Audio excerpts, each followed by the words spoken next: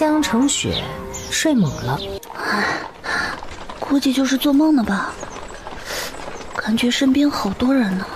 江澄雪费力地动了动手指，一睁眼就对上了赤白的太阳，赶紧又把眼睛闭上。这个时候他才渐渐从睡梦中醒过来，身子轻轻地左摇右晃着，耳边有木头车轴嘎吱的声音，还有车轮碾压地面的沉重声，能听到很多人的脚步声。我这是从出租屋直接被绑架出来了，现在的绑架犯都这么凶残了。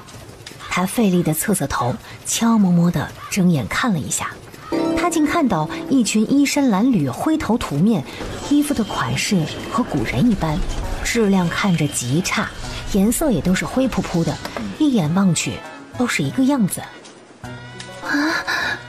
这究竟是怎么一回事啊？他悄悄观察着，发现自己躺在一堆麻袋上面，正在缓缓前行，就安静地躺在硌死人的麻袋上，慢慢地接受着他所知道的信息。他穿越了，原主也叫江澄雪，她正在逃荒的路上，肚子里怀着7个月的孩子，还有一个傻子丈夫，缺水缺粮。一路上看到那么多饿死渴死的人，本就心如死灰的原主终于在饥饿面前放弃挣扎，草草离去。此时江澄雪只想摆烂，逃荒就算了，还挺着7个月大的肚子，再加上一个靠不住的傻子老公，压死骆驼的最后一根稻草也凑齐了。头顶的太阳啊，就跟要把人烤干一样，毒辣极了。水，按照原主的记忆，他身上一点水都没有了。就在绝望之际，意念之中居然出现一道双开的小院门，古老而温馨。他推门而入，这是一个农家院子，院子中间有个小小的木屋，屋前长着一个古老大树，树下放置着一个半人高的大水缸。水啊，满满一缸子清澈的水，他一头扎进水缸，喝了个痛快。好清凉的水啊，带着丝丝甘甜，比前辈子那什么有点甜的矿泉水不知道要好喝到什么程度去了。猛猛灌下一肚子，觉得浑身都凉了，小腹一阵莫名的绞痛。哎呀，坏了，忘记自己现在揣着7个月的崽子呢。哎呀，这既热既冷的操作不会对胎儿造成什么不良影响吧？哎呀，小宝宝，你坚强一点啊！咱们不要这个时候出问题，好不好？好歹孩子可能听懂了他的话，小腹慢慢的就不痛了。宝宝真乖，等你出来给你买糖吃啊。这7个月的肚子就这么一点点吗？感觉跟我上辈子吃火锅吃多了一般大而已啊。随即他又走向那小木屋，木屋很小，但是木屋里却出奇的干净，比他那出租屋都纤尘不染。走到后面的窗户，推开望去，只见后院满地杂花杂草，绿油油的一片，真是太令人喜爱了，真想过去打个滚儿。西北角还有个鸡棚，里面的母鸡咯咯咯的叫得欢快，江澄雪的肚子也咕咕咕叫得欢快。下蛋了吗？他冲出门去，直往后院跑，跑着跑着想起自己现在是个孕妇呢，哎呀，心里一阵郁闷。哎呦，男朋友都没谈过，这下好了，不仅送老公，还送孩子呢。真的一点都不想要啊。但是没办法呀，捂着肚子就往鸡窝钻去。江澄雪如愿以偿的在那暖暖的鸡窝里摸出了2枚滚烫的鸡蛋，还有3枚已经冷掉的鸡蛋。有鸡蛋吃了。江澄雪兴高采烈回了木屋，都多少年没有为能吃到鸡蛋这么高兴过了呀。但是一回木屋他就蔫了，别说灶了，就是一个碗都找不到。靠着墙壁坐下，从5枚鸡蛋里找出带着体温的2枚，这是才下的，属于无菌鸡蛋，可以直接吃，生的那得多腥啊。可此时他饿得前胸贴后背，肚子里的宝宝更是从他穿越过来后就没有动弹一下，这样下去那不得一尸两命啊！却在这个时候，他的整个身体居然飞了起来。意念一转，他猛地睁开眼睛，就见自己迎着大地飞过去了。说时迟那时快，一个高大的身影扑向自己，往怀里一捞，就地滚了2圈。就听一声巨响，江城雪迎声望去，刚才他掉落的地方翻着一辆板车。娘子，宝宝，这就是他那傻子相公了，叫周泽勋。虽然傻，却知道保护老婆孩子，很难得了。傻子，你个蠢货，你怎么拉的车？这粮食散了，你一家3条命都不够赔的，知道吗？对不起，石头。你瞎呀！这么大块石头你不知道绕着走，再这样你们吃个屁！因为粮食车翻了，大家都坐下来歇息。周泽勋满头大汗地将板车上的绳索解下来，先将货物卸下，然后翻起板车，再将货物一一搬上去，捆绑好。周围男人女人坐在地上，就麻木冷漠地看着，所有人都累了，一动也不愿意动。江城雪看着那忙活不停的傻子，眼睛忽然就湿了，他就是心疼。这傻子也不是铁人啊，他将近1.9米的身高，在记忆里结实强壮，可现在也就剩一副骨头架子了。其实原主也是心疼这傻子的，只是他自己都麻木了，根本就顾不上他。而现在这身体里面已经换了心子，这日子虽然叫人绝望，但江城雪真的想活下去。心中一动，这才发觉手心里还攥着个东西，低头一看，嘿，竟是鸡蛋。那空间里的东西是可以拿出来的。心中顿时狂喜，正要走向自己的老公，就见一个男人从地上爬起来，走向周泽勋。周泽勋动作非常利索，他虽然傻，但知道如果惹得这群人生气，他和娘子还有宝宝就没得吃没得喝，他不敢省下一丝一毫的力气。傻子，喝口水。周泽勋的眼睛亮了，兴奋地伸舌头舔了舔干裂到出血的嘴唇，转头向江城雪喊道：娘子，喝水。那男人的脸色顿时暗了3分，每次都这样，给他喝就喊娘子，给他吃也喊娘子。看在这令人满意的劳动力上，他们也不得不先给他娘子吃喝，再给他。张嘴！男人冷漠着说，对这2个人肯定不能把水囊给他们，谁知道他们一口喝多少呢？江城雪摇摇头，软软地说：我不喝，你给我相公多喝一口吧。男人一愣，随即冷笑一声：哼，算你还有点良心，一整天躺尸一样躺在车上，有什么资格可的？你娘子的水一起给你，张嘴。娘子喝水，宝宝喝水。相公，我不渴，你喝啊，我就是饿。不喝水，要吃的。男人狠狠瞪了一眼江城雪，但这傻子也真是怪，傻成这样，偏偏就知道护媳妇儿肚子里的孩子。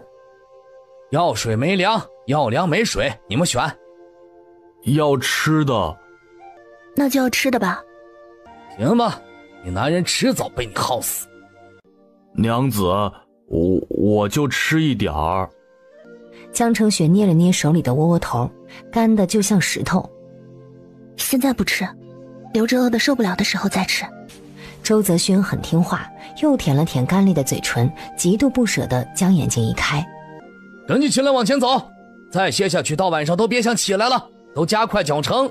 今天多走一点，明天到了山脚下我们就多歇一阵子。娘子，上车。江城雪看着周泽勋这枯骨一样的身子，心中很不忍，但是一咬牙还是爬上车。没办法，她怀着孩子，身子又重又饿，万一走出个好歹。她上了车后，周泽勋扔过一条绳子，这是要把她绑在车上，免得她从上面跌下来，松松挂一下，方便她抓手。把车又慢悠悠地开始前进，她眼睛一闭，意念再次进入那个神秘的空间。进入空间以后，江澄雪第一件事情就是把2个干硬的窝窝头丢进屋外树下的大水缸。2个窝窝头进了水，开始慢慢下沉，他赶紧捞起来。泡了水之后软和多了，他不敢多泡，怕泡没了。睁开眼睛，起身喊住拉车的周泽勋。周泽勋停了车凑过来：娘子，我想了，你还是把窝窝头吃了吧，饿狠了不行。来，你张嘴，我喂你。周泽勋啊的一声，把嘴巴张得老大，把江澄雪弄得差点笑出来，真跟孩子一样。吃，不说话。江澄雪凶巴巴，这缺水的时候，他很害怕被人发现异状，他解释不清。周泽勋3两口就吃掉了窝窝头，伸长舌头努力舔掉嘴边边甘甜的水。江澄雪扯着脏兮兮的衣角，把他嘴边擦干净，眼睛盯着他。不说啊，拉车去吧。周泽勋跟被喂了糖的小孩似的，使劲点头，转身就去拉车，这速度一下子就变快了许多。慢点慢点，颠得很。哎呀，这傻子，有了力气也不知道省点用。然后他躺在车上，抓着窝窝头，一点一点喂进自己的嘴巴里。这东西啊，难吃。一直颠簸到了晚上，这一行人才停下来驻扎。这个时候是所有人最愉悦轻松的时候。负责煮饭的妇人烧起水，弄着晚上的吃食。停下前行后，江澄雪和周泽勋就被责令远离粮食和水，被安排在人群的外围，让他们注意周边的情况。今天周泽勋显得格外高兴，因为下午那会儿他吃到了湿淋淋的带着甜味的窝窝头，他觉得那是他吃过的最好吃的东西。本来江澄雪是不用在这里跟着傻子一起守着的，但是他不想只有这傻子身边是安全的。他转头看看周围，没有人注意这边，便凑到周泽勋的身边，轻声道：睁开嘴，仰起头，嘴巴张大。江澄雪飞快地拿出鸡蛋，在石头上磕了一下，直接打在周泽勋的嘴巴里。周泽勋闭上嘴巴，一脸单纯憨傻地盯着娘子，他不知道那是啥。嘘，不说。不说，我知道，娘子，宝宝，一家人。一个词一个词的蹦，但是意思很清楚。这些人不可信，只有他们2个和肚子里的孩子是一伙。娘子宝宝吃吗？吃了吃了。晚上分到2个蒸过的粗面馒头，也就拳头大点吧，还分了一口水喝。周泽勋要喝，被江澄雪拦住，一闭眼进入空间，从水缸中舀出了一大碗，自己喝了一小口，递给周泽勋。周泽勋又瞪着他孩童般的眼睛，看看碗，看看江澄雪，一仰头喝了一半，然后不肯喝了。好喝，留给娘子，明天。乖，你喝啊，明天有，不准给别人说啊，谁都不准。爹呢？娘呢？也不许，只许你和我知道。娘子，多福知道。多福是周泽勋的小名，他自己叫自己的时候就说小名。周泽勋喝完了水，就有人过来收碗，这碗也是他们的资产，不能随便给人。上半夜傻子你盯着，下半夜换别人，听到没有？你去里面睡吧。头领看了一眼江澄雪，仍然是厌恶。我就在这里陪着我相公。随便你。被流民冲散的时候，身上的包袱放在独轮车上了，包袱没有了，只剩下一个独轮车。此时江澄雪想躺一下，别说身下垫的了，连个当枕头的都没有。周泽勋可能是看出了他的窘迫，拍了拍自己的大腿。江澄雪没意会过来，就被一双大手往过去拖，把他吓得够呛，条件反射就给了那人一巴掌。周泽勋松了手，挨住了。江澄雪，哎呀，他好像冤枉了这傻子，他好像只是让他把他的大腿当枕头而已。相公，我帮你拍蚊子的，你看，一点都不痛，是吧？周泽勋搓搓脸，仍然委屈巴巴。以前娘子赶蚊子都是用手挥走的，主要娘子刚才的眼神太吓人了。哎呀，相公，乖是我错了，明天给你好吃的。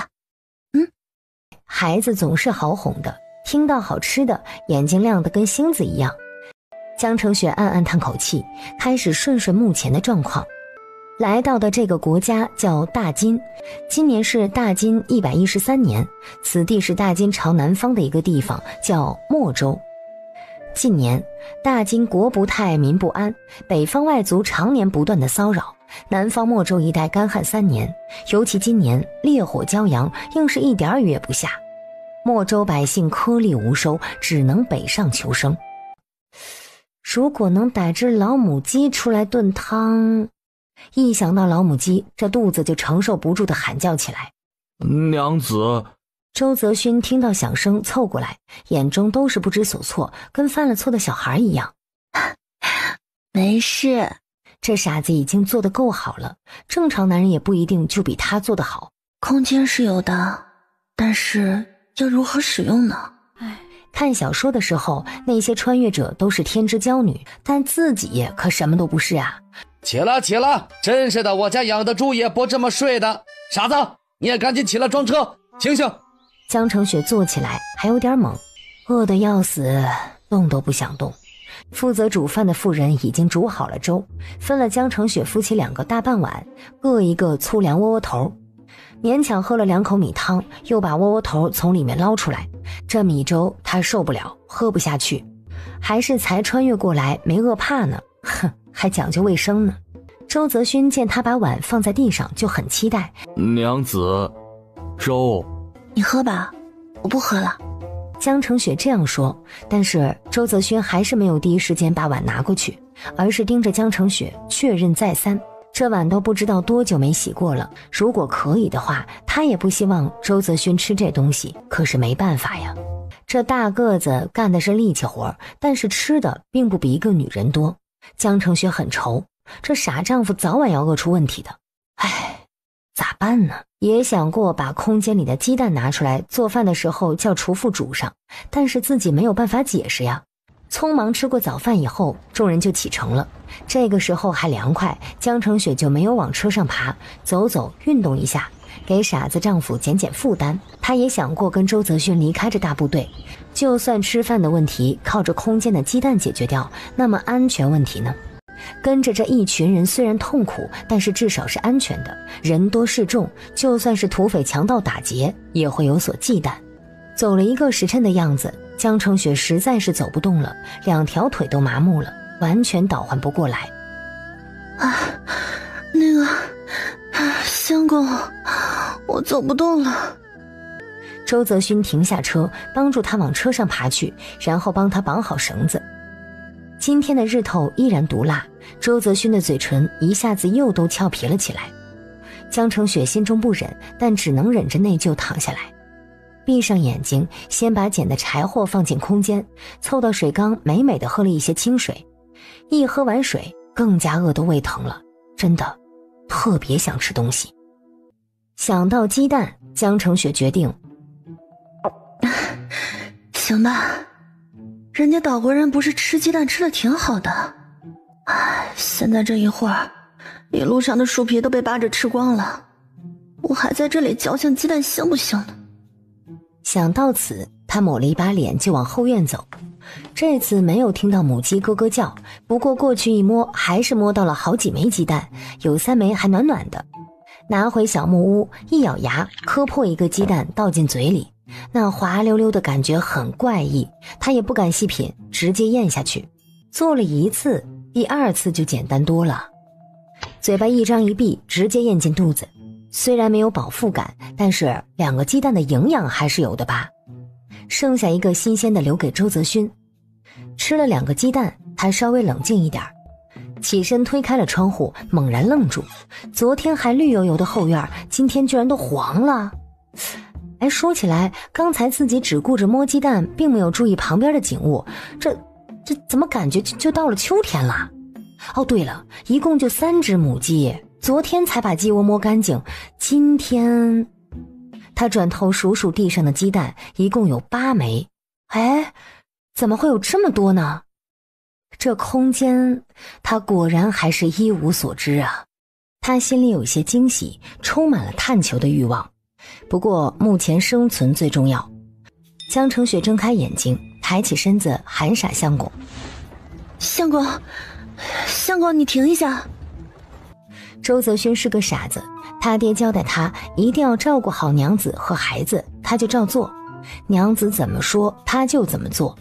他记性特别好，别看是傻子，背死书那是村里的第1名，就是理解不了意思。娘子。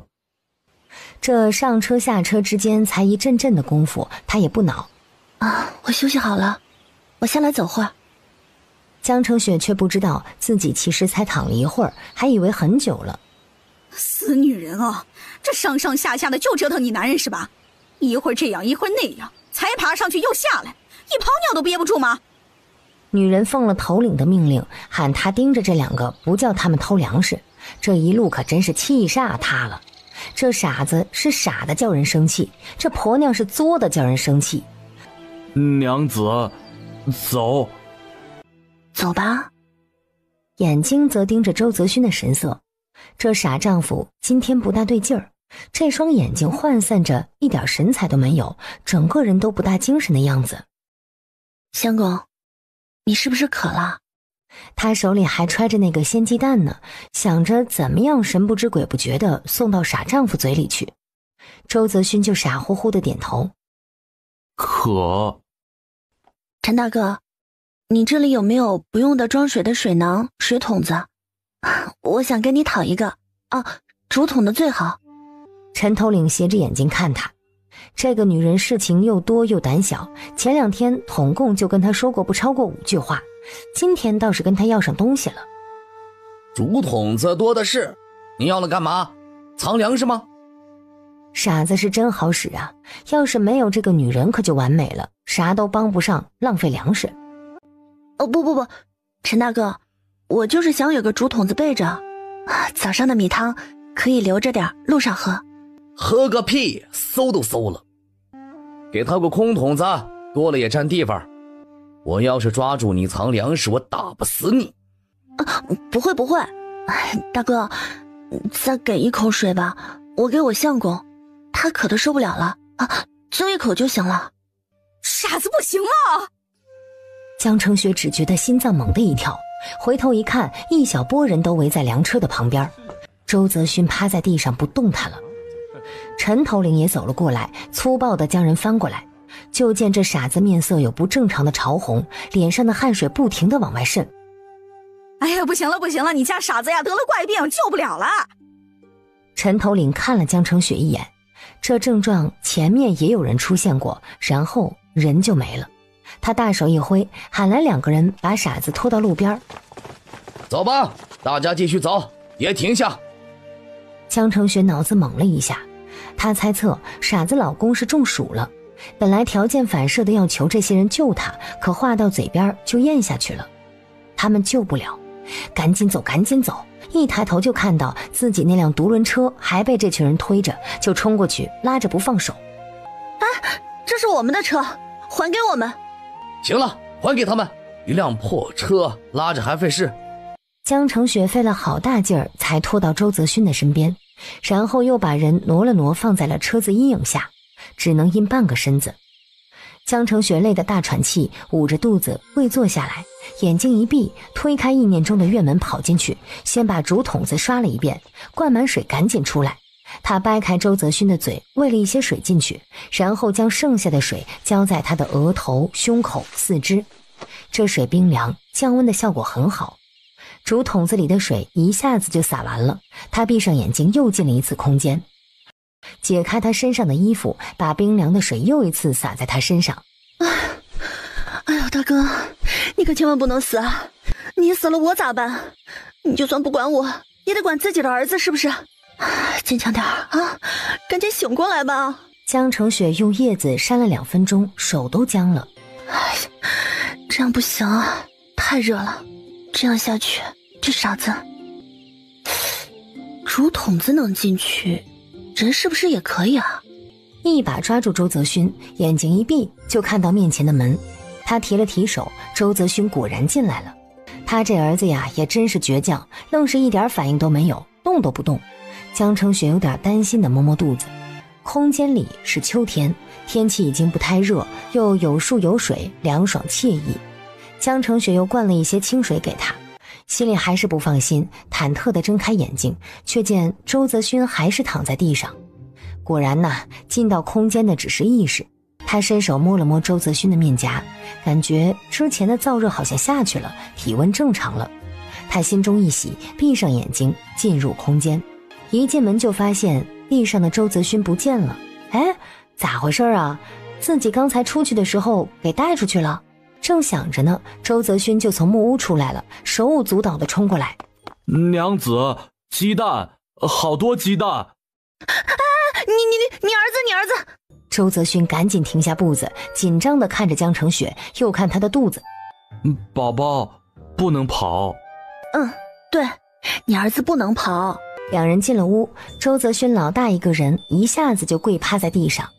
鸡蛋好多个，1、2、3、4、5、6、7，娘子，我们吃鸡蛋。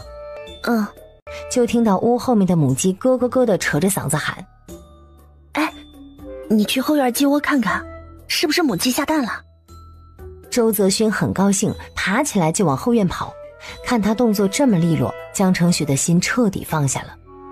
自己离开空间才几秒钟的时间，周泽勋就活蹦乱跳了。这空间里面和外面果然有时差的吧？娘子，又有好多个蛋。周泽勋把鸡蛋小心翼翼地放在地上，同时口水也跌在地板上。吃吧，生的。那个，你过来一下。娘子，你听听我的肚子，看还有没有心跳。这个事情周泽勋以前干过，那会儿还没有从村子里出来，他娘叫他听过。听到心跳没有？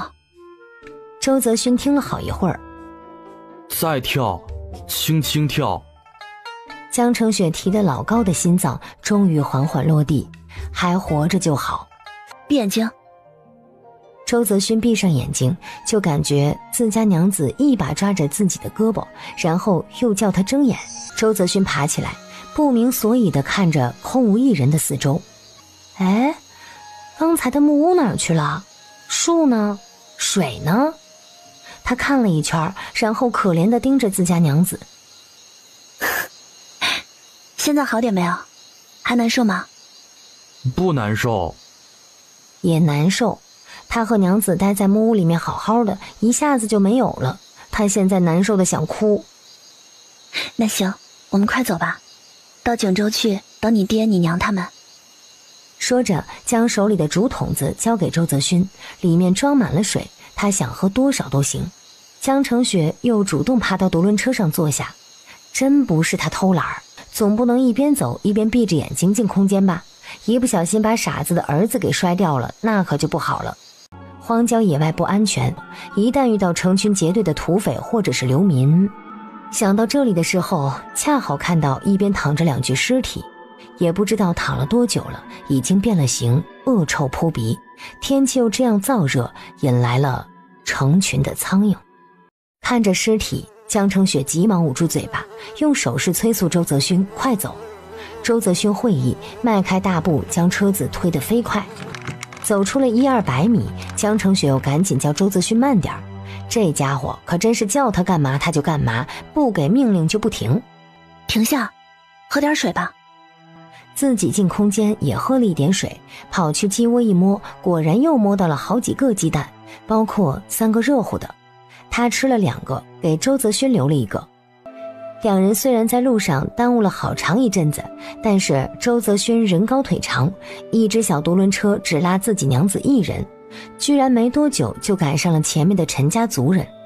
江澄雪赶紧问周泽勋要过竹筒子，将里面的水全部倒掉，又提醒周泽勋不准给他们说，知道吗？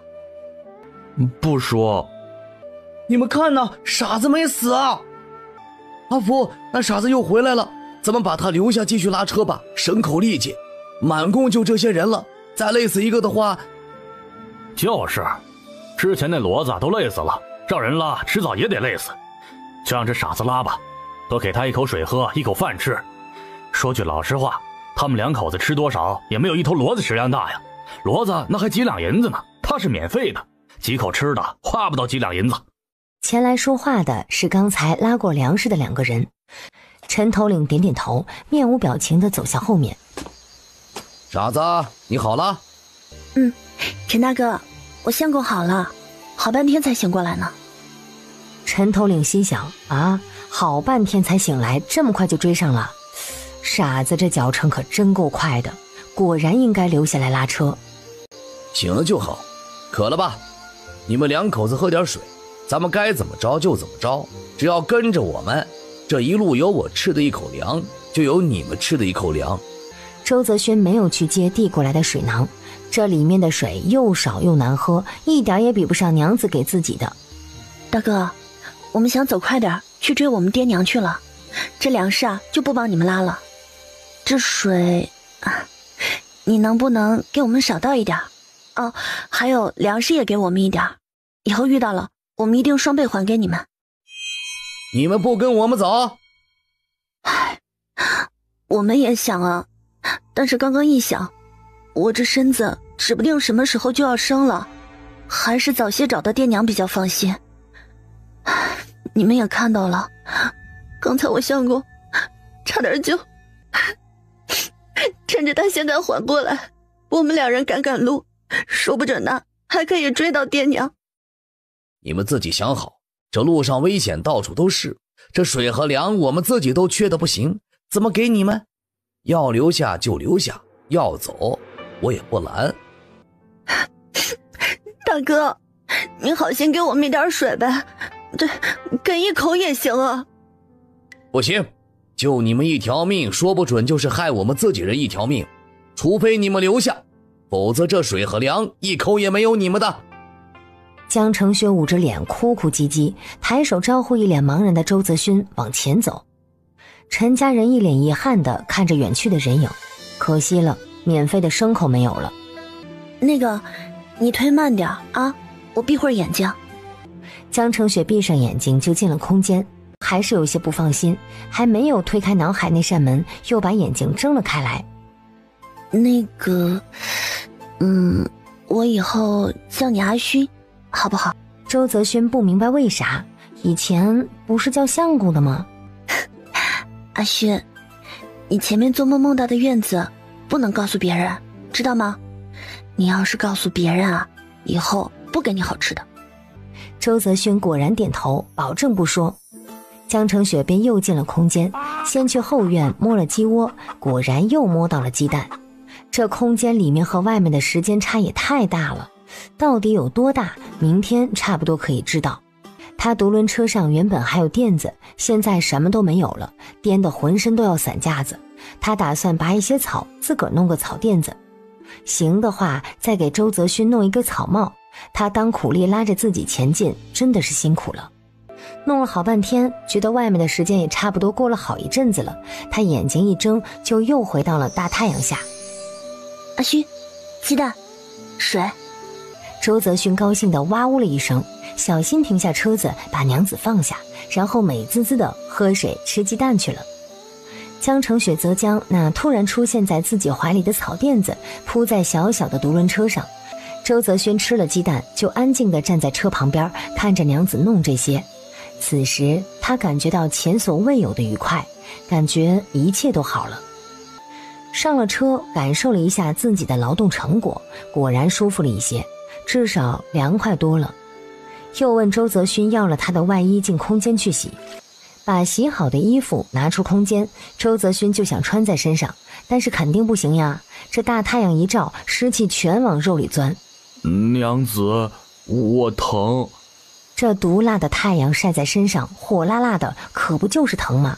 严重的还能晒掉一层皮呢。太阳西下的时候，他们竟远远看到了前面有一支队伍。江成雪叫周泽勋放慢速度，不远不近地跟着。又走了一个时辰，天色完全黑下来，前面的人就开始卸车扎营，妇人开始起锅烧水做饭。周泽勋找了一块平整的地方，把独轮车停在那儿，算是2个人的驻点。江城雪进了一趟空间，空间里月明星稀，虽然不暗，但是四下空旷无人，安静的吓人。他从木屋拿了5枚鸡蛋，赶紧出来了。阿勋，走，陪我到前面去看看，等会儿你就不要说话啊。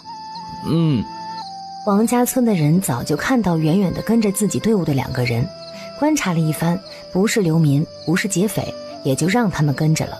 这个时候见那一男一女走过来，村长从地上站了起来，身边2个村民也跟着站起来。你们找谁呀？叔，我们也是逃荒的，是莫州周家店的，跟族人走散了，身边没有锅子，煮不了饭，想过来借个锅，您看行不行啊？我们自己的锅子也不多，正在用着，用完估计还要过一阵子。要是不介意，你们的东西拿过来，顺便帮你们煮上就是了。哎，谢谢叔啊，这是我的相公周泽勋，我姓江，不知道怎么称呼您呢？叫我王村长就行。你们拿东西过来，直接到那边煮饭的地方跟他们说就行。江城雪喜出望外，谢了王村长，就快步往锅边走去。终于可以吃上煮熟的鸡蛋了。婶子，我们是跟族人走散的，跟你们借个锅，能不能麻烦你们帮忙煮几个鸡蛋？做饭的3个女人听到鸡蛋，都赶紧凑过来瞧，像是没有看过一样。哎呦，真是鸡蛋呐！哎呀，这个头真大，没坏吧？你们哪来的鸡蛋？逃荒咋带？妹子，你这鸡蛋卖我1个行不？我儿子太小了，才满岁，营养跟不上，我给你用这菜饼子换行不行？那多换2个吧，几个孩子都可以分上1口。虽然鸡蛋更加有营养，但是不够填肚子，他们也不能一直吃鸡蛋呀。就3个鸡蛋换了3个菜饼子，煮饭的妇人很高兴，留了他们聊天。2个鸡蛋打散蒸了鸡蛋羹，剩余的1个则跟江城雪一样，只煮白水蛋就行。真是难为你了，也是没办法。据说后面逃荒的只会更多，不会少，我们先出来的算是好的了，越晚走越惨呢。是啊，你多将惜自己这身子，这孩子要能保住了，以后肯定是个有福的。这剩下的2个鸡蛋你就留着自己吃啊，伯伯，你当家的吃菜饼子就行了。到后面又问还有没有鸡蛋了，有的话他们还想换2个，就是说路上遇到了贵人，看着他大着肚子可怜，留了几个给他。除了这5个，他那边还留着2个，准备留到最后再吃呢。大家一听也就不跟他讨要了。做好饭以后，各家就围着各家的炉灶吃起来。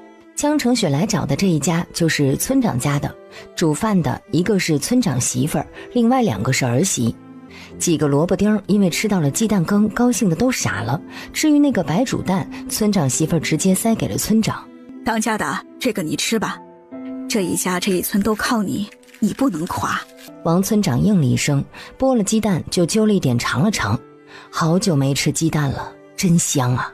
然后就把剩下的给媳妇儿。你们分着吃吧，我又不爱吃这个。江城雪跟周泽勋坐在边缘处，就着竹筒子里的水，一人吃了1个菜饼子，还分吃了1个鸡蛋。剩下的1个菜饼子和煮鸡蛋他就藏了起来，生鸡蛋多的是，熟食少，他先留着。吃完饭就是睡觉。江城雪又去找了村长媳妇儿。婶子，你们有没有大米或是白面的种子，能不能给我一点？你说稻米和麦子呀？稻米有，麦子可没有。姑娘，你是想要点粮食是吧？哎呀，实话给你说，我们这粮食也不太多，我怕是没法给你。另外这个谷子没有脱壳，你也没法吃啊。不吃。那个我们那儿有个习俗，口袋里装一把种子保平安。你看啊，我跟我相公就2人，这心里怕呢。村长媳妇儿明白了，想了想，好像有些地方的人是有这习俗，起身就去摸了一大把稻米回来。你们小2口晚上睡觉的时候，不如挨我们近点，也好有个照应。江城雪谢过婶子，回到自己的小推车边，默默将推车往大部队靠了靠，藏好要来的种子，将独轮车上的草垫子往地上一铺。现在凉快了，正好睡觉。看看周泽勋，想到昨天晚上他值夜，白天又一直推着自己，晚上应该让他好好睡一觉。阿勋，睡吧。周泽勋便在草垫子旁边躺下，又拍了拍草垫子，示意他也躺下。谁知道周泽勋一躺下就睡着了，关键是吧，这人也不知道啥毛病，睡着了都要到处摸着人往怀里面捞。江成雪本来要睡着的，被这一双大手一扒拉，吓得整个人都清醒了，手脚并用赶紧爬开。哎呀，要死了，我又不是他老婆，肯定不能叫他随便搂的呀。这不是什么清高不清高，哎呀，谁愿意随便往陌生男人怀里钻？这么一闹他就睡不着了，睁着眼睛看满天繁星，上辈子从来没有看到这么多这么亮的星星。大珠小珠落玉盘的形容真是绝绝子啊！感慨了一阵古代环境的干净倾城，又把思绪落回自己的空间上。这空间是真有意思啊，东西可以拿进去拿出来，但是人却只有意识能进去，身体进不去。如果身体能进去该多好啊！翻个身，耳边听到狼嚎从遥远的地方传来，他并不是很害怕，声音那么远，到不了自己这边的。不过眼睛一眨之间，好像看到100米之外有一群玩意儿一拱一拱的往这边移动。江成雪吓得魂飞魄散。狼群，丧尸。伸手想推醒周泽勋，又想着他是个傻子不好沟通，便翻身爬向几米外打瞌睡的值班大哥。大哥，大哥，醒醒，快醒醒啊！大哥，是我，你快看那边是不是有什么过来了？王家大哥放松一口气，又提起一口气，眯眼看向那边，心里一紧，大喝一声：大家快起来，有人来了！这一声中气十足，把整个王家族人都惊醒了，也把江成雪吓得一屁股坐到地上，用手捂着肚子。周泽勋也醒了，坐起来，双手往四周一摸，立马慌张起来：娘子，娘子，宝宝！啊，这里！顷刻间，王家男人们纷纷拿起了棒子，见周泽勋跟老母鸡一样把自己护在身后，心里忽然又觉得没有那么害怕了。前面的是什么人？再不要过来了，打坏你们，大家都不好过。那边不听，慢慢的走近，10来个人都拿着武器，其中2个领头还拿了一把长刀。江成雪眼睛一闭就进了空间，他得给2手空空的周泽勋找个工具。阿勋，棒子！阿勋，那些是坏人，他们过来就打。妹子，你快过来，你这还怀着孩子呢，不要去捣乱。少说废话，给100两银子和100斤粮食，咱们兄弟就不为难你们，否则就弄死你们老婆孩子，你们自己看着办。放你娘的狗屁！你们敢过来试试，打不死你们！快滚！这没你们的份儿，我们人多，一人一棒打死你们！两边人就吵吵嚷嚷起来，没吵2句就打了起来，棍棒乒乒乓乓，女人尖叫，孩子哭闹，一时之间乱作一团。周泽勋的力气不是盖的，一棒子一个。不过他跟王家人相互不认识，一通瞎打。江成雪急得不行，扯着嗓子喊：大家别打高个子，他是咱们自己人。阿勋，打拿刀的。先把2个拿刀的打死再说。周泽勋肩上挨了一棒子，听到娘子喊叫，他也不管谁打了自己，推开前面扭打在一起的人，举着棒子就往那拿刀的人身上招呼去。就听乒乓一声，对方手上的棒子坚硬如铁，力大如牛，只觉虎口一麻，大刀居然飞了出去。到底还是擒贼先擒王，周泽勋一棒子就把贼王大刀给打飞了，紧跟着的一棒子把贼王打趴在地。你们这些土匪，你们头领都打死了，你们还要继续打吗？王家的后生们，打死这帮贼孙！话音落，周泽勋已经把第2个拿刀的给打趴下了，然后挥着双棍，谁靠近自己就打谁。对面叫喊一声：跑了，跑了！贼人顿时散了气，四下逃窜，被王家人举着火把撵出一大截。贼人跑了，周泽勋又摸到江成雪身边喊娘子：你没事吧？啊，没事吧？受伤没有啊？啊，有点疼。疼？哎，哪里疼啊？啊！江成雪把周泽勋拉到火光之下，才发现他半边身子都被血染红了，不由大叫一声，眼泪就不受控制地往下掉。赶紧躺下，叫我们大夫给你看看。可不要太难过，你这还怀着身孕呢，孩子可万万不能出事。没事，我没事，我过去看看情况。大夫，我相公他怎么样了呀？严重吗？砍伤了胳膊，伤口也不深，不过什么？干瘦老头往周泽勋的伤口少少地撒了一些粉末，解释这是止血散。要是平时这伤口也没什么要紧的，上点药静养几天就好了。但是现在嘛，你放心，你当家受伤跟我们也有关系。明天我们早点启程，争取早点到锦州，到那里给他凑钱看大夫。刚才械斗的时候，村长看得真切，这个大高个儿义无反顾地帮助他们赶走这些流民恶霸。哎，大夫，我现在需要注意什么呢？听天由命呗。身边的男人呼吸均匀有力，可能是因为他太傻了，连受伤的严重性都不懂。娘子。正走神间，傻子居然醒了。快睡吧，怎么醒了呀？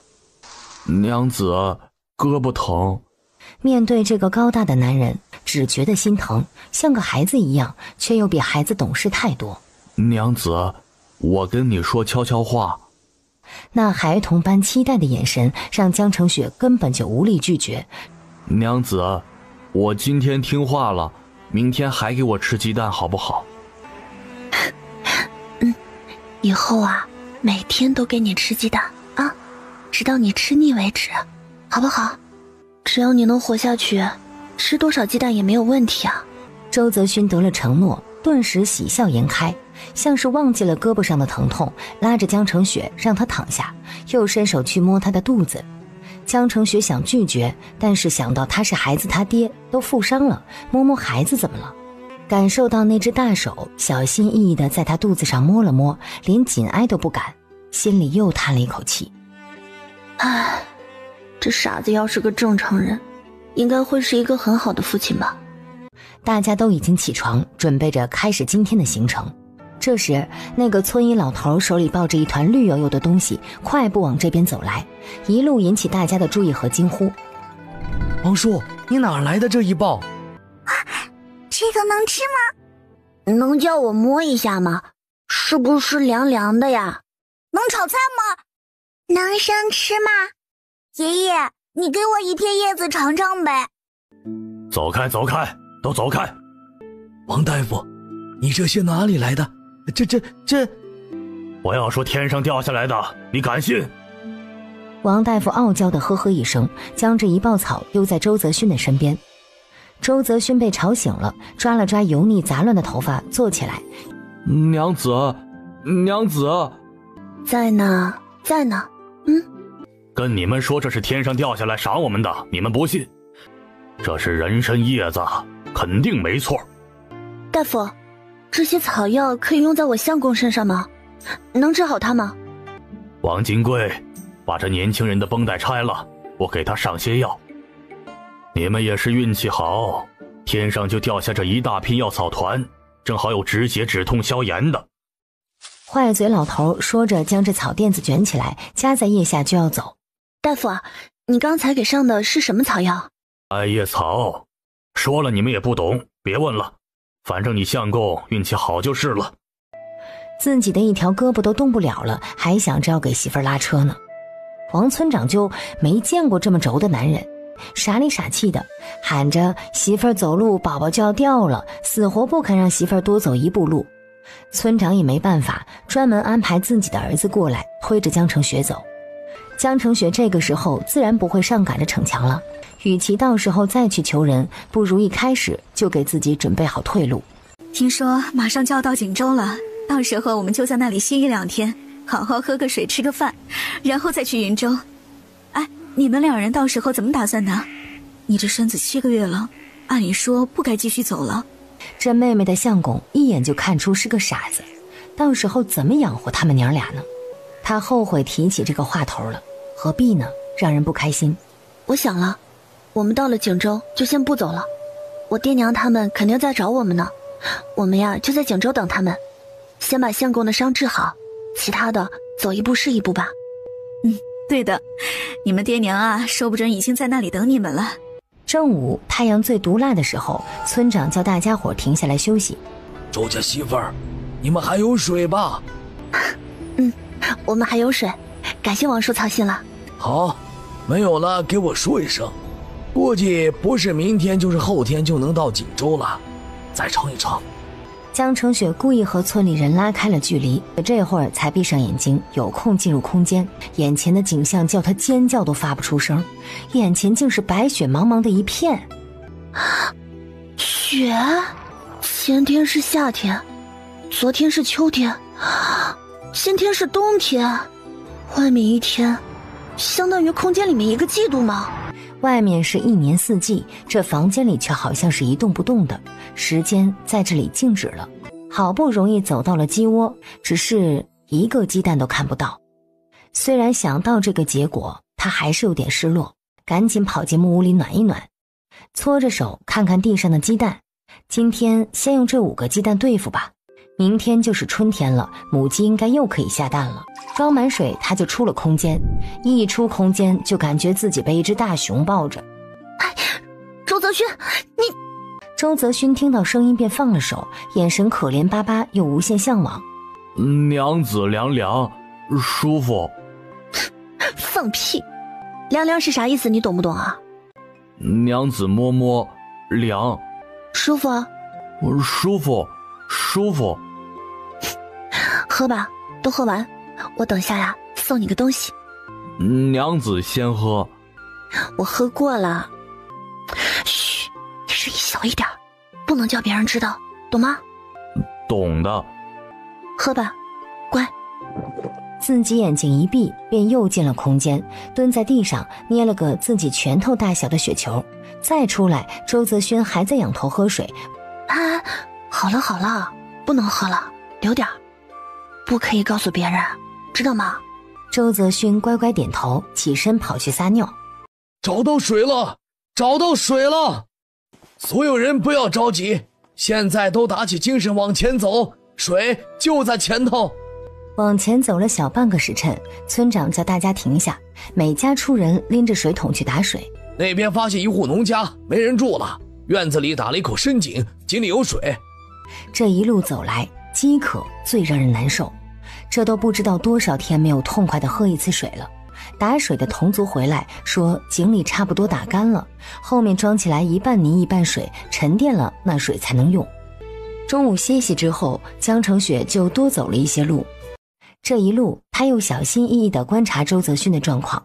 早上他精神还算不错，到了下午就像是病猫一样，背脊都弯了。江澄雪故意以自己身子重为借口，拉着周泽勋走在队伍的最末尾，水给他管够，还偷偷捏雪球给他降温。周泽勋依旧是蔫蔫的，江澄雪也不知道自己还能做什么。一般队伍要一直走到天黑再扎营过夜的，今天却是提早了，因为村里的老太爷病倒了。只看到队伍里面有一拨人挤在一堆儿，一股紧张之气从那边传来。江澄雪看了一眼，没有往那边去。他没见过那老太爷，不知道他在村里是什么身份，但是他知道在路上病倒的老人家九死一生。娘子。在呢。娘子。娘子。也盯着看。这一瞬间，他神情严肃，好像恢复成一个正常的成年男人。安勋，你想什么呢？想爹娘，想春芽，想阿通，我还想梅子。江澄雪抬头，见王村长穿过人群向这边快步而来。周家媳妇儿。王叔，您找我有事儿吗？我听我老伴儿说你这里还有2个鸡蛋呢，能不能匀出来一个给我？是这样，老太爷他快不行了，这一路受了这么多罪，我想着他走之前吃得好一点。这老太爷是村里最长寿的人，今年都78了，在村里的时候被尊称为老寿星，身子骨硬朗得很。江澄雪被村长的情绪一感染，鼻子也酸了起来。他还没说话呢，又从人群冲出来3个男人，啥话不说，直接跪下来就磕头，把江澄雪吓得往旁边一跳。周家小娘子，你行行好，给咱们一个鸡蛋，让咱爷吃了好上路吧。咱们不留他老人家了，不让他受苦了。起来，起来吧，周家小娘子行善，人家有的话一定会给你们一个的，快起来。哦，有的，你们等我一下子。江澄雪去了一趟空间，把里面的鸡蛋都捡出来包在100里。各位叔叔伯伯，这是我剩下的所有鸡蛋了，你们拿3个去，剩下2个我想留给我相公。一个，我们就要1个就好了。周家媳妇儿，实在是太感谢你了。阿勋，想吃鸡蛋没有啊？想。周泽勋眼睛亮了，他提醒娘子好半天，他终于想起昨晚上答应自己的事情。晚上煮了给你吃，你1个，我1个。只有2个。明天就有啦，给你吃鲜鸡蛋。今天就2个。够了，我们正好1人1个。宝宝没有，我不吃，给宝宝。我吃了，你儿子就吃了呀，你不要为他担心。爹说了，宝宝在你肚子里，他要吃饭。傻子，我吃了，你儿子就吃了呀，他在我肚子里嘛。你要吃2个，你1个，宝宝1个。小半个时辰之后，人群里面传出悲痛欲绝的哭丧声，声音中满是绝望和愤怒。哭声感染了王家村所有人。江澄雪捂住嘴巴，狠狠地吸了一口气，身边却传来呜呜的男人哭泣。扭头一看，就见周泽勋哭得直拿衣袖抹眼睛。他并不知道大家为什么哭，只觉得悲伤，便忍不住了。好了，都不哭了，老太爷去享福了，大家应该高兴。但是大家心中悲苦太久，哭的不仅仅是老太爷，还有他们自己。晚上生火煮饭也是一片压抑。江澄雪去找了村长媳妇儿，拜托他帮忙将2个鸡蛋煮熟。周泽勋依然在发烧，反反复复，时高时低，把这个大男人烧得更加傻乎乎的。周家小娘子，我是老太爷的长孙，今天多亏你给我1个鸡蛋，我爷爷他吃了1口蛋走的，也算安心了。我们也没什么好东西报答的，这有3个饼子，你跟周兄弟将就着吃。这还有个鸡蛋，煮好了我拿回来给你们。本来我们就想要1个的，实在是家里孩子太造孽，所以周家兄弟还有小娘子，这个恩情以后再报答你们吧。说完，这位王大叔转身就走。王大爷刚走，村长也端着碗过来。周家2口子，这2个饼子。叔，这饼子我留1个，我拿鸡蛋跟你换。这1个鸡蛋换1个饼子，你可太亏了。没事的，大叔，要不是大牛哥今天辛苦，我还不知道怎么走呢。江澄雪将2个饼子给周泽勋，自己也狼吞虎咽地吃了2个。晚饭后，坏嘴的老大夫又来看了看周泽勋的情况，嘴巴还是一样坏，说周泽勋到底是年轻人，身体就是好，情况比他预料的要好一些。然后还灌了半碗药，喝得周泽勋直反胃，破天荒地耍起了小孩脾气，闹着不喝。最后还是被江澄雪咬着耳朵哄了，答应他只要喝药，明天就给他吃鲜鸡蛋。听着身边周泽勋均匀的呼吸，江澄雪觉得安心，然后闭上眼睛进了空间，坐在木屋门前的台阶上捏雪球，捏好顺势就滚进屋里，估计应该够了，这才回到外面的世界。江澄雪实在太困太累了，直接就睡了过去。周泽勋第2天越走越慢，慢点没关系，他就怕周泽勋坚持不下去。自己不坐车的时候就贴着周泽勋走，偷偷往他手里面塞雪球。中午休息，江澄雪觉得自己的腿脚都不是自己的了，躺在树下，直接先到空间拿了2颗雪球，准备把雪球给周泽勋降温。睁眼就看到周泽勋努力地睁着随时要合起来的眼睛。娘子，在呢。今天对比昨天，周泽勋整条左臂都不能动弹了，整个人更加萎靡不振。娘子，我想去那个屋子。江承雪猛地一怔，觉得自己可能太小看了周泽勋的智商。阿勋啊，娘子，你让我去吗？我乖。一看到这大狗狗一样可怜的眼睛，他就投降了。那你答应我，这是我跟你之间的秘密，谁都不能说。答应，不说。那你闭上眼睛。周泽勋立马闭上眼睛，感觉病痛都好了3分。周泽勋欢呼一声，挣脱江承雪的手，想要往前冲去，却一下子就不见了。江承雪吓了一跳，赶紧睁开眼睛，发现旁边的周泽勋也眨巴着眼睛盯着他。娘子，我们再去，这次我乖。周泽勋可怜巴巴地求道。这一次周泽勋真的乖了。去吧，去看看鸡下蛋没有。可周泽勋发现两人此时已经松开手了，便欢呼着冲向后院。江承雪到水缸边，用竹筒舀水，一边喝着一边望着栅栏门外的空地，想到怀里面还揣着要来的稻米，春天了也该种下去了。娘子，好多蛋。拿去屋里放着吧，我教你的知道吧，热乎的可以直接吃，去吃吧。江承雪则从怀里面掏出一把稻米，随意撒在土地里。回到院子，先去后院看了看，可惜各色野菜野草草药都才生出苗苗来。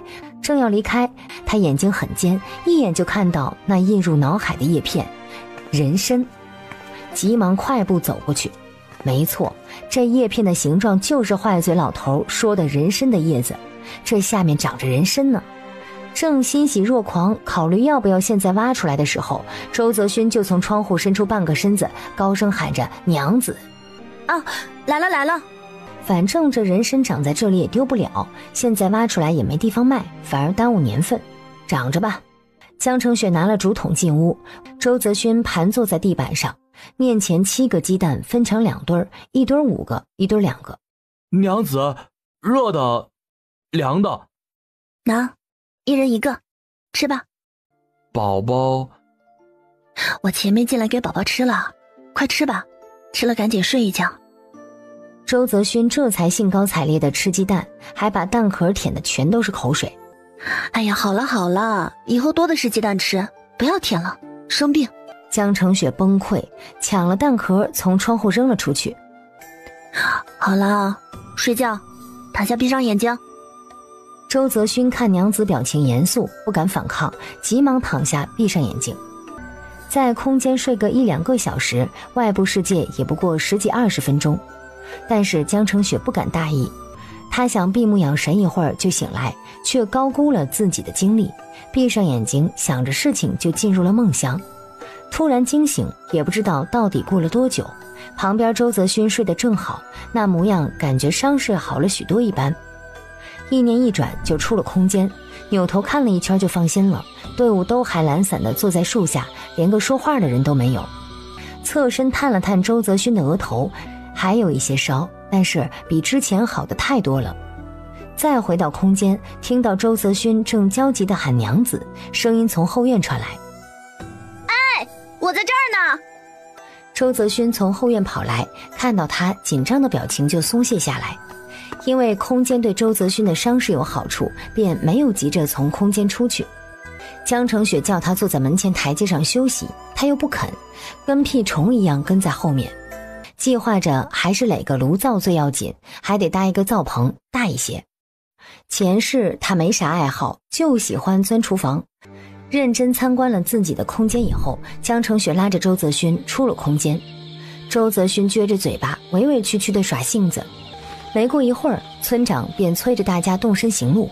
在空间里待过之后，这外部世界宛若蒸屉，大地腾腾烟气，行人如同烤干水分的蔫黄瓜，机械地挪动脚步。若不是周泽勋受了伤，江承雪挺着肚子，他们本该是整个队伍里面最好过的。虽然饿，但不缺水，江承雪还常常拿空间里的雪球出来降温。晚上谢绝了村长家里的粥，只要了饼子，老太爷家也匀出2个饼子送来，一人2个饼子已经算是奢侈，但是江澄雪顾不了那么多，自己吃了2个，周泽勋吃了2个，2人还偷偷各吃了1个鲜鸡蛋。村长说了，其实现在已经到了锦州地界儿，明天就能到锦州城，到了城里就可以补给粮食水，大家就好过了。无论锦州城里的状况如何，他都要赖在那里不走了。这一天天的呀，她这孕妇真的跟铁打的一样，肚子里的孩子绝对是个钢娃。娘子，你待着，我去小姐。这傻子进空间上瘾了吧？以为自己又要进空间。天黑，我守着。走出了20来米，周围也没有一个特别隐蔽的地方，让周泽勋背过身子，又走出了几米，这才蹲下来解决。江澄雪提起裤子，就看到5、6米外猛地站起来一个人，把江澄雪吓得一屁股坐在地上，肚子传来一阵绞痛。那个人影也是来上厕所的，起身便走了。哎呦，这一屁股太狠了吧！这孩子该不会……不会，宝儿，你坚强啊，你好好的，你不可以出事啊！好一会儿，肚子的疼痛终于缓解，只是感觉下体有液体流出。阿旭，娘子，慢点，哎呦，肚子疼。我给娘子揉揉。不揉，先回去。你去找那个老大夫来，就是给你上药的大夫，你记得吧？周泽勋表示记得，没一会儿便听到有女人高声叫骂不要脸、流氓之类的。骚乱了一会儿，人群停了下来，周泽勋领着坏嘴老头和村长匆匆过来，还跟着村长的媳妇儿。咋了？你男人咋被老娘们当流氓了？大妹子，你咋了？哎呀，婶子，我将摔了一跤，我有事儿没事儿，用不用得着我？大妹子摔了动胎气了。你摔什么摔呀？要摔也得到了锦州去摔，现在感觉咋样？这肚子疼了一会儿，现在不疼了。那个破水了，多吗？不多，感觉不多。不多就行，看着挺稳当，还摔跤，气我呀！生孩子的时候我也不懂，你多问问刘氏，他过来人懂得多。行了，我回去睡觉了。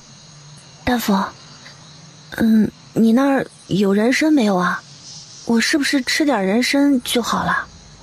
我哪儿来什么人参？那种金贵东西跟咱这穷骨头有啥关系啊？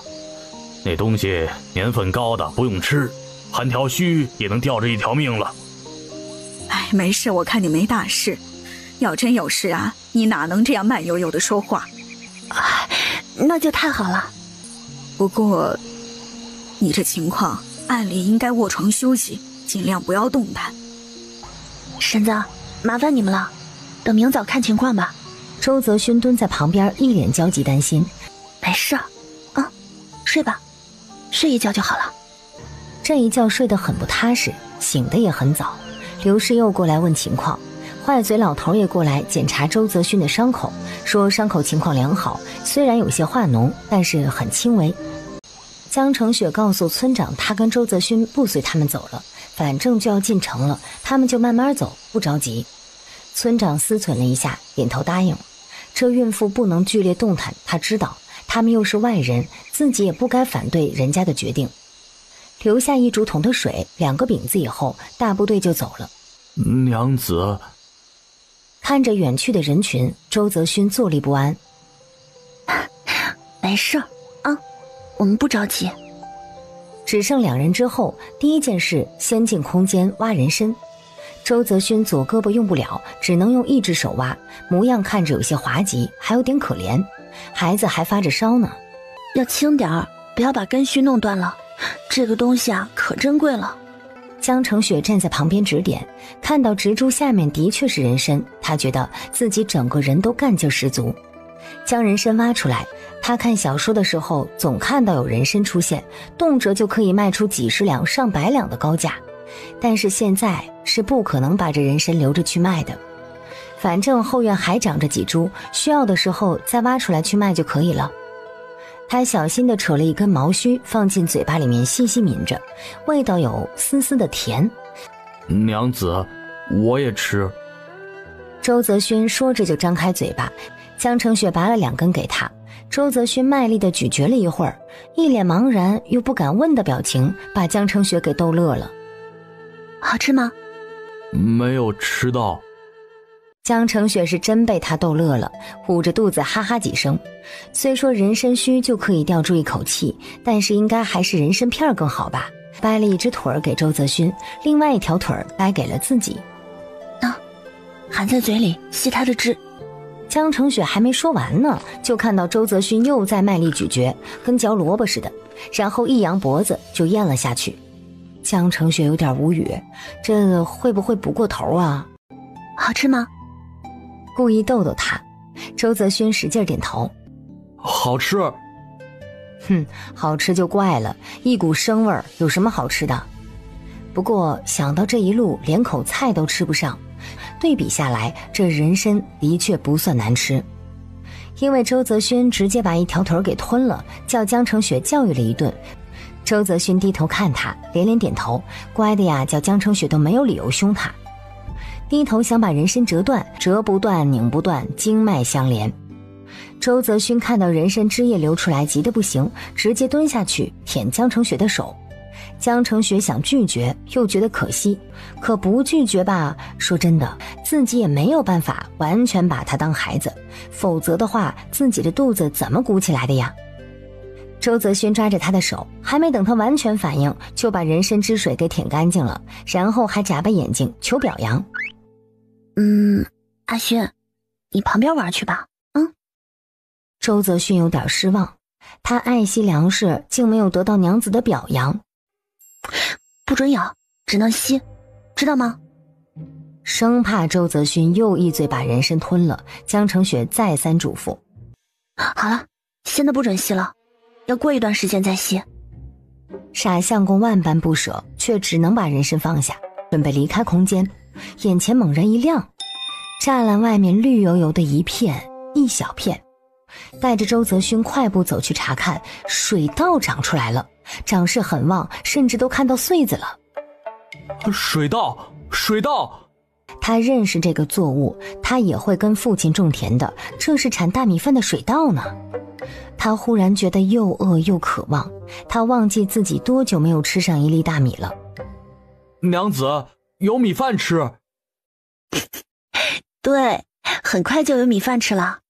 他望着面前这屁股大的一小片水稻，虽然不多，但应该够他跟周泽勋饱饱的吃一顿大米饭的吧。哎呀，不对，现在不是想着吃米饭的时候，这一小片收了还得下种呢。景州马上就到了，到时候第一件事就是去弄一口锅，他实在是想吃一顿像样的饭菜。阿勋，走吧，我们快快到景州，到时候给你做好吃的。他抓住周泽勋，一念一转就出了空间，热浪差点将人扑翻。哎呀，走吧，我们要在天黑前赶到景州城。两人跟在后面慢慢的走着，那抢走人参的女人还回过几次头。江澄雪面无表情，心中默默记下了这笔账。赶到景州城外的时候，城门紧闭，不过城外多的是东一疙瘩西一疙瘩的难民团伙。江澄雪还看到了早早就出发的王家村人，以及在他们前面到达的陈家村人。姓周的小子，你们没死啊！坏嘴的王老头最先看到他们，嚷嚷着走过来，先探探周泽勋的脉搏，点点头，又探探江澄雪的脉搏，很想不明白的拧着眉头。你们还真是大罗金仙保佑着，命大。江澄雪又去找了刘氏，为什么都到了景州城外，大家不进去呢？你们不知道，说是景州城里面物资匮乏，害怕我们这些难民进城抢夺，祸乱治安，根本不让在城中逗留，要么就直接由衙役护送着穿过城池继续赶路，要么就在城外露营，我们是粮食和水都不够了，今天只能住在这里。村长带人进城买了粮食，又买了些水。哎呦，我的老天，你们不知道这粮食的价格有多高，大米1斗啊要40文，比以前将近高了10文钱。白面1斗38文，比以前高了10几文。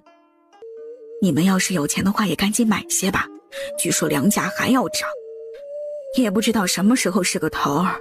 啊，对了，进城要录影，一个人还要交10文钱。啊，对了，进城要录影，一个人还要交10文钱。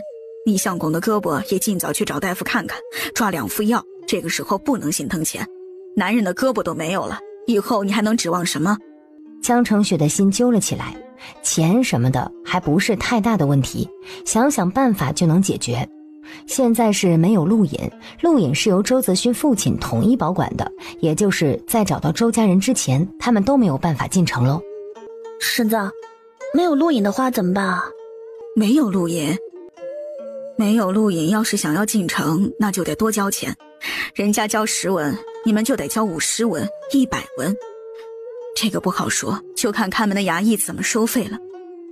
江澄雪哦了一声，刘氏又凑过来低声说，还有，你们2个想办法把自己收拾收拾，就假装呀是附近村镇的，说不准也能蒙混过去。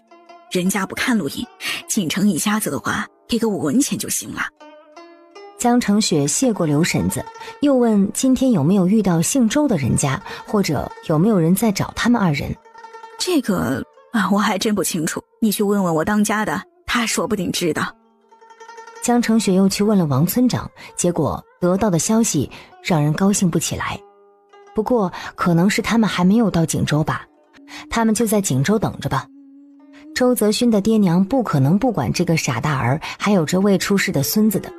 王家人挽留了2人一起过夜，江澄雪就答应下来。其实他到了这里之后，一直都能感觉到2双不怀好意的视线时不时落在自己身上，是陈家村的夫妻2人。那女人在大傻子身上得了半根人参，心里一直放不下另外半根，而且这2人身上居然有人参，说不准还有其他的宝贝呢。越想越是心痒，一直在找2人落单的机会。晚上吃了王家村人的饼子，因为才买了粮，所以晚上也弄了米粥。婶子，你们村有没有多出来的锅啊？你们想要口锅子呀？我看很难，铁锅都是一户人家1口，金贵得很，又那么大，哎呀，你们用不上。其他的砂锅陶釜，家家户户基本没带，路上用不上。我觉得你们呀，还是得想想办法进城自己买。所以进城成了一件最重要的事情。当夜，江澄雪和傻子相公就和王家族人睡在一起，安安稳稳地过了一夜。天色蒙蒙亮就开了城门，王家人昨天就跟官差报了备，收拾整顿一番就进城离开了。陈家村的昨天来得晚，准备要在这里停留1天，重新囤积粮食。那陈家的女人和她贼眉鼠眼的丈夫在江澄雪跟周泽勋的身边转了一圈又一圈，没有找到合适的机会下手。江澄雪和周泽勋也在城外转了2圈，没有看到周家族人。半晌，忽然来了一辆马车，从马车上抬下来2大桶的薄粥，难民全都围了上去。江澄雪急忙抓了一个小孩，问怎么回事。陈员外家来施粥了，只要是难民就能得1碗，你们快去排队啊！小孩说完，端着豁口的粗碗钻进人群就找不到了。周泽勋跃跃欲试，也不知道是想喝粥还是被这氛围打动了。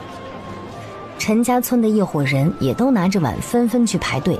江澄雪又抓了个正在喝粥的女人问道：哎，大姐，南边的那个庄子是不是陈员外家的？哎，对啊对啊。大姐饿坏了，看都不看他们。江澄雪拉着周泽勋就走，来的路上就远远看到那庄子了，离官道不远。当时周泽勋还欢呼到了。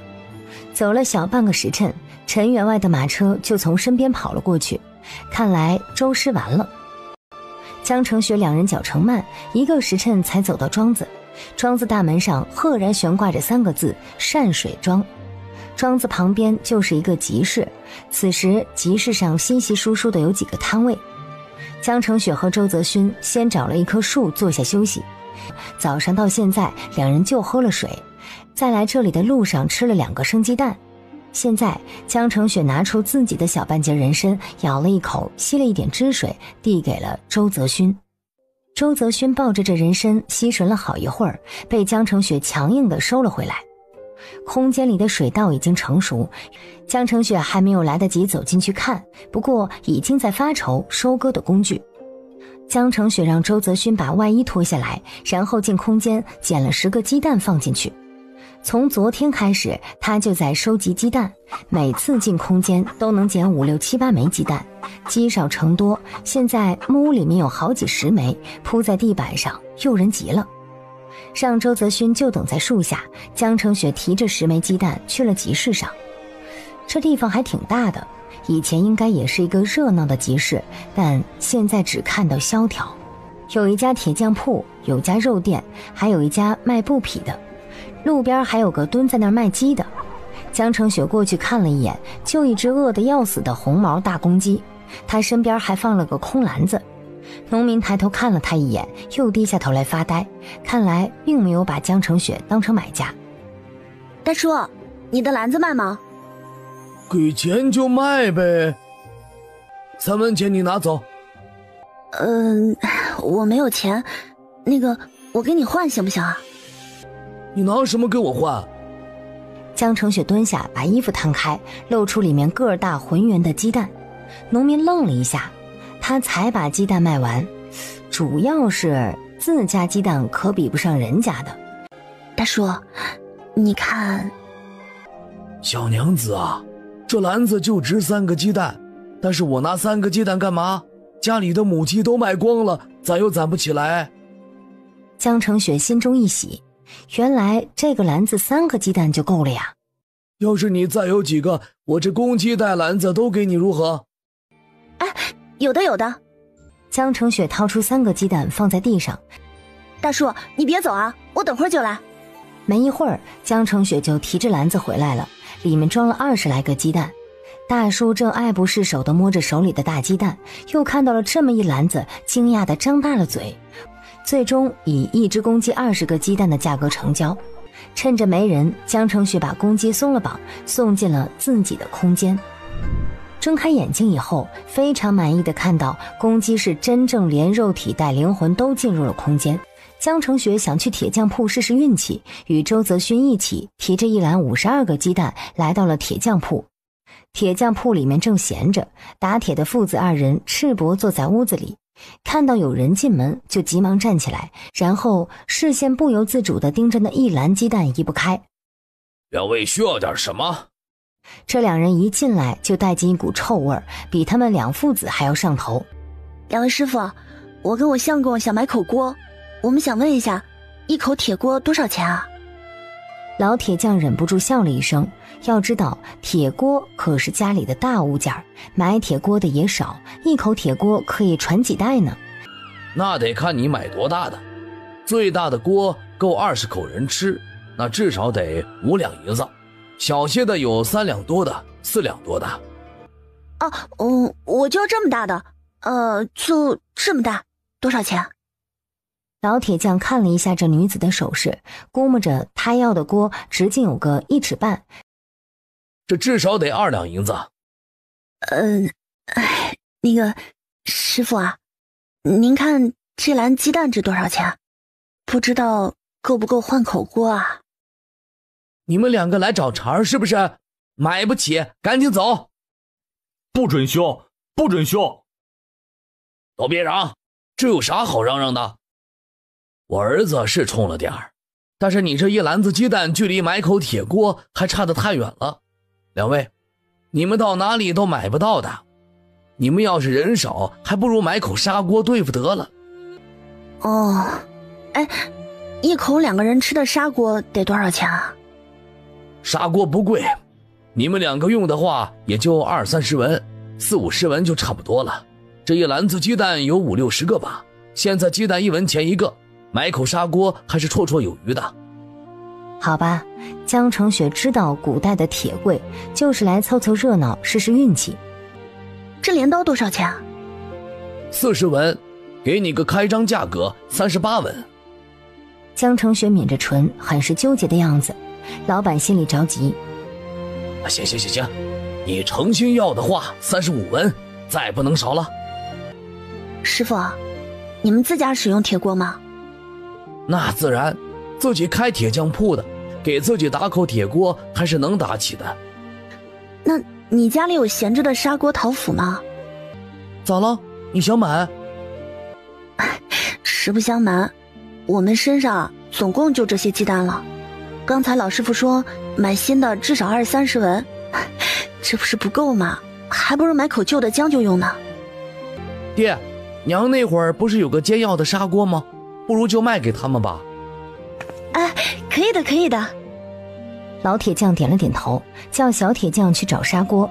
这鸡蛋真好啊，你们也真是舍得。这应该攒了很久吧？小铁匠很快就抱着一口砂锅从后门跑进来，见两人还在，才松了一口气。这砂锅比江成雪想的要大要重，但是抱在怀里，他整个人都忍不住快乐起来。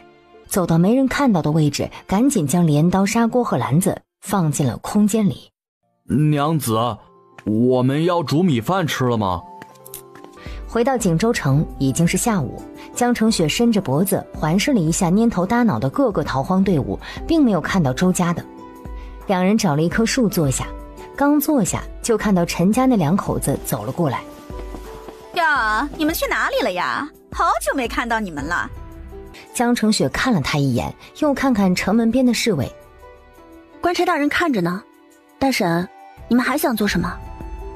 两人回头看了一下城门，相互看了看，露出一个夫妻两人才心知肚明的微笑。两人离开以后，江成雪让周泽勋守着自己，他钻进空间垒了个简易的炉灶，又将砂锅里里外外洗了3遍。这砂锅的确有股淡淡的草药味儿。架好锅，把洗好的10来个鸡蛋放进了砂锅，想要烧火的时候发现没有生火工具，江成雪只好又从空间出来，想跟谁借一下，谁知道人家倒不是不愿意借，但是要跟着过来看着，生怕他用了就不还了。想着眼前的状况，江成雪不由得有些烦躁。周泽勋的伤从早上到现在都没有管了，再继续下去还不知道会恶化成什么样子。两人虽然有食物，却从早上饿到现在，也就喝了个水饱，他现在都已经饿得浑身要打颤了。除此之外，还有2个恶人虎视眈眈地盯着他们。陈家村不会在这里久留，江成雪估计明天就会离开。那2个坏蛋肯定今天晚上就要出手了。如果周泽勋没有伤到手臂，倒也不怕。所以最要紧的还是要把周泽勋的手臂治好。他的目光渐渐落在了巡逻的官差身上，他们都是2人一组。江成雪心中有了主意，当着姓牛的和姓钱的一组官差从自己身边路过的时候，江成雪赶紧叫了一声官爷。什么事情？2人没好气儿，很是不耐烦，陪着笑容走过去，没有说话，将袖子里的人参亮了一下。这人参是他从空间里面新挖的，他仔细观察了一下，长人参的一处又有新的人参苗长了出来。看到他手上的人参，2个官差一愣。你想做什么？2位官爷大哥，我想求你们一件事儿。江成雪先将自己和相公这一路的经历简单讲了一下，然后一脸无奈地说：我相公的胳膊一直耽误着不是办法，我身上呢又没有足够的银两啊，这人参啊是我们逃荒路上机缘巧合得来的，现在拿出来也是万不得已，这东西总没有孩子爹重要，对吧？那当然，当家的是家里的顶梁柱，他没了，你跟你孩子还指望啥？是啊，我也是这样想的，所以想请2位大哥帮忙，行个方便，你们带我们进城去看大夫，正好啊把这人参卖了，也不知道能卖多少钱啊，但是收益的1/4归您2位，可以不？主要是我丈夫的伤还要治，我这肚子里的孩子呀也要花钱，否则的话我还能多孝敬2位一点。江成雪说着流下了悲苦的眼泪。2个官差眼睛亮了，一根人参再不济也得好几10两银子吧，1/4那也不少了，说不定得有10几两。他们兄弟二人一分，等于1整年不干活，白得。这事儿可以，但得说好，不准反悔。啊，绝不反悔。还有，看看另外2组官差，这事情只能跟我们2个说，不许叫别人知道，懂吗？啊，哎，大哥啊，我观察半天了，觉得你2人和我跟相公的眼缘，所以才找的你们。我们穷人家呀，身上带贵重东西也很害怕的，就怕别人惦记，不敢跟别人说。你们先等等，我们到关城门时才下班，到时候来找你们，你们就在这里等着，不要乱跑。啊，那大哥你们千万别忘记我们啊！还有，那边陈家村里有人盯着我们呢，我这么着急，是怕他们今晚要抢。2人听了警铃大作，问清是谁图谋不轨后便离开了。江澄雪看到2人去了陈家人那边，也不知道找了什么借口，将那坏人夫妻2个踹了几脚。现在城门关得早，太阳离山头还有一段距离的时候，2个官差过来，叫江澄雪和周泽勋跟上。官差和守城门的兵差都相熟，随便说上2句就放行了。小娘子，你这相公这脑袋是不是？唉，是啊，钱大哥，您看出来了。我相公小时候啊，摔了一跤，就这样了。但是人是很好的人，对我很好的。走到包子铺的时候，那香味飘出来。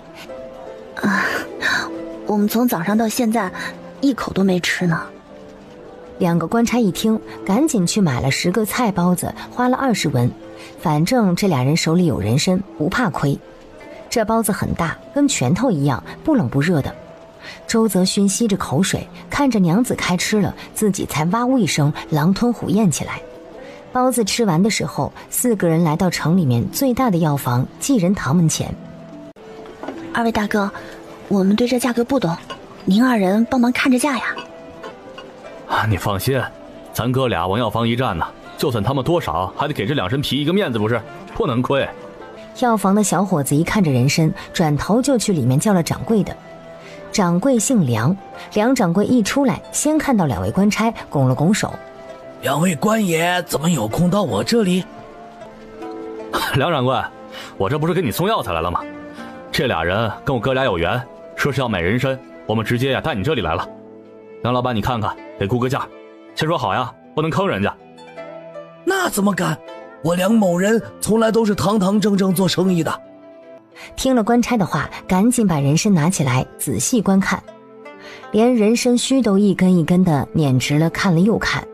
不错不错呀，2位想要个什么价钱？他们懂什么？你看着给个合适的价钱。梁掌柜呵呵一声，摸着自己的胡须，知道这2个难民跟这2个差爷绝对有事儿。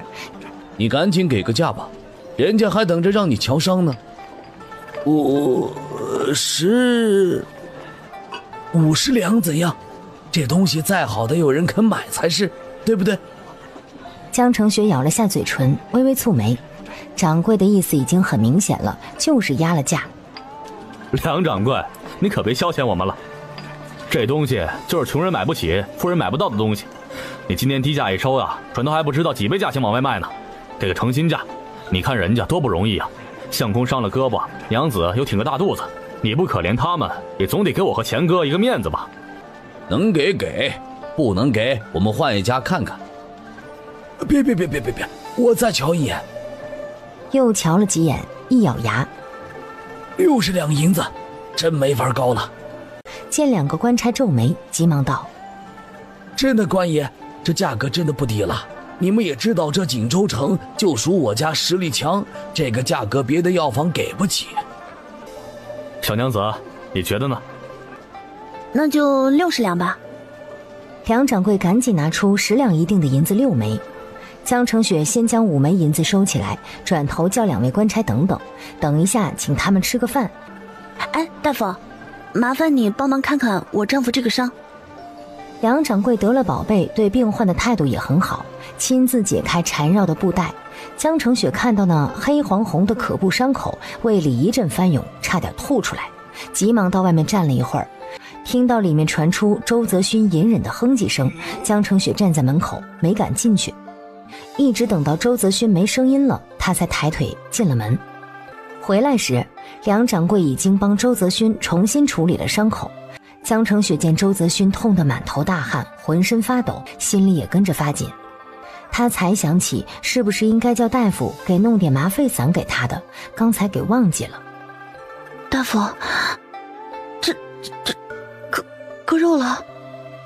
烂肉割掉了，没办法，只有割掉才能长新肉。你这相公虽然脑袋不好，但却是一条汉子呀。哎呦我的天，那这伤要多久才好啊？难说，看情况，养得好10天半个月。说完就给江成雪交代病患饮食，辛辣发物绝对不能碰，有条件的话给他吃好一点。这药每天要换一次，你看你自己换呢，还是到医馆来我给他换？哦，你换。又问要不要内服什么药。内外兼治当然好，好得快一些，但是一般人心疼钱。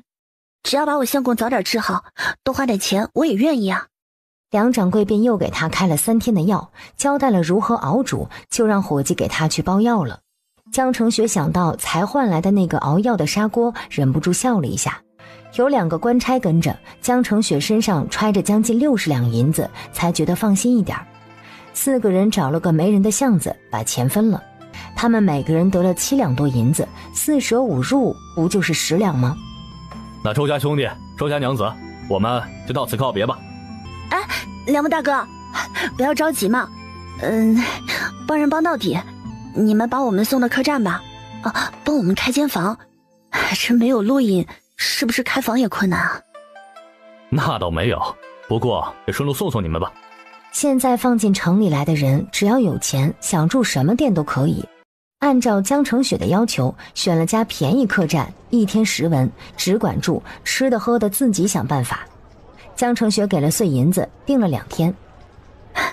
今天啊，2位大哥帮了大忙了。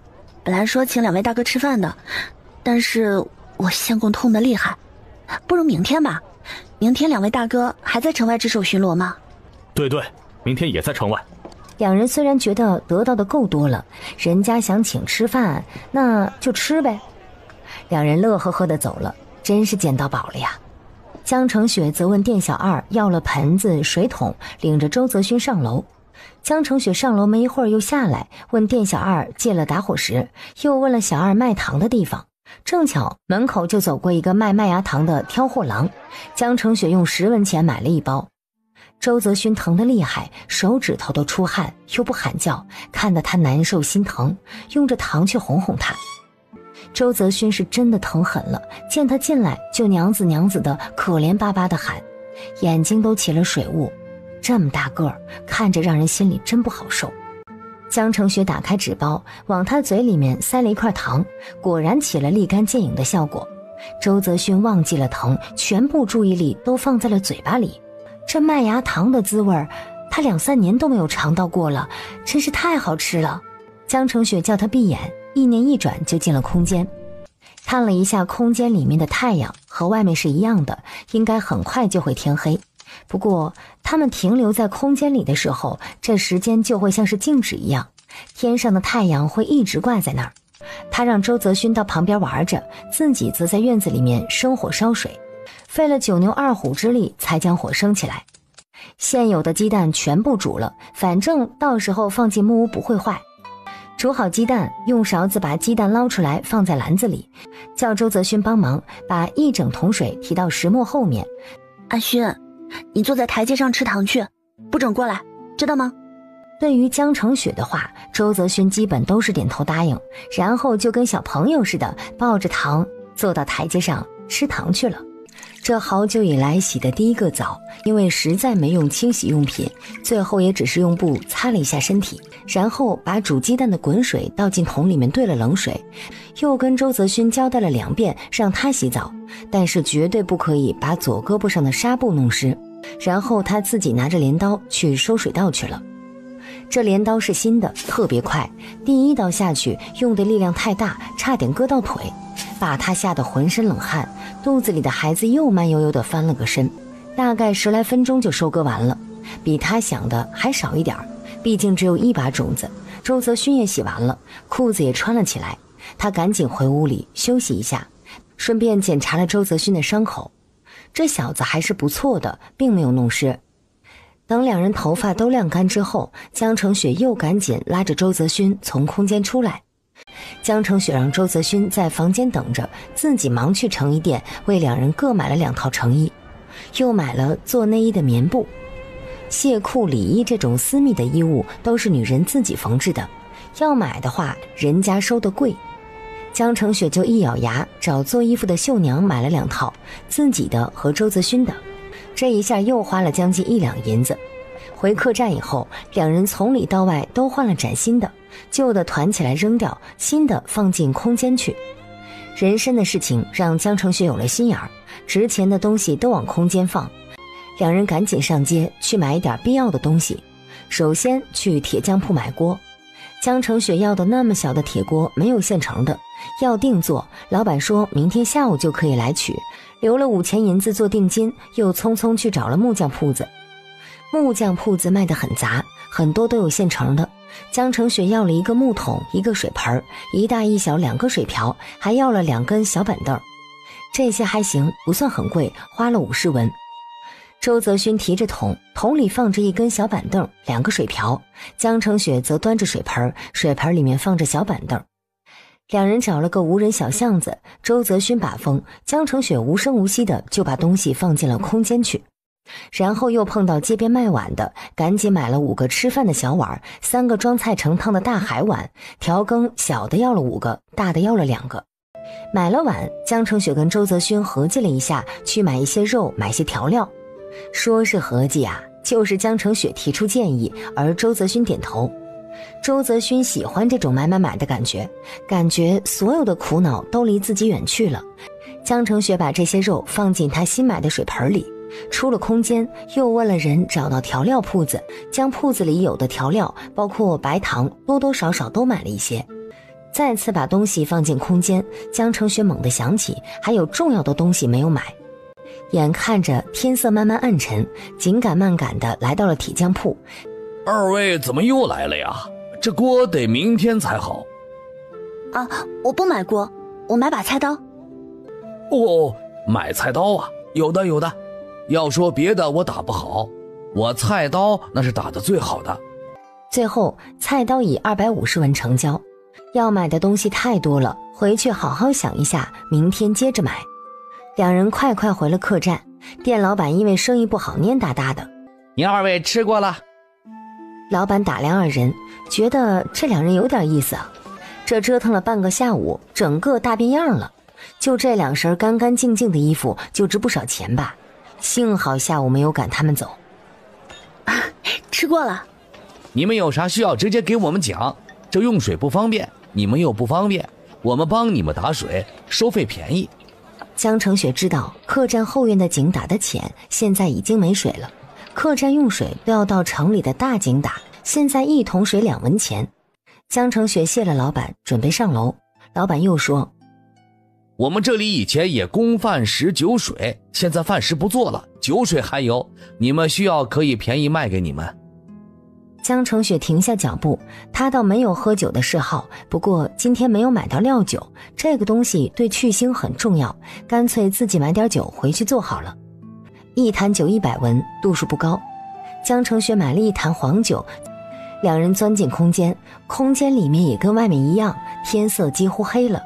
江澄雪看了一下晒在院子里的水稻，都晒得焦干了，便叫周泽勋将这些先收进木屋去，因为明天就要下雪了。用打火石生了火，提醒自己记着买打火石，这还是人家店家的。木屋里被堆得乱七八糟的，江澄雪想着以后必须要做2排货架，然后从水盆里面割了一大块的五花肉下来。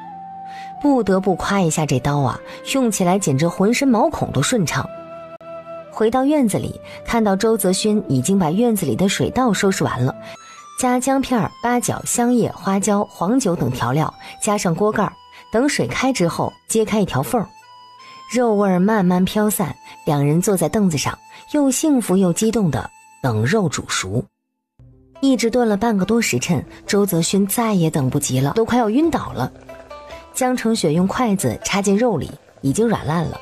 这肉啊，就是随便煮一煮，去腥煮熟而已，完全没有技术可言。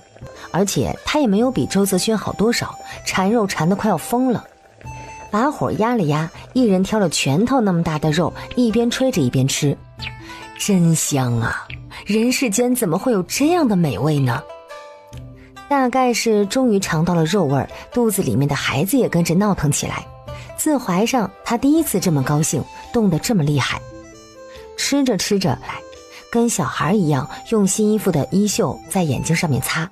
江澄雪愣了一下，从碗里抬起头：“阿轩，你怎么哭了？”“爹娘弟弟妹妹没肉吃，我自己吃这么大块。”江澄雪一怔，只觉得一股酸涩涌起。这大傻子内疚了，因为只有他一个人享福。阿轩，你吃啊，找到爹娘了，他们也能吃这么多肉呢。周泽勋哭了一会儿，又端起碗来。江澄雪原以为自己能吃一头牛，结果碗里的一块肉吃完就撑住了。周泽勋倒是还能吃，但是见娘子不吃了，他不舍得看看锅里，便将碗放下了。江澄雪是计划好先煮肉，然后给周泽勋煎药。洗锅的时候发现一层油腻，死活洗不掉，心里突然想到，熬煮中药能不能碰油腥啊？哎呀，这虽然饭可以乱吃，药还是谨慎一点吧。他花了那么多钱，治不好周泽勋的话，他就亏了。锅碗勉勉强强洗了一下，油油的滑滑的，两人便出了空间。江澄雪下楼找老板，想问老板借一个砂锅。借砂锅做什么？你要装东西？装东西盆桶不是更好吗？哦，我就是想问老板借砂锅温水，我相公有点发烧，我拿温水给他擦擦汗。行，收你5文，不是我们黑钱，是现在水贵，大老远去挑回来的。江澄雪掏了5个铜板放下，叮嘱一定要用砂锅端上去，因为砂锅保温好。没有沾油腥吧？没有，肯定没有。很快伙计就把1砂锅的热水端了上来。大夫给开了3天的药，一共3副，1天喝3次。江澄雪受不了中药味道，连煎药时散发的中药味道都叫她头疼不已。一鼓作气叫周泽勋把3天的药都煎了，分别装在3个大海碗里，每天1海碗，喝的时候舀出来1小碗。中药的味道很苦，但是他不在乎，他不敢相信日子突然之间就变得这么好过了。江澄雪则坐在门前台阶上，将水稻种子慢慢揉搓下来，装进木桶里。没想到1把种子换来了小半桶，他很满足。天空明月皎白，站在院子门口看外面宽阔的土地，有必要好好规划一下这片土地了。明天的头等大事，先去买纸买笔。从空间出来以后，两人都累了。娘子，睡觉。周泽勋打了个哈欠，就开始整理床铺。床铺倒是很宽，足够2个人睡的。赶紧去阻止周泽勋，让他下去找店小二要2床棉被。没过一会儿，店小二就扛着2床棉被上来了，一脸不耐烦。干了几年小二，他还没听说过大夏天要棉被的。江澄雪微笑而淡定地解释：我相公受伤了，怕冷，要盖2床。伙计哦了一声，心想：什么怕冷，肾虚吧，随便你们。伙计一走，江澄雪就将1床被子铺在地上当褥子，又将另外1床放在上面。阿轩，你晚上睡在这里吧，我睡床。不解释，反正周泽勋的智商也用不着跟他解释什么。果然周泽勋并没有反对，反倒猛地凑到江澄雪的身边，对着她的脸庞亲了一下。娘子真好。他就一孩子，懂什么？阿轩，我跟你说啊，以后不能亲我，知道吗？为什么？因为你，没有为什么，快睡觉吧。等以后咱俩和离了，你再去亲你老婆吧。周泽勋不明白，但是他很听老婆的话，先乖乖睡觉再说。这一觉是接连2个月睡得最为安稳的一觉，一直睡到4时，两人才从美梦中惊醒。江澄雪去空间看了一眼，里面果然又是一片洁白。两人收拾好了房间，抱着在空间晾了一夜的砂锅下楼。昨晚上煮了那么多中药，今天已经闻不到什么味道了。将砂锅还给了掌柜，出门去找了个小馆吃早午饭。小馆子里面没什么人，两人要了一碗面条，面上顶着指甲盖大小的2片猪肉，居然要15文一碗。这饭吧，味道不行，价格还贵，吃的江澄雪是各种难受。倒是周泽勋丝毫察觉不到一般，一碗面条呼呼2口就吃完了。江澄雪勉强吃了半碗，他这个难民居然开始嫌弃这一碗白面条了。我吃不下了。江澄雪原本就属于比较重口味的，实在是吃不下呀。正想站起来，周泽勋却眨着眼睛看他。娘子不吃吗？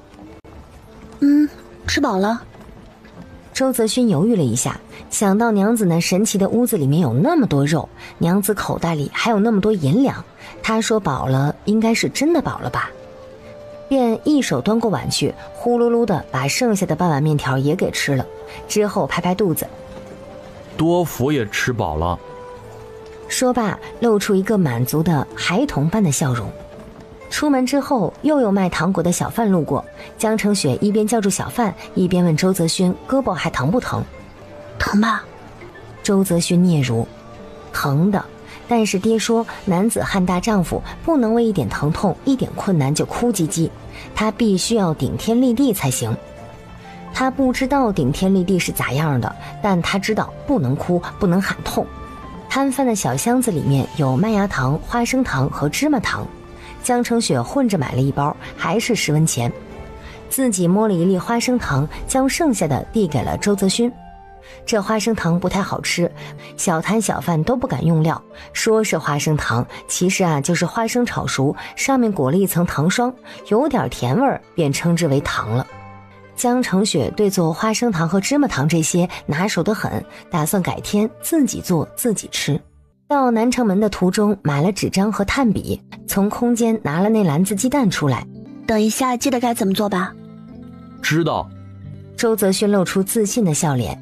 今天他穿了崭新的衣服，我就大声喊，卖鸡蛋喽，卖鸡蛋喽，才煮熟的新鲜鸡蛋，个儿大便宜，3文钱2个，不买也过来看看啊。周家店的乡亲有一个算一个，都免费啊。江澄雪很满意，周泽勋也是个人才，这话给他说了1次，他就1字不差地记下来了。至于卖鸡蛋这个事情，是早上起床以后想到的，卖鸡蛋倒是其次，主要目的还是找周家人。两人出了城门，跟钱进和牛壮打了个招呼，往2人手里面偷偷塞了2个鸡蛋。2位大哥，其他官员问起就说是1文钱买的，我们正常卖是3文2个。那就谢谢了。不过你们卖熟鸡蛋恐怕不好卖啊，这些人哪有钱买熟鸡蛋？第一次做生意没有经验，多亏2个大哥建议。另外还请大哥帮忙，要是遇到姓郑的难民，帮我们留意一下。两人知道周泽勋夫妻在找自己的族人，便一口答应下来，又约了晚上吃个便饭。江澄雪是想跟官差打好关系还是有好处的，只是这2个人一开始就得了他超大的好处，胃口已经被养大了，得趁早想办法将他们的胃口重新调养一下才行。陈家人果然走了，今天的难民似乎比昨天还多一点儿。两人找了个大树，将篮子一放，周泽勋就开始扯开嗓子叫卖起来：卖鸡蛋喽，卖鸡蛋喽，才煮熟的新鲜鸡蛋，个大便宜，3文钱2个，不买也过来看看啊。周家店的乡亲有一个算一个，都免费啊。这叫卖声果然吸引了一些难民的注意，有些孩子跑过来流着口水看，没一会儿就被女人抱着回去，然后传出哭闹、巴掌和训斥声。周泽勋叫卖一会儿，停歇一会儿，只是好半天也没有人买一个，让他有点泄气。江澄雪则在旁边拿着炭笔在纸张上写写画画，要买的东西列出了一大串，大到衣柜，小到针线，列出来不一定买，就得了那么些银子，不能全捣鼓完了。等到周家人到了，他把大头给周父，让他们想办法在锦州生活。至于自己嘛，挣钱的法子总是能想出来的。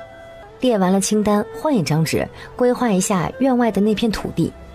东边南边种片树，西北角种果树，西南弄一小片湖，养鱼养虾。湖边圈一块地，种种草，养2头牛3头羊。剩下的土地就种粮食吧，反正4天就是1年，空间在手，根本就不惧粮荒，就缺啥种啥吧。看到有巡逻的官差路过，便热情地叫一声差爷大哥。大哥，来，看我家的鸡蛋多大个，多新鲜啊，来一个呗。不用。哎呀，给你们卖的优惠，1文1个，来一个吧。说这话就直接把鸡蛋塞到他们手里，压低声音道：不要钱的，差爷大哥辛苦了，这个呀是孝敬你们的。俩人一愣，配合的大声说：行吧，那就来一个。收了好处的2个人看向江城雪夫妻2人的眼睛都充满了善意。2人来的本来就晚，没有吆喝多久就到了下午，鸡蛋送出去了4个，卖出去了2个。卖鸡蛋了，才煮熟的新鲜鸡蛋，个大便宜，3文钱2个，不买也过来看看啊！周家店的乡亲有一个算一个，都免费啊！周泽勋的吆喝声明显颓废。江城雪拿起鸡蛋剥了一个递给周泽勋，自己又慢慢的剥另一个。阿勋，你说我们为什么在这里卖鸡蛋啊？挣钱。周泽勋咬着鸡蛋都觉得不香了，这钱都没挣上，自己却还要吃。我们不是来挣钱的，我们啊是来找你父母的。你想啊，我们天天在这里叫卖，你爹娘一听你的声音，不就找到我们了吗？娘子，我懂了。周泽勋立即精神起来，2、3口就吃了鸡蛋，扬着脖子激情澎湃地吆喝起来。刚吆喝2声，就见3个眉眼不正的男人走了过来。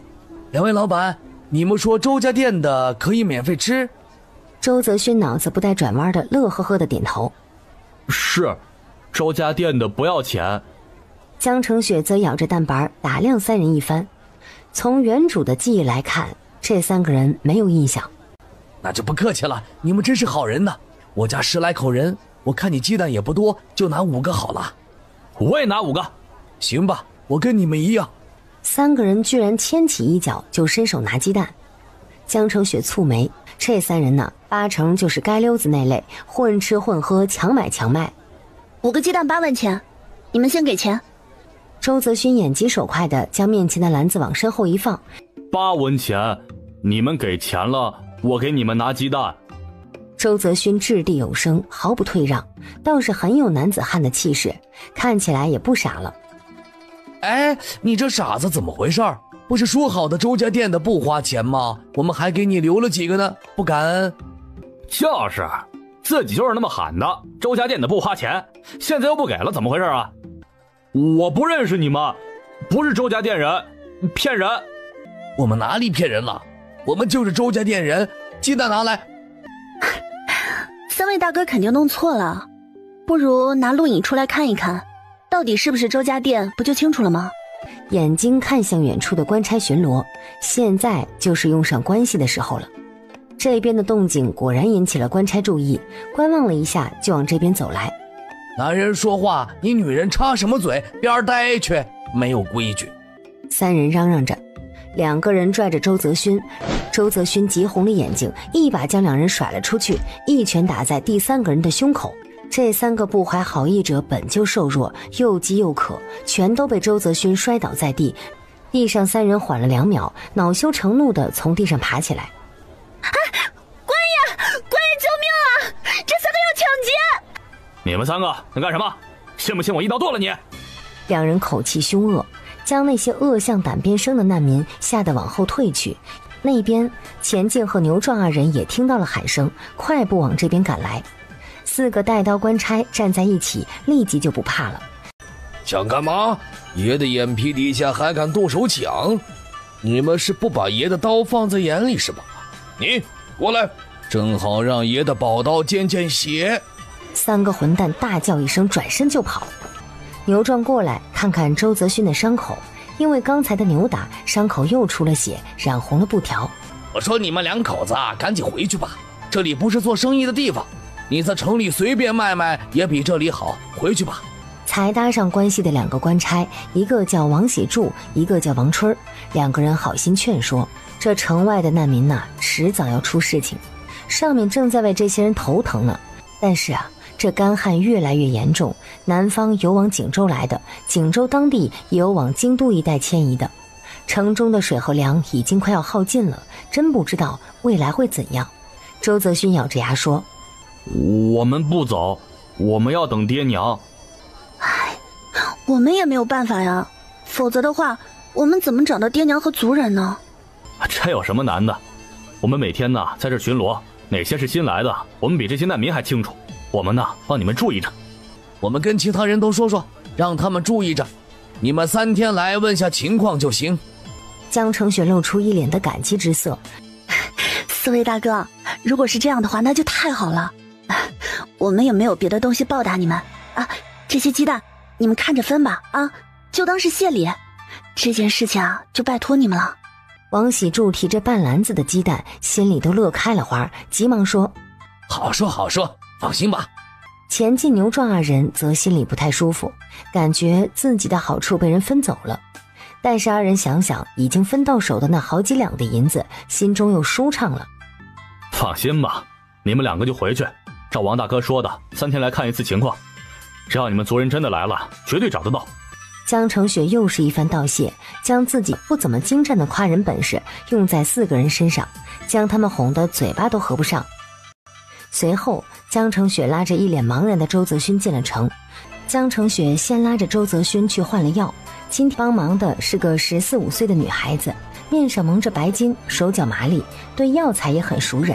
梁掌柜絮絮叨叨说，受了伤啊不能干重活，得养，今天伤口裂一下，明天再裂一下，猴年马月才好得了呀。周泽勋一看智商就有问题，江承雪便笑着嗯。大夫，这个妹妹懂医术吗？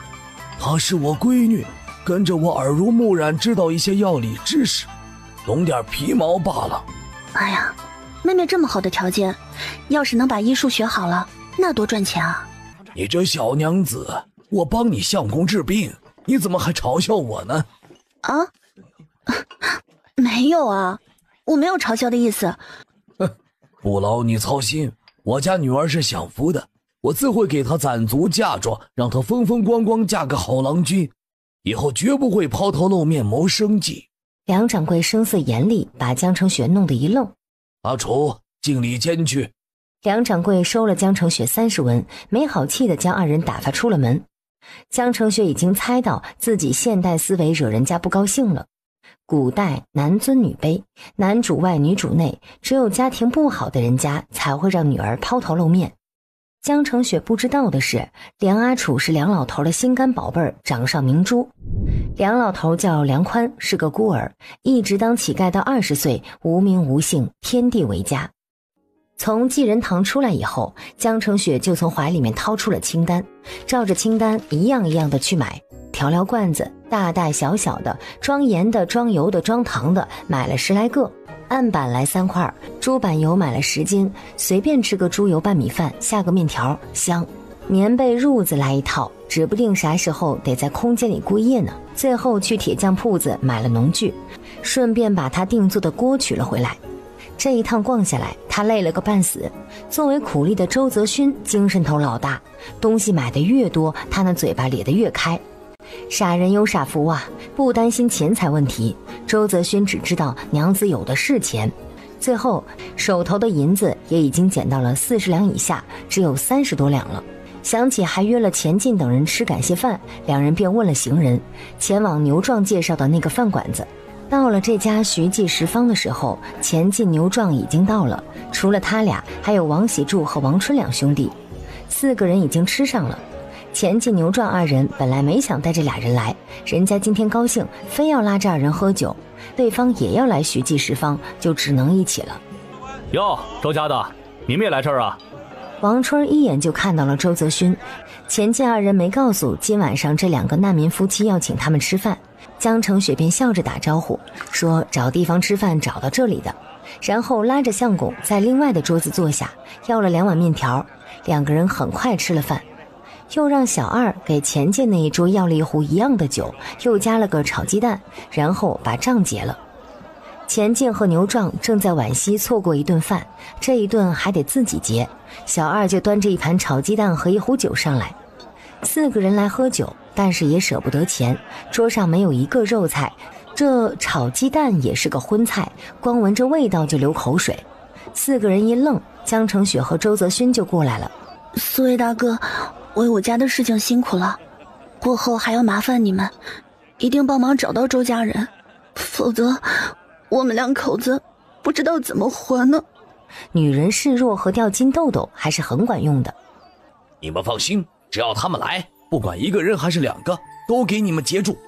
你们就不要哭了，护着自己肚子里的孩子吧。这2人的态度让钱进和牛壮2人深感危机，也站了起来，承诺一定帮忙办好事情。啊，还有一件事情，我们家的陆影是到云州的，我这情况吧，不方便继续赶路，可不可以逗留在景州啊？是不方便再走了，一边来说不让停留太久，但是你们若在景州城内租了房子，给你们报备一下也不是不可以。对，租个房子就是了，不是什么大问题。钱进和牛壮就有点郁闷，想到自己得的7两多银子，牛壮说：你们人生地不熟的，到时候找着房子别急着签契约，你们2人也不容易，我们能帮一把是一把吧。江澄雪心里有数，又谢了4人就离开了。2人回了客栈，又进了空间。周泽勋白天就搬东西进来过，外面热死人，里面凉爽无比，他真的是爱死了。只是娘子一直催促他，也没空玩耍，这个时候终于可以满地打滚。江澄雪让周泽勋把空着的木盆、木桶都装满了水，放在屋檐下面摆成一排，然后就想离开空间，但是不忍心打断周泽勋，就叫他玩了一会儿。等他感觉到冷了，又喊进木屋缓了一阵儿，然后才出了空间。等到睡觉前进去空间，把一盆盆冰搬进了屋子，消暑好物啊。第2日就起得早多了，空间已经春暖花开。江澄雪先去地里把那1小把种子给撒了，然后把那小半桶的稻米种子也撒了，将木屋里的2块煮好的肉切了，调汁，勉强算是沾水肉吧。又去后院拔了一大把的蒲公英，焯水凉拌，用新买的大米煮了又香又糯的白米粥。不得不提的是，后院热闹起来，老母鸡身后跟了一群小鸡，那红毛大公鸡已经有了当家的派头，一步3夺。2人坐在小桌子前，吃得津津有味。娘子，真好吃。周泽勋食指大动，吃了个肚圆，紧接着就被逼着喝了一大碗的中药，差点没把吃进去的给吐出来。空间也先不忙着收拾，先去满大街闲逛了一番。江澄雪觉得古人的生活还是蛮多彩的，头发上的装饰物五花八门，这个簪子那个步摇的做得很是精巧，还有胭脂水粉、香夷枣豆之类，自然他看到有用的都买了一些，这花钱的速度实在有点挡不住。你们想要租宅子？啊，我们先问问，打听打听。敢问小娘子要租多大的宅子呀？看在2人那崭新的衣服的面子上，衙人决定不直接赶人。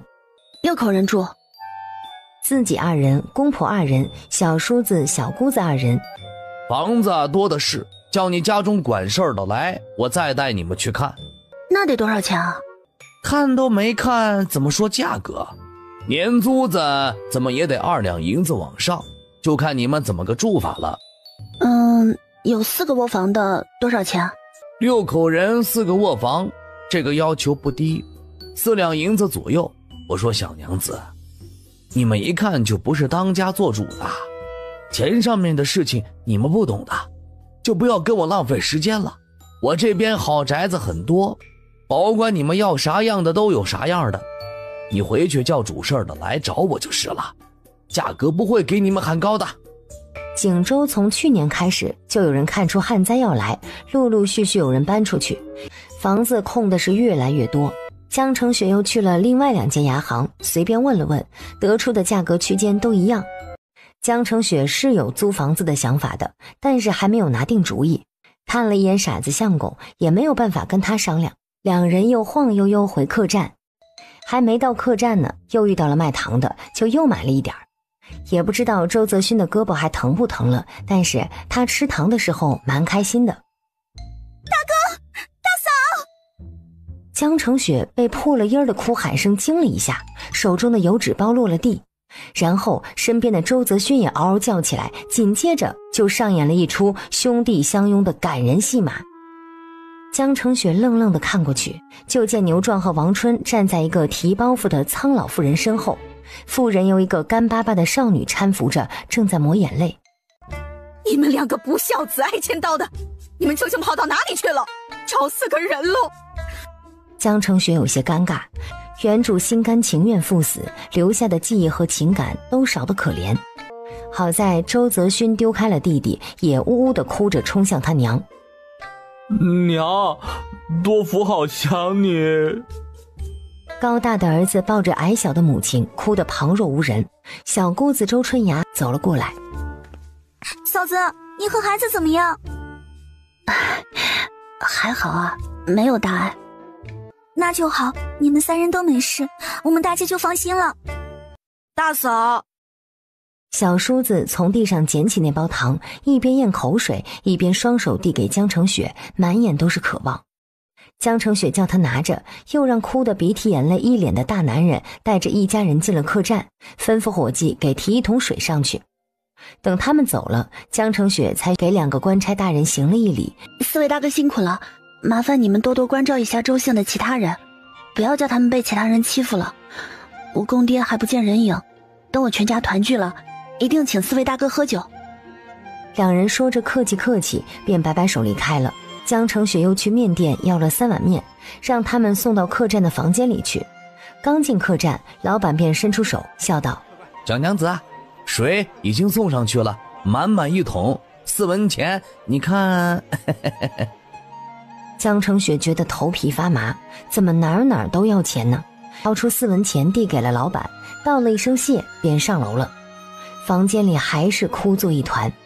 周家老大果然受宠得很，周母抱着他哭的是肝肠寸断。老二周春芽在一旁的凳子上使劲地抹着眼泪，老三周通则捏着那包糖不知所措。江成雪便上去拿过糖包拆开来，先给哭泣的周母手里塞了2块麦芽糖，然后是周春芽，最后是周通。又回到老妇人身边叫了一声娘。老妇人抹了一把眼泪，把周泽勋推开。哎呀，行了，你一边待着去。江氏，你相公是个傻的，你也是个傻的呀，走散了你就在原地等着呀，你们当爹娘会狠心丢下你们不管啊？你们是不是存心要吓死我们呀？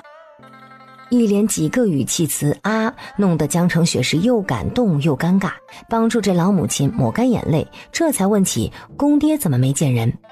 提起公爹，周母才干涸的泪腺立马又涌起了源源不断的眼泪。娘，春芽，爹呢？还不是因为你们2个没脑子的东西，人家走散了都知道回原地方等着，就你们找不到人，你爹满世界跑去找你们去了。只要人还在就行，团聚也就是时间问题。娘，好不容易找到人了就别骂了，大哥大嫂也不是故意的。啊，行，春芽你说。春芽便娓娓道来。原来当日被流民冲散后，又纷纷回到原地，足足停留了2天。活着的族人基本都回去了，就是不见周泽勋和江成雪。他自己和邻居家的老三周水生则赶紧往回路找去，就怕那2个傻的倒着走。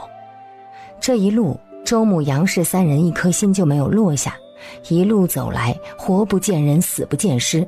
幸好官差突然问过来，是不是姓周，说有个姓周的大高个儿和他有身孕的娘子在找家人。我们倒是好了，还能坐在这么好的屋子里喝这么清凉的水，就是不知道你们爹在什么地方受苦呢。杨氏心疼自己男人，叹口气，开始打量着房间。之前太激动了，就莫名其妙被儿子拽到这里来，现在才想起来问问这是哪儿。娘，这是客栈啊。客栈？你们哪来的钱住客栈啊？嘘，娘，你小声点儿。我跟相公来的路上得了一点东西，卖了点钱，所以我们现在有钱了。哎，先不说这个了，我们固然去找爹吧。在原主的记忆里，周泽勋的父亲周伯禄是个非常靠得住的男人，只要把他找回来，这个家就稳住了。花钱找你爹，能行吗？哎，我说，你们捡到什么了？得了多少钱？我跟阿勋挖了根人参，带了40两呢。杨氏手抖嘴抖，周春芽和周通也瞬间涨红了脸，只有周泽勋一脸困惑地盯着自家娘子。不是60两吗？哪儿呢？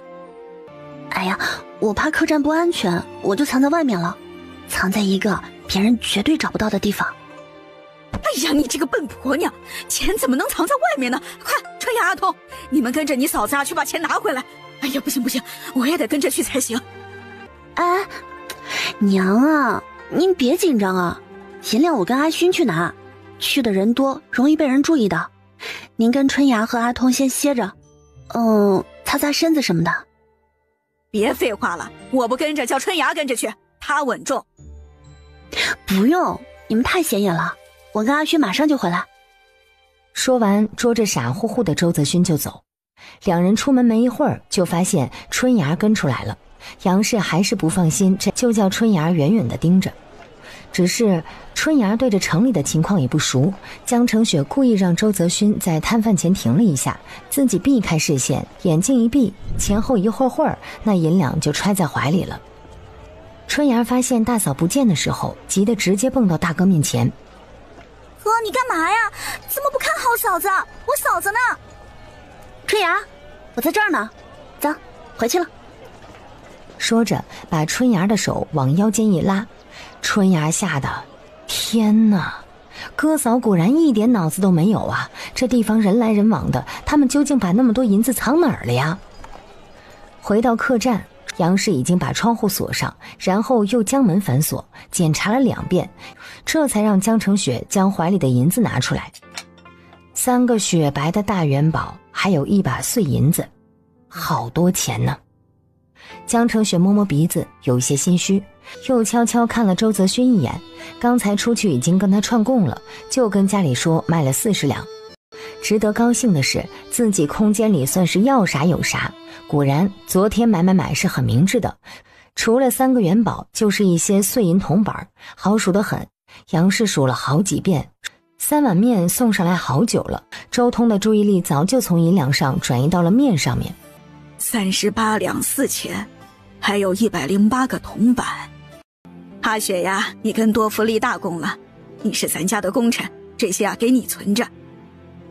说着捡了一块碎银，合着108枚铜钱全都给了他。江澄雪一愣，原主记忆里这婆婆管钱管得很死的。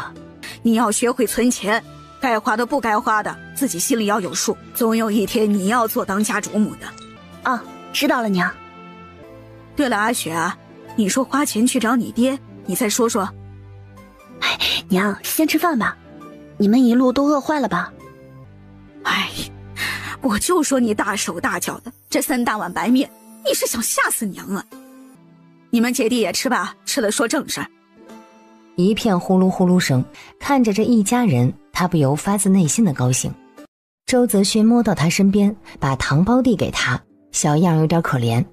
江澄雪不明白他的意思，叫他拿去分给弟弟妹妹吃。刚才娘子给娘亲和弟弟妹妹都给了糖，就是没有给他。他想着娘子是不是要单独给他呢？但是也没有，娘子明显把他给忘掉了。他感到有些难过。行了，收嘴，留着晚上吃。娘，我就剩这么点，我吃了晚上保准不要了。饿久了少吃点，小心肚疼。行了，碗都放下。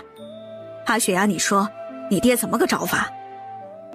娘，我跟相公这2日闲逛，看到城里有镖局，不如就请镖师去找吧，他们会武功，安全有保障呢。那肯定很贵吧？应该贵吧。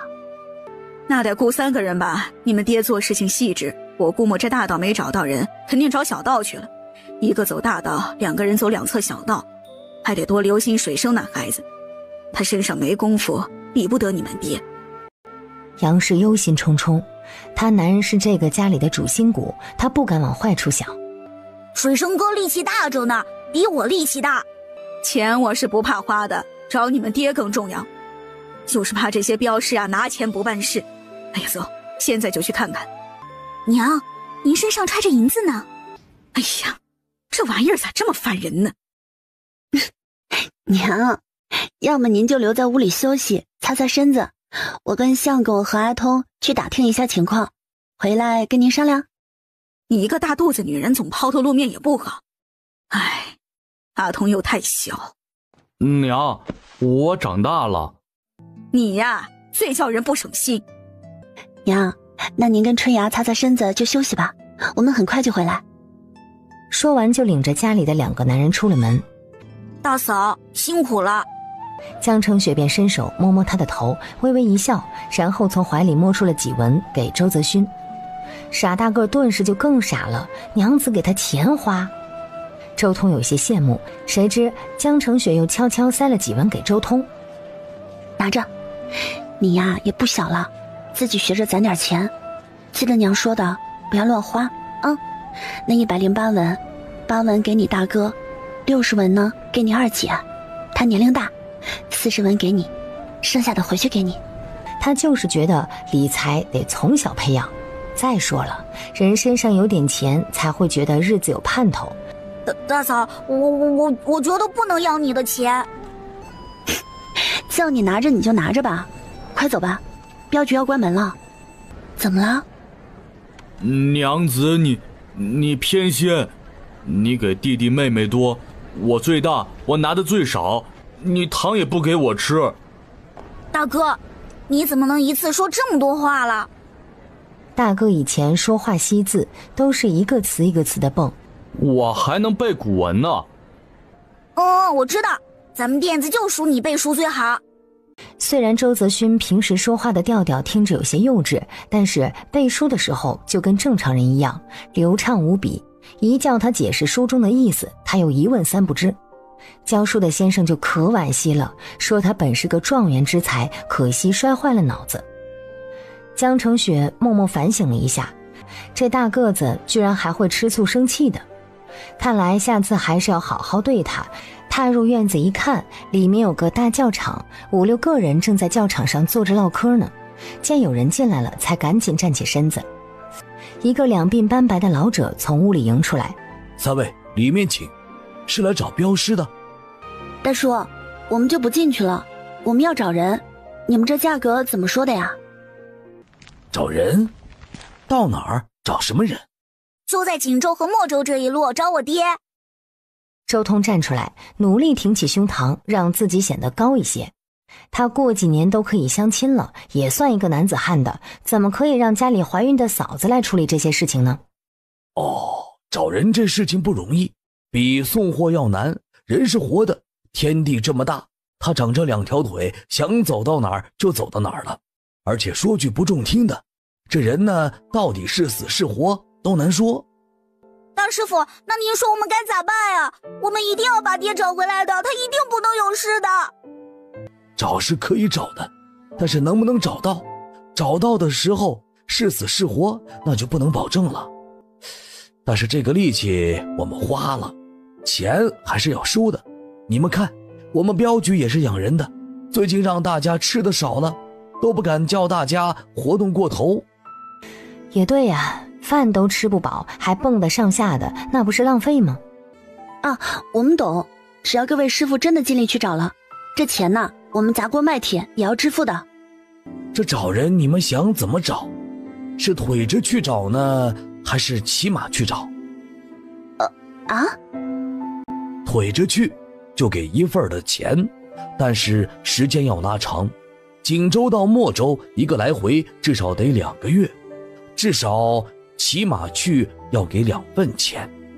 牲口的费用要比人高，但是快，不出问题1个月就回来了。我认为骑马去找最好。找人这事儿赶早不赶晚，要是同意了，咱们就趁着这城门还没关赶紧出发，要是还要考虑，我们就等着听结果就是。嗨，我们自然是想快点找到爹的。大叔，您看着出个价吧，能给的我们绝不拖欠，实在凑不齐，我们将户籍压在您这里。我拿着你们户籍，那不得管你们饭吃？你们能出多少银两？骑着马去最少多少钱啊？1人1马，1日怎么着也得250文，3个人就是750文，算下来的话，30天就是22两银子，零头就给你们抹了。万一一出城就找着你们爹了呢？以自己做不了主，要回去跟婆婆商量为由，领着周家2位男子汉出了镖局。杨氏和周春芽留在客栈，听了江澄雪的汇报，杨氏陷入深深的沉默。娘，多福去找爹。自己一条胳膊还吊着呢，找你爹呢还添乱。周泽勋眼眸顿时暗淡，整个人也驼了。多福乖，娘知道你孝顺，你爹的事情你不要操心，这里你娘你弟你妹啊都在呢，没事儿。那娘，我们这到底该怎么办啊？就在这里干等吗？爹和水生哥那时候没有带多少干粮，还有水。急什么？你们爹是有本事的人，他知道怎么办。这些跑镖的都是拿钱办事，送个镖至少有个物件交给别人再拿钱，就怕他们糊弄咱们，拿钱去遛马。罢了，先不考虑找镖师的事情。22两银子，找1天，找2天，找30天，还就是人家空口拔牙一说。娘，咱们买辆马车吧。你又想做什么？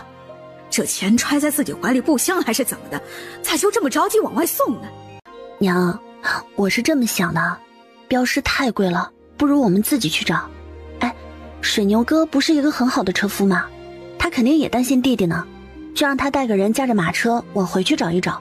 要是真找到人，还能叫爹和水生省点力气，赶紧回来与我们团聚呢。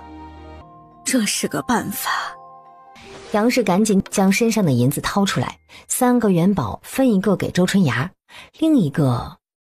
杨氏看看傻乎乎的长子，柔弱无主又有身孕的长媳，还有因为营养不良而面黄肌瘦的幺子，人丁不旺啊！过了这个荒年，他怎么也得努把力再生2、3个儿子。江澄雪看出周家这当家主母对长子长媳很不信任。娘，这10两银子啊，交给我收着吧，有阿勋在我身边守着，没问题的。也只有这么办了。杨氏万般无奈，周通也松口气。都机灵点，春芽，你跟我到城门外去看看。周通啊，你守着你哥你嫂，再把他们丢了，我打断你的腿。周母带着大丫头匆忙出去，剩下3个人大眼瞪小眼儿。嫂子，咱们家真要买马车？买啊，必须买。杨氏抓了江澄雪买给周泽勋的糖包，带着周春芽匆匆出了城门。这一波逃荒的周家人说起来就5家，周伯禄一家，其他便是周水生他爹周大山4兄弟的4个家庭。石头啊，过来吃糖，杨奶奶给你们买糖了。杨氏招呼了一声周家这些孩子，这边这个1块那个2块的分糖。伯禄家的，你儿子儿媳真找到了？大山大哥，找着了，2个人都好，就是我儿子胳膊上受了伤。杨氏将糖包往女儿的手里一塞，示意她分配去。大山大哥，我来是想跟你们兄弟商量事情的，我寻思着买辆马车去把我家那口子还有水生找回来。这个买车买马的钱啊，我们家出，去找人的2个人每人给500文，粮食水啊我们家给准备。大山哥，你家水牛赶车赶得好，他要去的话，我多给他加100文。爹，我去。听说要请自己赶车去找弟弟，还能得600文，这样一举两得的事情，他当然要去了。周老3家也出了1个人，周铁头，身体壮实，力气大。杨氏一家准备就在锦州城留下来等周伯通，其他4兄弟4个家庭已经买了粮食和水，跟侍卫也打好了招呼，明天就走。买马车的事情，杨氏一家也不懂，就喊了周大山和周水牛一起进城去挑。4人回了客栈，把结果给房间里面等待的3人说了一下，也让周大山和周水牛好好喝了一口水。水喝完了，周大山就催着去买马车。一听真的要买马车了，周通一高兴就跟着去了。江澄雪想了想，得把粮食和水给人家准备上。我去买些粗面馒头，晒干了在路上吃，方便的。三人结伴去买了能装100斤水的水桶。江成雪让周春芽把身上的银子留下来自己看管，又将杨氏给的1钱碎银给他，叫他去买一些蒸好的窝窝头、粗面馒头回来，让周泽勋也跟着一起去，他自己在客栈守着银子。他们一走，他就关好门窗，钻进了空间去。进屋拿了食盐和白糖，各往桶里撒了2把，接着就用水瓢往里面注水。一睁眼，连人带桶就从空间出来了。空间可真是天堂啊，里外的温差真大，他好想回空间坐着摆烂呢。周泽勋和周春芽回来的也很快，背着1包馒头。周春芽抹了一把额头的汗水，惊叹道：我这辈子都没有花过这么多钱。买马车果然要花很长的时间，农村人的性格货比三家。终于4个人回来了，周大山父子一脸兴奋羡慕，杨氏则是肉疼不已。大哥大嫂二姐，马车买了，好大的马车，好漂亮的马车！你给我闭上嘴巴，赶紧给你周大伯周大哥舀水喝。周大山一边喝一边扫了一下房间，这会儿城门不知道关没关？应该关了有好一阵了吧。大伯大哥，不用担心，我们已经给你们要了1间房，今晚就在客栈先住1晚吧。父子2个赶忙道谢，说麻烦了，没想到托了他们的福也住客栈了。说完找人怎么找法的事情，两父子便回到自己屋子休息去了。钱都掏出来，钱掏出来，我数数。好吧，所有人将身上的每一个铜板都掏出来，连周泽勋、周通都把江成雪给的几个铜板老老实实的摸出来。你们哪来的钱？不会这俩学会偷钱了吧？嫂子给的。娘子给的。杨氏的眼神一愣，还知道给丈夫和小叔子几个铜板，这个儿媳妇心里还是有这个家的。周春芽抿了抿嘴唇，心里有点酸，她也想要啊。娘不是给了我一些钱吗？我就想着阿勋、春芽和阿通也不小了，也该学着自己攒钱了，就想着给他们分一分。结果这还没来得及分呢。嫂子说了，给二姐60文，给我40文，给大哥8文。娘，这钱全都被你要走了，你要不要还给我们？周春芽一愣，大嫂太好了，居然想着给她60文，给的还是最多的。行了，你们都不准吭声，我数钱。接下来便是漫长的数钱过程。这马车花了15两银子，现在钱也不多了，这钱呀我都收起来，以后多的是花钱的地方。等手头宽裕了，再给你们一人一些钱自己攒着。还得买水买粮给车上带着，还得给马呀准备点干料，这马饿死了我也不想活了。娘，干粮买了，您看够不够？哎呀，够了够了。杨氏问了一下价格，老天爷还叫不叫人活了？就这么一个馒头都比一个鸡蛋贵了。鸡蛋。然后盯着江成雪，江成雪无语。这小子不会想叫自己进空间拿鸡蛋给大家吃吧？老大，你别看你娘子，她手头没钱，想吃鸡蛋也得等我们到了云州再说。行，我们去买2桶水，加点盐进去，不吃盐不行。哎，娘，水桶和水都买了，您看够吗？都买好了。杨氏惊讶，她走过去看了看这水桶，大肚小口还有盖子也够大，很好。揭开盖子，里面大半桶水，清油油的，真好啊。他戳了一指头，放进嘴巴里舔了一下，眼睛一亮。你们在水里加糖和盐了？想着爹在外面这么辛苦找我们，肯定累坏了，就买了点盐和糖放进去。不错，没想到这个逃荒的你也懂人间烟火了。晚上杨氏和江成雪睡床上，其他3人打地铺睡了。好不容易能踏实睡一觉，大家却因为兴奋紧张，半夜都没有睡着。一家5口在黑暗里面拉着家常，说着这些日子发生的事情。公鸡打第1声鸣的时候，杨氏一下子惊醒过来。对了，马的10两还没有买，这是大事情，千万不能忘。杨氏就靠着床头想东想西，想得满脸愁容，直到外面开始有商贩吆喝，他便大喝一声：起来了，起来了，还往什么时候睡呢？老母亲一吼，再瞌睡都要爬起来。没多一会儿，周大山父子就来敲门了，他们也很着急。父子两个帮忙将水桶抬下去，放入马车，装馒头窝窝头的包裹也放了上去。江澄雪这时候才有幸看到这匹红鬃大马，果然漂亮精神。杨氏领着周春芽坐车送周大山父子两个去城南门，之后周水牛和周铁头就直接上车去找人。江澄雪找机会把周泽勋弄进了空间，逼着喝了一大碗的中药，然后就往后院跑。好久没去捡鸡蛋了，结果他就惊讶了，娘子，好多好多好多小鸡。原本只有3只母鸡的，现在至少有30-40只。哇塞，这公鸡真能干啊！江澄雪跑去找了一圈，果然发现10来个鸡蛋，用篮子捡了拎回木屋，在院子里面生了火，搭上崭新的铁锅，先煮了鸡蛋再说。她这个莫名其妙的孕妇早就饿得要昏死过去了，啥也顾不上，一口气吃掉3个。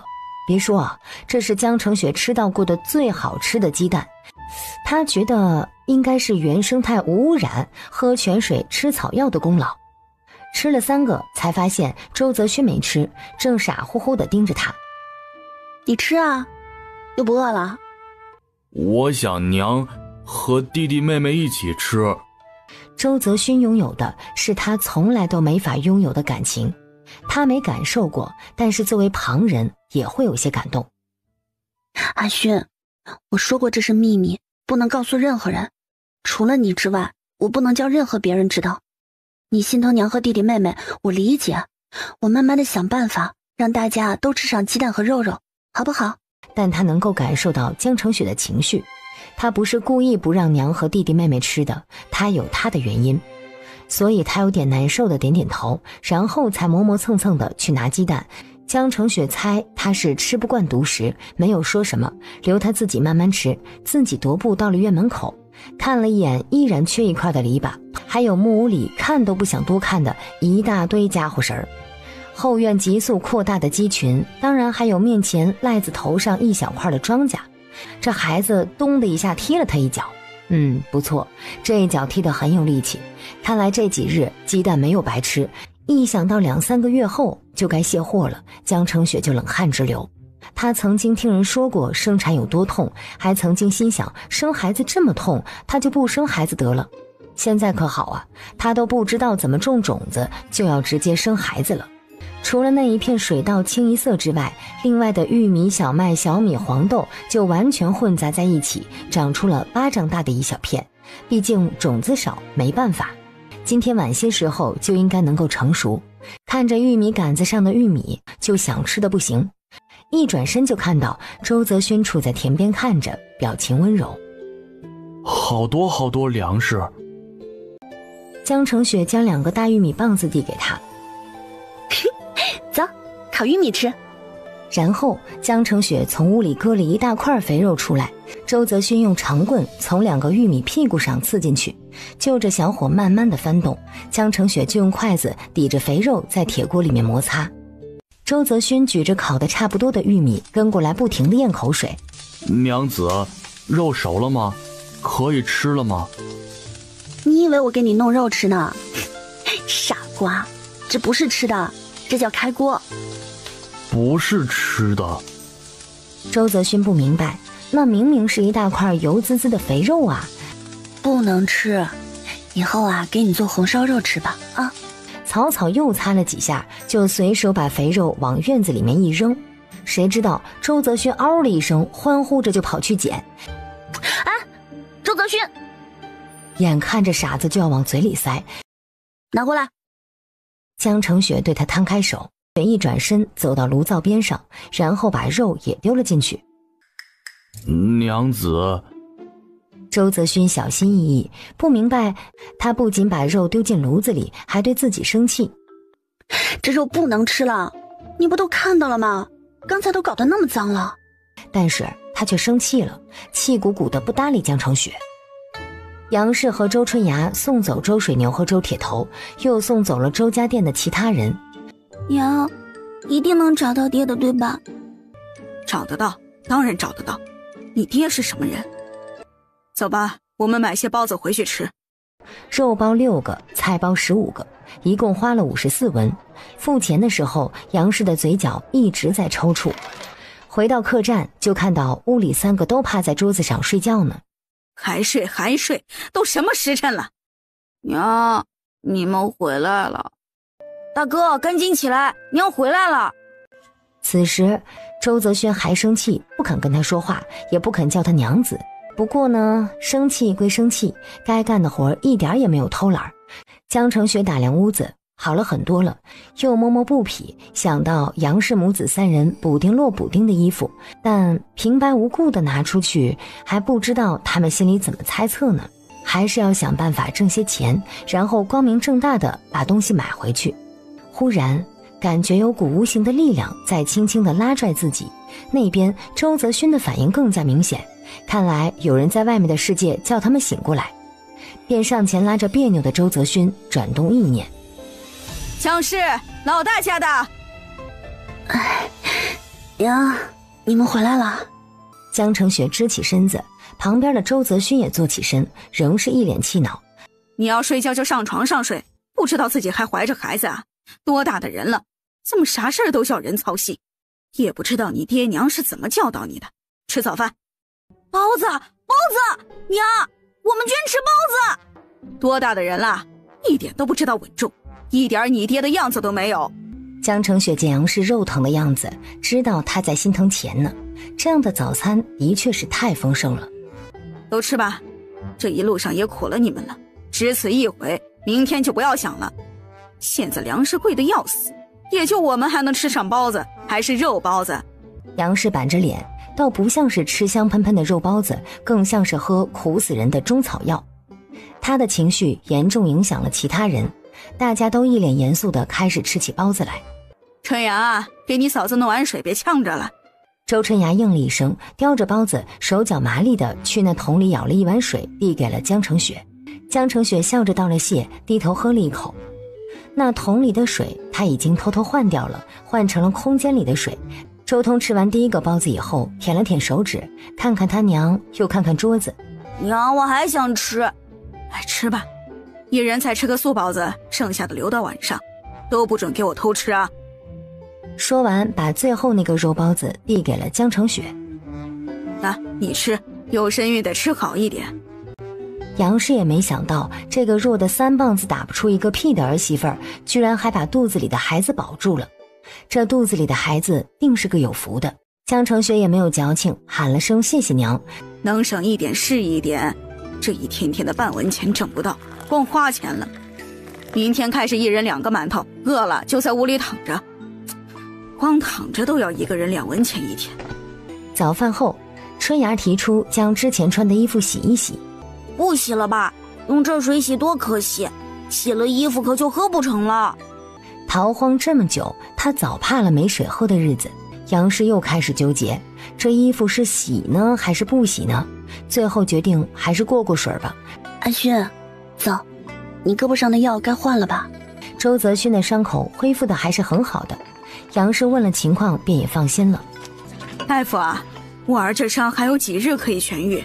年轻人伤口好得快，今日已经完全结痂，只要不要再弄裂了伤口，10天半月就可以痊愈。杨氏点点头，又瞅着这老大夫看。夫人，您是还有什么疑问吗？大夫，您医术高明，这脑袋上的病不知道能不能治啊？你儿子脑袋上的病是后天发的，我摸过他的脉搏，脑中有异物阻碍了气血通畅，也阻碍了他心智的成长。自打阿勋伤着头之后，他们夫妻2人只要见了大夫，都会忍不住多嘴问一下。大多数大夫都说这人是傻了，没得救了。您是说可以治好？我可没有说这话，我要能治，我藏着不说做什么？反正你们有钱不是？大夫，我相公这个病还是有希望的，对吧？反正我治不好，别人行不行我就不知道了。今天药诊费一共100文。那你既然都能看出他的问题，那可能还是有点办法的吧？看出归看出，治我是真不敢。脑袋里面的病本来就难治，瞧不见说不出，一不小心就治得更傻了。100文。大夫，您治的话有几成把握？100文，你们先把钱付了。杨氏哎了一声，赶紧摸出1钱银子递过去，他也正紧张地听着呢。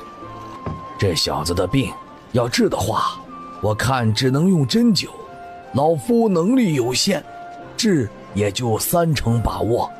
若是我岳丈尚在人世，把握至少翻1倍。他老人家对人体经脉了若指掌，针灸更是一绝。那杨氏想说点什么，又不知道能说什么。3成把握太低了。他的阿勋虽然不机灵，却仍是懂事心疼人的好孩子，他可舍不得把他治得更呆傻。那梁大夫，您还认识其他的针灸大师吗？能不能帮忙引荐一下？哎，对，帮忙引荐一下，银两什么的不是问题。锦州城内恐怕没有你们要找的人，要真想给他治这个病，就往京城一带去问问，那边集中了天下最好的大夫。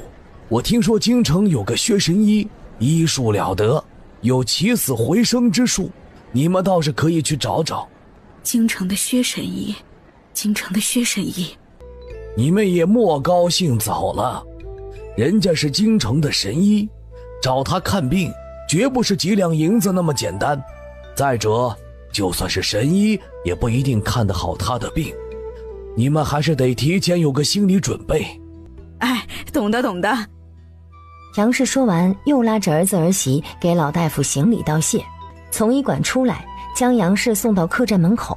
江成雪就说先不回屋，想在外面活动活动。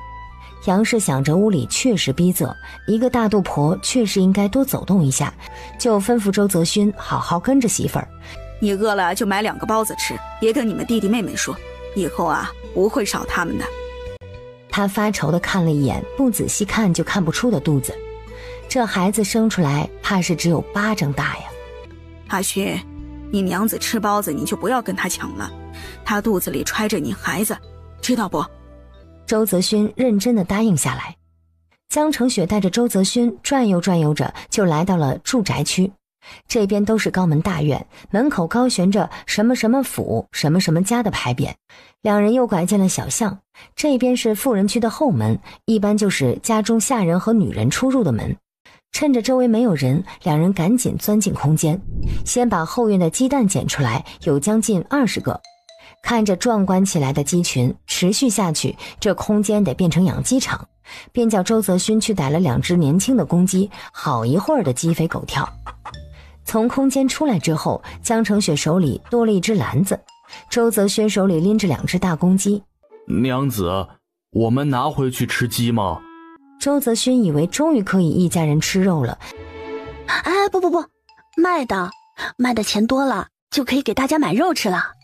哎，卖鸡蛋了，新鲜大个的鸡蛋，卖大公鸡了，又肥又大的大公鸡，便宜卖了。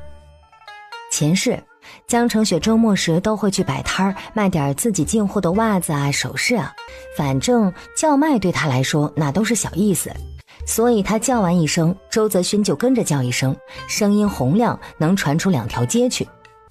哎，你们停一下，我看看你们的鸡蛋。身后的一扇小门嘎吱一声打开，从里面走出来一个抱着孩子的女人。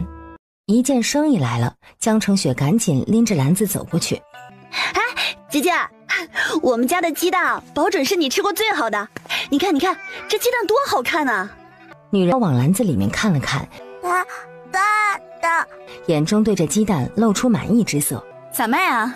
姐姐，鸡蛋人家怎么卖我们也怎么卖，1文钱1个，一点都不贵的。哦，对了，姐姐，你再看看我们家这大公鸡，看多漂亮啊，你要买1只吗？怎么卖？便宜，才40文1只呢。40文可不便宜。你这一口一个姐姐叫的还挺甜，等着，我去找我娘过来。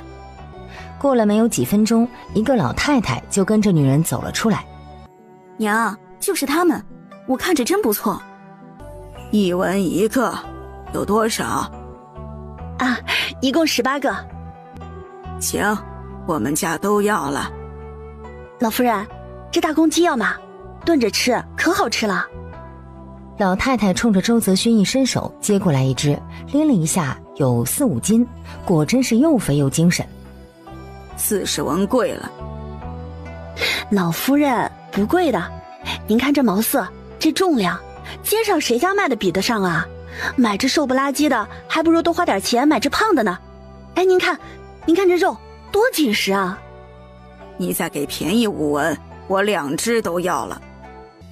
老夫人，您家不缺这5文，我们家可是缺的呀。您看我这肚子7个月了都不咸，饿的。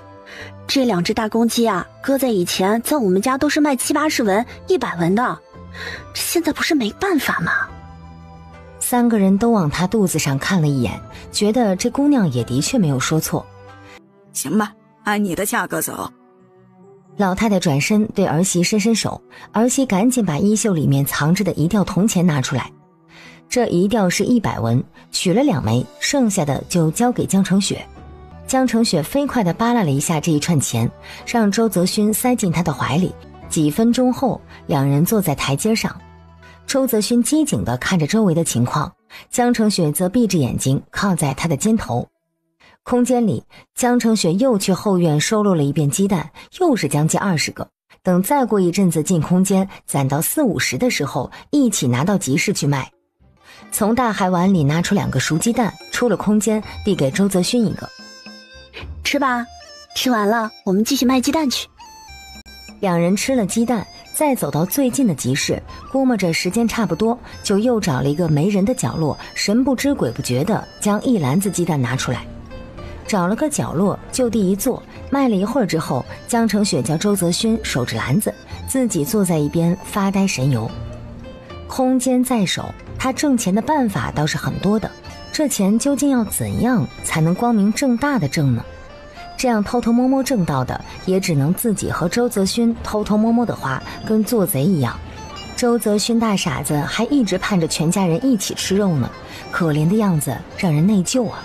不如再挖一个人参出来卖掉，这样就可以大大方方的吃肉了。再支棱个小生意做起来，只要有个来钱的明路，自己花钱就光明正大了。1篮子鸡蛋又增收45个铜板，江城雪给了周泽勋5个铜板作为奖励。这家伙一高兴就忘了自己还在跟江城雪赌那块肉的气的事情了。回去的路上，忽然感觉到一只手毛毛躁躁地握住自己的，江城雪怒上心头，抬手奋力甩开。就见周泽勋站在身边，提着手呆呆地看着他。他占了这个身子，但是从来都没有自己是有相公已婚女的自觉，还以为刚才是登徒子。周泽勋原本因为挣了钱而兴高采烈，现在慢慢的神色黯然，跟被人欺负惨了一般。那个我还以为是别人。江城雪心虚的解释，心里挣扎，要么就牵手吧。娘子回去了。然后抬脚一迈就走到前头，刚才被自家娘子厌恶的甩开了手，整个人就被抽去了精气神，蔫哒哒的走着。江城雪是真的有些内疚，她发现自己看到他难受的样子，自己也会难受了。唉，人呐，真是感情丰富的生物啊。2人还没有走到拐角，就被客栈门口东张西望的周春芽和周通看到了。大哥大嫂，你们这半天跑哪儿去了呀？爹找到了。找到了？这么快？周泽勋已经一个箭步冲进客栈去了。嫂子，太好了，爹和水生哥一点事情都没有，就是给饿脱相了。娘刚给喊了4碗面条上去。江城雪已经从春芽口中得知，周水牛和周铁头赶着马车走了1个多时辰，就遇到了周伯禄和周水生，街上人就快马加鞭的回来了。这个公爹在原主的印象中就是严肃少话、公正不阿、高深莫测的那种人。屋里面4个大男人正在嗦面。雪儿，找地方坐吧。哎，好的爹。你们2个真是能跑得很啊，说着随便走走，一走出去大半天都不回来，吓得我还以为又走丢了。杨氏哭过，眼眶还泛着红，感觉得到婆婆的心情好极了。大家都没怎么说话，一直等到4个大男人吃完饭，周家3兄弟便站起来说要动身去追赶自己家人了。不急，现在城门也快关了，你们先在城里歇一晚，明天我驾车送你们去。随后就让杨氏再去开2个房间，最后3个女人1间房，周家3兄弟1间，周伯禄3父子1间。等安顿了周家3个兄弟，周伯禄一家终于可以坐在一起，关上门来说说话。行了，一家人什么事情都没有，就是天大的好事，有什么可哭的？这一路你们都受苦了。爹，都是我不好，冲散了之后也没有领着阿勋回原地等着，顺着人群就往前走了。不是你的错，是我没有顾周全。行了，之前的事情都不要提了，没事就好。这马车是怎么回事？江成雪就又把告诉杨氏几人的那一套说辞拿出来说了一遍。那真是多亏了你们捡到这人参，算是帮了我们全家一大忙了。雪儿，你身体状况如何？没有大碍，但是这一路有2次险些动了胎气，我觉得不适宜再走下去了。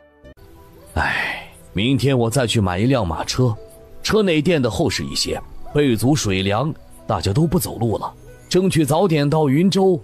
孩子他妈，你那儿还剩多少银两？江成雪郁闷了，这是要不惜代价也要去云州吗？我这还有20两左右，当家的，1辆马车都要15、16两银子呀，这钱正要花吗？我看不用吧，让雪儿坐车就行了，东西往马车上一装，我们走路就行了。爹，我们都能走路，让大嫂坐车就行了，谁走不动上车坐一下也可以啊，不用买马车了。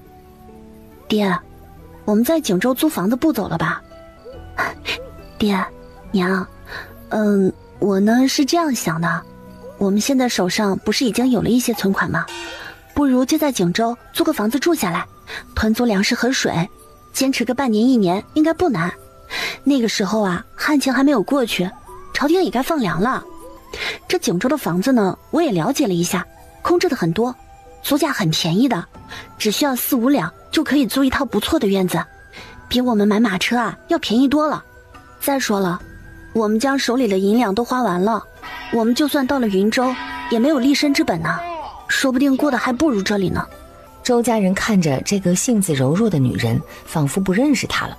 这次走散也不知道发生了什么，她眼中居然有了光彩和坚定。当家的，不行，我们必须去云州，而且必须尽快动身。莫州一带已经发生了暴乱，更多难民正在往这边逃来，他们条件比我们更加艰苦。到了锦州，如果得不到合理的安置，势必比锦州还要严重。我们逃到云州就会安全了吗？过了云州就是京城，上面绝对不敢让云州出事，一定会对云州重兵防守。依照现在的局势，云州不知道什么时候就会城门紧闭，我们必须赶紧出发，晚了就怕拿着路引也进不了城了。当家的，那我们现在该怎么办啊？今天就开始做准备吧，明天就出发。孩子他娘，你给我15两，我去买车，你带着春芽去买些干粮，再买2床被褥。阿通，你带着你哥去买2个水桶回来，就买马车上的那种。雪儿，你就在屋里待着，哪儿都别去。一番吩咐下来，各干各的去了。居然暴乱了，没想到饥荒能叫人变成这样。周父分析的没错，不管锦州会不会暴乱，去云州肯定是最安全的选择。跟楼下的伙计又要了4个水桶。只要空桶吗？不需要我们给打水？不需要，只要空桶就行。伙计走后，将4个水桶搬进空间，全部装满清澈的水，再意念一转，全部送出来。周通和周泽勋回来最早，就先把大肚水桶灌满了。想到周泽勋胳膊上的伤，之后在路上肯定没有梁大夫来给他替换，只能把药物和纱布都带全，就让周通守在屋里，自己带着周泽勋又去了一趟梁大夫的药房。害怕身上100多个铜板不够，就又提了2只鸡。梁大夫听说他们明日就要动身去云州，板着脸瞪了他们一眼。不管你们，反正伤口裂开发炎了，痛的也不是我老头子。然后就给开了5天的药粉和纱布，加上又要了点头痛脑热的药丸，一共150文。江成雪只能苦哈哈的将才挣到手的铜板掏出来110文，剩下的便用一只大公鸡抵扣了。梁大夫很喜欢这2只又大又肥的公鸡，就又用驱蚊虫止血散的药粉把另外一只公鸡也给要了去。回到客栈，杨氏和周春芽也回来了。周春芽红着脸，一脸难堪，杨氏的脸色也不大好看。江成雪吓了一跳，以为出了什么事情，后面才知道周春芽居然挑在这个节骨眼上出巢了。可怜的周春芽小姑娘还痛经痛得厉害，周伯禄买马车花了18两，1晚上过后，牲口全部涨了价。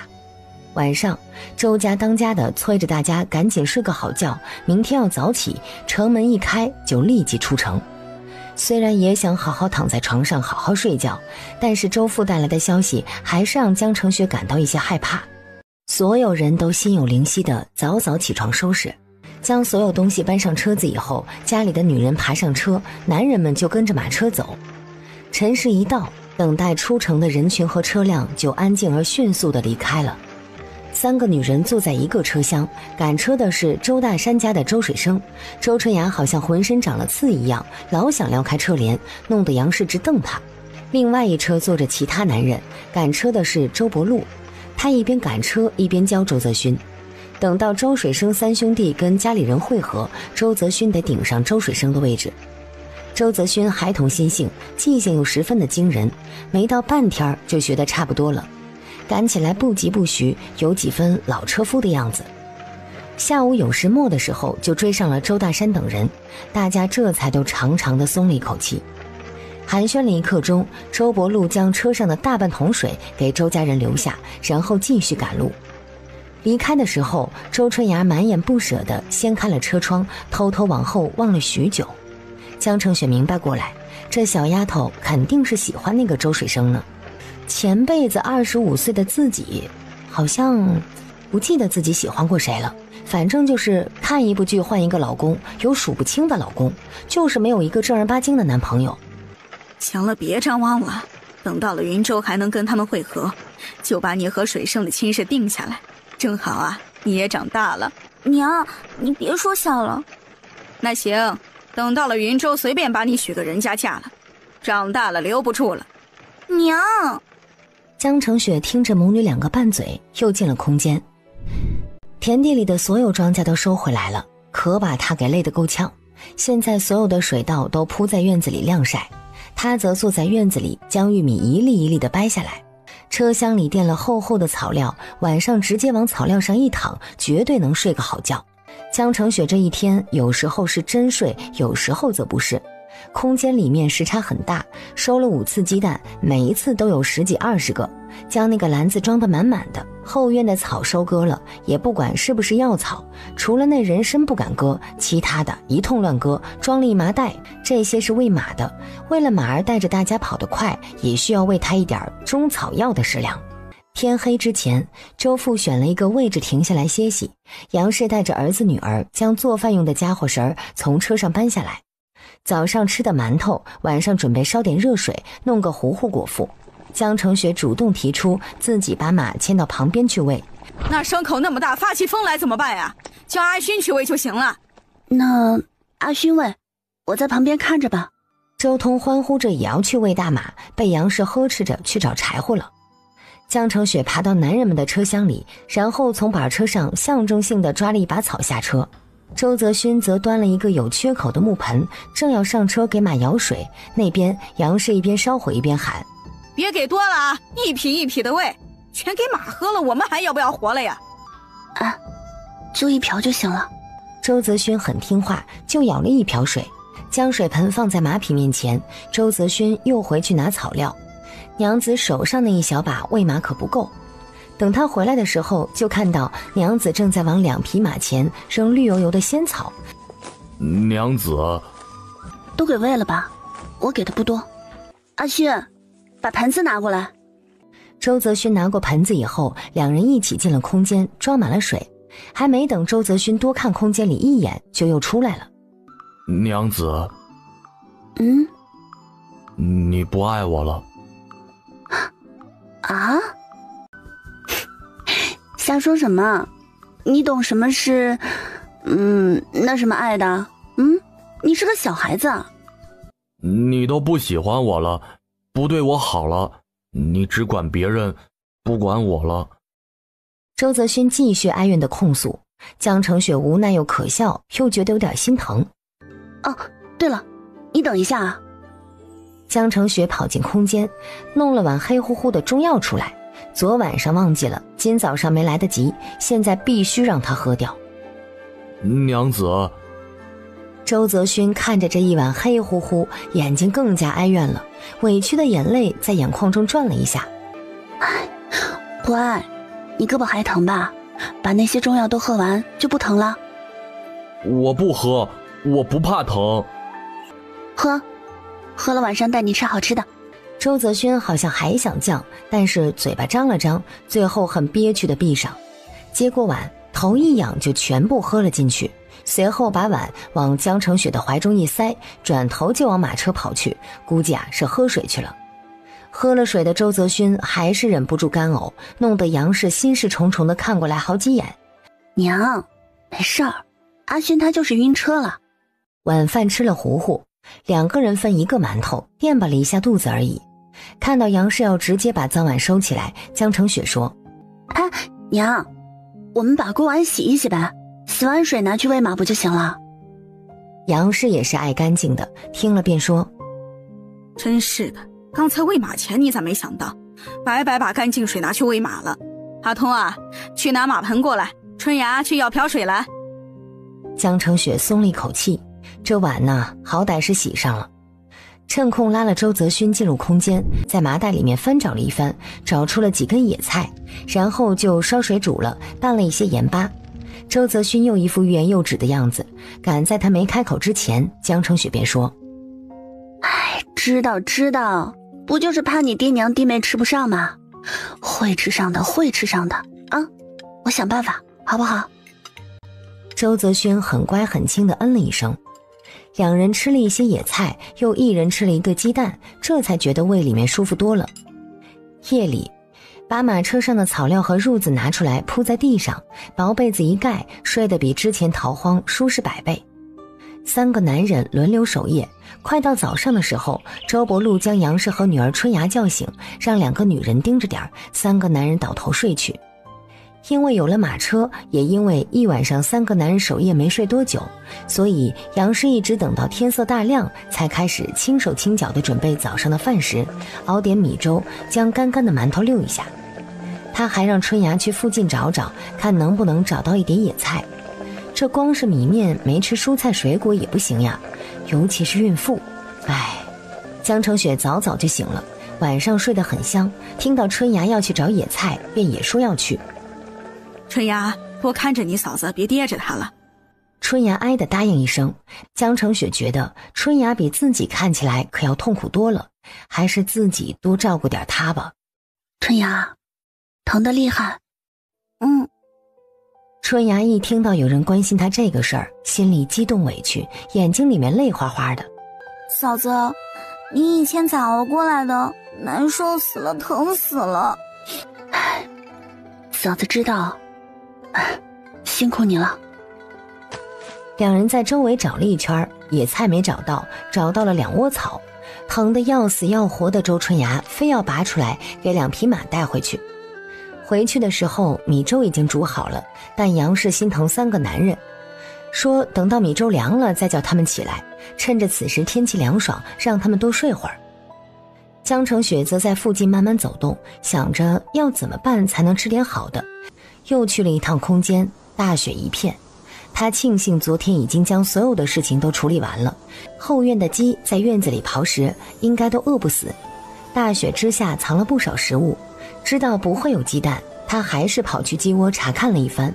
看着这些大冬天稍微清瘦了一些的公鸡母鸡，想要吃鸡肉喝鸡汤的邪恶念头疯狂滋长。自从来到这个世界，天天都能看到鸡，就是一块鸡肉都吃不上。他心里有气，瞅着2只雄赳赳气昂昂的公鸡，一把伸出手去，拎着2只翅膀，意念一转，手里的大公鸡扑腾一下挣脱他的手，拔腿就跑。江澄雪回头看着各自忙活的大家，压制住内心的激动，看着那只鸡南辕北辙地跑出去百10米，才惊叫一声：爹娘，有野鸡啊！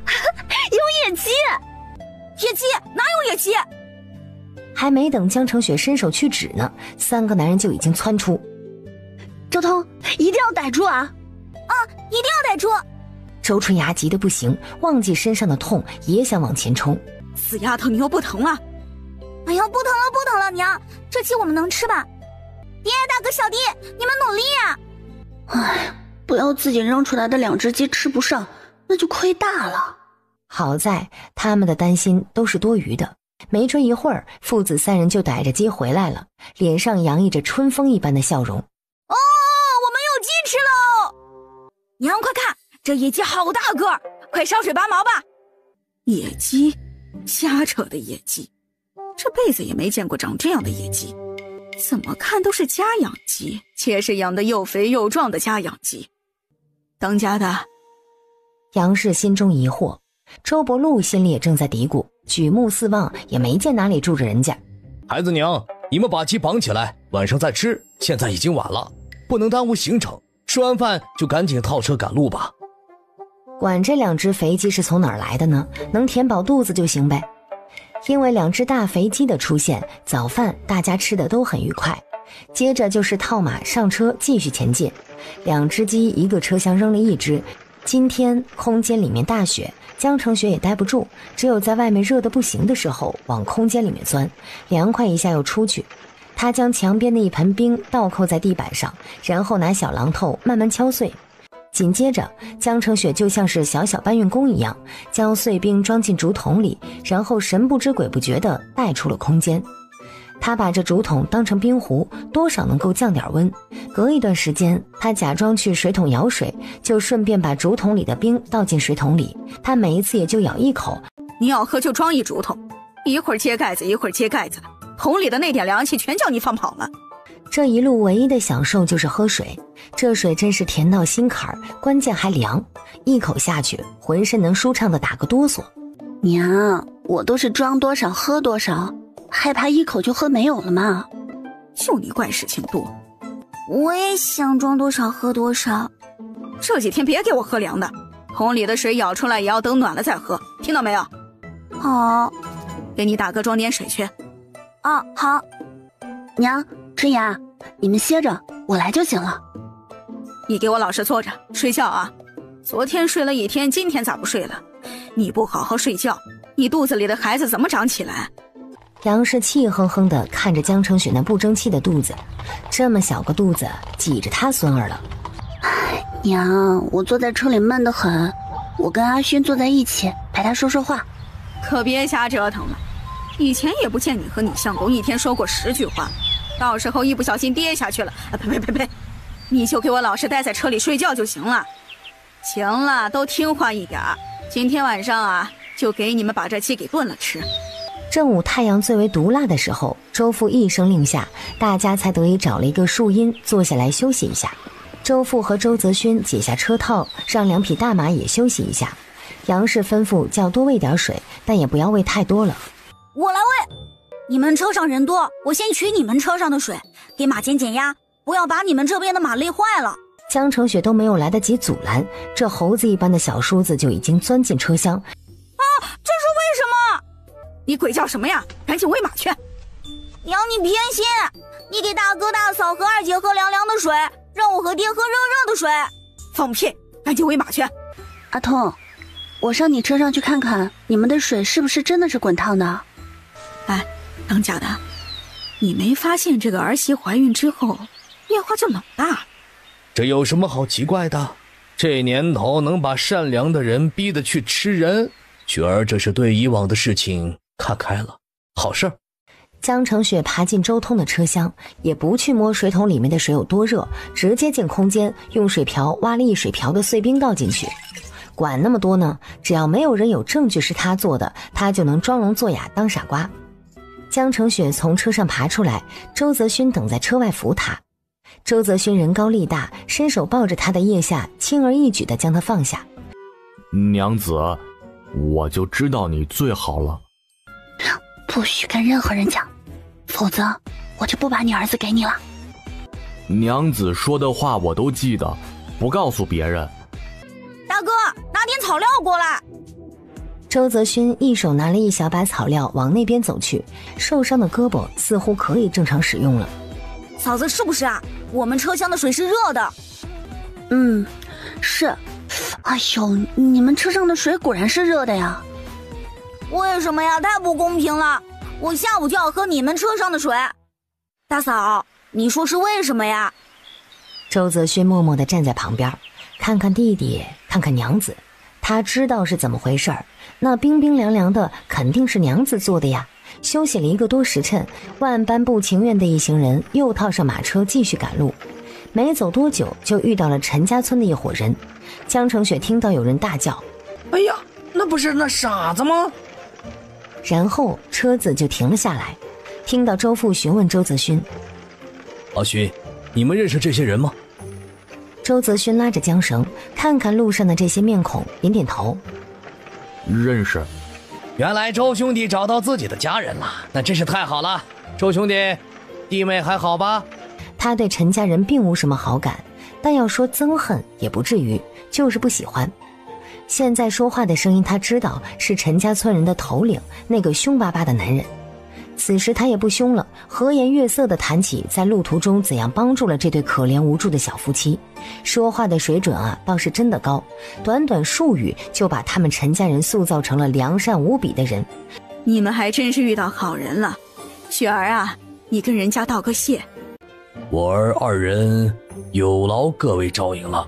我爹，周家小娘子，恭喜你们找到了亲人，这就是吉人自有天相啊。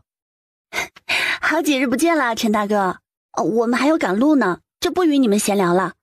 哦，对了，抵达景州城那日，后头的那位沈家抢了我和相公的贵重物品，我们也不要了。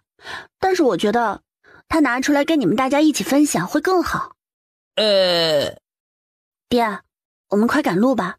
我与阿勋并不欠陈家人的任何东西，当初的食物和水都是阿勋当牛做马挣回来的，我们吃的心安，喝的理得。周伯禄听出来了，便转身上了马车。2辆马车不再停留，扬灰而去。陈家人面面相觑，也不知道是谁先骂了一句，一众人都不干不净地骂了起来。张氏，你们抢了人家东西？这该死的女人，竟还是把这个事情抖露了出来！可恶的女人！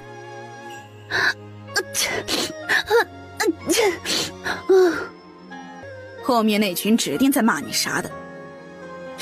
哎呀，骂去吧。嫂子，他们抢了你什么呀？半根人参。啊！你不早说，回去，我要把那人参要回来。死丫头，你知道人参多贵吗？你说不要就不要。娘，别激动啊，那人参年份很短，又被阿勋咬了几口，不值钱了，肯定呀也被他们自己啃得不成样子，要回来还不嫌恶心啊。杨氏还是觉得心痛不已，啊呀啊呀了好几声。嫂子，那另外半根呢？对，另外半根呢？另外半根啊，我们今天晚上刚好炖鸡，在我包裹里面放着呢，停车了我去翻。杨氏差点忍不住就喊那边坐着的小儿子帮忙翻一下嫂子的包裹，最后还是忍住了。笑话，小叔子怎么能去翻大嫂的东西呢？又往前走了不到1个时辰的样子，就又遇到了一对熟人，正好是王家村的人。爹，我们停一下车吧，好跟王家村的大家道个谢啊。周父听了儿媳的话就知道意思了，这儿媳看着呆愣，但是心里都是有数的。这不是周家小兄弟吗？这咋都赶上马车了？周家人赶紧下车寒暄。周伯禄直接给了每家1瓢水，村长家2个儿媳则围过来，拉着他说了几句贴心话，一下子都显得十分的亲切。之后，周父再次感谢了这一村人，允诺以后再答谢恩情。哎，不该是你们答谢，应该是我们答谢才是。村长想到周泽勋受的内伤，很是不好意思，没有留下来和王家村人一起留宿，而是快马加鞭继续赶路。一家人都在等着吃鸡呢。杀鸡这种事情，杨氏比当家的周伯禄要更加擅长。阿勋，带你媳妇儿走远点儿。周泽轩哦了一声，便伸手拽了江澄雪往旁边走去。雪儿，你那半根那啥赶紧翻出来了。杨氏都不敢说人参这俩字儿，逃个荒，哎呀，还金贵上了，都吃上人参了，嚯，做梦似的。江澄雪正好上车去往水桶补上一些水，然后拿着半根蔫巴的人参下了车，做出才从包袱里面翻出来的样子。娘亲，你看，这就是人参。这人参起码也好几十年，几十两银子呢。哎呀，那会儿阿勋受伤了嘛，我没有别的给他补身子吗？行了，去拿刀切2片下来，用没沾血的地方切，剩下的留着以后再吃。娘，就这么点儿，我们全断掉呗，少了没用啊。你这丫头，醒过神来了咋变这么虎了？一顿想吃掉几两银子呢？春芽，你去切，我看你嫂子一刀就切没了。春芽便接了人参去切，江澄雪跟过去撺掇。春芽，你多切点，没事儿，留着也是吃的。嫂子，我可不敢，娘到时候发现切多了打死我呢。这嫂子现在话多了，她还蛮喜欢的。以往跟嫂子说话要好半天才见她反应，都急死了。大不了下次自己在空间弄整根的人参炖汤，看她到底有多补。那鸡肉太腥了怎么办呀？去空间弄点调料进去，被发现了可不大好。想了想，酒可以去腥啊，就回空间用汤勺舀了一勺黄酒装在竹筒里，趁着没人在锅边，他走过去揭开锅盖，将黄酒倒了进去。现在也管不着那么多了，就瞎胡搞。没有一会儿，酒香就漫出来了。爹，你闻到没有？有股酒味儿啊。他这么一说，大家都纷纷点头，耸动鼻子。就是，我都闻了好一会儿了，还以为我闻错了。这味道哪来的？还怪香的。周伯禄则已经循着味道走到了锅边，江澄雪跟过来，锅盖一揭开，酒香扑出，十分诱人。哇，爹，这是怎么回事？这怎么一股酒香啊？对呀，爹，这鸡好奇怪啊，还有酒味儿。当家的，这鸡没毛病吧？爹，我闻着这个酒没有问题，应该是正经酒，这鸡肉啊肯定能吃的。就是，这鸡肯定能吃。可能是这2只鸡喝醉了酒从家里飞出来，所以被我们逮住了。周通则紧张地猜测，他也生怕老爹一声令下，这鸡就吃不成了。我觉得阿通说的对，这呀就是2只喝醉的鸡，不会有问题的。所有人都很紧张，只有周泽勋一脸茫然地看着娘子。周伯禄看了一眼紧张的家人，知道大家对这鸡肉都想吃得紧，心里一阵苦涩。行了，我闻着就是有点酒味儿，应该没什么大碍，等煮熟了再看看。说着拿勺舀了整整1勺滚着的鸡汤，盖上锅盖到一边慢慢喝去了。怎么有酒味呢？杀鸡的时候咋没有闻到？为了早点吃到肉，周家3个孩子都很勤快地到处找柴火，大火一顿烧煮，杨氏拿筷子轻松插入了肉块里面，点点头。好了。话音一落，大家都望向周伯禄，到底能不能开饭，还得当家的一声令下。我刚才喝了一碗汤，这小半个时辰过去，一点事情也没有，再加上这鸡逮住的时候活蹦乱跳，一整天都活得好好的，这肉没问题，吃吧。哦，吃鸡肉喽！雪儿，这肉里面有酒，你怀着身子，今天你就忍一下，先不要吃了。啊？怀孕不能喝酒，江澄雪是知道的。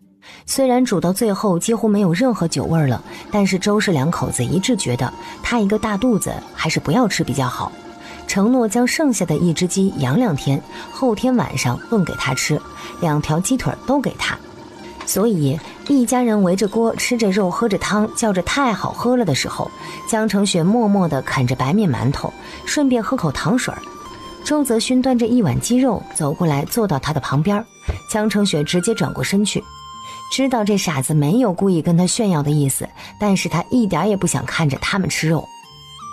娘子，你真好，我最爱你了。果然呐，只有孩子才会毫不掩饰地表达爱意而不觉得害臊。娘子，等一下我陪你去煮肉吃。还挺贴心。江成雪有被安慰到。吃你的吧，等会儿还喝药呢，别给我忘记了。周泽勋一听喝药，脸色微变，屁股一挪就想走，被江成雪一把拉住。娘子，爹说我的伤口好了。好了也要把药喝完，都是银子买回来的。好吧，那娘子你不要生气。生什么气啊？爹娘不让你吃肉。这家人他大概已经了解了，一家子好人。杨氏虽然那嘴巴不太饶人吧，但是对他这个儿媳那绝对是照顾有加的。至于周伯禄这个公公，不善言语，但对自己也很是迁就。我不生气，我知道爹娘是为我好。鸡肉好吃吗？好吃，特别好吃。哎，你给我吃一小块，我就尝尝味道。周泽勋犹豫了一下，就挑了一块肉准备往媳妇儿的嘴巴里送，被一声暴喝打断。周泽勋，别叫你媳妇儿吃，你想你儿子是个傻子呀？嘿，娘，我不吃，我就闻闻啊。4斤多的鸡说来不小，但也填不满5个饥饿的胃，仍然是家里的男人轮换着守夜，女人休息。周春芽拉着江成雪去远处的树后方便。还疼吗？不那么疼了，好多了，但还是难受。虽然自己现在怀着孩子用不上那些，但是以后还是要用到的。等安顿下来之后，一定要着手开始想办法。嫂子，真可惜你没有吃上，这鸡肉真好吃。但是爹娘说了，后天等鸡肚子里面的酒消化了就煮，到时候一定叫你先吃饱。没事儿，我知道都是为我好。两人说了一点小话，磨蹭了一下。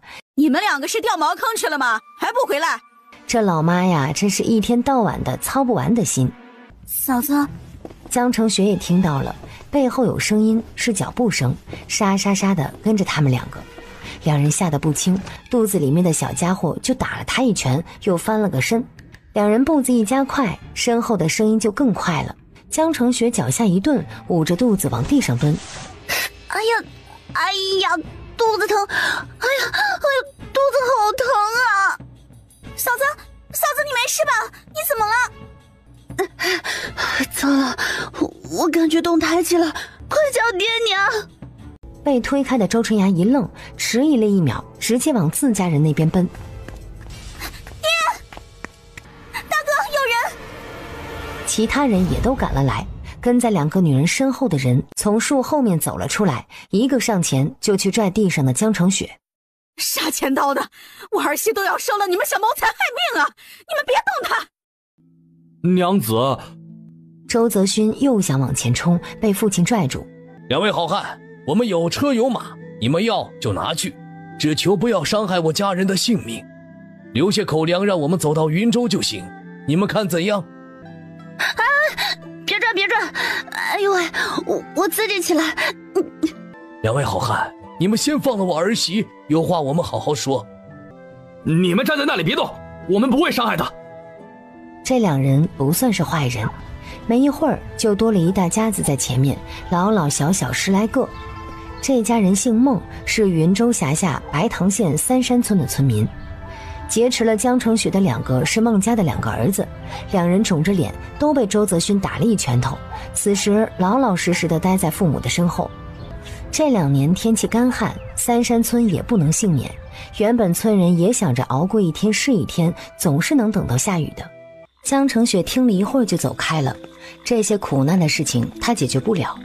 周春芽跟过来。大嫂，你的肚子真的没事吗？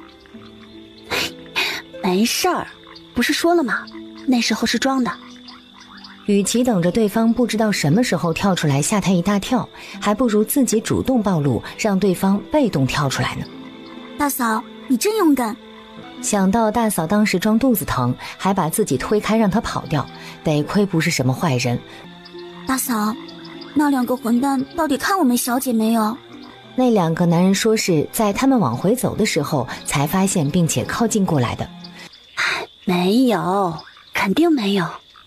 那边谈论了一会儿，周伯禄回来让家里的女眷都睡觉，男人仍然守夜，孟家那边也在旁边睡了。第2日早上，所有人都心照不宣地早起，安静地烧水煮饭。江成雪拉着周泽勋去喂马的功夫，正好把空间里面最后的中药水都给周泽勋喂了进去。周泽勋苦的呀，嘴巴都合不拢，他就塞了一把白砂糖进去。娘子，没有了吧？周泽勋含着白砂糖在木屋里找了一圈，没有看到中药。没了，以后你要乖，知道吗？否则呀，还要喝这么苦的中药。江成雪在院子里呼吸着新鲜清新的春天的空气，一边剥着鸡蛋。果然在空间里面留几个煮熟的鸡蛋是一件方便省力的事情，饿狠了就偷偷进来吃上一个，不能饿着自己和肚子中的小生命。今天那鸡蛋就差不多吃完了，好在又是春暖花开。江成雪将剥好的鸡蛋塞给周泽勋，自己又剥起了另外一个。吃了鸡蛋，去把后院的鸡蛋捡了啊。哦，我现在就去。周泽勋一边咬着鸡蛋，一边回到屋子里拿篮子。江成雪也跟着进屋，去把前天就准备好的种子拿出来，麦子、小米、玉米。水稻就先不种了，他现在很后悔在锦州的时候嫌弃稻米就太贵太重没有买。现在空间有稻米，却吃不上干饭，麦子和小米也不敢多种，就是种一些种子出来备用。玉米可以多种一点，这东西直接煮熟了，剥掉外面的壳子就能吃。麦子撒了2-3把，小米撒了2-3把，玉米撒了1片。周泽勋跑来跟他汇报：娘子，一共捡到13个鸡蛋，有个母鸡在抱窝，我就没有去掏。又在抱窝呀？江成雪有点头疼。上一次增加了30多只鸡，这一次又不知道要增加多少。周泽勋想抢筒子帮忙撒种子，江成雪急忙阻止。够了，我们出去吧。出空间的时候，又从麻袋里面抓了2把绿油油的草出来，准备拿去喂马。周泽勋盯着这一把草，咽了咽口水。娘子，我们不要全喂马，我们也吃菜好不好？早饭后，孟家人来告别，他们商量了一宿，决定还是回到三山村，去求富商把他们买了，当奴隶就当奴隶吧，强过饿死在路上。周家人望着消失在小路上的孟家人，心中唏嘘。爹，那些富商为什么要买他们的地？现在天旱，买了不是白买吗？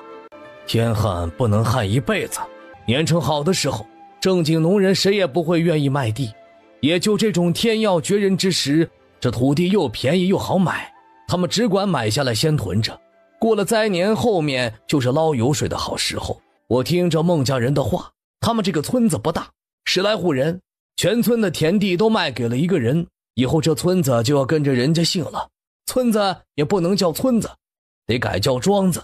周伯禄摇头，转身招呼周泽勋套马。爹，我们是不是马上就要到了呀？现在已经在云州辖内，到府城顶多2、3日，再坚持坚持。爹，如果2、3日就到了的话，也不用费心找水了，我去看了桶里还有好多呢，娘那边的水也还多着呢，足够我们到云州了。周伯禄呜了一声，这一路水比粮食还重要。雪儿，你跟阿旭喂马的时候是不是喂的少了？差不多吧，一次就喂那么些，也不敢喂多。今天喂马稍微多喂些，我们人大不了就不开火煮饭，省些水，马不能渴着。爹，不能不开火，要给娘子炖鸡。周伯禄忍不住笑起来，心里很满意。要是这2个人能好生过日子，他就放心了。今天再养1天，给那鸡醒酒，明晚上煮来吃，不会亏着你媳妇儿。周伯禄赶的马车在前，周泽勋的马车跟在后面。习惯了坐马车以后，杨氏和周春芽2个人很快就昏昏欲睡地靠在了一起。掀开帘子，外面已经在逐渐升温了。这可怕的鬼天气，到底什么时候才能给干涸的大地下一场大雨呢？放下帘子以后，他便又进了空间，趁着母女2个睡着了，他赶紧往水桶里面加一些冰。他靠着窗棂，闭上眼睛进入空间。先去后院收鸡蛋，就看到有老母鸡领着一群黄黄的小可爱满院子转悠。这些母鸡也有要分家的意思，以前就西南角一个窝，现在得满院子到处找窝，指不定就在哪个草笼子里面发现几个鸡蛋。这后院很大，2、3亩地应该是有的。但是按照目前的繁衍速度，根本就容不下这群鸡了。江澄雪拎着半篮鸡蛋，立即下了一个决定，所有大公鸡速速处理掉。数了一下，长大的公鸡一共有8只，其他20多只是成年母鸡。至于那一群小鸡，还分不清是公是母，但是这一群也得20好几。亏得后院够大，物产丰富，否则这一群鸡还真不是一般人家养得起的呢。早上没吃饱，当即往海碗里面敲了2个鸡蛋，加盐打散，加上大半碗的水，灶里生火，搭上铁锅，洗了10来个鸡蛋放进锅里。10分钟后熄火，用棉布垫着，把海碗放在小桌子上，又去屋里取了一点菜籽油和酱油，浇在黄澄澄的鸡蛋羹上面，香味顿时扑鼻。趁着等鸡蛋羹凉下来的功夫，又从屋里把4个猪蹄拿出来泡在盆里。这个时候鸡蛋羹已经不冷不热，刚刚好。洗了一把手，这才拿了调羹，端着大海碗，一边吃着一边踱步到地里去看他的庄稼幼苗。早上才撒种的庄稼现在已经有小腿高，微风一吹，频频点头，喜人极了。铁锅里面的鸡蛋用海碗全部都装出来放进木屋去，他则从溢出灶外的草木灰里抓了2把放进盆里面洗猪蹄儿。草木灰的吸附作用很强，反正万物皆可草木灰，这东西很好用又不要钱。猪蹄儿投入铁锅的清水里，加姜片、黄酒，让它烧开，把血沫子滚出来。这个时候，江澄雪将已经捞出来的嫩鸡蛋一个个轻轻敲碎，放进砂锅里。锅里的水开之后，把猪蹄儿捞出来，放进盆里面清洗一遍，也放进砂锅，翻了自己之前买的那一大包的调料，找出八角、桂皮、花椒、香叶、草果等等。以前江澄雪虽然也买卤料包直接卤，但是心血来潮的时候自己也配过卤料。所有调料放进砂锅，水开之后就是小火慢熬。小半个时辰以后，江澄雪用筷子把鸡蛋一个个捡出来，捞出鸡蛋以后继续卤猪蹄。猪蹄一共卤了半个多时辰，成果是很好的，卤得软软糯糯，一碰就能脱骨，香味到处飘散。用筷子夹了一块下去尝味道，缺了几味调料，但是仍然掩盖不了这猪蹄的美味。忍不住拿碗过来，揪出半个猪蹄儿就是一顿啃。唉，就是一个人吃没人分享，差点意思。是因为这空间太空旷的原因，还是周泽勋混在自己身边，要吃要喝成自然了呢？此时还真想那个大傻子进空间来陪着他吃，都已经能想象出他一脸馋相、狼吞虎咽的模样了，嘴里肯定还喊着好吃好吃，太好吃了之类的。半个猪蹄儿把他吃腻了，喝了几口水也没能解腻，又到后院去挖了几窝鲜嫩的蒲公英，拿回来烫了，调点料汁凉拌解腻。又想起早上周泽勋可怜巴巴地嚷着要吃菜，江澄雪知道后院大概长了好些可以吃的野菜，他不认识。虽然自己不认识什么野菜，周泽勋却认识不少。喂马的那些草里面有很多都是人能吃的。吃了蒲公英之后果然好了很多，感觉有些吃撑了。肚子一撑，里面的小家伙就也不安分，动来动去的。该洗的锅碗洗好收拾完毕，又将一盆冰敲碎，用竹筒子装满一桶带出来。杨氏和周春芽正睡得满头大汗，脑袋随着车子的晃动一点一点的。江澄雪还是等到了他的炖鸡。其实自从空间里有了卤猪蹄之后，他对鸡肉倒是没有太大的执念了。今天杨氏很谨慎，都不肯离开锅灶，他就要看看今天还能不能冒出酒味儿。江澄雪今日也不想去扰乱家人们的心神，拉了周泽勋去喂马。两人随便扔了一捆草给马匹，躲在树后进了空间。先给马弄2瓢水出来，麻袋里面剩下的绿草都给了他们。你去把长大了的公鸡都逮出来。好。鸡的夜视能力不行，白天飞高飞低，晚上就趴在窝里面动都不动。周泽勋进鸡窝一顿扒拉，找到的公鸡都交到了娘子手上。江澄雪手小呀，就倒提着鸡爪，一只手抓着2只鸡爪，就是2只鸡，转了一大圈，终于把8只大公鸡全逮了出来，养不住了，全处理。意念一转，2个人出了空间。江澄雪手一松，手上的公鸡一个翻身就跑。周泽勋傻眼了，望着四处逃散的鸡，心好痛。阿勋，快放手！娘子，别。哎呀，乖，快放手！我要喊人了啊！娘子，你们有没有听到什么声音？什么声音啊？我咋没听到？娘子，你到底在干什么呀？那些鸡也没有跑多远，跑出一截以后就卧下不动了。果然天黑了就跟瞎子一样。晚上炖好了鸡，先给周伯禄将鸡头捞出来。他们农村人觉得一家之主才吃鸡头带路的，然后就给江成雪捞了一只大腿，一整只鸡翅，将碗填得满满的，还把锅里面的2片人参也捞给了他。老大媳妇儿，上次你没吃上，今天多吃点。啊，谢谢你啊。端着碗找了个地方坐下，喝了一口汤。还好，味道很清淡。周泽勋端了碗，魂不守舍地跟过来，他还挂念着那些肥美的大公鸡呢。扭头去看那些鸡的时候，江成雪就眼疾手快地将鸡翅膀放在他的碗里。别跟爹娘他们讲啊，我吃不下。周泽勋就怔了一下，他碗里也有一个鸡腿儿，家里人宠他，他吃的总比别人要好很多。娘子，这个……他觉得自己一个大鸡腿已经很满足了。吃吧吃吧，你知道我有的是吃的。雪儿，鸡肉吃了吗？好吃吧？吃了，很好吃。娘，吃完了肉再来喝点汤，锅里给你留着呢。哎，好。不错，这儿媳呀是真开窍了，比以前可机灵多了。行了，瞎操那么多心，咱们不要亏着人家就行。你以后少对他嚷嚷。也不知道大山哥一家怎么样了，我看水生和春芽处得不错。水生这孩子呀，有知根知底，踏实能干。等到了云州安顿下来，就跟大山哥透个话，把亲事定下来，免得2个年轻人啊想东想西。不着急，还早。早什么早啊？你丫头可是大人了，有心思了。水生可是个好小伙，别错过了。这事情人家都没开口，我们着急什么？春芽又不是嫁不出去，水生要是真对春芽有心思，我多留春芽2年，他还敢娶别人不成？你就嘴硬吧，到时候不要把春芽留成没人要的老姑娘了。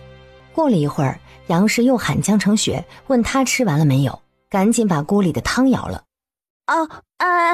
来了，你别吃啊，给你弟你妹的。走到灶边的时候，就听到周泽勋在喊他弟妹过去。杨氏直接端锅往江成雪的碗里倒，杨氏千叮咛万嘱咐，叫他把2片人参一定要嚼了咽下去。不行，你当着我的面吃掉我才放心。于是当着杨氏的面，他很乖地将人参片给嚼了吞下肚子。端着半碗汤回到自己之前的位置，就看到周春芽和周通正端着碗呆呆地杵在那儿。嫂子，你太好了。2姐弟一人分到了一只大鸡腿儿，他们长这么大从来都没有吃到过鸡腿儿。江成雪也没想到周泽勋会把自己的鸡腿也给了弟弟妹妹。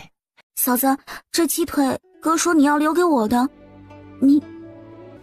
你还要顾着肚子里面的孩子呢，你得吃啊。这个我不吃，你吃吧。别，我怕腥，吃进去还要吐出来。你跟阿通快吃吧啊，不要给爹娘说了。可是，哎呀，快吃吧，吃了该睡觉了。又走到10岁的周通旁边，拍拍他的脑袋，快吃吧，等什么呢？周通转头看2姐已经低头小心翼翼地在吃了，他也才敢低下头来吃。嫂子，我跟2姐吃了，你跟大哥怎么办呀？放心吧，我跟你大哥呀饿不着。哦，对了，阿童，吃完了去看看2匹马把草料吃完了没有？娘子，我乖不乖？一双单纯的眼睛眨巴眨巴地盯着自己。乖。江成雪故意逗他，也不说要奖赏他的话。周泽勋就有点着急，凑过来抓住江成雪的手，又像是想到了什么，急忙松开，整张脸更加委屈巴巴。但是这孩子抓住又放开的动作让他有点心疼，一定是上次甩开他的手在他心里留下阴影了。等会儿给你吃卤蛋啊。以前喂了就喂了，怎么今天还要看他们有没有吃完呢？好马好马。周通故作老成地顺了顺马毛，心里也怕这马突然跳起来给他一蹄子。阿通，撒尿。周通没有尿意，但是也不介意去一趟。哥，这里就行了，走那么远干嘛？哎，他突然看到不远处的地下有个黑不隆咚的东西动了一下，那边周泽勋还在往前走，娘子叫他把周通带到有鸡的地方去撒尿，他隐约明白了什么，正在努力的找鸡呢。有鸡啊，大哥！爹，这里有野鸡啊！爹，有鸡，有好多鸡。听到那边喊着有野鸡，周伯禄一下子就爬起来奔过去。你跑什么呀？看好你嫂子！说罢，自己却身影一闪，兔子一样就往声音那边跑去。嫂子你别怕，我陪你呢。然后伸着脖子就往那边张望，浑身的细胞都在叫喊着要往那边去。我们也过去看看。周春芽高兴了，往那边快速走去，嘴巴又着急地喊：慢点慢点！两人站在营地边上，看着月光下奔走的几个人。春芽，你过来一下，赶紧！周春芽哎了一声，叮嘱嫂子哪儿都别去，就站在那儿，他马上回来。这家子真是害怕再把人丢一次了。周春芽叮嘱完就飞奔向他爹。过了一会儿，这瘦弱的小身板艰难地拎着4只鸡回来了。嫂子快帮我一把，太重了这鸡真胖。你也去吧，看还能找到几只。去吧，抓完了快回来就行。那嫂子你别乱跑啊，别乱跑啊！周春芽一边喊着一边跑远了。又过了20分钟左右，周伯禄喊：孩子他娘，你跟春芽回去守着，我跟2个儿子往远处再找找。爹，我也去。跟你娘回去，女孩子家的大半夜别跑丢了。母女2个拎着鸡回来，走路都有点飘，总是愁容满面的杨氏笑得一脸褶子捋都捋不平。娘，我们是不是每天都可以吃1只鸡了？吃就知道吃，干脆把满车粮食都装你肚里算了。那我们2天吃1只呀，这么多鸡要喝好多水，吃好多粮食吧。再说吧，反正啊，你们别想着天天吃鸡，又不是太太小姐啊，呸，太太小姐也不这么吃，又不是饭桶。最终只找到了7只鸡，第8只也不知道藏到哪里去了。杨氏不甘心，等父子3人回来之后，又去找了2趟，他总觉得能凑够10只。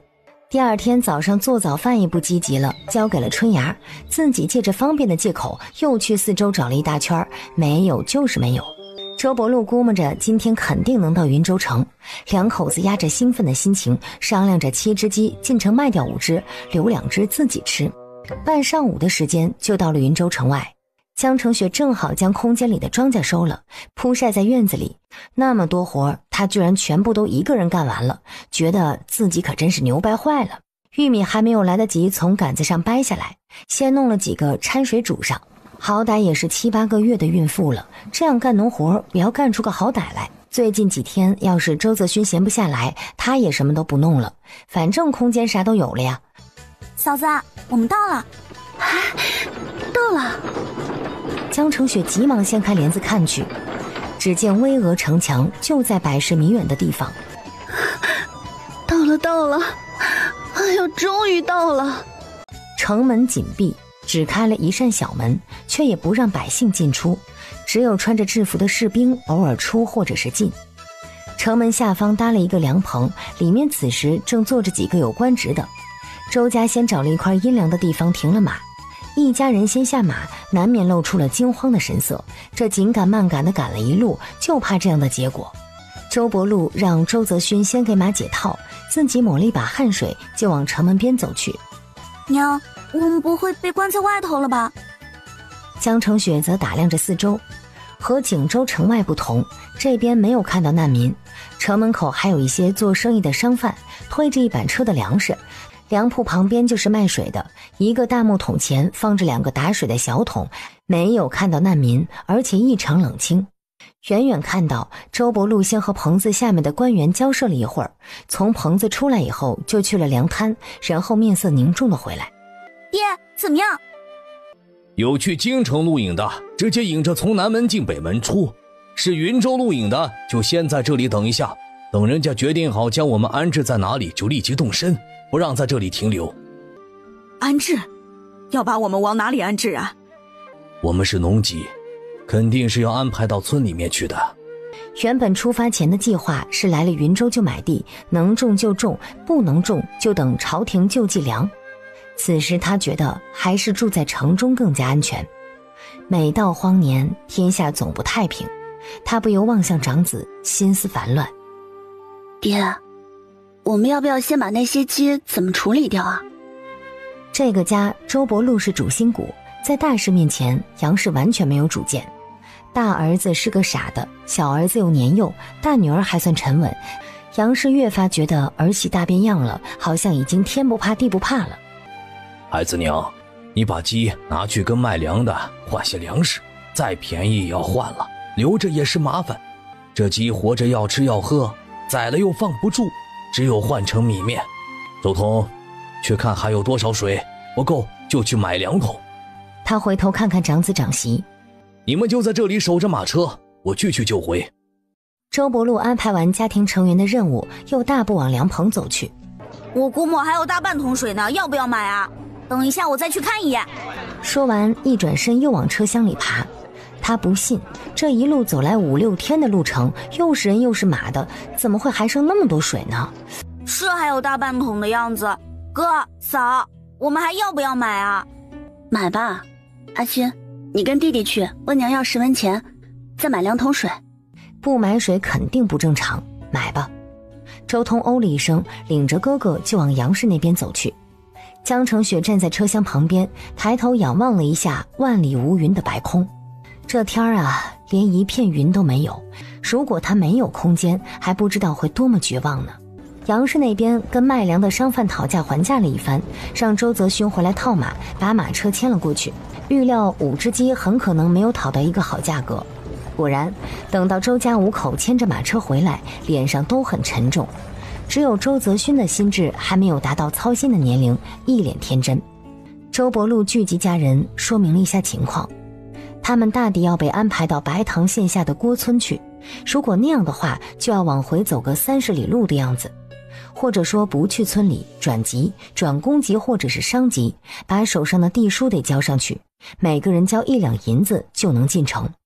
地书这东西就是一个农民在某地拥有一片田地，现在他离开了某地，将手头的田地交还给朝廷，用地契换得地书，到了新的地方就可以用地书换得地契，获得新的土地。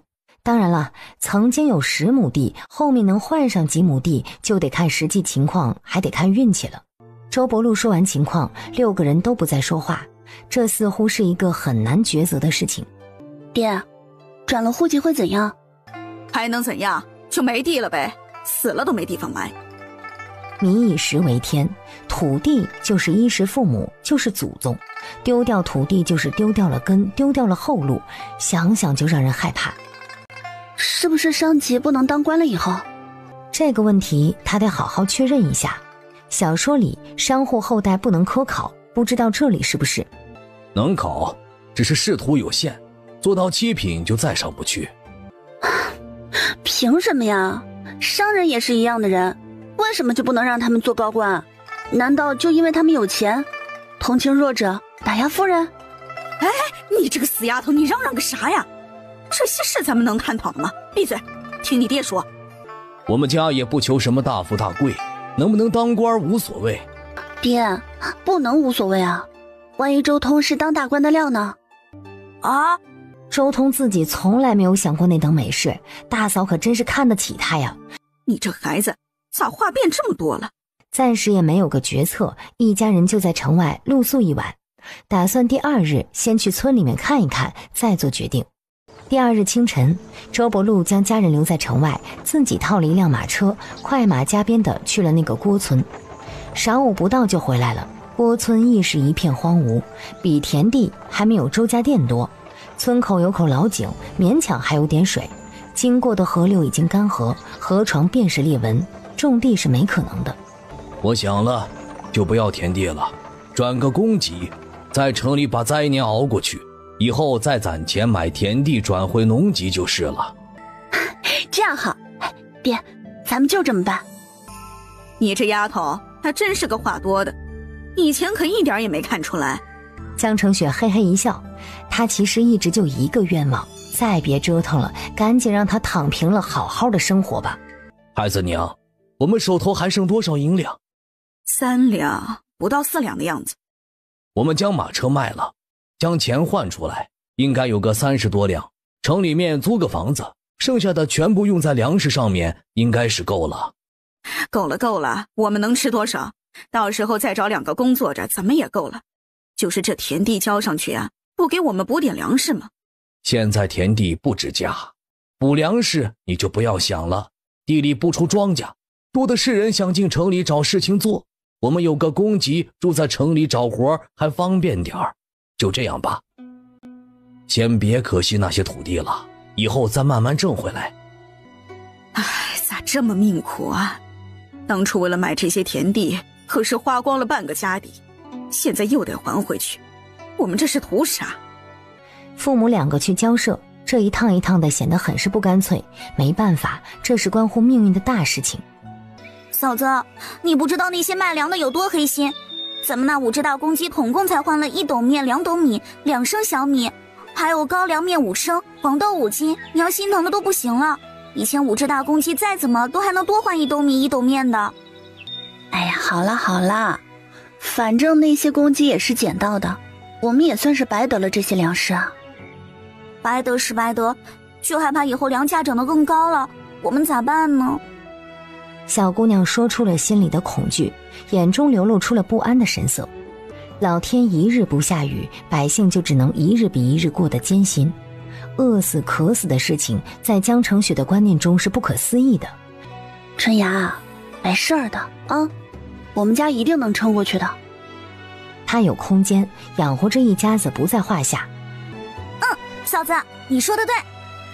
一直折腾到快要关城门，周伯禄贱卖了一匹马车，才把一家人的户籍从莫州的农籍转变为了云州的公籍。太欺负人了，我们15两银子买来的，人家凭什么12两就买走了？那个徐记梁婆咋那么不是东西呢？行了，赶紧找个客栈住下，晚上有宵禁，不让出门。杨氏对自己老公可以说是百依百顺，从来都是周父说1，杨氏绝对不说2。但是今日上交了土地，改了户籍，还贱卖了马车，杨氏破天荒地忤逆了丈夫的意思，偏不要2间房，1间房够了。周伯禄知道她心里难受，就也没有反对。这边什么都比锦州贵，锦州同样条件的客栈1晚10文，这里要15文。杨氏气得连饭都不想给大家张罗，最后瞧着江澄雪的肚子，从怀里掏钱。春芽、阿童，你们去买些馒头饼子回来垫吧着吃。我看呀，手头这几两银子用不了几天。当家的呀，你去提水，不要叫人家打了送来，能省1文是1文。哦，我得去把那2只鸡提上来，不要叫人摸去了。他们所有的家当都放在马车里，值钱倒不值钱，也不怕人偷。和锦州一样，城里家用的小井基本干涸，那些富贵权势家族里面打的井深还能用，寻常百姓都是到城中大井打水，也都要掏钱。周伯禄跟着媳妇儿去了客栈后院，从马车上搬下水桶，在城门口就买了2小桶，现在都合在一个桶里，刚好满1桶。他心里犯嘀咕，老觉得这水桶跟泉眼子一样，喝完了还会冒出来。从车上抓了2大把的草料扔给马匹，又从水桶舀了2瓢水倒进水槽，惹得杨氏大喊太多了太多了。这畜生一路也辛苦，今天犒劳一下他。我瞅着抓紧卖掉算了，我们可养不起。当家的，那信物你收好了吧？周伯禄呜了一声，弯腰试了试水桶的轻重，他果然老了，这样一大桶叫他一个人搬到楼上，有些吃力了。那操那心干嘛？实在有事情，不是还有雪儿娘家吗？到时候去请亲家帮帮忙，等过去了，我们还是弄块田地，该干嘛干嘛。我忘记喊春芽买个鸡蛋回来了，雪儿怀着身子，还是得补补。不过春芽好歹也是家里最懂事的孩子，虽然没有给买鸡蛋，见到有卖桃酥的，就用买饼剩下的钱给嫂子带了2块桃酥。这桃酥有半个巴掌大，酥脆诱人。杨氏对女儿的做法还是很满意的，让江澄雪把桃酥收起来，饿的时候吃2口。孕妇嘛，和一般人不同，饿起来快，吃不上东西是真的难受。晚上一家6口就着甘甜的水吃了个馒头就完事儿了。周通终于忍不住，娘，我们啥时候能吃上菜？我想吃菜了，光吃这些拉屎都拉不出来。以前有菜吃的时候，棍子敲着你都不愿意多吃，现在想吃啊，晚了。我以后不挑了，只要是菜我都吃。娘，明天我们弄点菜吃吧。孩子娘，你明天去看看，有就买点回来。哦，爹最好了。弄回来哪里煮去啊？人家客栈还许我们搭灶台不成？给点钱就是了。我明天去看房子，有自己落脚处就方便了。你抓紧点时间，别租大了。我们就6口人，有2个住人的房间就够了。娘，我觉得2个房间不够。您看，您和爹的一个房间吧。春芽大了，他可以跟我一个房间。阿勋兄弟2个得一个房间，至少要3个睡人的房间啊。得4个房间的，你跟阿勋还是一个房间，春芽和阿通都大了，是得1个人1个。哦，不，爹，我不需要。雪儿说的对，他跟春芽住一个屋就行，阿勋和阿通住。马上要生了，春芽心细，照顾起来呀，肯定比阿勋要细心得多。再说了，生了孩子，半年之内还是不要住在一起比较好。啊，对，娘说的对。杨氏又不明所以的看看这个儿媳，这是怎么回事啊？叫他们夫妻2个分开住，他似乎是求之不得。为家里省钱是一回事儿，嫌弃他儿子可不行。行了，这事情我做主，你们都少操心，睡吧。孩子他娘，你非要一个房间，你安排着看咋睡吧。最终，江成雪挺着肚子睡大床，姓周的一家人整整齐齐打地铺。周家人都累了，终于到达目的地。白天虽然有太多的烦心事，但是地板上一躺，竟然也觉得踏实了。江成雪却久久没睡，空间里也不敢进去，就躺在床上想事情。正想着，听到地板上有动静，他赶紧闭上眼睛装睡，以为是谁要起夜呢。娘子，你睡着了吗？是周泽勋。江成雪没动，装睡。娘子，我都想你了。江成雪郁闷，童言无忌。虽然他知道这小子估计是想要进空间，但是联想到自己与他的身份关系，不由让人脸红恼怒。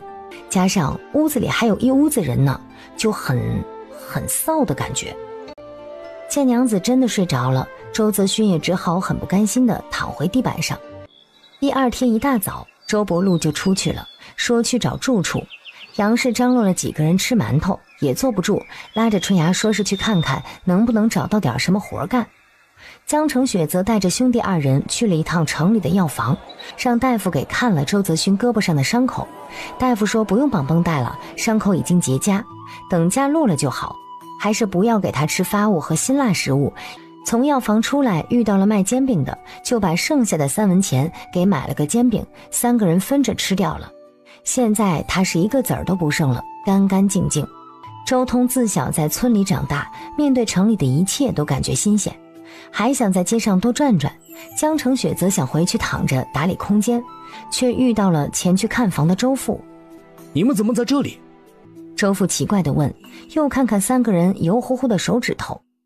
我带阿勋过来看胳膊，大夫说没啥大事了，也不用上药，就养一养，等伤疤自己掉了就好了。还是你想的周到，辛苦了。房子租了，租契也签了，回去把东西搬来吧。爹，我们有自己的房子了，我们以后也是城里人了。杨氏和春芽在城里逛了一大圈，也没有找到什么可以做的活计，心情郁闷地回来。听说当家的租的房子一共花了6两银子，差点直接晕过去。那不就卖了1辆马车的钱，现在又不剩了呗。客栈是不能再住了，赶了马车，赶紧来到6两银子1年的院子。这么大呀！院墙大约2米高，院子大约有个1-2分地的样子。厨房则是在院子里面搭建的棚子，院子里还有一棵树，树下有个瘸腿桌子。把马车往院子里面一牵，整个院子的空间就占满了一样。杨氏嘀咕着要卖马车，否则连种2窝菜的地方都没有。空房间却是挺多的，一排3开间，正屋进门是个堂屋，还挺大，一家人围着吃饭没有问题。这大的我们2口子睡，小的那间给周通。周通又是一顿欢呼，睡，床铺褥子都没有。之后又将周泽勋和江成雪安排在东屋，周春芽被安排在西屋。他很满意，可算不用拆散哥嫂2个人了。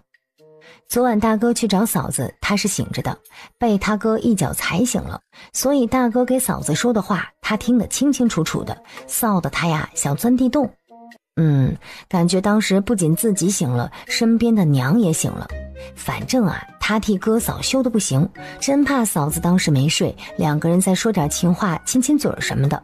周伯通让女人们将这屋子看着收拾一下，他带周通去买东西。杨氏一听，把收拾的事情交给春芽，自己也跟着去了。男人花钱大手大脚，还不会讲价，他不放心呢。江成雪不用干活，被周春芽指到一边坐着，和他大哥收拾。江成雪进了一趟空间，今天是冬天，他进去拿了一点谷子，又给装了一竹桶水出来。春芽和周泽勋收拾屋子的时候，他就跑到院子里去喂那2只大公鸡。屋子很快就收拾妥当，周春芽叉着腰看了一眼院子，靠院墙那边以前也是菜地，现在荒芜了。他从家当里面翻出铁锹头和锄头脑袋，2人借着最简陋的工具把那一小片的菜地给收拾出来。周父3人回来的很晚，买了褥子和被子，都是薄的，还买了几块木板。周通和春芽的床先不置办了，打地铺。一番折腾，晚上睡觉是有地方了，大家都松了一口气。厨房里面那个灶破了，今晚没有办法使用。周伯禄说明天重新砌，今晚上就在院子里面垒个简易灶先对付着。昨晚还说买菜，今天买了大件，看到卖菜的都当没看到，死贵的，那是人吃的吗？晚上煮了一大锅清清的小米粥，杨氏看全家人的胃口不好糊弄过去，又烫了一些面饼子。这样不行啊，吃饭还是要吃饱，就算我们不吃饱，大肚子也必须吃饱，孩子眼见着要生了。周伯禄嗯了一声，雪儿，你娘家在云州哈？江成雪就觉得脑瓜子疼，果然还是牵扯到原主那一窝娘家人了。他也没吭声，低着头发愣，看着脸上呆呆的，脑子里却转得飞快，要怎样不靠娘家帮周家人度过这一劫呢？其实钱的事情还是容易的，空间里那么多草药呢，只不过还不如挖人参卖呢。卖1根人参吃几年，一次性买卖又不容易引起人注意。卖草药挣的不多，多卖几次肯定会遭人怀疑，到处都找不到的东西，你个大肚子是上哪儿挖来的呀？雪儿，你倒是吭声啊！他们夫妻也猜测过，这丫头在江家可能是不受待见，也想着好好对她，暖暖她的心。雪儿，好歹是一家人，既然回来了，你也该回去看看你家里人。江成雪仍旧不作声，杨氏暴脾气正要嚷嚷，行了，这个事情不着急，等我们收拾好了再说，先弄饭，都饿了。饭后没多久，天就黑了，又没有烛火油灯，大家就都回屋睡觉去了。江成雪带着周泽勋进了空间，给了他一个卤蛋吃，又见他一直往卤猪蹄的海碗里面张望，就伸手揪了一块给他。娘子，爹娘他们什么时候能吃肉啊？我正在想办法呢。那擦手。周泽勋擦完手，2人带着被子褥子出了空间。江成雪跪在地上帮他铺床，周泽勋赶紧上前把他拉起来，自己把床铺好。娘子，把床铺在地上做什么？当然是你睡了，我睡床，你睡地板，我们之前说好的呀。可是以前我也睡床啊。你想不想要儿子了？想要儿子就老老实实睡地板。周泽勋纠结一番，只能钻进地上的被窝去。大概晚上去了空间，周泽勋满足了，很快就睡着了。听到他均匀的呼吸，江成雪觉得放心多了。他拉拉薄被，想到那会儿杨氏的意思，烦恼地翻了个身。江家不是什么好窝，原主对娘家的印象又模糊又深刻，因为原主不愿意去想娘家的任何事情，记忆有屏障，但是一旦想起，便如汹涌的冰川河水，叫他浑身发冷。往事历历在目。原主性格悲伤懦弱，对自己的遭遇没有憎恨，只有绝望。他死的时候没有不甘，反而觉得解脱。江澄雪继承了这个身体之后，对原主的娘家没有感觉，没有爱，没有恨，纯粹是陌生人。下午公婆回来的时候就说，现在城中粮食宛若天价，据说城中摊贩的这些粮食已经是各个粮铺的库存了，再过段时间粮价还得涨。公婆二人没有说出他们的想法，但是江澄雪估计两人是准备囤粮的。找江家大概也就是想要获得金钱上面的帮助，但只是囤粮的话，把剩下的马车卖了也够的了吧？难道说他们准备囤个几年的？明天还是问一问周父周母到底是怎么想的吧。如果是缺钱，他想想是拿人参出来卖还是怎么着。第二天一早，江澄雪醒来的时候，地上的被子已经折叠好了。不得不说，周家把这傻儿子教育得很好。走出门，看到周家三父子在院子里面练功，原主印象里有周家老日常了。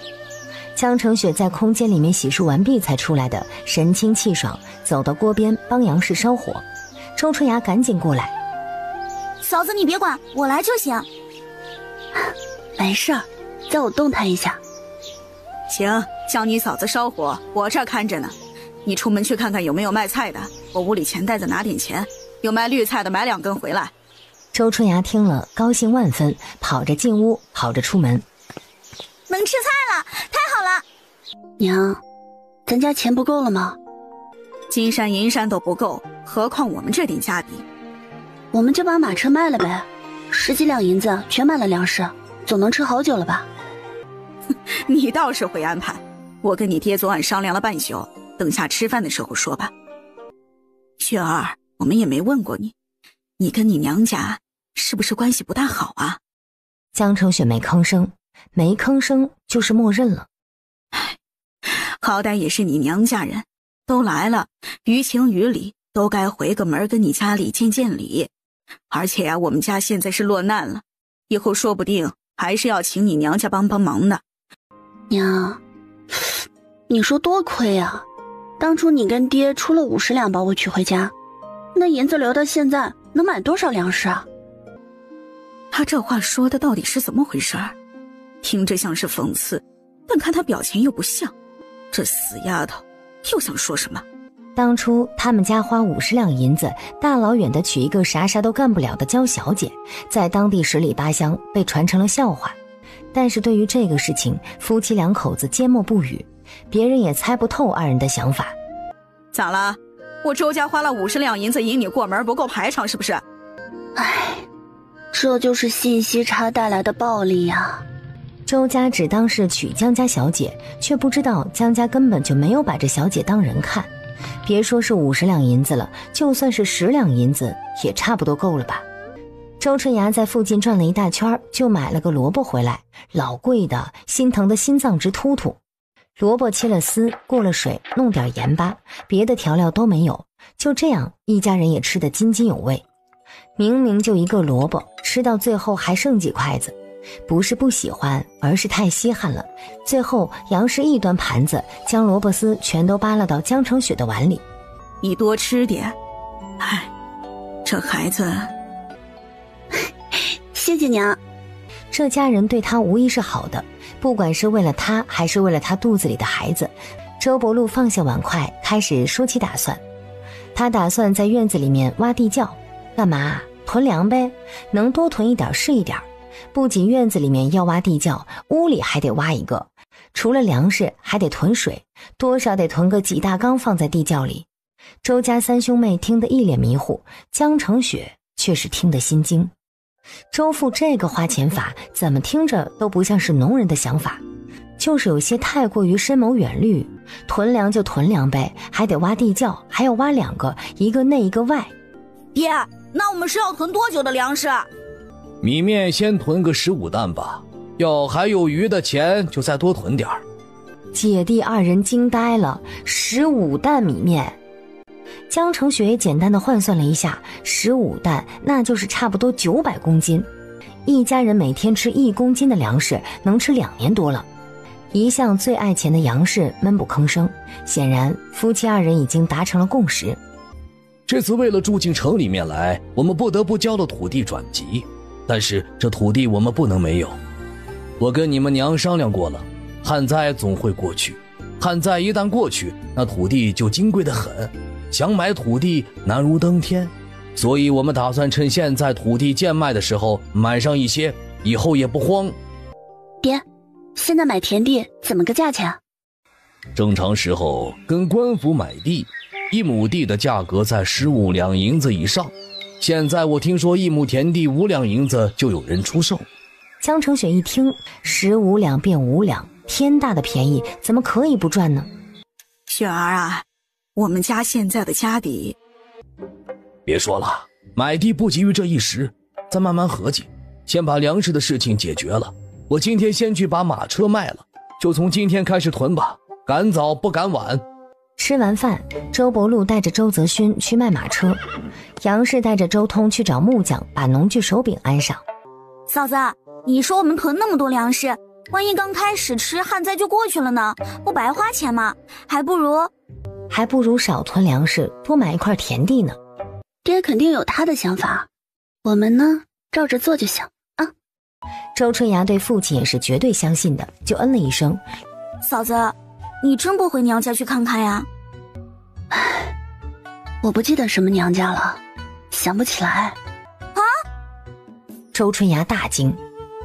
真的，我突然就不记得娘家了，连我爹我娘的脸全都想不起来，也不知道我究竟是怎么长大的。嫂子你，难道和大哥一样，在逃荒途中磕到脑袋了？唉，我也不知道啊。马车卖了16两银子，当初买的时候18两，又亏了2两。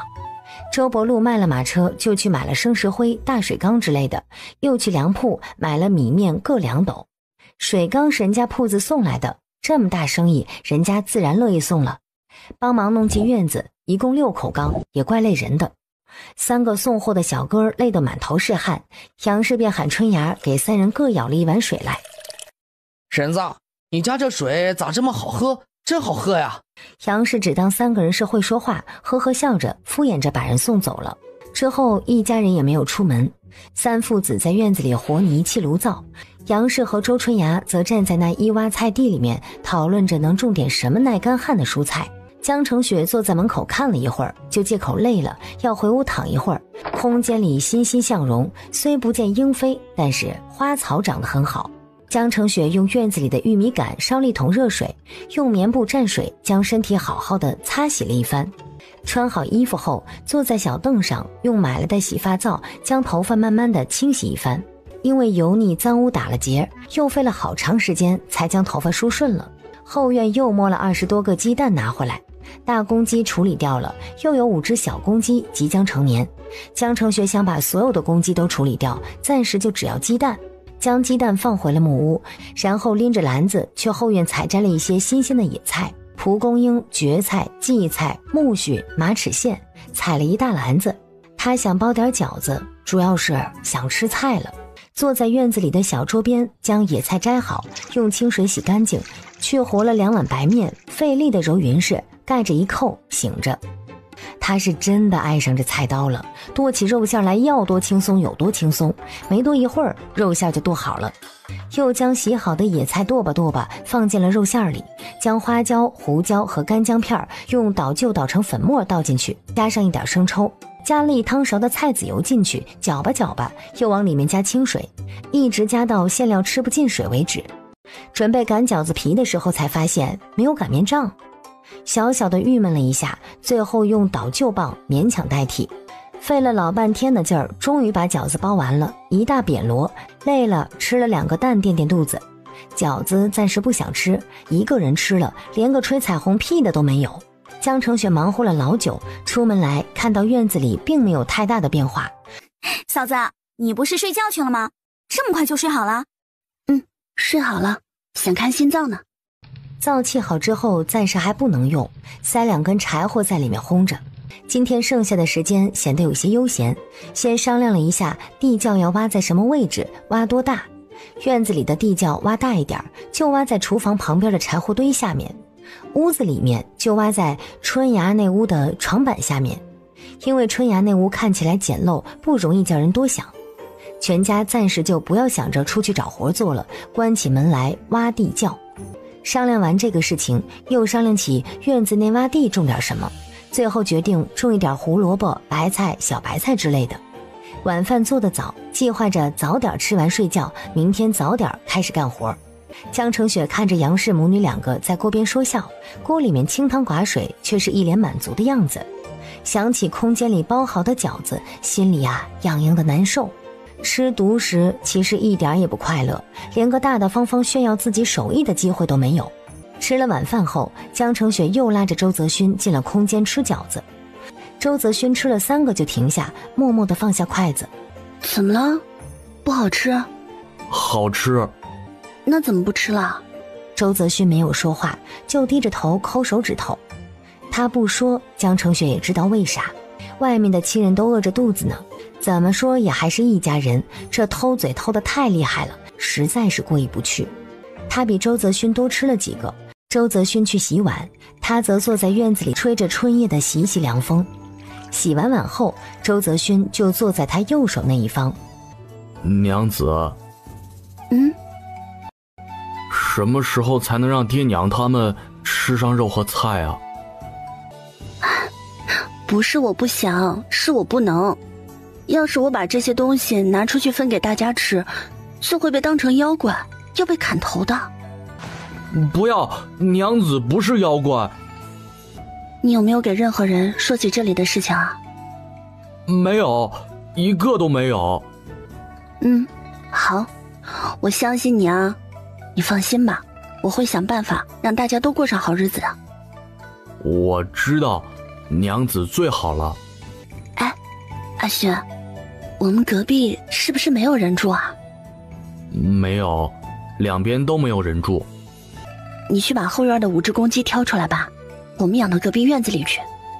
不久之后，周泽勋提了5只鸡，江澄雪装了一些稻米。睁眼之后，就是他跟周泽勋的房间。两人鬼鬼祟祟地出门，手里的鸡又咯咯咯叫起来，吓得江澄雪叫周泽勋赶紧扔到隔壁去，手里一扬，将稻米扔过院头。周泽勋接过他怀中的瓦罐，一手摸着墙头，身形一晃，居然轻而易举地跳上了墙头。正当江澄雪等得浑身焦躁的时候，周泽勋又悄无声息地翻了回来。娘子，我把水罐放在阴凉的地方了。干得漂亮！上墙头这一幕让他切实感受到自己傻相公是个练家子。他想到院子里还有2只可怜的公鸡，便拉着周泽勋去找，想给添点水，撒点粮食。正找着呢，你们2个半夜不睡觉干啥呢？而且你那咯咯咯直叫的，是不是想今晚就炖了吃呀？娘，我睡不着，出来看看公鸡有没有喝的水，给加点水。靠你操心的话，这2只鸡早都饿死了。哎呦，赶紧回去睡吧，大半夜的不要伴着了啊！说完就回了屋。2人回了屋，江澄雪爬上床，忽然发现周泽勋直愣愣地站在旁边。阿勋，怎么了？快睡觉了。娘子，我想亲亲你。最后江澄雪也没让周泽勋亲，周泽勋如同受了莫大的委屈，堵着气睡觉了，躺在床上还故意发出哼的声音，有点可可爱爱的。第2天，江澄雪醒来的时候，房间里已经只有他一个人了。他先进空间认真洗漱了，又从后院满院的野菜里挑挑拣拣的捡了最鲜嫩的满满一篮子。到底要怎样才能把这好东西喂进大家的嘴里呢？洗漱完毕，先吃了一个白水鸡蛋，才从空间里出来。天才蒙蒙亮，这一家真的干劲十足啊！吃了早饭，杨氏和周春芽拿着户籍去购粮去了。周伯禄父子2个挖得热火朝天，周泽勋因为伤口没有完全脱痂，只让他在旁边打打下手。江澄雪看了一会儿，他跟公公打招呼，说要出去转转。昨晚春芽把儿媳失忆的事情传递给了杨氏，杨氏又转述给了他。他们拿不住这丫头是真失忆还是假失忆，却很明白江澄雪对娘家充满了恨意，不想回去。阿勋，你陪你媳妇儿去走走吧，别走丢了。转一下就快回来，现在世道不太平。周泽轩哦了一声，撅着嘴杵在江成雪的身边，也不看他，只差把我在生你气写在脑门上。江成雪都服了，肚子里揣的小的还得哄这么一只大的。阿勋，去拿水桶，我们买2桶水回来。买水剩下的，你看你自己买点什么吃吧。见到有卖鸡蛋的，买几个回来。哎，好的爹。江成雪带着别扭的周泽勋出了门，后者提着水桶，看似不情不愿地跟着。江成雪也不管，这个事情不能惯着，这次要亲亲，下次要抱抱，再下次就该举高高了。漫步在云州街头，感觉和锦州没有什么两样。一路走着，等他反应过来的时候，赫然站在江府的朱红大门前。他愣了一下，皱眉快步走过，哼，晦气。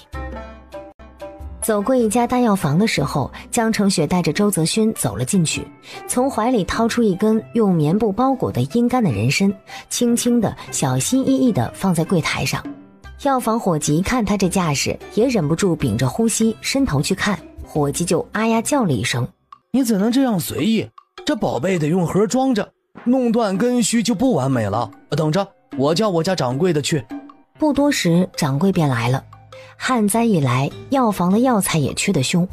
老掌柜看了很久，快要藏不住激动了。这位公子和小娘子是要把这人参出手？出啊，出手了，买点粮食吃。小娘子说个价。也不多卖吧，就100两银子吧。两位怎么乱要价？做买卖可不行这么没有诚意。怎么，我这宝贝不值这个价啊？老掌柜见他一脸认真，似乎真的认定这人参就该卖100两银子。嗨，还以为是个不懂价格的村农，几两银子便可打发了呢。小娘子不懂这行价也是正常，这人参的确不错，但顶破天也只能卖到50两银子。不可能，我曾经叫人给看了价了，卖不到100两，也能卖80两。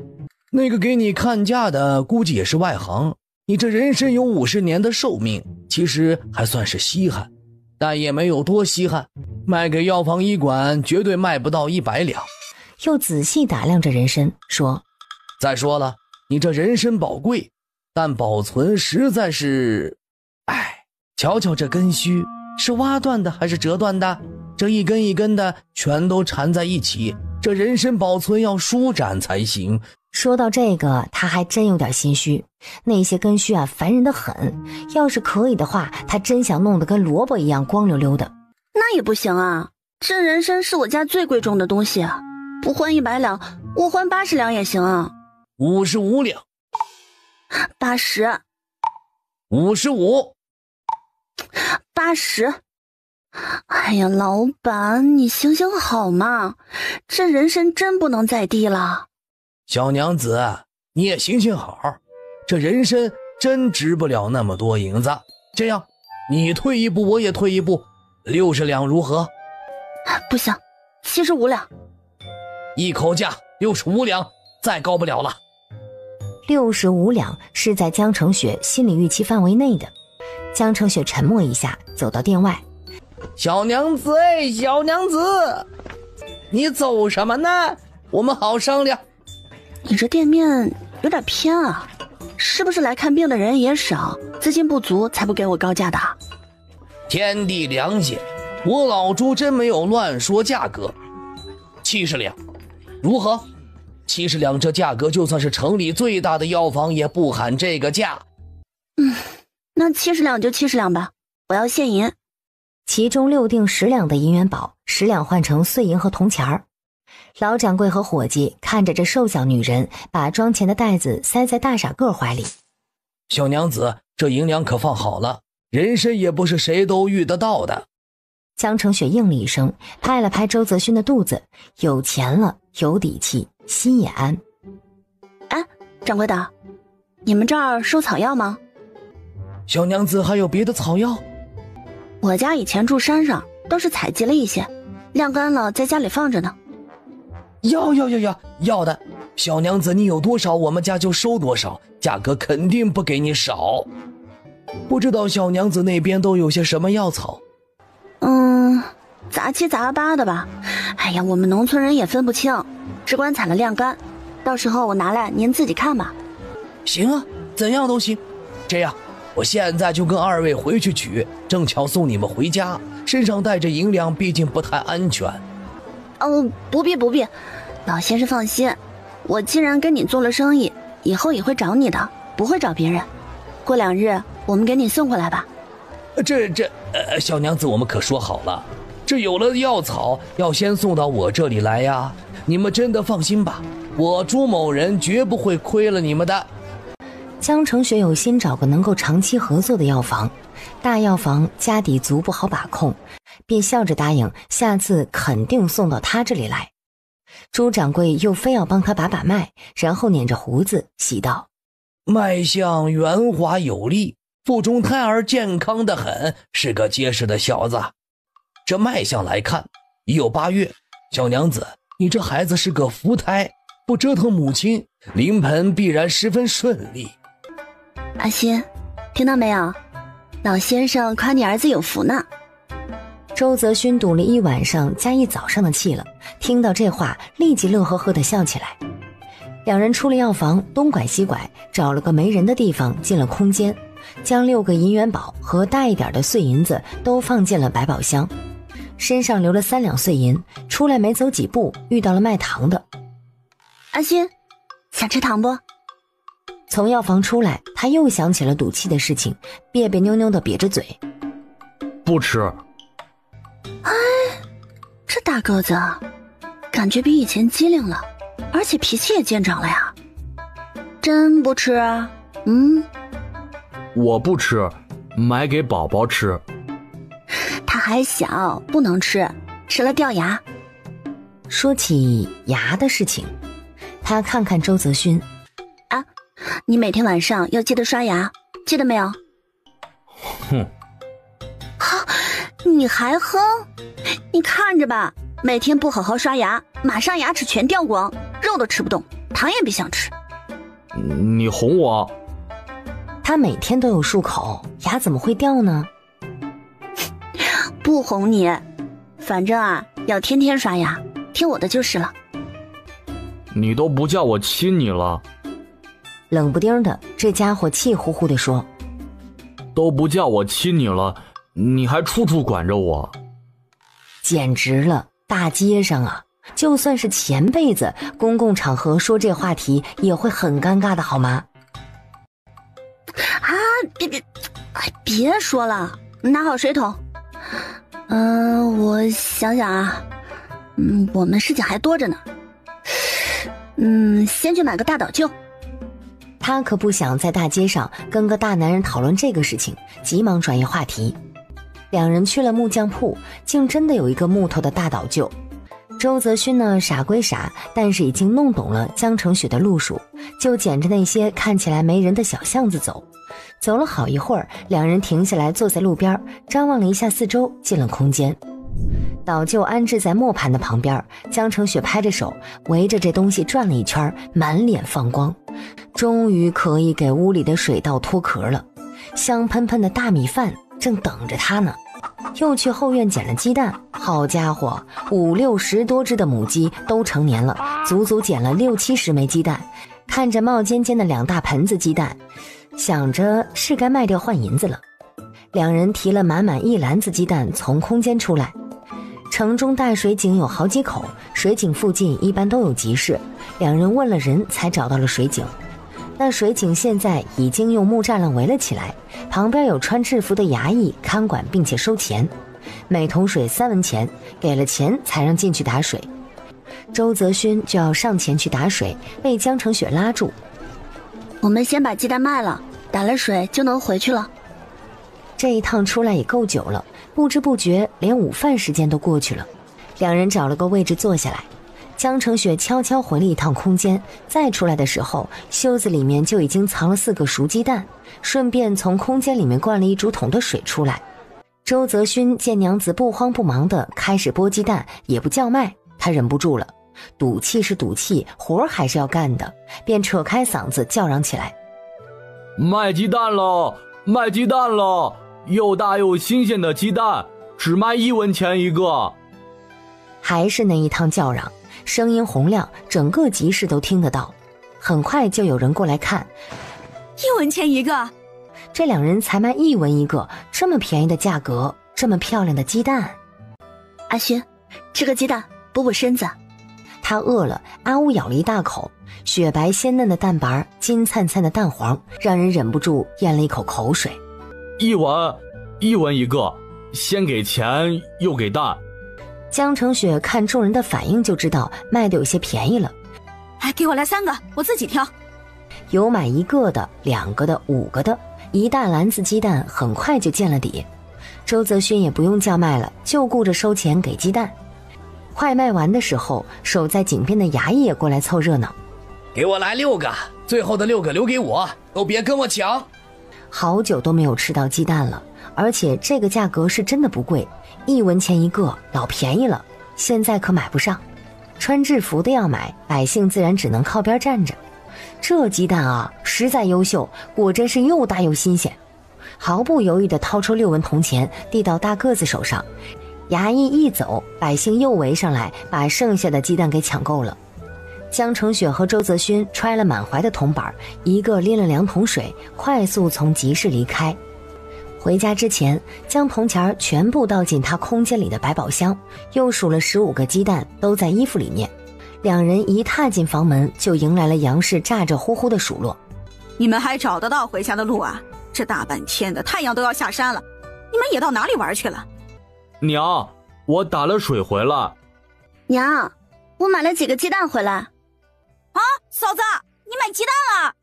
说着就从浅坑里面爬起来，冲到江成雪身边。“啊，好多鸡蛋啊！嫂子买了好多鸡蛋！”除了周伯禄，大家都围过来，杨氏和周春芽都傻眼了。“哎呦，我的老天爷，你这败家媳妇儿啊，这是把人家的鸡窝都端了吧？哎呀，这鸡蛋咋这么好啊？我以前喂鸡下出来的蛋可没有这么大。”“嫂子，这得多少钱啊？1文一个，我听他们说便宜，抢着买，我就把爹给我打水剩下的钱啊全买了。”“在哪儿卖呢？我得再去买点去。”1文一个可不贵呀，何止是不贵，那卖鸡蛋的估计是个脑子傻的，他多买着一些存着，家里面不是有个大肚子吗？说着就想往外走，江成雪赶紧叫住：“娘，不要去了，都卖光了。”也是，这么便宜的鸡蛋，谁还会给他留着呀？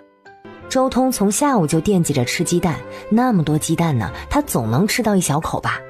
结果呢，没有。杨氏瞪了一眼气鼓鼓的小儿子：“你又不生孩子，吃什么鸡蛋？甭打鸡蛋的主意，就那么几个，还不够你嫂子吃的。”江成雪听到这话，心中也不知道怎么回事儿，猛地一热，嘴巴上就不受控制：“爹，娘，我觉得要么还是去找江家吧，好歹是我娘家，跟他们借点钱，把地买了。”他本不想去找江家，可是要让周家人光明正大的拿到钱，只有这个办法。“嫂子，你不是不记得了吗？”“我虽然不记得他们，但是他们应该还记得我吧？我是江家的女儿，他们借点钱不是理所应当的吗？当初收了咱们家那么多彩礼呢。”“彩礼50两而已。”对于江成雪的转变，周伯通也有些蒙圈。“我们在莫州一共有30亩地，我打算在这边也至少买个30亩，要是有多的钱就多买点儿。”“爹，咱们也弄个庄子吧。”周伯禄盯着儿媳，周家其他人也无语。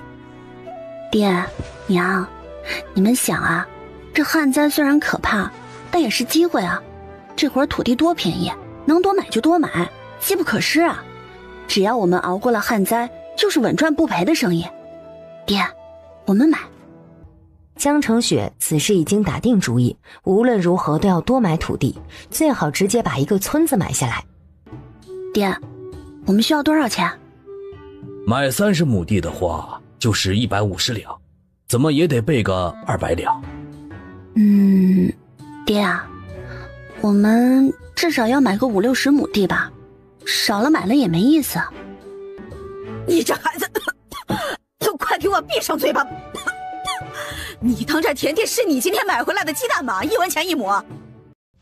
哎呀，把我这心子都吓得跳出来了。50、60亩，这孩子一张口就直接分贝，那是400-500两银子呢。50-60亩他都觉得少呢，这个时候就是应该砸锅卖铁买地的时候。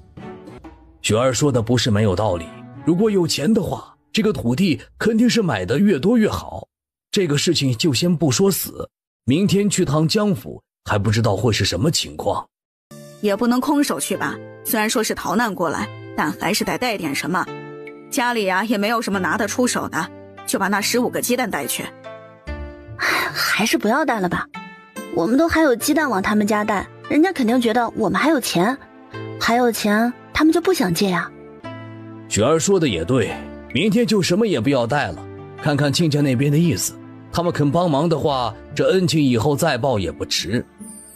周泽勋下午就忘了赌气的事情，到了晚上就完全赌不起来了，兴高采烈地用起新买来的倒臼，借着明亮的月光开始一下一下地冲米。江成雪想到明天就是秋天，后院该黄一大片了，赶紧让冲米冲得正开心的周泽勋停下来。两人先到后院一通乱拔，管他是不是药草呢，就胡乱地整了一大麻袋，然后放在屋檐下面晾着。然后就是周泽勋光着膀子冲米，江成雪坐在一边吃着煮玉米的和谐场面。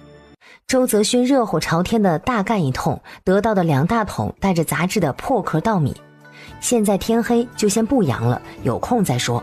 问周泽勋要不要吃饺子，周泽勋犹豫了一下，娘子和宝宝吃，我不吃了。他觉得自己已经吃得够好的了，进空间后又吃了一个卤鸡蛋了，去木屋把装卤猪蹄的大海碗搬了出来。原本4个猪蹄儿已经很省着吃了，现在也只剩下了1个半。周泽勋没有忍受住猪蹄的诱惑，两人痛痛快快地把剩下的猪蹄儿全干光了。江成雪想，自己是该囤点肉了，万一后面连肉都不卖了呢？第2天，江成雪起得很早，不过杨氏比他还早呢，已经在烧火煮饭。趁着杨氏没注意，江成雪直接把洗干净的3个鸡蛋丢进了稀饭锅里，回屋把周泽勋弄进了空间，让他刷牙洗脸。想到距离他上一次在空间洗澡已经是很久之前的事情了，干脆直接烧水叫他洗了一个澡。屋檐下晾着的药草也干了，杂七杂八的一堆，直接塞进了麻袋里，又往里面塞了一大把的麦穗和一个玉米棒子藏在下面。两人从房间出来，看着神清气爽的，大哥，我咋觉得你身上香香的？香香的，就是香香的。今天早上大家都挺高兴，因为锅里煮了3个鸡蛋，一问之下才知道是江成雪放的。杨氏很生气，又拿这个大肚子儿媳没办法，只能随了这丫头的意思，每人给分了半个鸡蛋。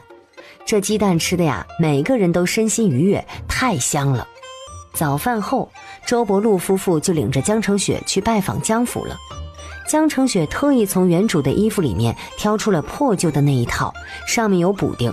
周伯禄救江元柏的时候，江家还没有这么大家业，后来才发展起来的。大门敲了好久，里面才有人来开门。你们找谁呀？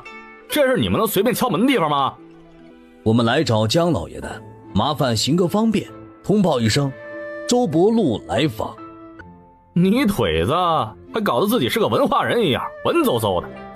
你当我们家老爷是谁想见就能见的？你们有帖子吗？你回去跟你家老爷说，他女儿回来了，我就是他女儿，我叫江成雪。听到江成雪这个名字，门人紧张了一下。府中小姐的名字是这样式的，大小姐江成烟，小小姐江成雨。这个江成雪他不是很清楚。你们等着，我去通报老爷。说完合上门离开了。雪儿，等一下进去了，你尽量别吭声，我跟你娘在旁边，没事儿。也不知道孩子在这家里遭了什么罪，如此深仇大恨的不待见娘家，竟把娘家给忘了。江成雪乖巧地嗯了一声，本就不想搭理这江家的，但是这2日思来想去的，也没有想到一个合理的挣大钱的办法。过了小半个时辰，角门才姗姗来迟地打开。进来吧，我家老爷夫人喊你们进去。3个人见门人这态度，就知道了江老爷的态度。虽然是原主长大的地方，但是留在他脑海中的记忆却模糊得跟漫天雪花一样。江澄雪不由东张西望，让周伯禄两口子越加坚信儿媳是真的啥都不记得了。府中的小厮领着他们穿过长长的走廊，终于来到了江家正厅。此时江元柏和大夫人孟氏、三夫人柳氏正等在大厅中。哼，北边缺水还往北边跑啊，这是打定主意要吃死咱们江家呀。这周家真是打的一手好算盘。杨氏顿时红了脸，气得手抖。这个江家果然不是什么好鸟。江亲家，别来无恙。周伯禄似乎没有听到刚才的话一样，笑着见礼。江元柏也不好伸手去打笑脸人，淡淡的笑了一下，点点头，叫下人给3个人看座，态度表情都十分的疏远冷淡，哪还有半点对待救命恩人的样子呀？周亲家怎么有空到我府上来了？江澄雪打量3个人，都是锦衣绸缎，穿得富丽堂皇的，尤其是大夫人，穿金戴银，头上的珠钗都插了好几个，也就是头小，否则呀还能插。感受到江澄雪的目光，三夫人微微对她点点头，眼中似乎有点笑意。周伯禄委婉说明来意，想要问江家借200两银子渡过难关。这门亲事你周家真是会算计啊，娶妻才花了50两银子，这就要借200两。周亲家，我早就觉得你们家精明着呢，一个泥腿子娶了高门大户家的千金，这事情在我们大金朝应该出不了几例吧。我儿周泽勋与雪儿是有媒约在先，能走到一起是2个年轻人的缘分。缘分？哎，确实是缘分哈。你们家一辈子呀，也就这么一次机会攀高枝儿了，可不得使劲拽着往上爬吗？大夫人误会了，周某并无此想法，实在是现在逼不得已才来请求亲家帮上一把，等到他日渡过难关，定然厚礼回报。娘，哪个是我娘亲啊？他其实知道原主的母亲早就死了，这不是假装失忆吗？没规矩的东西，回了娘家连点礼数都没有。哼，果然是嫁鸡随鸡，嫁狗随狗，嫁了泥腿子就是乡野村妇，上不了台面。放屁！我们早就上不了台面了。当初我家的救下江老爷的性命，那个时候江老爷自个儿同意把女儿许给我儿子的。我们周家一没有抢，二没有偷的，正大光明的娶你家女儿。那现在跟亲家借点钱怎么了？又不是不还。嘿，你还凶啊？哈，你在我们家凶什么？下贱的东西！我下贱！杨氏的声音拔高，却被周伯禄摇了一下手，示意他忍一忍。既然江亲家不愿意，就算了。说完就要离开，江澄雪却走上前，对前面3位浅浅的行了一礼。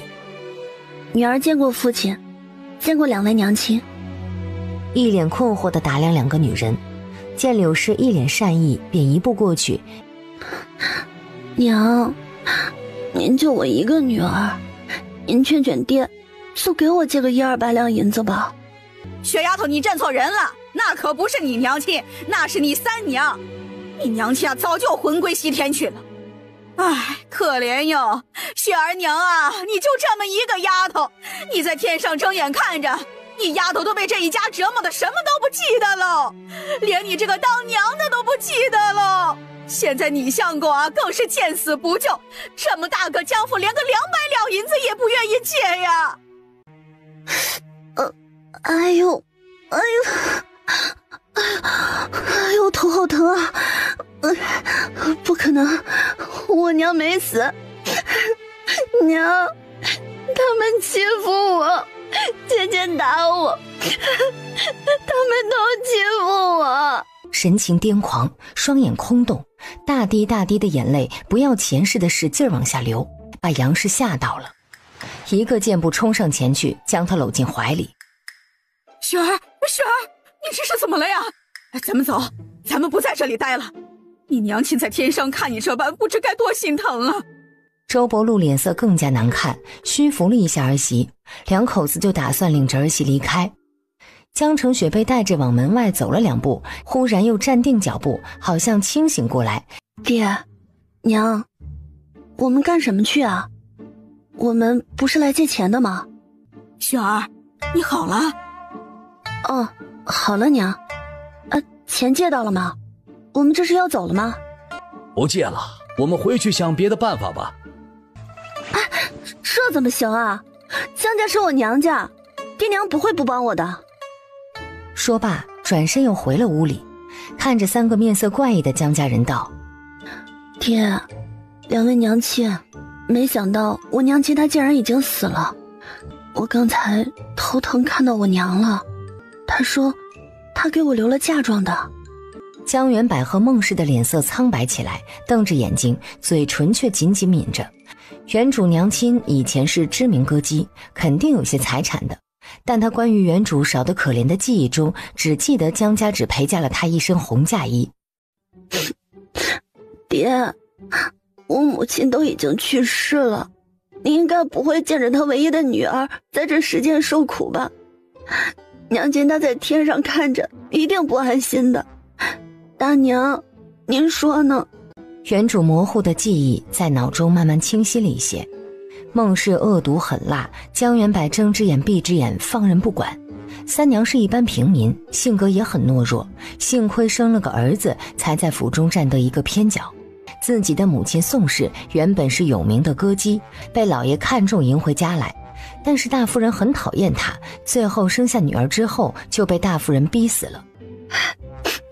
是吧？爹，大娘，可惜我娘亲去得早，她还在的话，怎么舍得我一身清寡的家人？我刚才还看到我娘亲说，给我准备了好多嫁妆。哎呀，娘，娘，您再跟女儿说说吧。他莫非真的看到宋氏的鬼魂了？200-300，你知道200-300两银子是多少吗？你们老周家几辈子都挣不到那么多钱。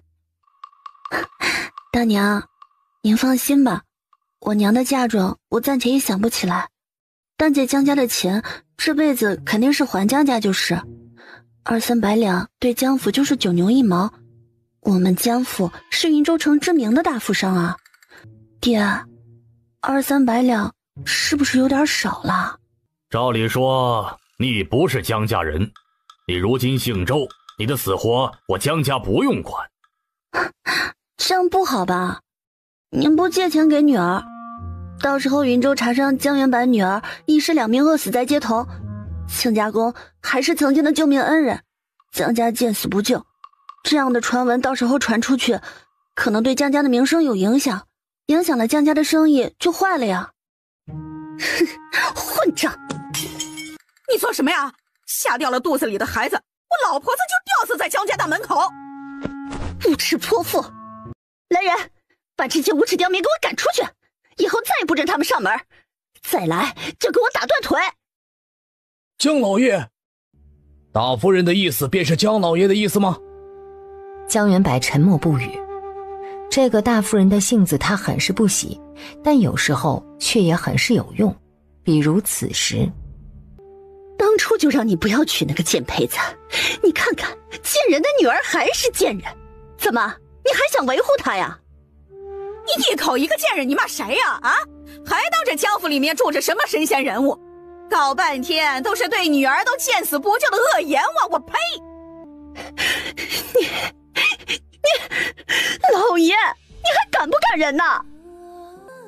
罢了罢了，夫人，你去取200两银子来，再去持笔来，我要与这大逆不道的断绝关系。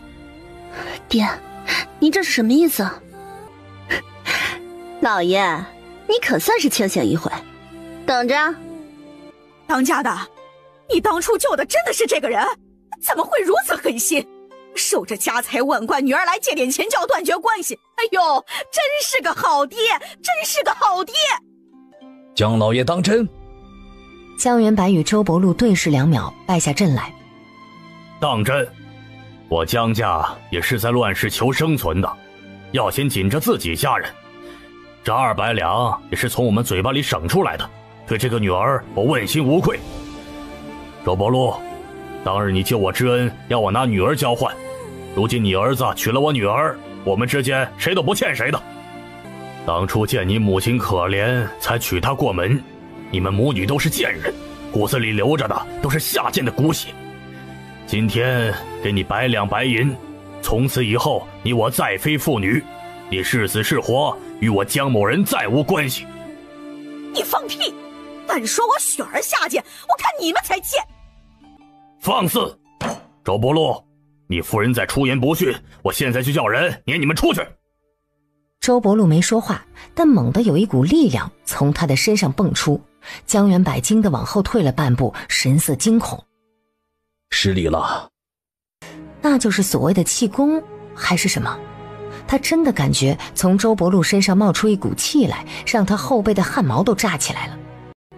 江成雪，还真是你！哎呀，一点都认不出来了。不过这才像是你该有的模样嘛。江成雪则盯着这个女子默默打量，这是孟氏的小女儿。孟氏的2个女儿都随母亲，性格尖酸刻薄又阴狠。在孟氏的教导下，2个嫡出小姐从来不觉得江成雪是自己的姐妹，都觉得她下贱恶心。看什么看啊？娘说的真对，你嫁给泥腿子，果然浑身都散发着烂臭味道，恶心。周伯禄又猛地递了这江家3小姐一眼，只把这3小姐吓了个机灵，一连后退好几步。这是怎么回事啊？他突然觉得好冷，好害怕。哼，江成雪，你要回来做什么？以后再也不准你踏进江家半步，不许你姓江了，听到没有？娘，他是谁啊？你问我，我咋晓得？这江府就是厉害，随便跳出个丫头片子呀，都比咱们村的老泼皮会嚷嚷。你说谁是老泼皮？你才是老泼皮！你是老泼皮！住嘴！回你房间去！江成宇被父亲凶了，气得眼泪汪汪，一跺脚跑了出去。片刻之后，江元柏写下断绝书，急不可耐地签上自己的大名。你我以后再无瓜葛，再也不要来找我。爹，您真的想好了？哼，这还有什么想的？我当初就不该娶你娘，又生下你这孽障。江成雪俯下身，在1式2份的断绝书上签字按手印。这一幕看着实在刺眼，周伯禄和杨氏都不忍得别开眼去。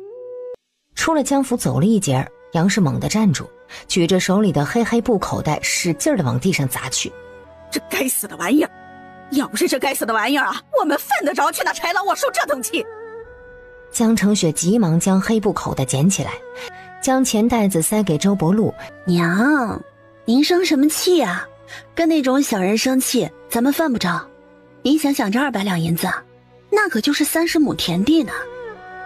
有点少，但公婆一开始就只想借200两，这是他们心里能承受的范围。雪丫头，你老实讲，你这脑袋瓜里在想什么呀？我都气死了，你倒好，还瞅着我笑。娘，我当然要笑了，咱们这不是拿到银子了吗？还不用还呢。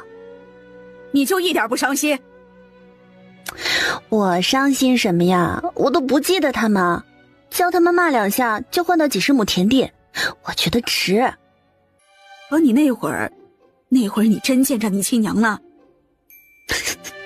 没有，我吓唬他们的。你这孩子把我也给唬了。雪儿，你莫非一开始就想着要？没有，但是拿了断绝书也好。我虽然不记得他们，但是刚才也看清了他们的嘴脸。这样的娘家不要也罢，我娘跟我以前在江家活得肯定是不快乐。这事儿我寻思着不大对，算了，你自己不难受就好，以后就别想江家了。我周家定不会亏待你，你放心。我们进城时上交地书，官府说以后可能要补成宅子或是银两，等那时候我们家就宽裕了。这话官府是说过，但是他觉得太过遥远，就没跟家里说这事儿。我就说呢，青天大老爷不是强盗，是我们的还会还给我们的。你爹说的对，那什么劳什子的江家都不是啥好东西，以后啊，你就是咱周家的，我们对你好。当家的，你自个儿先回去啊，我跟雪儿去买点肉去。刚才可气死我了，气得身上成筋都掉了。去吧，你们看这家里还缺什么就买些回来。银钱够吗？哎呀，够了够了，你快回去吧，叫春芽去打2桶水回来。三人正要分开，却从墙角处走出一个瘦弱低沉的少年。江澄雪眼睛一跳，这少年他有印象，是三娘的儿子，也是江家唯一的儿子，叫江宝上。少年走上前，将一青色布袋递上来。二姐，我是你的小弟江宝上，娘亲让我将这银子交给你们。江澄雪拎了一下布袋，沉甸甸的，这分量恐怕有100两。你娘亲是？我娘亲就是你三娘柳氏。二姐，你们快把银两说好吧，这是我娘亲偷偷积攒下的，千万不能叫爹他们知道了。这其中还有他的零用钱呢，否则以大娘的性格，娘亲怎么也积攒不了这么多。三娘？她为什么？娘喊你们多存粮食，好好过生活。我得走了，叫人看到我跟你们在一起说话，告诉大娘她又得欺负我娘。江宝上说罢就要离开。江少爷，我们如今住在桂花巷第4个门。江宝上停下脚步，对三人点点头，然后一溜烟的消失在了拐角。身上揣着300两左右的银子，杨氏哪儿还敢去到处逛啊，拉着2人就回了房子。一家子把院门一关，又从里面把房门别住，然后都挤在老两口的卧房。爹娘，你们借到钱了？杨氏哼了一声，伸手先将孟氏给过来的银子倒在床铺上，哗啦一声，床铺都快叫碎银给占满了。哇！大家都轻声发出了震惊的感叹，也不敢说别的话。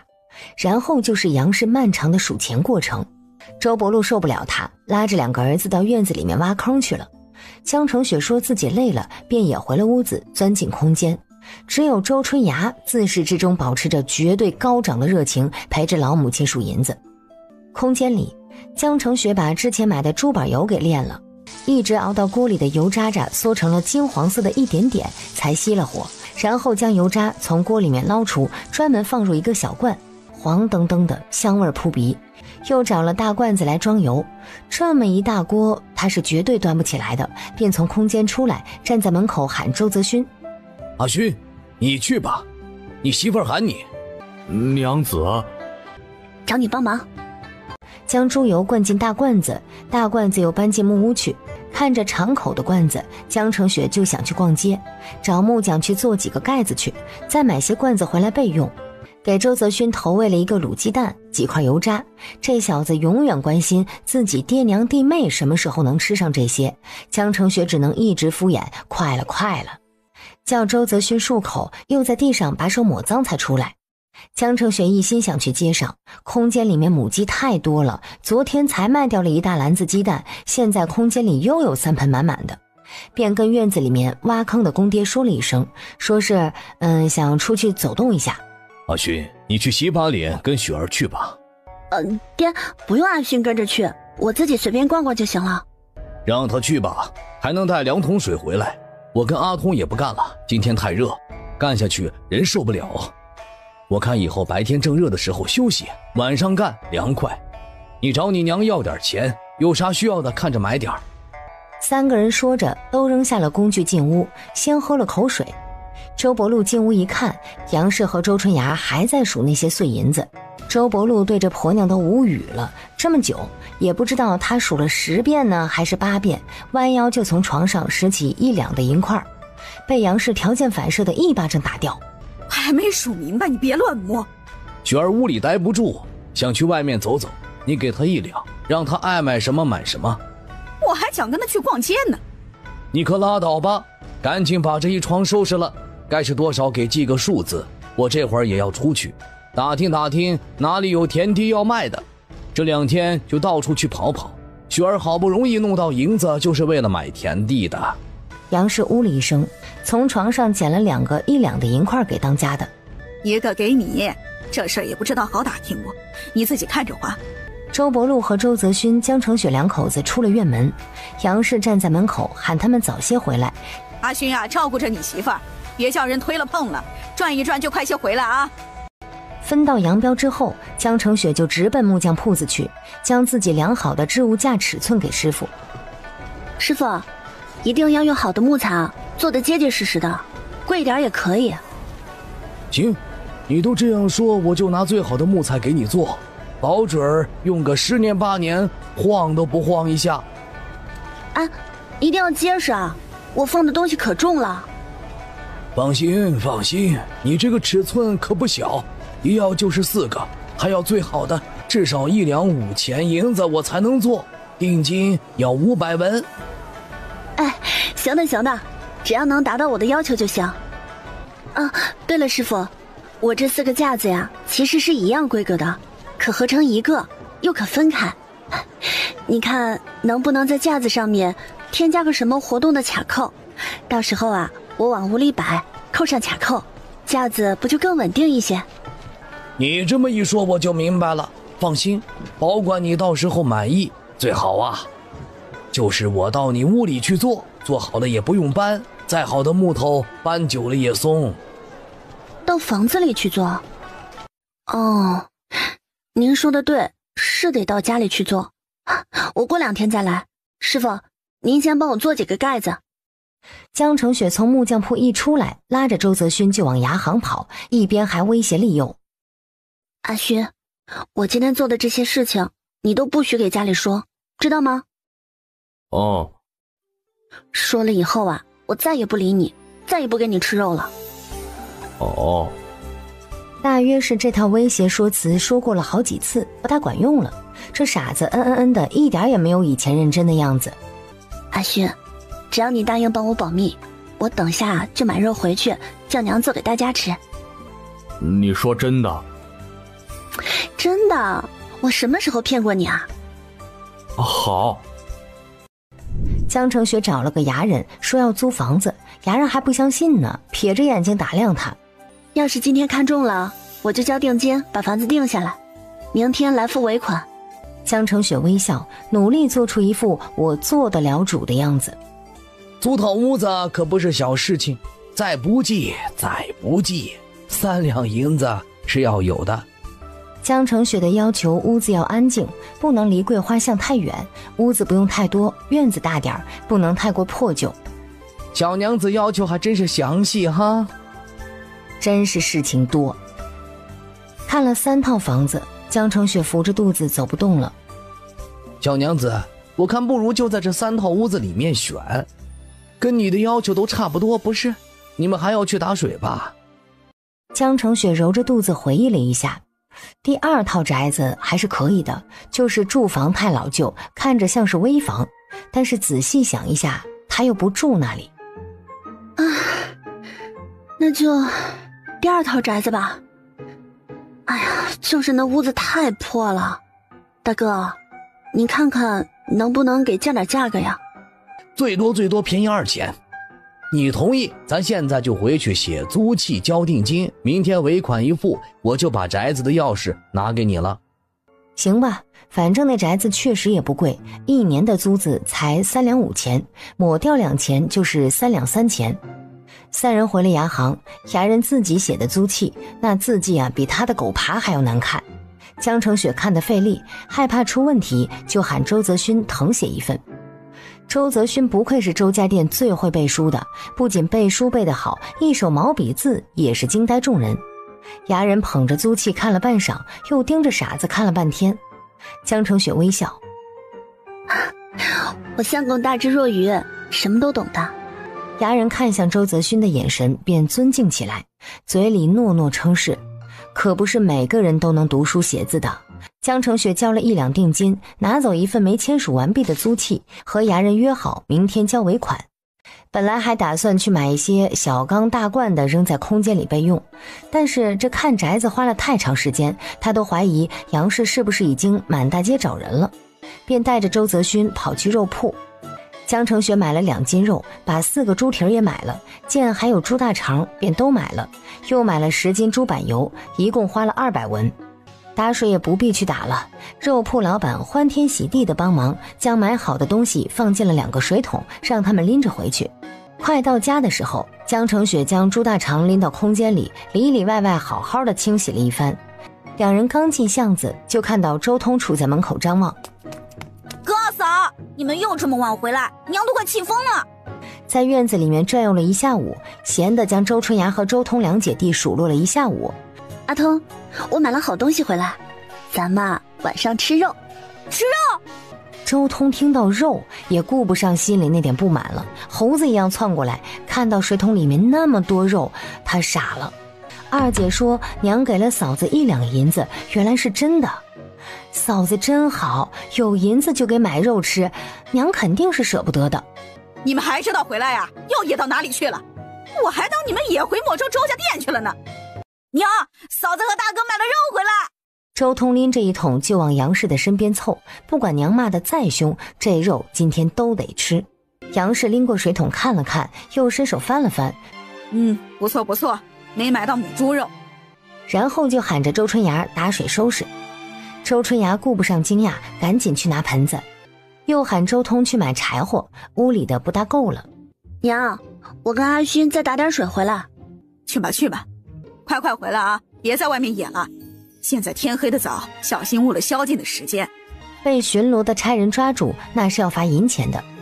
也不知道你们爹那边咋样了，现在都不回来，该不是出城了吧？江成雪拉着相公出门，赶紧往调料铺子赶，今晚绝对要好好的搞一顿吃，让大家都解解馋。江成雪想着自己的口腹之欲，将店里有的调料又都搜罗了一遍，还问店家怎么能买到大葱、小葱、大蒜、香菜之类。小娘子会吃，讲究人。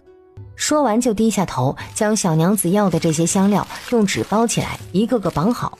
掌柜的，你还没回我话呢。你没跟我说笑啊？当然没有了。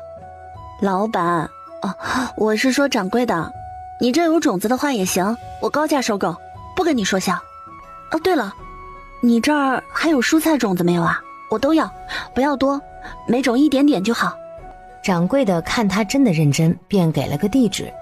这家人就倒腾蔬菜，往年天天都在卖菜，今年嘛我也没怎么见他们。不过各种菜种估计是有留的，你们要的葱啊蒜啊也找他们问问。江成雪将地址在心中记了一遍，怕忘了。阿勋，你也记着点。周泽勋自然点头。两人又赶紧去打水，往回走的路上遇到匆忙赶来的周通。大哥嫂子，你们又去买东西了，娘说的真准。从大嫂手里接过包裹，掂了掂。大嫂，里面是什么？香料，做肉好吃。哦，娘正在炼猪油，可香了。炼完猪油就煮肥肠吃，今天晚上还要把猪脚也煮了。那一道肉不煮，要用盐腌了慢慢吃，还煮稀饭呢。娘说了，今晚上让大家都吃得饱饱的。阿通啊，不如你先回去，把调料送回去，娘等着用呢。行，嫂子你们慢点走，我马上回来接你们。江成雪也不敢真的慢慢走，这天色可不早了。走到桂花巷口，就遇到了冲出来的周通，非要从他高高大大的大哥手上拎走一桶水。大哥大嫂，我们快回家去，爹已经回来了。周春芽也到门口来接，不过看着有点魂不守舍的样子，江成雪就紧张，估摸着周泽勋他爹又带回不咋样的消息了。一踏进院门，守在灶边的杨氏眉毛一竖，噔噔噔跑过来。我看你今天不把那1两银子花完，一晚上觉都睡不着，是不是啊？喊你们不要乱跑，不要乱跑，又半天不见到人。我看以后不能给你钱了，反正也存不住。娘，我们没去哪儿，就是去买点调料。那叫一点嘛，你就造吧，使劲造，把10年的调料都买回来得了。江成雪跟周伯禄打了招呼，从空间装了小小的一罐黄酒出来，趁大家不注意，放在买回来的调料旁边。他问了调料铺子老板，人家不知道料酒是啥，用这黄酒顶替也行，去腥味是很好的。再说了，家里男人吃肉不得来一口啊。空气中飘散着猪油的香味儿，一家6口都坐在院子里。此时太阳已经落下，正是傍晚，热浪还没有散去。以后就不能给老大家的钱，这油一买就是10斤的啊！我看这附近一大片都知道我们家晚上吃油了。娘，多吃点嘛，爹他们每天辛苦，不吃点好的不行的。熬好的油和油渣一起倒进瓦罐，瓦罐装不下，又装了一大海碗。我看半年都不用买油了。喜儿这油啊买得好。杨氏很满意，便使唤当家的看好油碗。油凉了就赶紧端屋里去，盖好盖子，别叫耗子偷了，人都没得吃。没留点油渣在外面吃？留啥留？一副猪大肠，4个猪蹄，不够你们吃了还？大肠要好好洗洗才行，弄不好胖臭不好吃。知道，这云州的店家掌柜啊就是不一样，猪大肠都是洗得干干净净拿出来卖的，用皂灰洗的，也不知道清了几遍，我是一点脏都看不出来。总之好不容易吃上一顿，你就别节省那个水了。我知道，要你说。杨氏见已经烧好油，哗啦一下将半盆肥肠倒进锅里，油水溅得老高，发出热烈的呲啦声。娘，我还买了一小罐黄酒呢，拿黄酒喷一喷，去腥臭。你还买酒了？买了，想着有好菜，让爹喝上一口解解乏呢。少倒点去个腥味就行。喊过来周通，叫他放到院子里的桌子上去。爹，我待会儿可以来上一口不？周通跃跃欲试，喝酒是大人的标志，他感觉自己也是大人了。我也喝，爹。听到弟弟这样说，周泽轩害怕把他忘记了一样，赶紧开口。那不行，阿通，你还太小了，这么早喝酒要变笨的，以后你还想不想科考了？啊？科考？他没想过呀，他也没觉得自己有那个脑子。你就更不能喝了。为什么？你也没长大。5岁小孩的智商，喝点酒再减掉2岁，还叫不叫人好好生活啦？听你娘子的，阿童，你也要听你大嫂的，你大嫂说的对。好吧，不喝就不喝呗。这老大媳妇儿啊，越来越有样子了，知道管着自家男人了，也知道爱护小叔子，当真就是属于自家的人了。下调料的时候，江城雪守在锅边要杨氏下猛一点，他就想吃得有滋有味一点。你个大肚子吃那么重口味做什么？不行。虽然是这样说的，但杨氏手上还是多抖了抖，肥肠烧得软烂，盛了满满1圆钵，转身喊春芽端到桌上去。当家的呀，你们上桌先吃着吧，我把这猪脚煮上。当时我就说再把那口大砂锅带上，你偏不。你看现在做饭做菜都只能一个锅，这猪脚煮好了还得烧稀饭。娘，咱们不吃稀饭，吃饼子呗，往锅上一蒸就好了，省事儿。就你会吃，家里有点好东西就要一天全干光呀。阿通啊，去拿吧，屋里几个馒头饼子都拿出来。杨氏喊了大家上桌吃饭，却没人动弹。娘，猪脚煮好了，一起吃吧。其他人也是同样的意思。行，那就再等一下。娘，明天我再去买口锅吧。不行，你可别再买了，不知道的还以为我们家发了什么大财呢。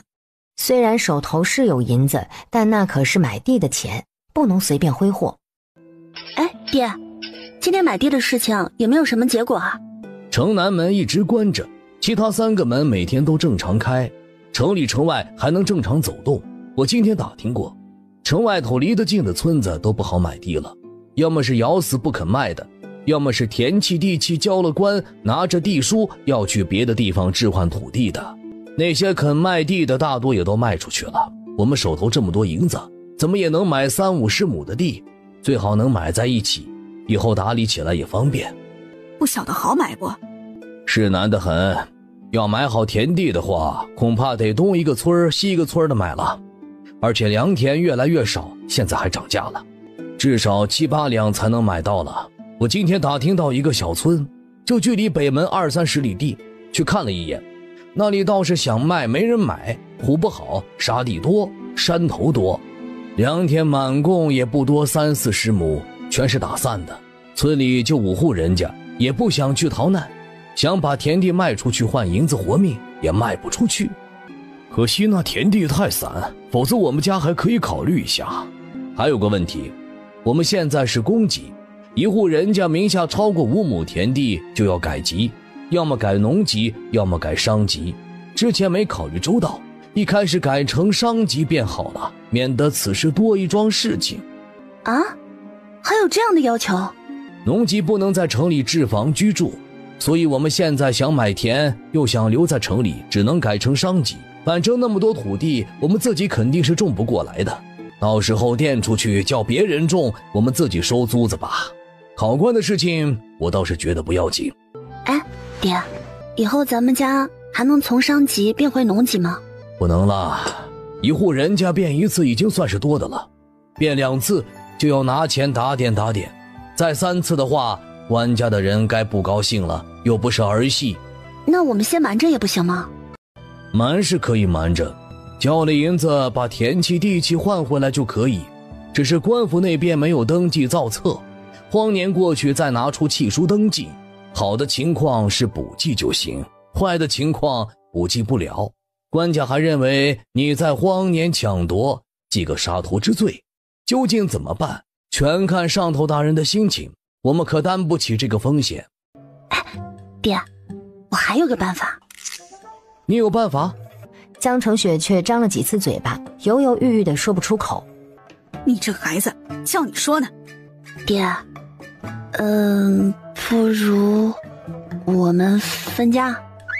古时候家族观念很重，分家是要被周围耻笑的，父母健在，分家这种事情是给祖宗抹黑的事儿。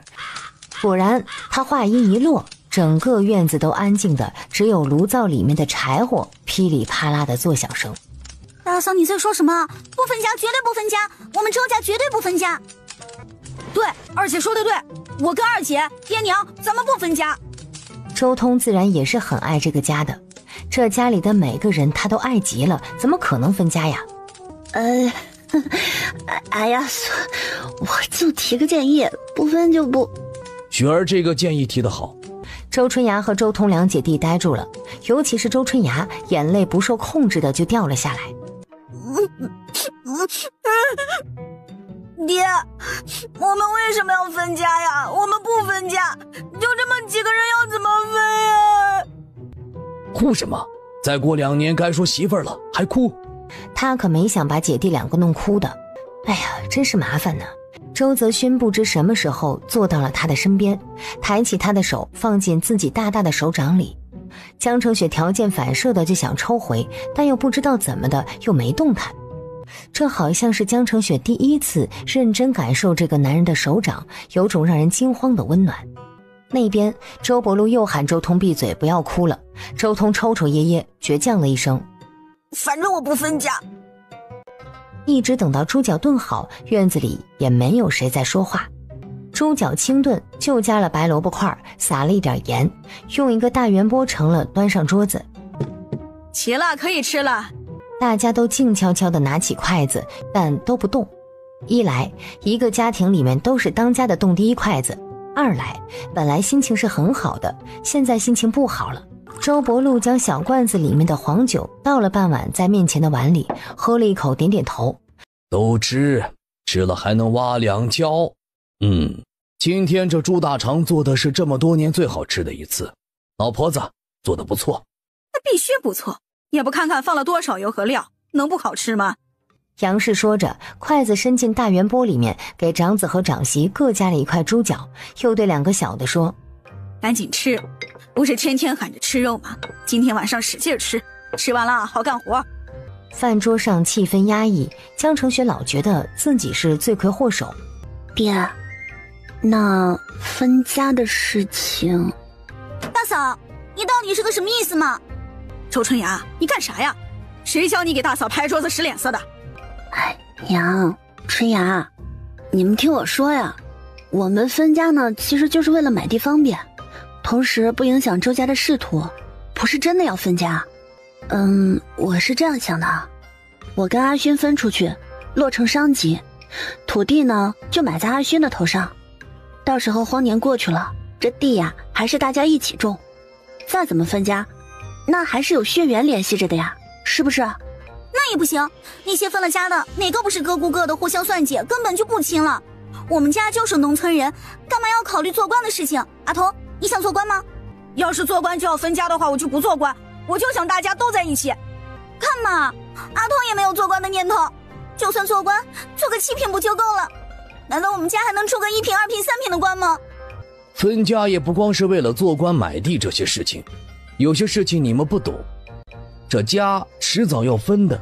春芽、阿通，你们心里也不要怪你们嫂子，这个想法我跟你娘心里早就有的。你们大嫂说的对，咱们就算分家了，还是一家人，还是会互相照拂，这不是坏事。吃吧，阿通，你不是要喝酒？拿筷子沾点尝尝味道。听你大嫂的，还小，不要喝酒。他跟娘也想着要分家，且这个家是非分不可吗？可是爹，大哥他脑袋一直没有好，分了家他咋办？谁讲分家了就不管你哥了？不管啥时候，你哥的事情就是我们家的事情。是吧？一个个苦着脸做什么？不是什么大事，有爹在，天塌不了。他这话一说，就像是有魔力一样，江澄雪觉得紧绷的弦松动起来。爹，你说的是真的？你爹还骗你不成？吃了今晚都别想睡觉。姐弟两个眉眼间的恐惧惊慌顿时松动，这才闻到满桌的肉香，抓起筷子狼吞虎咽起来。杨氏又往江澄雪的碗里面加猪脚。你多吃点猪脚，这东西啊好下奶的。他这一天天呢，就愁着儿媳妇生了孩子没奶水，瞧他这没胸没屁股的样吧，把自己喂好就谢天谢地了。娘啊，我吃不了这么多的，你们多吃点。不吃也得吃，多长点肉，到时候孩子一生，你这身板大风一吹就吹走了。时不时在空间开小灶呢，否则的话，这孕妇真不好当，一饿起来难受的要死。吃吧，我看不能光囤粮食，还得囤点蔬菜和肉蛋。大人什么都能吃，刚生下的奶娃呢，光喂米汤能行吗？孩子娘，你在城里也多走动一下，看哪里有生了孩子的，或是快生孩子的奶妈，记上几个，到时候跟他们讨点奶水也好。周春芽看向大嫂，目光落在她胸前。的确，喂孩子这事情真的不能指望大嫂的。江澄雪满脑的问号，虽然她也觉得自己喂不了，但是这周家人表现的也太明显了吧。爹娘，我们不如问问哪里有产了崽子还在哺乳期的奶牛。奶牛那还不如找几个奶妈。往年牛是家里的宝贝疙瘩，可我们离开周家店的时候，不就有宰公牛的吗？公牛都留不住，更不要说母牛。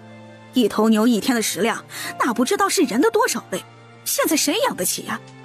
爹，您出去的时候多注意一下呗，万一有人愿意把奶牛一直养着呢？行，明天我们先把分家的事情办了，再然后看看哪里有合适的土地。爹，您今天去看的那个村子，除了种田不行，你觉得干别的行不行？那村山头多，我看种草药再养点鸡鸭应该不错，剩下那几十亩种粮食庄稼也足够吃。只不过种草药养鸡鸭这事情还是有风险的，没干过，需要慢慢摸索。细想一下也不是不好，干脆直接把那一整个村的良田先拿下，别的村指不定连10亩都凑不齐呢。散归散，好歹在一个村子里。江澄雪本以为公爹就是说说而已，没想到饭后果然让2个儿子趁着月光干起活来。周春芽也没闲着，帮忙去运土。1副猪大肠，4个猪蹄儿，差不多10个饼子，全给一家人吃光了。今天晚上是要干通宵才对得起吃这么多好的。江澄雪本来打算晚上跟周泽勋把隔壁院子里的5只鸡喂一喂，估摸着撒给的粮食也吃光了，又看着自家院子卧着的2只鸡，蹭到杨氏身边。娘，咱们明天晚上吃烧鸡公吧。吃，你这是吃上瘾了。哎呀，吃饭不集结脑袋有问题吗？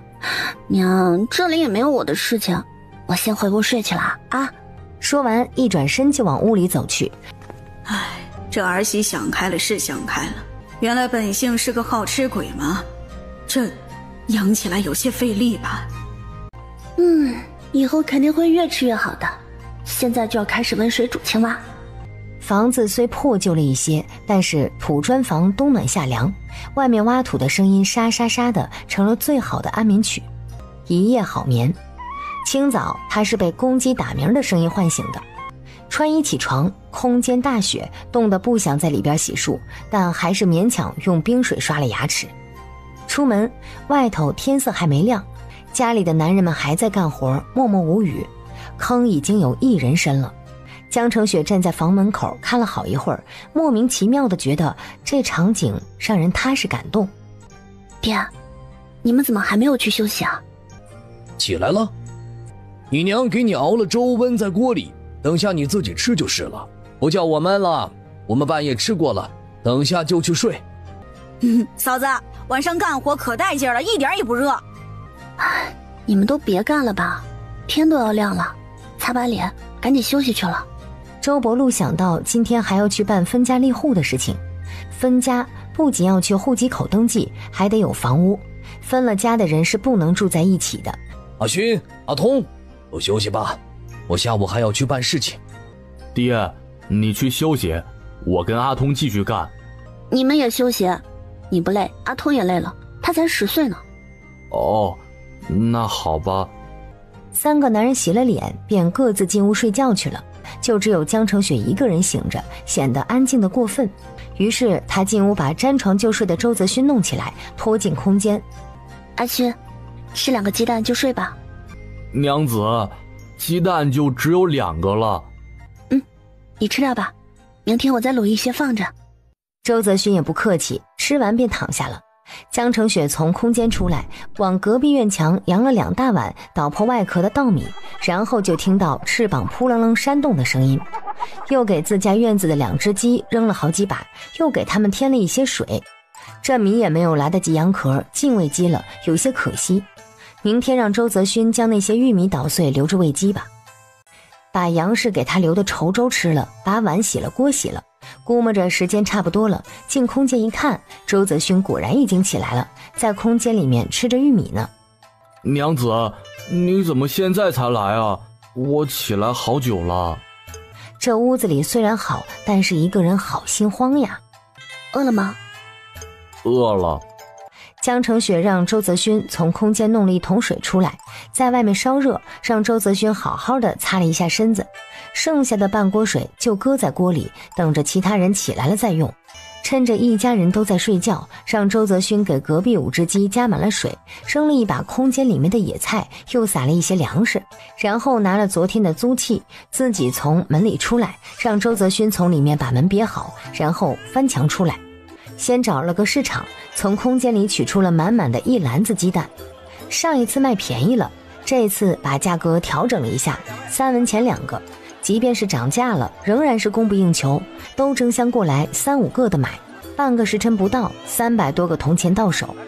卖完鸡蛋就赶紧离开，财不外露，放进空间的百宝箱后才踏实了。牙行还没开门，又从空间里把晾干的半袋草药、野菜和野草拿出来，去找了上次那家药房。伙计一看是他们，赶紧去找了掌柜的。两位，可把你们等来了。掌柜的，你瞧瞧这些，给估个价吧。好，我先看看都是些什么药材。麻袋口一打开，掌柜的有点猛，伸手往里面抓了2下。您看怎么样？掌柜的将麻袋口挽起来，伸手探了探下面的情况。小娘子，你这一袋子我现在不好给你估价呀，这价高的和价低的还有很多不是草药的，全都掺杂在一起。你给我1日的时间，我把这一袋子整理好了，称了重，再给你准确的钱数，你看如何？可以。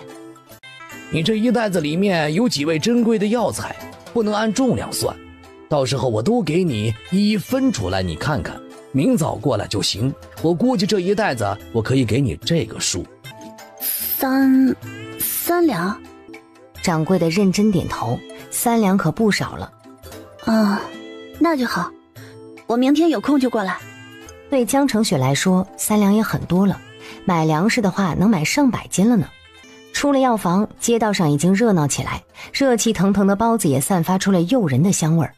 江澄雪小手一挥，就买了3个菜包，3个肉包，自己吃了1个菜的1个肉的，剩下的全部都给了周泽勋。一路问到了调料铺子老板说的那个地址。你们找谁？找种菜的刘婶子。我们家今天没有种菜了，你们买菜的话就回去吧。不买菜，我呀买点菜种子。娘，有人找。然后将2人让进屋子。这家院子很大，一块一块的规整好的，可以想见以前是怎样绿油油的场面。只是现在只有一小块种着蔬菜，别的全都是光秃秃的。这是我们自己家吃的萝卜，不卖的。家里只有女人们在，这家人是公级，男人们各自有自己的活路。几个孩子在院子里面玩耍，弄得脏兮兮的。说明来意之后，江成雪就将那1000银子放在桌上。婶子，听说你们家专门种菜去卖的，一定有很多菜种子吧？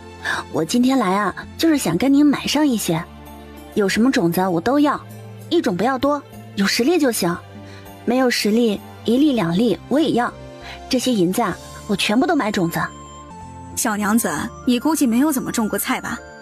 种子还是要多点的，一窝里面多撒些种子，才能保证有苗头。这样啊，那每种我就要个20粒。妹妹这种菜是自己吃呢，还是种着玩耍呢？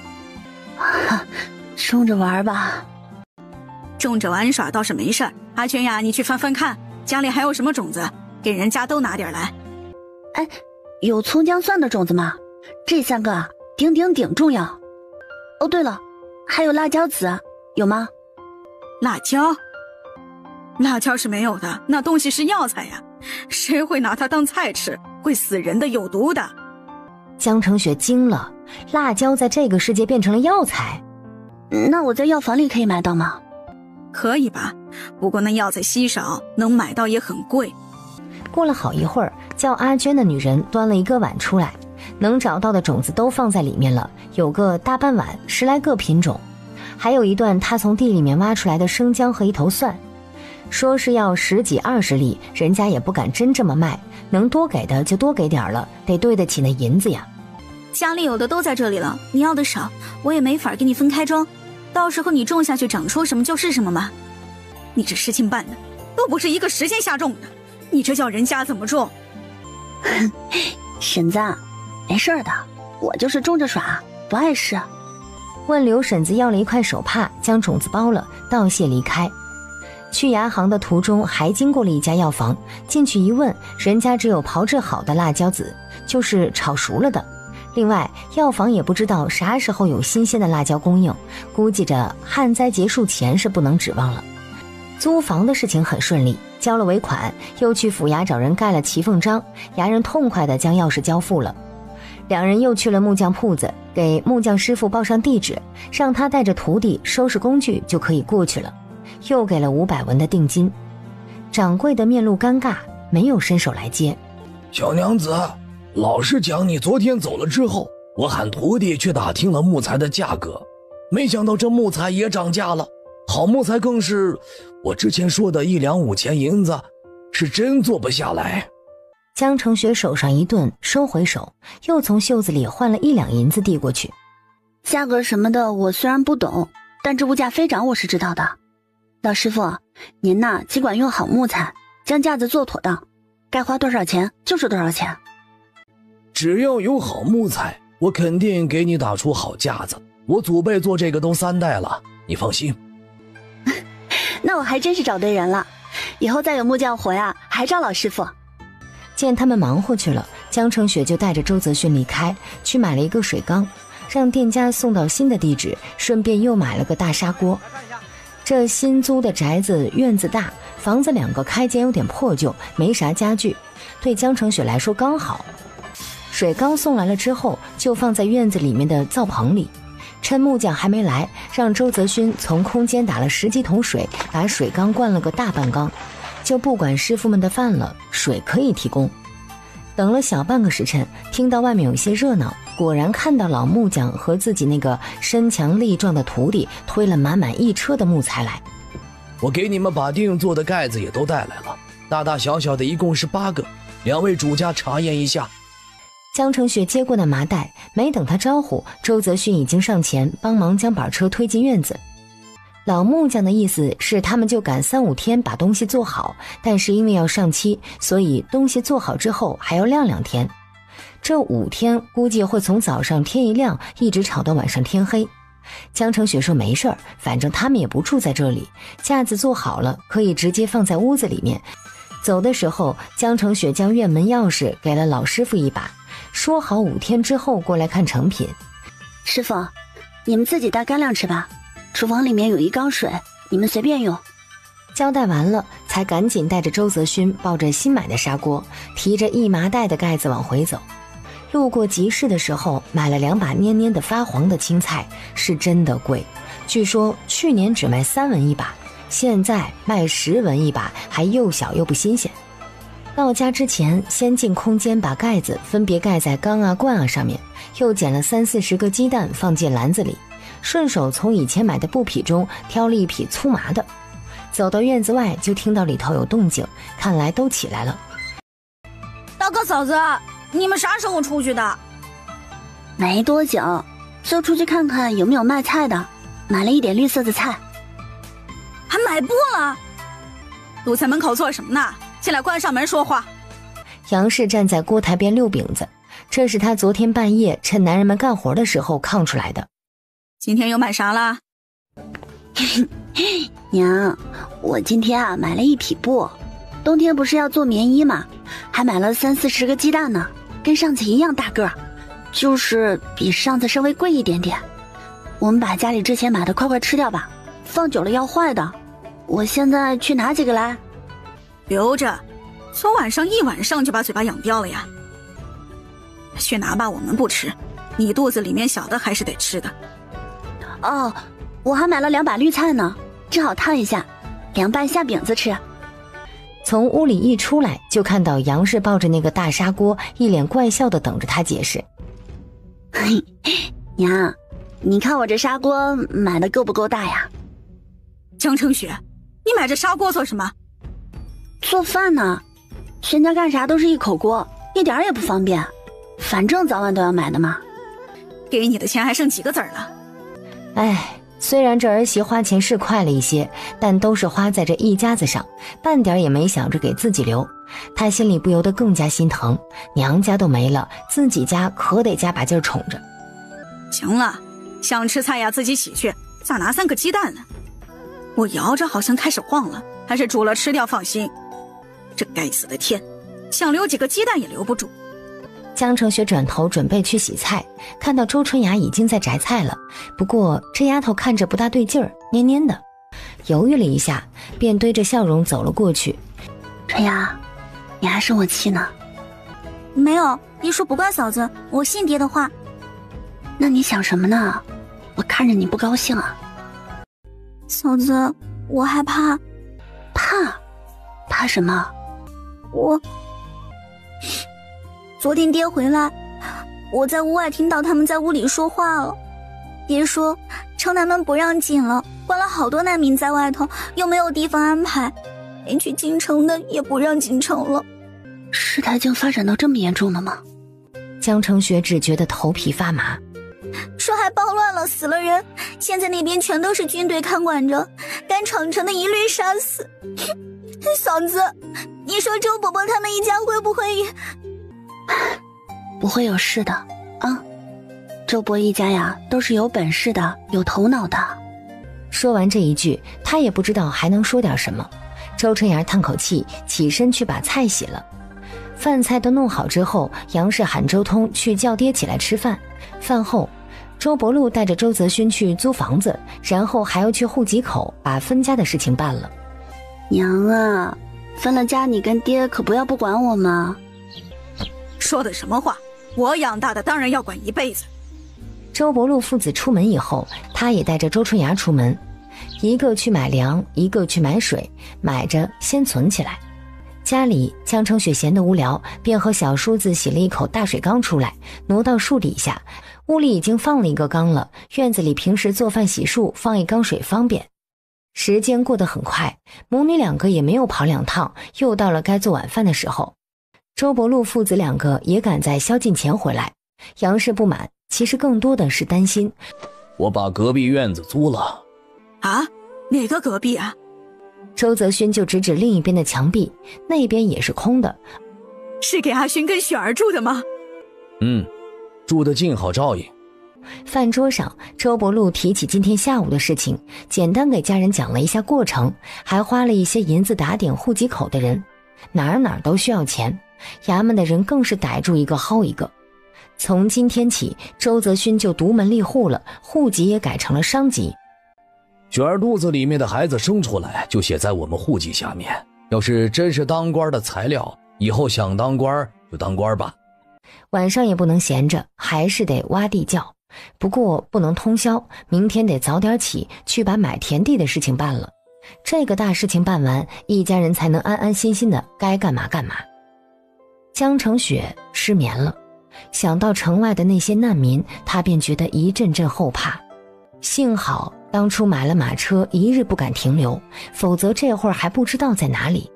也担心周大山一家，公爹没有把这件事情告诉他们这些孩子，大概是不想他们担惊受怕，也不想他们难受。隔壁家的女儿周梅是周泽勋的青梅竹马，两人的关系很好，自己还想着撮合这两个人呢。要是知道隔壁家的状况险急，大家恐怕都会和周春芽一样。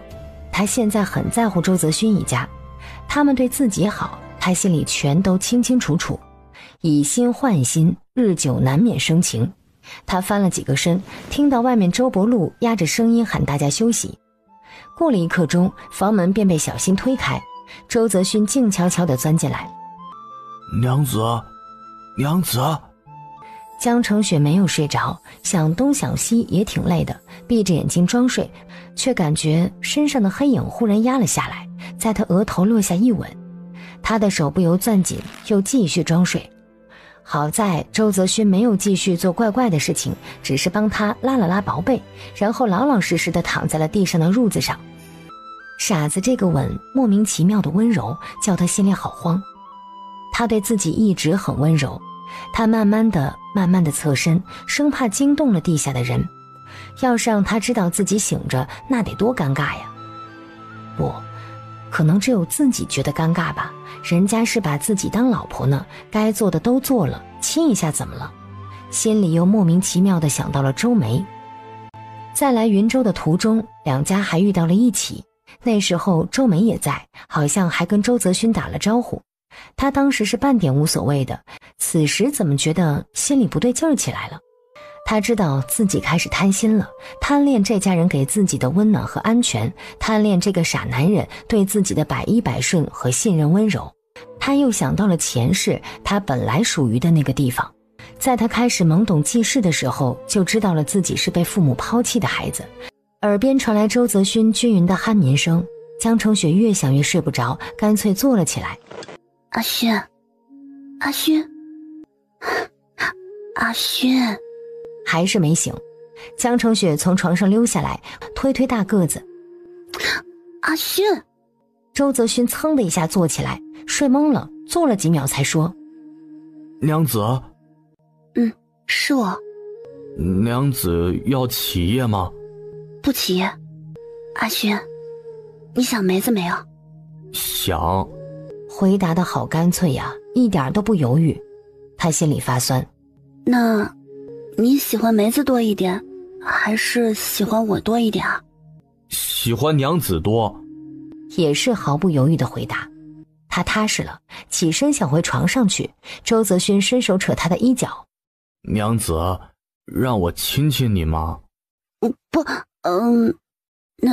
那亲一下吧，你亲我额头吧。娘子，我想亲亲宝宝。好吧。江城雪有点失落，让周泽勋隔着衣服轻轻地用嘴唇挨了一下肚皮。娘子，我亲过了。意思是你可以去睡觉了。江城雪爬上床，没一会儿又听到周泽勋均匀的呼吸声，她却还是想东想西。虽然周泽勋说喜欢自己更多，但是他还是个孩子呢，即使他傻，也应该有选择的权利。阿勋，明天去给你治病吧。梁大夫不是说了吗？他的脑袋有可能用针灸治好。等你的病治好了，等周泽勋治好了病，知道什么是男女之间的喜欢，到时候再决定走还是留。如果他真的喜欢梅子，我到时候再走吧。这样一想，心里又是一阵酸楚，便侧身闭上眼睛。第二天早上，周泽勋一动，江城雪就醒了。娘子，我吵醒你了？没有，我睡醒了。说完，拉着周泽勋就进了空间，刷牙洗漱。空间里只有煮熟的玉米，没有其他熟食了，让周泽勋垫了一个玉米。两人神清气爽地从屋里出来，周泽勋随着父亲去练功，江澄雪则钻进了厨房。娘，早。今天咋这么早起来呀？杨氏正在灶边搅糊糊呢，一转头看到江澄雪的脸，声音掐断，呜了一声。一家人吃了早饭，杨氏喊了春芽去洗碗刷锅，自己去屋里给当家的掏银子。俩人一进门，杨氏就把房门一关，家里没有外人，关门做什么？赶紧拿银子吧，我们早点出门。当家的，你没发现阿勋和雪儿不对劲儿啊？咋不对劲儿了？这都不在脸上摆着吗？以前儿媳都跟木头人一样，笑起来都是木愣愣的。你今天跟阿勋好好说说，这都什么节骨眼了，别弄出个好歹来。我这边也跟雪儿说声，真是的，两个都是傻的，啥都要人操心。我看你就是瞎操心，省省吧，赶紧拿钱，我走了。哎，这个老七呀，就没有他不操心的事儿。这银两我还没有穿热乎呢，哎。行了，以后给你弄个金元宝，叫你天天揣着。杨氏又弄了几个布袋，将银两分了几份。你们可要藏在身上不同的地方，你盯着点阿勋，那孩子没长大呢，不知道银两贵重，千万不要叫弄丢了。哦，知道，我办事你还不放心吗？放心，我就是有点紧张。三个女人半个男人站在院门口，目送着家里的两个大男人在巷子口消失，然后才退回院子。雪儿你来，我跟你说两句。啊，好的娘。那个雪儿啊，我不是老早前就跟你说了吗？都有身孕了，不能跟相公在一起睡了呀。江澄雪一时没有反应过来。娘，生着孩子咋办？生着孩子？不是，娘，您误会了，我没有。海底烂，我告诉你啊，一看你的眼神我就知道咋回事。你们这些年轻人咋猴急猴急的呢？杨氏大有要将问题的严重性给儿媳唠到透的架势，江澄雪是苦不堪言。恰好春芽在外面敲门，问娘要银子，要去打水买粮。啊，娘，我知道了啊，真的知道了，再也不敢了。逃到院子里的江澄雪搓搓滚烫的面颊，简直臊死人了。不过她心情并没有不好，这是她有生以来第一次对未来充满了迫不及待的期许。她的心似乎又活了过来，充满力量的跳动。嫂子，你脸好红啊，不是发烧了吧？没有。春芽，你去打水还是买粮啊？去打水，娘怕我丢钱不让我去买粮。春芽，我今天看着不一样吗？嫂子今天变漂亮了。啊？我也不知道哪里漂亮了，就是看着像是大家小姐了。春芽赶紧去吧，咱还磨叽呢，今天要多打几桶。哎，我这就走了。雪儿啊，你跟阿通在屋里守着。阿通，毛蹭呢？懒人屎尿多。行啊，我也出门了啊，你们好好看家，把院门锁了，我们回来敲门。哎，阿通怎么了？哎呀，你从茅厕出来还没有洗手呢。周通长叹一口气，起身去水盆边洗了手。嫂子，我们今天能不能吃点菜啊？想吃菜啊？嫂子也想吃。这样，我拿钱，你去买。真的？去买吧。娘问起来就说我想吃。娘啊，最心疼我肚子里的小宝宝了。好，嫂子你可真好，是最好的嫂子。我跑得可快了，马上就回来。回来敲门，嫂子你再开门哦。江澄雪给院子里面的鸡加了一点水，进空间捡了鸡蛋，又将买来的蔬菜种子随意撒在院外的田地里，又给外面几只鸡带了一点谷子出来。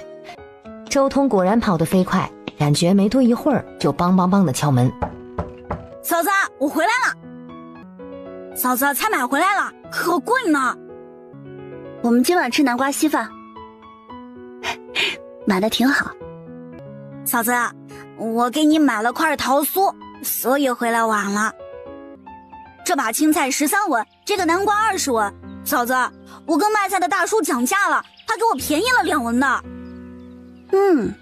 做得不错啊。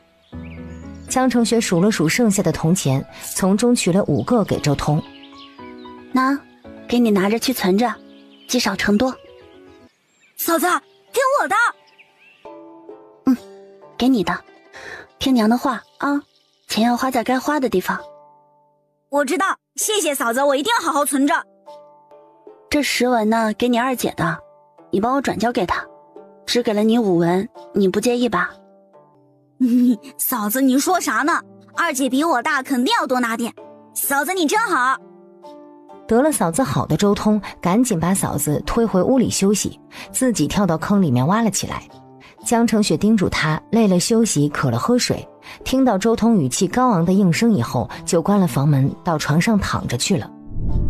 进入空间后，赵丽先去后院把鸡蛋搜罗了一遍，之前卤肉的砂锅端出来，直接添了清水进去，生了火，将鸡蛋一个个放进砂锅，刚好一锅。到院外的地里去看了看，那会儿撒下的蔬菜种子已经从黑色肥沃的土地里面探出了脑袋。考虑到家里都是晚上干活，白天休息，那么周泽勋就有更多的时间腾出来了。除了把院子里面的炉灶还有棚子弄出来，还得考虑弄个仓库出来。麦子和水稻又各往田地里面播撒了一桶。可能是月份越来越大了，吃的伙食也好了，这肚子虽然仍不算大，但是越发觉得身子重了。去后院摘了一些野菜，洗干净以后摊在扁箩里面晾晒。家里人不吃菜不行，到外面去买菜又太贵，不如把这些野菜晒干了，碾成粉末，悄悄地添加在买回来的白面和高粱面里面，也算是一个增加营养和膳食纤维的办法。除了在面里面添加一些蔬菜粉末之外，偶尔在外面买些菜吃，一家人的营养也就能够跟上了。菜干也是不错的选择，前世就见过在院子里面晾晒各种蔬菜干的。把卤好的鸡蛋从锅里面挑出来，装满了2个海碗。出来的时候听到院子里面有倒水的声音。春芽回来了。我回来了，嫂子。今天的水涨价了，要4文1桶，好多人排队买水。春芽心有余悸，浑身是汗，但也没觉得热。江成雪蹙眉，只觉得日头又毒辣了一些。这都快10月了。过几天就10月了。嫂子，这钱你收着吧。周春芽一回来，周通就兴冲冲地往他手里塞东西，说是嫂子给的。嫂子你拿着，娘说你现在不是一个人，饿得可快了，你要是饿了就买点东西吃。江成雪本想推让，但是想到周春芽并不知道自己有多少钱。嫂子我也不要了，等过了灾情嫂子再给我吧。这姐弟2个也算是把钱花在该花的地方了吧。周春芽前脚回来说水涨价，杨氏拎着米面回来也铁青着脸，因为粮食也涨价了，在之前的价格上又涨了5文。城里传言说明天还要涨。娘，你有没有听说到底是为什么突然就涨价了？这不是粮铺掌柜一句话的事情吗？真是黑心肠的，谁知道发这种黑心财呀？我银两没带够，这次多拿些去买。哎，管它贵不贵呢，先买吧。雪儿啊，你自个在家守着，院门锁好，我喊阿通一起去，不是自家人不给开门啊。哎，娘，你们放心。那院子里面早几天就被齐整好的菜地，也不知道这菜还能不能种成了。院子里面的水缸今天才开始用，里面只有周春芽才倒进去的2桶水，仅仅沾了个底儿。他便去空间弄了桶水出来，用水瓢舀进缸里，弄了2桶进去，觉得2桶水和4桶水从缸里也看不出太大的差别，索性又从空间里弄了1桶水倒进去。太多人了，队伍越排越长，井绳也越放越长，管家的人喊着不让打了，要到下午才让打。来，先歇歇。春芽，你打水的时候听到别人说什么没有？江成雪觉得肯定还是发生了什么事情，至少也有什么传言。信息这个东西十分重要，此时他倒也不想着发什么大财，只想着家人能够在这乱世活得更好一些。之前就觉得公爹隐瞒了一些事情，但是他并不在意，只觉得公爹这人很可靠。嫂子，外面说啥的都有呢，听着可吓人了。有说这个旱灾得3-5年才过去的，有说国库亏空根本没有存粮的，还有的说北方蛮人快要打过来了，朝廷的粮食都要往北边运去打仗了。还有说当今皇上不是真天子，惹了天怒，所以降下天灾。江澄雪无奈，嗨，果然什么传言都有啊，还真不知道其中哪些可以当真。嫂子，你说那些逃难的人会怎样？听天由命吧，只要有办法活命，总能想到的。嫂子，也没啥，我心里有点堵。春芽，我们家这菜什么时候种啊？种菜要水呢，之前娘说要种，现在水都涨价了，不晓得她还让不让种了。杨氏却是带着小儿子空手而归，跑了几家粮铺，排着排着，人家就喊关门了，今天没粮了，弄得心情很糟糕。去屋里面转了一圈，心里又踏实了一些，心想当家的就是神机妙算呢，虽然远没有达到他们的目标，但是屋里的这些米面粮食足够他们撑好长一段时间。娘，我们赶今天把菜给种了吧。还种菜呢，哪有水啊？人不渴死就阿弥陀佛了。娘，渴不死，不吃菜才要死人呢。娘种吧，种大萝卜，我现在觉得大萝卜可好吃了，再不吃菜你儿子就要撑死了。今儿个热浪下去了，就把菜种子种下吧。是得种了，再晚他种不出来了。娘，水涨价了，要4文钱1桶了。种不出萝卜，萝卜秧子也能吃2顿。如此大家都欢喜。春芽、阿通，你们2个跟我去把隔壁的窝子收拾一下。啊，娘，收拾隔壁做什么？哥和嫂子不过去住吧？你爹昨晚就喊收拾出来，以后家里来人啊就在隔壁接待，这个院子不开门。大家就都懂了，院子里面挖地窖呢，还是不要叫人知道的好。江澄雪盯着西边那院，心想着这个院子也还是租下来比较安心，他5只公鸡还在里面养着呢。娘，你说这宅子买下来得花多少钱啊？这宅子又不大，买下来做什么呀？说不准以后官家补我们个大宅子呢。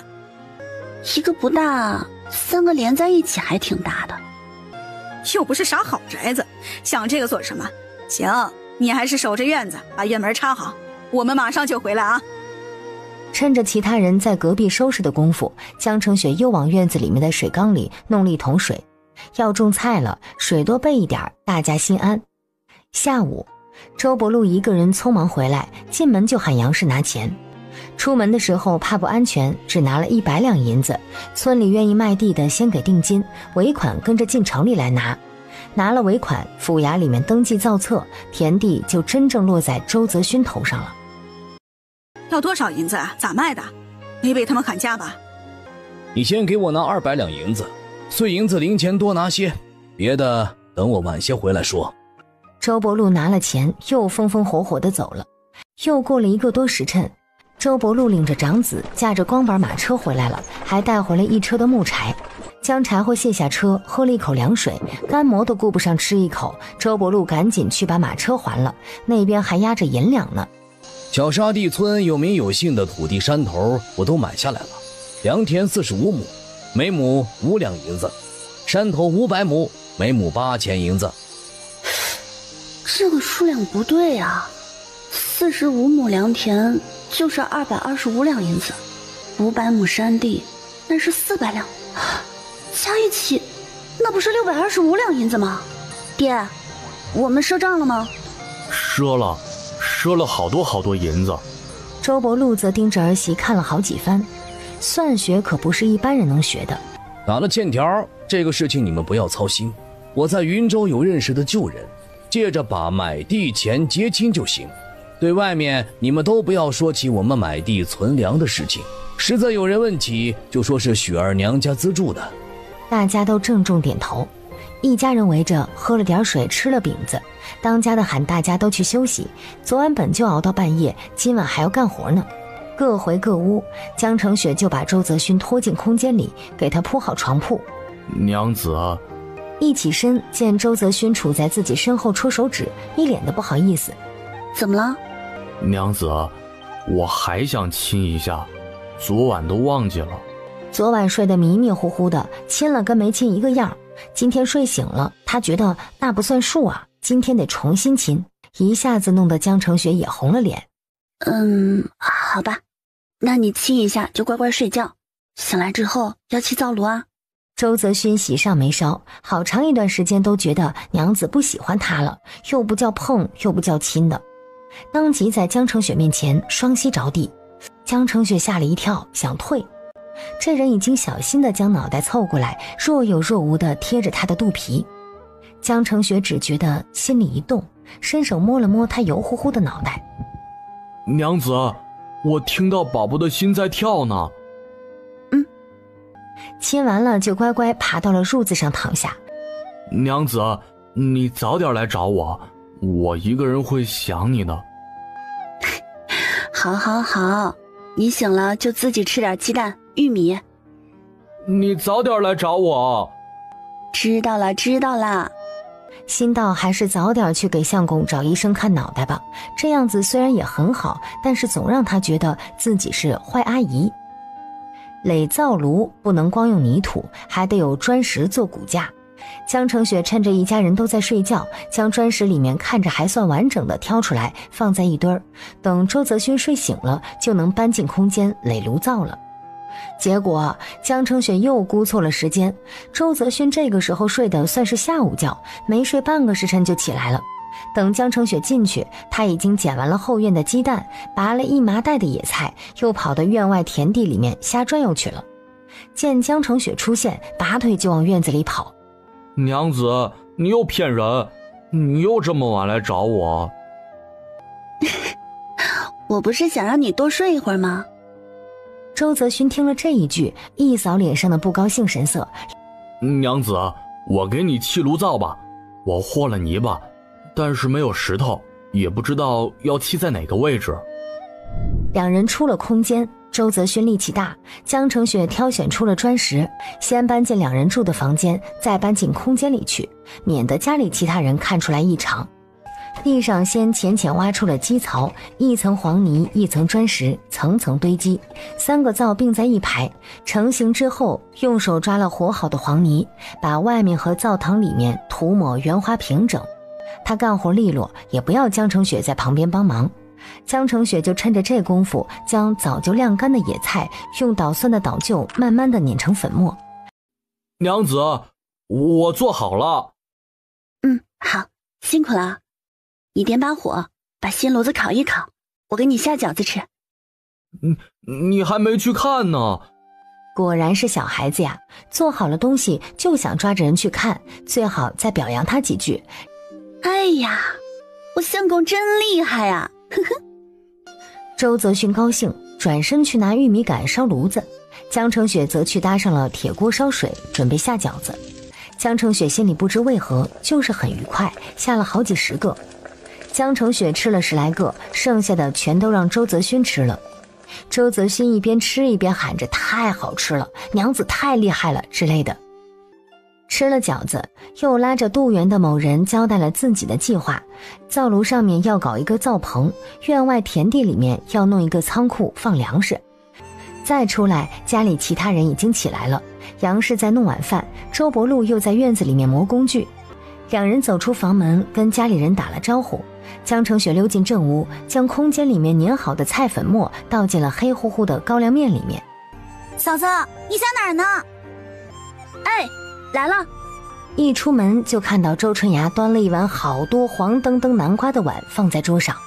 嫂子，快来吃南瓜稀饭，这南瓜闻着就甜。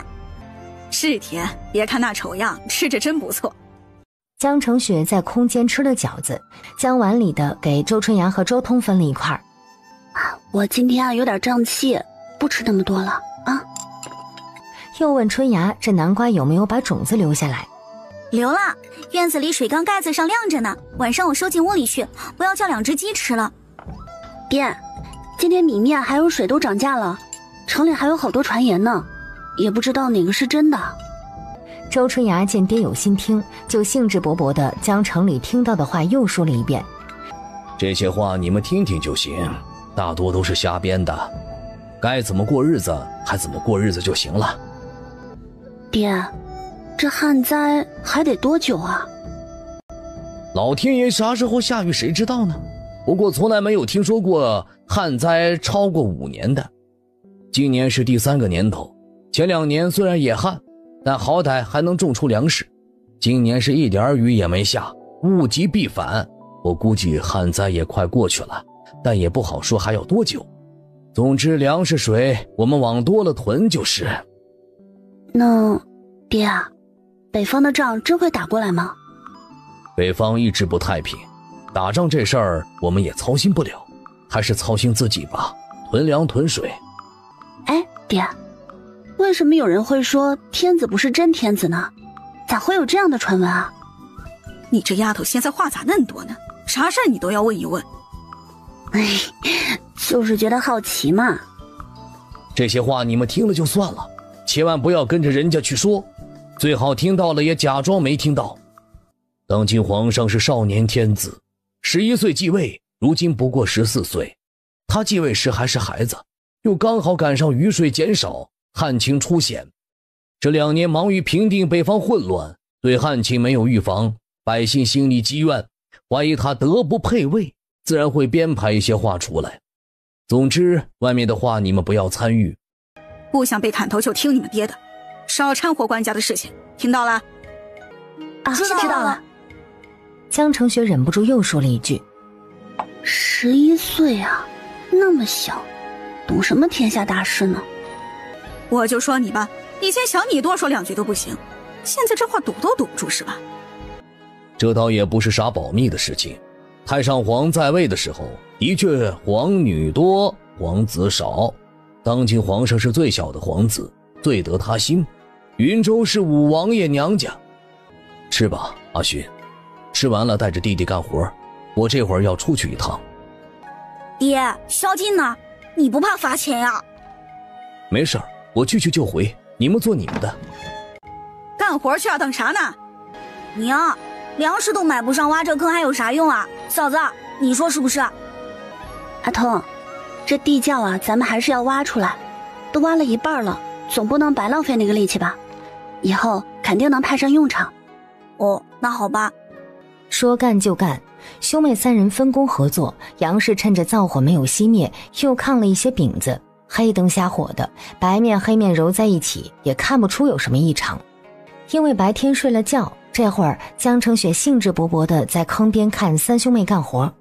嫂子，现在粮食可难买了，我们把地窖挖小一点算了。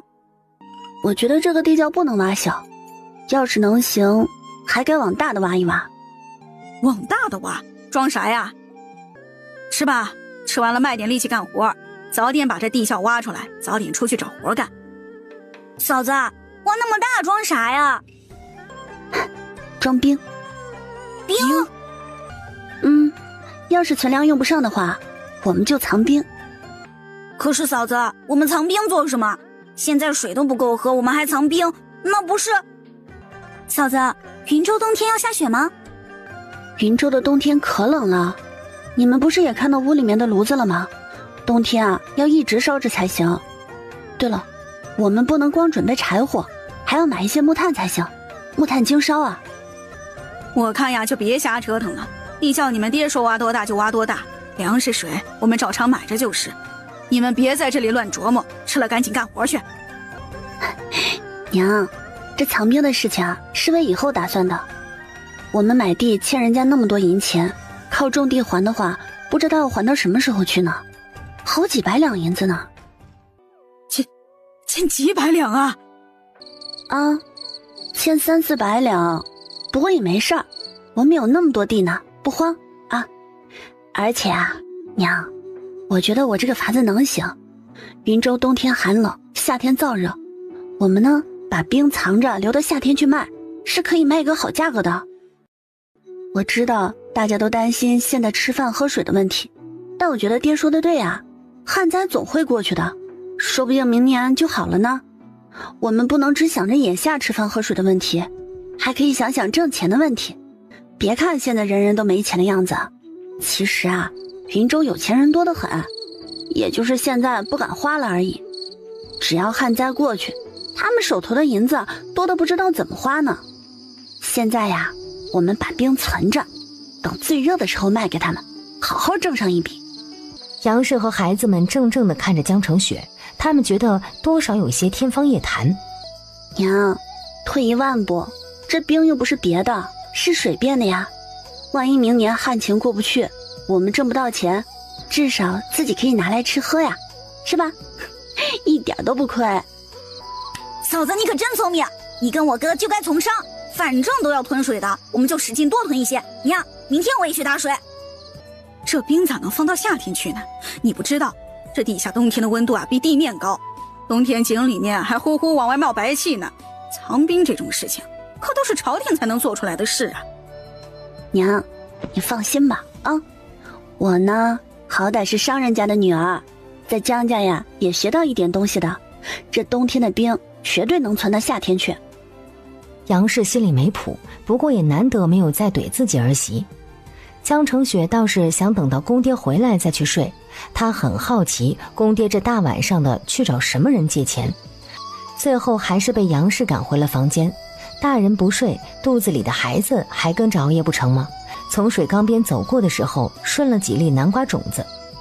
进了房间，心里还想着事情，结果一沾枕头就睡了。一睁眼，天色蒙蒙亮，精神十足。起身一看，周泽勋已经在床边的地铺睡下。江澄雪下了床，把人叫起来，进空间去睡，节省时间。锅里面还有温热的粥，还有一块南瓜。江澄雪吃了早饭，又偷偷往院子里的水缸里面添了一些水。2只鸡喂了喂，隔壁的5只鸡又在喔喔喔。估摸着时间差不多了，这次可不能又叫那家伙喊自己是骗子了。进空间以后，周泽勋还在睡觉，他便去将鸡蛋收了回来，随后又到院外的地里去转了一圈。水稻和麦子长得很漂亮，不过更加让他欢喜的是这一片蔬菜。各色蔬菜乱七八糟长在一起，有生长周期长的，也有生长周期短的，有绿叶菜，也有爬藤挂果的。豆角没有支架子，在地上爬了一片，叶片都开始黄了，看样子是到了周期了。看蒜苗也蔫不拉几，拔了2株出来，下面果然生出了一整个蒜头。生姜苗长得生机勃勃的，应该还没到时候，就先放着不管了。忽然一下，葱姜蒜都有了，江澄雪就心痒痒的想弄点什么来解馋。回空间转了一圈，在锦州买下的排骨还新新鲜鲜的放在木桶里面，他决定就拿着排骨下手。第一想法是红烧排骨，但是看了一眼外面的天色，大清早的吃红烧排骨真够奢侈油腻的。不弄红烧排骨，改烧汤，烧排骨玉米汤。周泽勋也不知道是被他一阵叮铃咣啷吵醒的，还是闻着肉汤的香味给饿醒的。洗漱完毕之后，就一直围着锅台转，大爪子恨不得直接伸到锅里面去捞肉吃。正巧玉米也熟了，江澄雪用勺子尝了一点盐味儿，周泽勋就伸着脖子眼巴巴地盯着。娘子，也给我尝尝。喝了汤，去屋里拿一个干净的大圆钵出来，这汤烧好了，可以盛出来了，你小心点啊。周泽勋欢欢喜喜地应了，一边喝汤一边往屋里面走。江澄雪跟在后头，他要进屋去拿2个鸡蛋，调一碗面糊糊烫鸡蛋饼吃，光喝汤可吃不饱。鸡蛋面糊调得稀稀的，加点盐和葱花进去，用勺子舀了半勺面糊，转着圈淋进了锅里。周泽勋就滋哇大叫起来：娘子，好香啊，怎么这么香啊？阿勋，你去旁边把晒干的野菜捣成粉，我这边弄好了就可以吃早饭了。好。周泽勋答应着，却抱着捣蒜臼站在灶台边捣，眼睛一刻都不愿意从锅里离开。摊饼子很快，没多少分钟，一盘子金灿灿的鸡蛋饼就出锅了。旁边周泽勋勉强倒了2钵的野菜粉，心猿意马的终于等到开饭了。排骨汤也凉得刚刚好，江澄雪拿大碗给坐都坐不住的周泽勋盛了排骨和汤。坐下吃饭吧，你看好不好吃？好吃好吃，娘子弄出来的都好吃。看着他满脸满足的样子，他心里就可高兴了。又卷了饼子递到他手里，忽然发觉还差个凉拌绿叶子菜，反正也简单，就起身去弄。地里面种出的那些就先不打主意，那些是留种的，先把木屋里面的嫩嫩的野菜先吃掉。汆水、调料、泼油，前后也不过10分钟的时间。端了菜回到桌子边，周泽勋只将他刚刚给的鸡蛋饼吃了。娘子，这饼子是我吃过最好吃的饼子。好吃就多吃点，菜也多吃点啊。排骨汤清淡鲜美，鸡蛋饼喷香美味，凉拌野菜清甜解腻。空间依然是清晨，空气清新凉爽，两人在大树下吹着微微的晨风，这顿饭吃得不知道多惬意。阿轩，爹今天有没有说让你去做什么呀？爹说今天再跟我去一趟小沙地，还要弄一车木头回来，家里烧柴要用，挖地窖也要用。果然还要去小沙地，恐怕最主要的目的还是把欠下的银钱还上吧。当然啦，木头也是必须要的，就是他这空间也需要呢。阿轩，你记不记得昨天我说要建仓库的事情啊？你今天跟爹出门，在路上多聊一聊啊，问问爹要怎么建。我们这里啊只有泥土，你多问问，让爹呢给你说的详细一点。记住啊，不可以泄露我们的秘密。我知道，娘子，我在老家的时候帮爹盖过房子，我们的新房子就是我盖出来的呢。我知道我相公最厉害了，要是有不懂的还是要多问爹才是。万一仓库没建好，把我压在下面怎么办？娘子你不要担心，我好好问问爹就是了，绝对不会把娘子压在屋子下面。从空间出来，先去了隔壁喂了鸡，添了足够的水。家里人都还睡得很沉，一点声音都没有。两人照例一个走门，一个翻墙出去。再过一些日子，婆婆估计就不让出门了，她得抓紧时间把该买的该办的事情办完才是。桂花巷的3套院子得买下来，但是自己不要去掺和，让公爹出面来买。另外她自己也想购买一个宅子，记在自己的名下。今日每个擦肩而过的百姓脸上都显得更加焦虑，江成雪忍不住伸手去拉周泽勋的手，周泽勋被他一碰，反手就将他的手紧紧握在掌心里。娘子，要牵着手，不能走丢了。对啊，牵着手就不会走丢了。两人先去了集市，江成雪在北门附近的集市转了一圈，也没有看到有卖活畜的，倒是看到一位老伯守着几个藤条筐子在卖。哎，老伯，你这里还有小一些的筐子卖吗？小的有，屋里头放着呢。多吗？多，你要多少，我给你编出多少来。老伯，那我要别的样式，你能给我编出来吗？能，只要编得出来的，我就能给你编出来。我这筐子里面呀，要装不能压的东西，还要省地方。就是我要的筐子呢，能够一个一个摞起来的，能行吗？老伯，你这筐子经压吗？能行，摞个3、5层没问题。你要多大的筐子？啊，比这筐子矮一半就行。大小呢，您看着做，最好啊是方方正正的，挨在一起放，省地方。能行，你要多少？我保证给你做得好好的。那这个价格？价格嘛，5文钱一个。小娘子，你可千万不要嫌贵，这真不贵。往年我一个能卖到10文钱、10几文钱。别看这玩意儿编起来花时间，再除去这个藤条的本钱，这藤条还要泡水才能用，可麻烦着呢。我这一双手，你看看，这剪子厚的一刀下去见不着血，5文真的便宜，亏本生意嘞。老伯一看就是心善的，不会坑我这样的妇道人家。这样吧，你呢尽管编就好，有多少要多少，我就只有一个标准，一定要结实，到时候我去验货，不结实的我可不要啊。好嘞，好嘞。老伯着急忙慌地将筐子摞在一起，笑盈盈地请两人去自己家里看看。我们还有事情就不去了，这里是100文，算是定金。老伯啊，您收着，您家的地址给我报一下，我过2日去你门上取就是。两位尽管放心就是了，我回去就让一家老小编起来，绝对结实耐用。哎，这3个怎么卖啊？我都要了。我本来卖10文一个的，你们给8文就是了。结了筐子钱，老伯留了地址，兴高采烈地往回去。哎，老伯，稍等一下。小娘子，你说还有什么事儿？老伯，你常年在集市卖筐子，知不知道卖活畜的地方在什么地方？这阵子哪还有卖活畜的？你要买肉，不如直接去找屠夫。那我想买活的呢，活的母牛。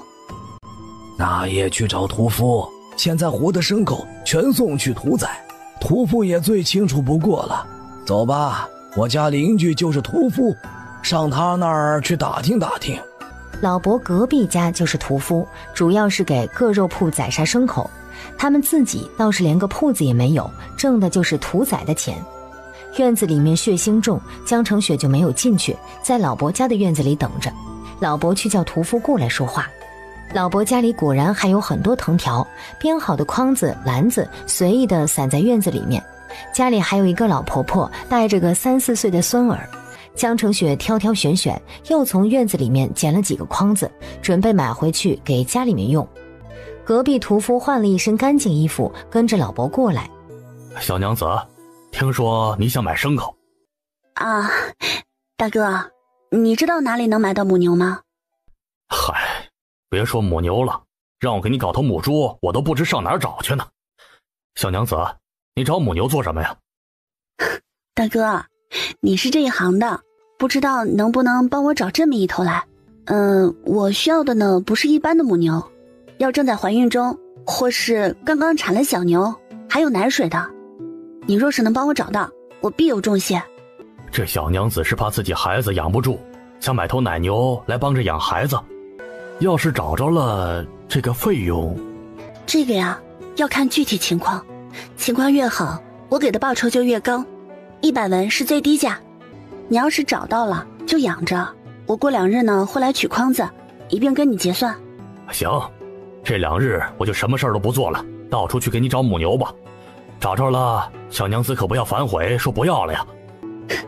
自然不会了。哦，对了，如果有刚下了崽子的母羊，也帮我一起留意着啊。屠夫跃跃欲试地将这活计揽了下来。从边框老伯家里出来，已经到了半上午，两人赶紧往朱掌柜的药房去。朱掌柜和他的伙计都在店里，一个浑身补丁的女人抱着孩子，拎着2副药，对朱掌柜千恩万谢。伙计一见两人，立即喜笑颜开，引着进屋喝茶。你们2位可算来了。小娘子，不是讲好昨天早上来的吗？你不知道啊？昨早上我将你送过来的草药全都分好了，等着你们过来，结果你们没来，这药我却卖了些出去。说着便带着两人去看后院里面挑选出来的草药。院子里面都是年轻女人，年老的是他媳妇儿，其他女子是他女儿，长女次女已经出嫁，3女待嫁，4女5女未及笄，还有他媳妇儿怀里抱的是千呼万唤终于生出来的小子，才1岁半。江城雪震惊得无以复加，说到底他媳妇儿可真能生啊。2位这边，这些都是你们带来的，好些草药我急着用就拿去炮制了，勿怪，名字斤两我都仔细记下来了，你们瞧瞧。江城雪则一眼看到自己塞进袋子里面的玉米和那把麦穗儿。这玉米和麦穗怎么也混进来了呀？这算啥？你们那袋子里面装的可都是宝贝呢，除了药材其他都在这里了，我连一根草都留在这里的，这里还有野菜干，都是好东西。哎，朱掌柜，我拿来的药材里面有当归。哎，有是有，但小娘子啊，你把可以入药的那部分没拿来，就把叶子给我拿来了，还有柴火也是，可惜了这几味好药材呀。嗨，不要急，可能还在家里放着呢。小娘子，你的意思，你家里还有药材？朱掌柜，不如你让你的伙计教我相公认识一下各类药材吧，我跟你再闲聊2句呗。这小娘子是故意想要将自家相公支开，是想跟自己说点什么？好的，好的。三丫，给贵客沏茶。公子这边请。娘子，我跟你在一起，我哪儿都不去。阿勋，我跟掌柜说点事情，马上去找你啊！你跟前面的小大夫多学一些药材，回家去教教啊。周泽勋想了想，便答应下来，跟着朱掌柜去了前边。江成雪接了三丫递过来的茶水，道了谢，轻轻抿了一口。既然是自己的私房钱相关，就不让周泽勋知道了。这家伙别看好像是傻乎乎的，其实过目不忘的本事可大着呢。朱掌柜回来，又让自己媳妇儿在旁边作陪。小娘子，有什么话你就尽管说吧。朱掌柜，不知道最近生意怎么样？这年头还管什么生意啊？能多活一天就是福分。我这铺子本来就小，来看病的都是些小家小户的，挣不上什么钱。话说回来，现在的情况，人家跑来看病，我也凑不齐药材，只能勉勉强强的对付着，帮着把人家的性命吊着，能撑过去也算是我老朱功德一件了。这样下去，药铺撑不了多久吧？能撑一天是一天，大家不都是这样过的吗？这几日呢，我一直在观察，城中大大小小的药铺的确都不景气，但生老病死人之常情，虽然病患不那么多了，但也一直没有断过。相比之下，掌柜家的药铺就要萧条许多。据我观察呢，掌柜的医术肯定是没有话说的，问题出在了这药铺的位置上面。这药铺开在集市的尾巴上，另一头呢又是普通百姓居住的地方，人流大多数不会往这边走。知道这边有药铺的少，平时呢也都是往旁边的百姓过来看病，病人数量有限，这头疼脑热的也挣不了什么大钱。小娘子怎么就知道鄙人医术还过得去？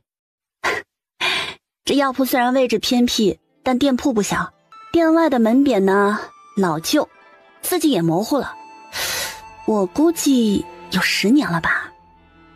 何止10年，从他挂上那一天起就没有换过，算下年头有20年了。那就更不会错了呀，医术不好怎么能坚持过20个年头呢？肯定还是有慕名而来的病患吧。那的确是。另外呢，如果朱大夫经常误诊，不要说这店铺里面干不干净整不整齐了，这店铺恐怕早就没有了吧。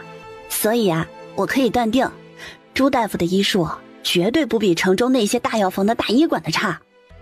小娘子过奖了，朱某跟大医馆的大夫相比还差得远呢，只不过在药理方面略有些建树罢了。朱大夫虽然医术高超，但是应该也没能攒下足够大的家业吧。这药铺又小又偏，手中还有药材的药农或是百姓也不会选择往你这边送货。小娘子，你就不要消磨老夫了。小娘子今日找老夫究竟所谓何事啊？掌柜的，您应该也听得出来我今天来找您的意思了。我们家是从商的，我今天来呢，就是想跟掌柜的求个合作。您有医术，我有草药，支撑到旱灾过去，草药丰盛的时候，那不是问题的。虽然我这边药草品种也不多，就20-30个品类吧，但掌柜的拿着这些药材去跟别的药铺互通有无，应该也能对付过去吧。20-30个品类还不算多。朱掌柜，我呢是想做这药房的东家，且是大东家，以后这药房的收益我要与你5-5开。你这不是趁火打劫吗？药材我可以一直供应到市面的药材不再紧缺为止，收益5-5开。以后换店面，其中的花销我6，你4，收益呢不除开铺面的费用，依然还是5-5开。两口子又震惊又迷茫。也就是朱掌柜出医术，我呢出钱出物资，你们不亏。这药铺如果现在挺不过去，恐怕还得等小公子来发扬光大。但这中间难不保再遇到一次灾情，挺过了这次灾情，再将店面改换位置，即便是你我五五开，其收益也绝对远远超过您以前的呀。可惜我是个女子，不方便抛头露面。如果是个男子，也不必这么费心的讨一个小药铺的东家来做，直接买个铺面，请几位德高望重的大夫坐诊，自己呢舒舒服服的当个甩手大东家才最舒心呢。说到这里，就听到周泽勋站在前面药铺的后门大声喊他：娘子，娘子，你说话说完没有？哎，来了来了。我呢也没有逼迫两位前辈的意思，这会儿说的有点多，二位先考虑一下啊。只是我这马上就要生了，想在生孩子之前将这个事情给敲定，明日我再来，若不妥当就当我今日没来过就是。小娘子还跟别家谈过此事？还未，我们不是有一个人参的情分在吗？所以我第一家就来找的是朱掌柜，挣钱的事情还是不要太过声张，对吧？是，小娘子的智慧老夫自愧不如。这样，今晚我夫妻二人思考一晚，明天等小娘子来给答复。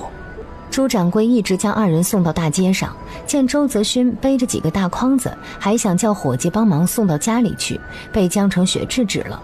江成雪觉得饿得有点心慌，一手由周泽勋握着。阿欣，想不想吃糖？想。只可惜走到桂花巷都没有看到有卖糖的，心里打定主意回去空间自己做一堆糖放着。江成雪趁没人，先将3个大筐子放进了空间，剩下的3个是给家里用的。一家人果然醒了，一听到院墙外面有响声，周通就屁股着火一样的去开门。嫂子，今天你买的是筐子？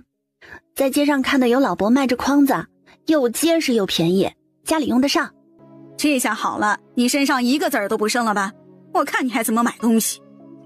娘，中午吃什么呀？我饿了。还知道饿呢？我一大早起来就见不到你们2个，真是瞎胡闹。自己多少个月了不知道吗？还有你相公，昨晚累一晚上，不晓得心疼他一下呀？娘，阿轩他睡饱了的，不信你问他。阿轩，是不是啊？是，娘，我睡醒了的。你们就糊弄我吧，就那个娘子唱相公喝。娘，那叫夫唱妇随，你一点都不懂。我不懂你也懂个屁，媳妇儿都没有，懂什么你唱我随？哎呀，赶紧收拾了，吃饭吧。你们爹和阿勋下午还要去小沙地呢。擦桌的擦桌，端碗的端碗，舀饭的舀饭。中午吃稀饭和干饼子，杨氏害怕米少汤轻，又撒了2把高粱面进去，这稀饭就变成了黑白绿混合的颜色。孩子娘，你又折腾什么幺蛾子？这可和我没有关系，谁知道这卖高粱面的掌柜长得什么习？这里面添的是什么呀？绿乎乎的。娘，我觉得怪好喝的。娘，这米汤真香，有一股子菜味儿。这卖高粱的估计是把高粱叶子杆子也一起碎了，加在面里面。都吃吧。高粱杆和叶子能磨得这么细碎吗？这不要紧，关键是这米汤是真不错。周伯禄吃完了饭就把碗放下。雪儿，你说咱们家藏兵？爹，反正这地窖我们是要挖的，这水呢也是要囤的，不如多囤点，明年能挣一点是一点。只要家里有屯兵，他就能想办法让兵变得多一点，周家就可以多赚一点，之后再想做什么就轻松很多。这是个好办法。我听说城里的水井这些日子要掏淤泥，再将水井挖得更深一点，这水应该不比粮食缺。开设兵场要到衙门报备登记，以往应该不容易，但是如今只要肯掏银子，这个事情就办得下来。爹，你听说过硝石吗？硝石？从未听说。雪儿，你问的这个硝石究竟是什么东西？以前听江元柏提过一嘴，究竟是什么我也搞不清楚，随便问问罢了。哎，爹，我们把这套宅子买下来如何？这宅子要买就最好一次性把这连着的3套全都买了，小了不够用，以后鸡肋。江成雪鼓动公爹说，现在宅子便宜呢，买下来干啥都可以，以后实在不想要或者是缺钱再卖出去也划算。周伯禄点头说他考虑一下。江成雪就想着隔壁的5只鸡赶紧藏起来了该。饭后，周伯禄领着长子出门，杨氏驱赶着春芽和阿通赶紧打水去。雪儿啊，你来我屋里说说话。江成雪想到上次婆媳关在屋里说的话，就不想去。娘，那个院子里凉快，院子里说吧。啊，凉快啥？你这孩子又犯傻！赶紧进屋，给你说2句话，我还赶着去买粮呢。江成雪只好灰溜溜地跟进去。江成雪很怕婆婆嘴巴里又蹦出什么让人面红耳赤的话，不过这一次她明显想多了。站那么远做什么呀？过来坐。这20两银子呀，你自个儿收着，别跟春芽和阿通说，他们呀还小着呢。该给他们的时候爹娘会给，也别给你男人说。这银子呀，你自己知道就行了。女人啊，手里得抓点钱，平时家里需要什么就用公家的钱，自己的别拿出来。说不准有一天家里落难了，女人存的这点钱就能够救一大家子。就算不落难，自己有点钱，喜欢谁就给谁买点啥，谁也管不着。啊，知道了娘。江成雪低着头，觉得鼻子发酸，这样的话却是2世以来第1次有人给自己说。你呀，之前我看着就不聪明，现在好像是聪明点了，又好像不聪明时。阿勋是个好男人，你好好待他，但自己也得有点计算。那个小沙地村虽然归在阿勋名字下面，其中也有你的一半，这个事情也得记好。娘，阿勋跟我们分了家了，以后你也是当家做主母的人，自己多留着点心眼儿。现在家里也不缺钱，想要给家里买什么，你跟我要钱就是了，自己的钱呀自己存好。江成雪险些冲动的直接开口：娘，你跟爹是不是有什么事情瞒着我们呢？行了，你在屋里守着吧，你爹说了，这粮食河水多贵都得买着，我这会儿也得赶紧去看看粮铺开门没有，把门锁好啊。好，娘。将院门关好后，江成雪就进了空间收鸡蛋。早上的豆角种子已经晾晒好，她又都撒到了田里去，顺便将育好的菜种收回来。明天该收水稻和麦子了，这田地里面2大片，只能靠周泽勋去忙活。弄完这些，从空间里面找了纸笔出来，大白纸上画出表格。朱掌柜那边他觉得问题不大，他画的就是前世的账目表的简版，类目、价格、出账、入账、小计、总计、结余、库存等表格类一目了然，容易查账。又用炭笔拟出了半古不今的契书，出了空间，往缸里加了1桶水，又去菜地看了一圈。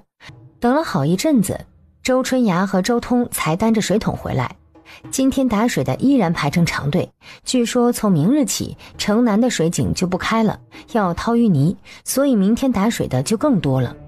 2人倒了水又想去排队，被江成雪拦住，因为队伍太长，2人这会儿去排队，估计排到的时候又不让打了。姐嫂子，你们看这缸马上就满了，多一个人就是不一样。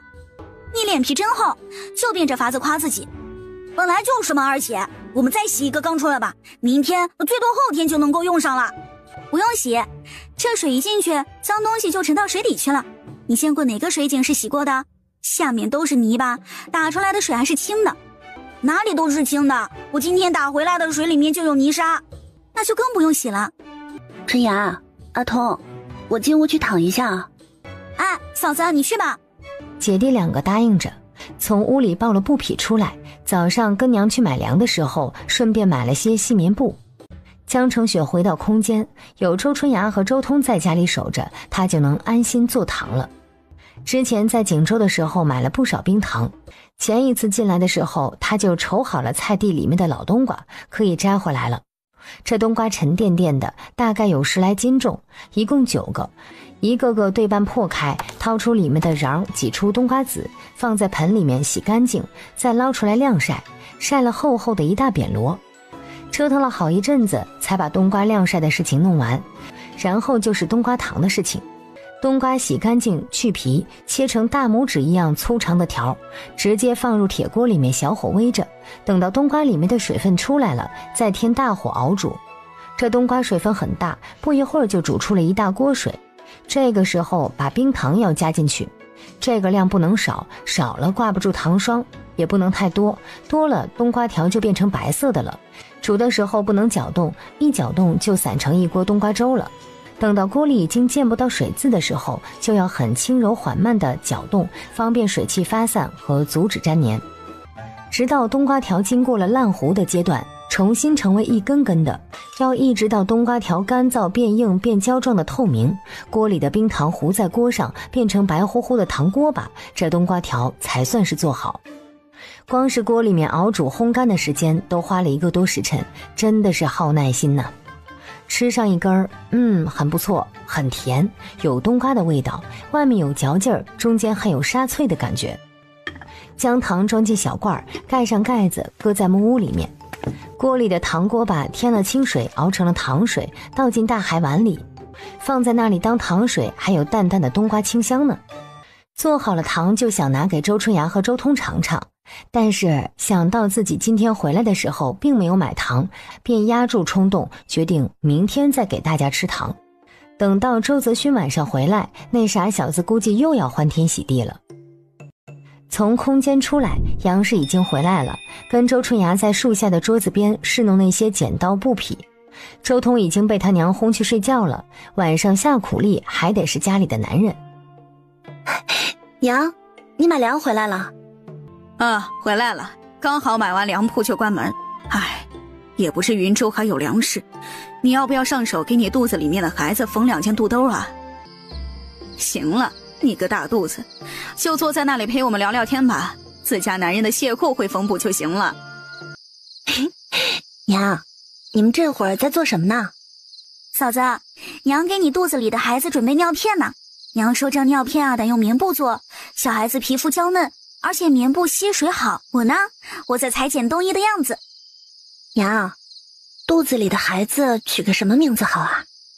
急什么？男孩女孩都不知道。再说了，这孩子的名字不能瞎取，到时候自然有人取个好名字。江澄雪张张嘴，想说肯定是个男孩。说起来很奇怪，他一直都认定肚子里的孩子是男孩，周大夫好像也说过是个小子。就这样静静地看着这娘俩做衣服，在这荒年里难得生出悠闲安详的感觉。江澄雪玩着布匹，思想也放空起来。院子里只听到剪刀剪布的声音和针线拉扯的声音。娘，你给我1点银子吧。要银子呀？你又准备买什么？江澄雪就装乖巧，只笑不说话。等着。嫂子，你是不是又想好要买啥啦？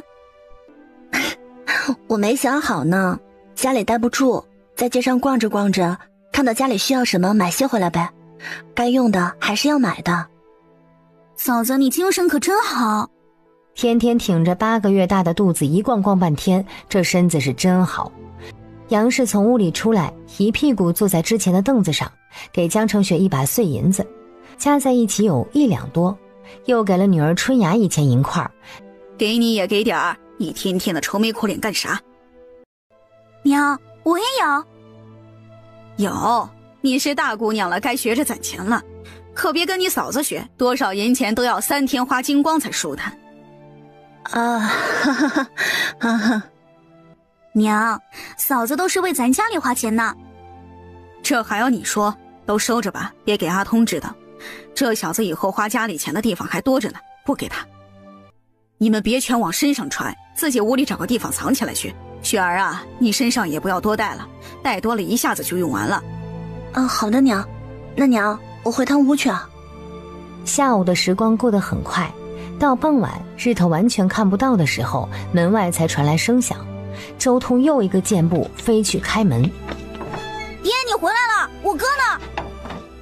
公爹一个人回来，周泽勋没跟着，说去小沙地买木头，却半根也没见到。这么久以来，他第一次这样心慌，就像心里面空了一大块。爹，阿勋呢？阿勋怎么没有回来啊？下午去了小沙地，弄了1车柴火回来，给我老友送去了。人家家里现在缺人手，我让阿勋留下帮忙，你们不要担心。江澄雪愣了一愣，回头看杨氏，见她一脸淡然中又有些情绪低落的在灶边忙活，她知道婆婆对阿勋今晚不回来的事情早已知晓。那边周通还追着父亲问是哪家人呢，要不要他明天也去帮忙。他从来都没有去过大户人家。不用，人家用不着那么多人帮忙，你哥这些天估计都回不来，你还是该干什么干什么。江澄雪心想，这样的说辞也就骗骗小孩子了。就算是老友，只能确定一件事，这户人家是爹娘笃定绝对不会伤害周泽勋的人家。家里最主要的劳动力少了一个，但是这活儿还是要干的。江澄雪觉得有些累，跟爹娘吱声以后就回屋去了。躺在床上却又怎么也睡不着，越不想想事情，事情就越是往脑子里面钻。嫂子，睡了吗？啊，没呢。起身去开门。都歇歇了，别说下面没有支撑怕不安全。嫂子，大哥今天不回来，我陪你睡吧，免得你害怕。来就来嘛，干嘛抱被子过来？我睡地下，我怕睡相不好生着孩子。陈雅，你把你的被子也垫上，我床上2床被子，拿一床给你用就是了。不用嫂子，被子是盖的，不能垫，我个人比桃花路上好多了。春雅，你是不是想跟我说话呀？春雅，你上床上来，说完话你再下去睡。不了，我就躺在这里说话。嫂子，你说城南门外面咋样了呢？城南门外也是云州的管辖地，城里面当官的，就算不让外面的人进来，也不敢让他们饿死的，你不要担心。这是最好的情况了，希望是这样。嫂子，翻过年我就16了，我都快不想嫁人了。如果水生哥真的死了，他就为他守一辈子寡。唉，傻瓜，说什么呢？春雅，你跟水生定亲了吗？我好像没听爹娘提起这个事情啊。没呢，周大伯家一直也没说起这个事情。我姓周，水生哥也姓周，同姓之间不能结婚呢，要被人骂的。可是来云州的路上，您还说等定下来就把我和水生哥的事情定了。嫂子和小姑子2个人你一句我一句的说着话，最终也不知道是谁先睡着的。江澄雪第2天早上醒来，床边已经不见人，也不见褥子和被子，这会儿正在院子里面和母亲忙着做早饭呢。空间里洗了脸，烫了一把野菜吃了，又加了一个鸡蛋，才从空间里出来。嫂子，你起来了呀？娘，今天大家怎么都起这么早啊？昨晚没干一会儿就睡了，当然早点起来，事情多着呢。你爹今天啊还要去小沙地弄些木头回来，我要买粮。春芽和周通2个还是去打水，你照旧要看屋子。饭后一家人出动，江澄雪关了院门，去菜地看了看。早上才浇了水，每一窝上面都有巴掌大的水痕印子。往隔壁撒了一些谷子，江澄雪已经在担心那5只鸡会不会渴死了。空间菜地里面该收的蔬菜种子都收起来，地里生姜蒜头全部扒出来。有了这些种子的加入，木屋变得更加热闹。他的心情始终不太好，有点蔫蔫的。将晒干的野菜捣了一海碗，也没有捣得太细碎，直接端出了空间，倒进高粱面袋子里面，充分搅拌了一下。水缸里加了2桶水，趁着还能动弹，帮家里人把水多囤一点。日上3竿，买粮的买水的都回来了，早上的任务是完成了。江澄雪就磨着杨氏说要出门。你是属猴的吗？这是1天也待不住。大街上有啥好的？你就这么大精神头往街上跑？娘，我不是快要生了吗？生了以后是不是要坐月子啊？这坐月子一坐就是那么久，我得趁着现在赶紧上街转转，以后要憋死我呢。啊呸，少说死不死的话，不吉利。以后啊只能说好的。真是的。阿通啊，你没事就跟着你嫂子去转转吧，别转久了看着点日头啊。娘，我保证把嫂子看紧了，不会叫她有一点点事情的。去吧，拎着个篮子跟着，我瞧着你嫂子呀还得买东西回来。江澄雪捂嘴一笑，婆婆都这样说了，她不买点东西回来，岂不是对不起大家的期待吗？嫂子，我们来药铺干嘛？没事儿，我找这里的大夫给我把脉，看看孩子好不好。阿通，你去附近看看有没有卖糖的。等会儿啊，我们去买点回家，别跑远了啊，周围转转就行，没有就算了，我这边很快就好。说着就从袖子里摸出了一把铜钱，塞给小叔子。那嫂子，你把完卖就在药铺等我，我马上就回来。我们掌柜的在后面等半天了，刚才还来转了一圈。小娘子快请，茶已经烧好了，就等你来了。三丫，上茶。小娘子，老夫想好了，就按你说的办。我已经把契书写好了，你看看。他看了一遍，朱掌柜将他昨天所说的都写在契书里，言语精炼，但还不够。他又从自己袖子里面掏出自己昨天拟写的契书，递给朱掌柜。这一份不是毛笔所写，用的是炭笔。瞧这一篇呢，什么鬼画符呀！朱掌柜也是看得十分费力。2遍看下来，朱掌柜的神情凝重，放下纸张。如果违约，罚银1000两。小娘子，你是不是写错了？白银1000两，我一辈子也挣不来呀。没有错，就是白银1000两。人心难测，还是需要一些现实的东西来约束。可1000两，就算我祖孙3代也付不起呀。掌柜的，这1000两就是写着好看罢了。你我日后合作不违约，这罚金就是个摆设，不是吗？朱白毛一听，的确是这样。商人果真阴险，这就是想绑住自己一辈子呀。思索再三，一咬牙，签吧。现在就是去衙门当着官吏的面画押盖章了。又拿出自制的账目表交给朱掌柜，解释如何看如何填写。这表格朱掌柜学得稀里糊涂，只觉得厉害非常，心里对这个小娘子更是高看了3分。嫂子，你这卖号的怎样？江成雪特意喊了三丫一起陪同自己出来，让小叔子知道自己并非和一个男子单独在后院。差不多了，阿童，你还得在这里等我一阵儿，我和大夫以及这位姑娘还有点事情，很快回来。嫂子，我跟着一起去。你在这里等着就行，大人的事情。这个姐姐去未婚夫家里，孤男寡女不方便，我陪着去一下。这市集距离衙门倒是不远，3人没走一阵就到了。从小门进，领着进入专门管这档子事的灶房。管事的官吏才懒得去看契书上面写了什么内容呢，就是再三询问2人是否明晰契约内容，是否自愿画押。得到肯定的回答之后，2人沾了一泥，在2份一样的契书上按大拇指印。官吏错开2份契书，在其缝上踏上章子，就是其缝章，各自将契书收好。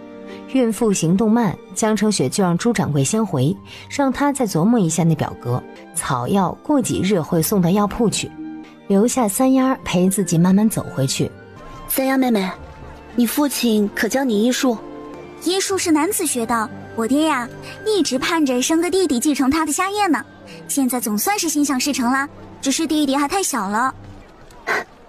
三丫妹妹，你父亲这么好的医术，即便他不正儿八经的教你，也可以自己偷偷学一点呢。女子看病可难了，自己会一些还是很好的。三丫不说话，抿嘴笑了笑。刚走到一半的路，周通就跑着过来。朱掌柜回去了，说他嫂子在这个方向，他就急忙赶过来了。既然人家有人看护了，三丫便告别回去。嫂子，你们回来的还挺快的。是挺快的。阿痛，糖买着了吗？没有，我附近都跑遍了，也没看到一个卖糖的。卖糖的家里估计也没有糖可卖了吧。走吧，回家去。你虽然没有买到糖，人家药铺的女儿啊，倒是给我了一点新鲜糖果，回去给你们看啊。中午杨氏没怎么弄饭，本来就是吃2顿的，大白天又啥也不干，不过还是要照顾到孕妇的，给江成雪煮了1碗粥，春芽和阿通各分得半碗米汤。嫂子，你不是说人家给糖了吗？江成雪便从袖笼里面摸出了一个小油纸包。喏，这糖啊可稀罕了。4人围着桌子，就看着这油纸包里面躺着一把绿油油的条，色泽诱人，如同碧玉，看着就十分好吃。嫂子，这是吃的吗？能啊，就是吃的。江成雪说着就取了一根放在嘴边咬一口。吃吧吃吧，可好吃了。江成雪伸手就给三人手里各放了一根儿。杨氏把这东西放在手里面左看右看，他从来没有见过这么好看的糖。娘，香香的呢。娘，二姐，你们吃呀真好吃，我从来没有吃过这样的糖。你娘都是第一次吃，你还到哪里去吃啊？雪儿，这糖人家才就给你了。哦，给我把脉的那家大夫啊，给大户人家看病，人家赏的，看我怀胎不容易，就给了我一点。我就知道只有大户人家才吃得起这样金贵的东西，也不知道是什么做的哈，又好看又好吃。好东西啊要留着慢慢吃，你们爹和大哥都没尝上呢，我收起来啊搁屋里去。娘，再给一根吃嘛。周通撵着杨氏脚后跟进屋，又蔫头耷脑的出来，见二姐还在像老鼠似的细细啃那根糖。二姐，周春芽白他一眼，却还是心疼弟弟，从尾部揪下一点塞给他。给你，再没有了。二姐最好了。江成雪笑着看着这姐弟两个，心里暖暖的。趁着周春芽和周通去午睡的时间，江成雪拉住杨氏问周泽勋什么时候回来。咋了？才1天没见你家男人就想了？江成雪尬笑2声，却也没否认。放心吧，过2日就回来了。你爹的旧友不会亏待他，肯定吃得好睡得好。虽然杨氏都这样说了，江成雪还想抓着他问东问西。快去睡会儿吧，不用考虑那么多，过2天就回来了。江成雪只好回了屋，又进了空间，望着眼前一片金黄的田地发了一会儿怔，又回神仔细考虑这粮食到底要怎么收。这空间的土地可以智能生长，却不能智能收割。嗨，当然啦，人可不能太贪心了，这空间已经很好了。昨天晾晒的冬瓜干铺满了半院子，其实最后收起来也就1麻袋那么点儿。又去后院采了草药，学习草药的时候，他正在跟朱掌柜谈判呢。他还是两眼一抹黑，心里打定主意，一定要把这院子里的每一种草都摸索清楚。凡是他不认识的草药，便都小心翼翼地将根儿也挖出来。身子重又挖得细致，挖了2个多时辰也没有挖出来很多，总共10个品类分开晾晒，正好到时候去送药的时候能够跟掌柜学习一下。周伯禄下午回来的时候，太阳还老高，拉了一马车木材问村民买的。木材卸下之后，周伯禄喝了口水，又喊了周通一起去街上买炭火。江成雪觉得很神奇，这个时代已经有煤炭了，黑不溜秋的石头，煤炭的价格倒是没有涨，和往年一样。周春芽和周通2人第一次见了煤炭，都好奇的不行。周通还求着母亲晚上就点一块来看一看，他还是不相信这石头怎么能着火呢。周伯禄将2米左右长碗口粗的木材对半劈开，地窖里面挖坑，埋入粗壮结实的原木做柱子，劈开的木头平面向上，圆面向下，在头顶铺成天花板。其中的工程还挺复杂费心的，好在周伯禄对此得心应手，没有什么难的，就是费力气，全家男女都出动了，将地窖挖出来的部分支撑好。已经是晚上，娘，快弄饭，我饿了，吃完饭还干活呢。饭桌上没有周泽勋，显得空了一大片，吃饭的热情都减了一半。饭后，江成雪转悠着想找机会问公爹周泽勋什么时候回，但好像也没有找到机会，也觉得一直问不合适。时间差不多便回房间睡觉去了。今天晚上小姑子没有过来找他，跟着家里的男人干活干到了半夜。第2天，江成雪起得很早，想到杨氏和周春芽肯定不久就要起来去买粮食买水，就打锅熬了稀饭，熬得比平时要稠一点。杨氏总舍不得下米，又洗了5个鸡蛋丢进去。大家都辛苦，偶尔吃个整鸡蛋怎么了？杨氏起来看到锅里的米和鸡蛋，居然忍住了没有叨叨他，就是忍得有点辛苦。家里的女人都起来了，该干嘛就干嘛，男人干到了早晨才睡，就让他们睡去吧。杨氏和周春芽出去以后，她依旧当田螺姑娘，主要是搬水。之后又到隔壁的大门口转悠了2圈，里面还有她的5只公鸡呢，听着还有动静，但是水不知道还能喝到什么时候。正准备回去，就听到身后有人唤她：“是雪儿吗？”回头一看，就见三娘穿了一件很朴素的衣服，站在巷子口，身边没有其他人。三娘，你怎么来了？原主对这个三娘印象是有的，整个江家也就三娘还偷偷摸摸的关心她一下。雪儿，真是你呀，今儿个见着气色好多了。三娘，进屋里去说话吧。江城雪让三娘到第5个门去等着，自己进了第4个门，到堂屋取了隔壁的钥匙。爹和我小叔子还在那屋里睡觉呢，昨夜里干活干累了，娘和小姑子出去买米了。三娘，你不要见怪啊。哪里呀，我就是来跟你说说话的。这处院子收拾得干净整洁，也没啥人气，冷冷清清的。你们租了2处宅子啊？不是的，这宅子啊跟隔壁的是一个主人，我们只租了隔壁宅子，但这边空着，主人家拜托我们家给看看院子。大门敞着，是方便告诉杨氏家里来了客人，就在隔壁呢。两人正在屋里坐下，里面就只有桌子和凳子。柳氏也没有直入主题，先寒暄了一阵儿江城雪这2、3年的情况，又说了一些肚子里孩子的好话。没有很久，就听到杨氏边喊自己的名字边跨进院子。雪儿，雪儿！哎，娘，这里呢。娘，这是我三娘柳氏。吩咐江城雪去端点水过来喝。江城雪回了隔壁，周春芽也回来了。嫂子，隔壁来的什么客人？啊，是我以前娘家的三娘，过来看看我。哦，那你怎么又过来了？去取点水过来。周春芽从屋里端了一个圆钵出来，从缸里面舀了水，装了半圆钵。江城雪在后头拿了3个碗跟上。周春芽送了水便回去了。杨氏和柳氏相谈甚欢，俨然已经认识好多年的样子。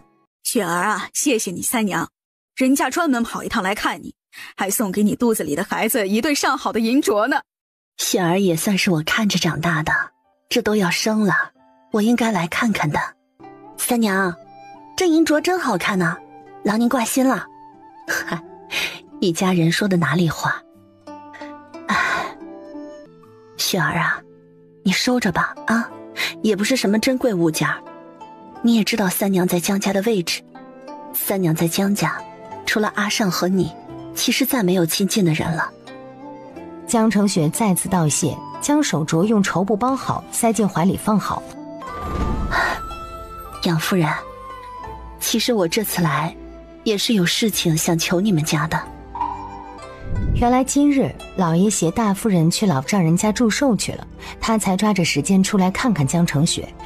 大夫人这个人在江府强势蛮横，她不喜丈夫纳妾，但她自己生不出儿子来，所以亲自挑选了容貌一般、性格柔弱又没有家世背景的柳氏。柳氏在江家活得很是小心谨慎，对待下人都是温声温气。不过柳氏也有绝对不会放手的事情，那就是她儿子。江宝尚是江家唯一的儿子，孟氏也不敢对他怎么样，反而想要尽力笼络他。然而母子连心，江宝尚和孟氏根本就不亲。最让柳氏担心的是，江元柏在外面有了子嗣。烟花柳地经常光顾，最喜爱的是那些弹琴上小曲儿、长相姣好又跟男人保持距离的歌姬。现在被他养在外面的情人，便是云州一个还不是很出名的歌姬，已经身怀有孕，问了好几个大夫都说10之8九是个男孩。江元柏不想让自己的子嗣流落在外，便想要将这女子迎回家。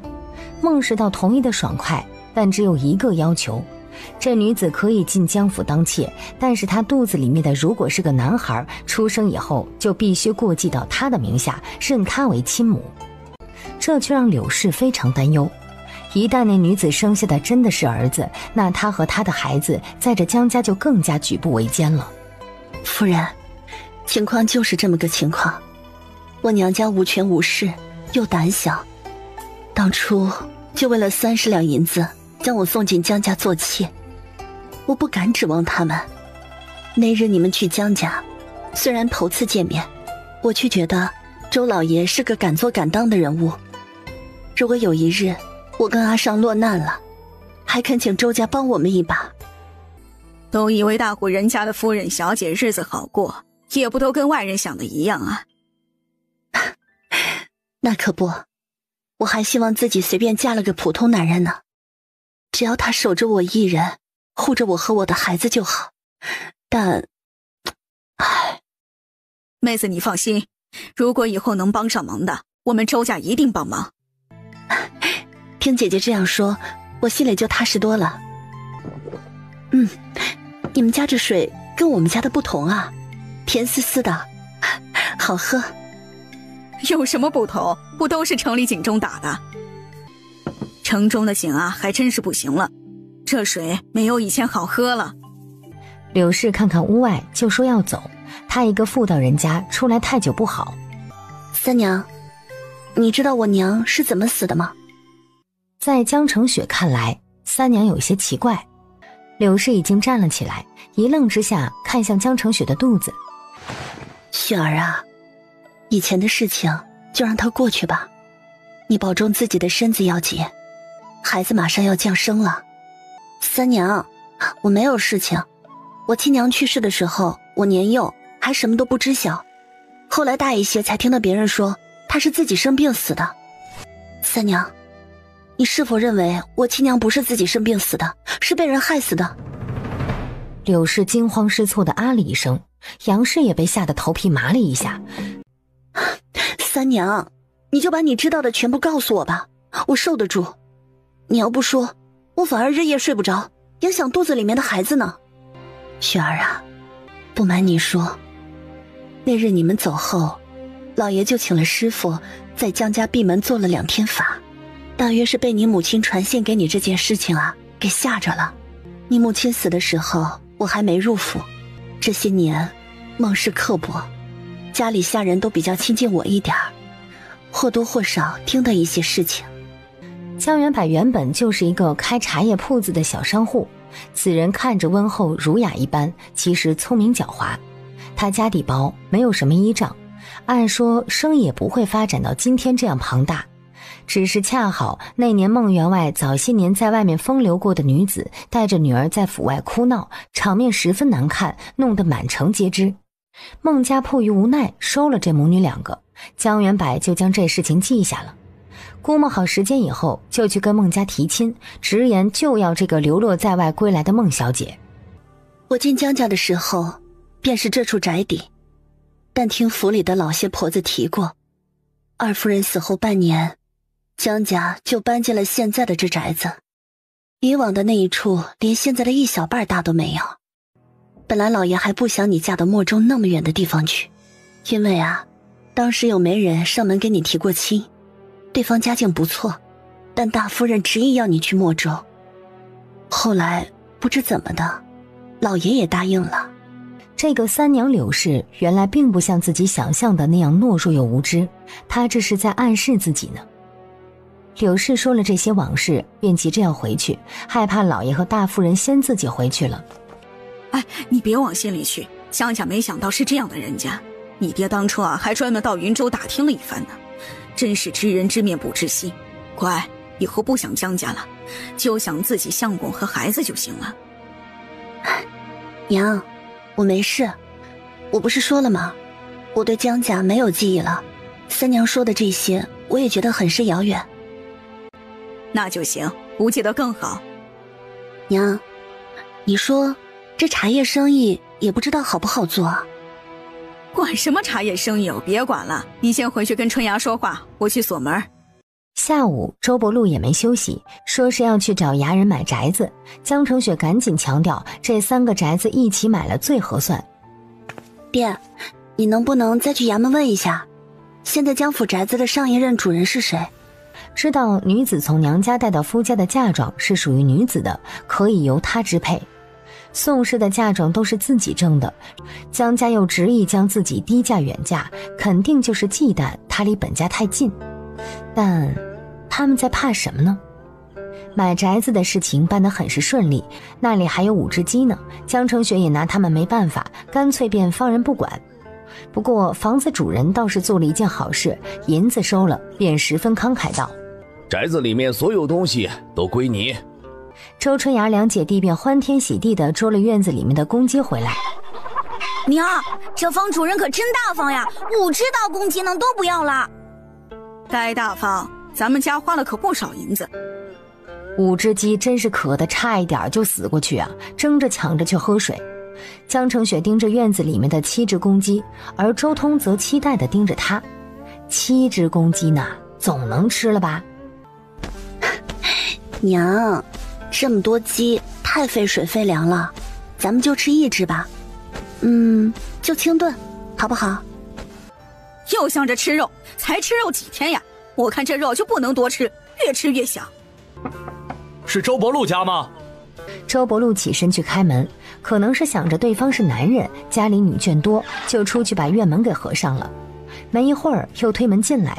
老婆子，孩子们要吃鸡，你就宰吧，我去就回来。说完一转身就走了。江澄雪和姐弟2个都跟到门口去看，各有期待，只看到周伯禄跟着一个粗衣男人消失在巷口。赶紧的吧，你们爹都发话了。春芽烧水去，阿童你去逮只最小的过来。哦，哎，娘，这水是不是多烧点？烧吧烧吧，叫你抓最小的，你是不是给我把最肥的抓来了？周通一呲牙，转身又去撵鸡。杨氏一直怀疑周通这儿子是想把家里最肥的鸡吃掉，逮一只放一只。周通很委屈，干脆叫来嫂子和2姐帮忙抓鸡腿儿。他一口气将7只鸡全逮了过来。娘，你自己挑吧，你看哪只最轻？杨氏挨个拎了一遍，脸上的表情有点精彩。就这只了，其他的都放了吧。娘，好奇怪啊，这鸡怎么这么重啊？我们家往年养的鸡从来没有这么重过。有啥奇怪的？天子脚下吸着黄气，能不重吗？娘，你说你刚才是不是骂错了？这些鸡呀都一般重，你非要说我嘴馋要吃最大的。等煮好了给你多吃块肉。杀鸡的时候，江澄雪照例被撵到了屋里头。不过这鸡入锅之时，她一直在锅边转悠，黄酒、姜片、八角，该放的调料只要有，一样也不能少。你这女子嘴巴又馋又刁。娘，这算什么呀？等明年我给你们做辣子鸡，做大盘鸡，那才叫真好吃呢。越说越没边了，什么辣子鸡、大盘鸡？辣子不是草药吗？还能做菜？对啊，辣子在这个世界是草药呢。能啊，娘，人参还是草药呢，不也能炖汤，补的，祛湿气的。哎呦，对，你不提啊，我还忘记了。春芽，你去把之前那个切2片来炖鸡。周春芽应了一声，很快就拿着2片人参过来，丢进锅里。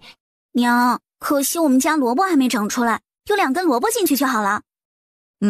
地里的萝卜你勤看着点，别干着了。周春芽叹口气，天天看着呢，还没出苗。这鸡炖得差不多的时候，就听到院外传来一声欢快的叫唤：娘子，快给我开门，我回来了。大哥，你怎么回来了？然后就跑去开门。阿虚啊，阿虚，你回来了。杨氏喜的声音都破了，比江澄雪还要激动呢，上前围着周泽勋转圈，又拍拍他的肩膀。这么晚了，没见官差逮住吧？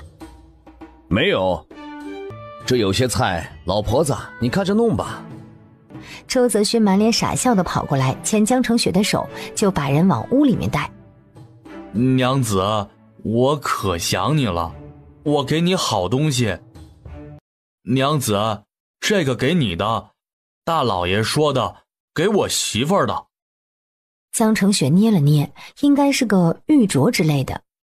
娘子，我天天都想你，他们不让我回家，还往我身上扎针呢，每天都要我喝药。娘子，我再也不想去那里了。阿勋，乖，娘子也想你了。饭桌上，周伯禄解释，这2天就有给周泽勋请了大夫，扎了2天针，可以缓缓看情况，所以就把他给接回来了。说是这样说，其实是周泽勋哭闹得太厉害，人家实在是没办法了，才喊他过去接回来的。爹，你这个朋友可真好，以后我有机会去他们家看看吗？吃你的饭吧，吃完了好干活。爹，那阿勋是不是还要去啊？我不去，多福不去了。爹，我不扎针不吃药了，我就跟着你干活好不好？见他爹不吭声，又转向杨氏。娘，多福不去了。大哥，你要好好治病，我比你还小，都比你聪明懂事了。你要再不治，就得当一辈子傻瓜了。那我也背书比你背得好，我就当傻瓜。周通无语，默默地低头吃肉。哎，干嘛提这一遭啊？他背书连大哥都背不过，兴许自己才是傻的那个呢。晚上，周泽勋干活格外卖力，大概是想爹不要再送自己去治病了。他这辈子最怕的就是针和药，太可怕了。江成雪醒过来的时候，就怼上了周泽勋的脸。娘子，我想去那个屋子里。他心里算了算时间，置物架应该做好了，等周泽勋睡醒了就去看看。装鸡蛋的筐子应该也编出来一些了，正好放进空间里来。娘子，你喊别个给你收庄稼了？没有啊，庄稼我没有收，应该是烂在土里面了。娘子，你以后都不要叫别人进来好不好？只叫我一个人进来，我给你盖房子，给你收庄稼，我什么都会。那你有没有将这里的事情告诉别人呢？就是这些天照顾你的那些人。没有，娘子，这里的事情我谁都不告诉。好，但是阿勋，这里让不让别人进来的事情，等你的病治好了我们再说，好不好？可是娘子，我没有病，我比阿通还聪明呢。我知道阿勋最聪明了，但是还不够聪明。你治好病才能保护好娘子和宝宝。下次爹带你去看病的时候，你好好听大夫的，不要怕扎针，不要怕吃药，好不好？娘子，可是他怕呀，那针那么长，那药那么苦。哦，原来阿勋害怕打针吃药啊。唉，不怕，我都听娘子的，我不怕。现在的阿勋很好，心思单纯，活得幸福快乐。以后变成真正的大人，他就不会拥有这样的快乐了。弄早饭的时间，叫周泽勋去后院收鸡蛋、拔野菜。野菜一部分晾晒，一部分放进木屋。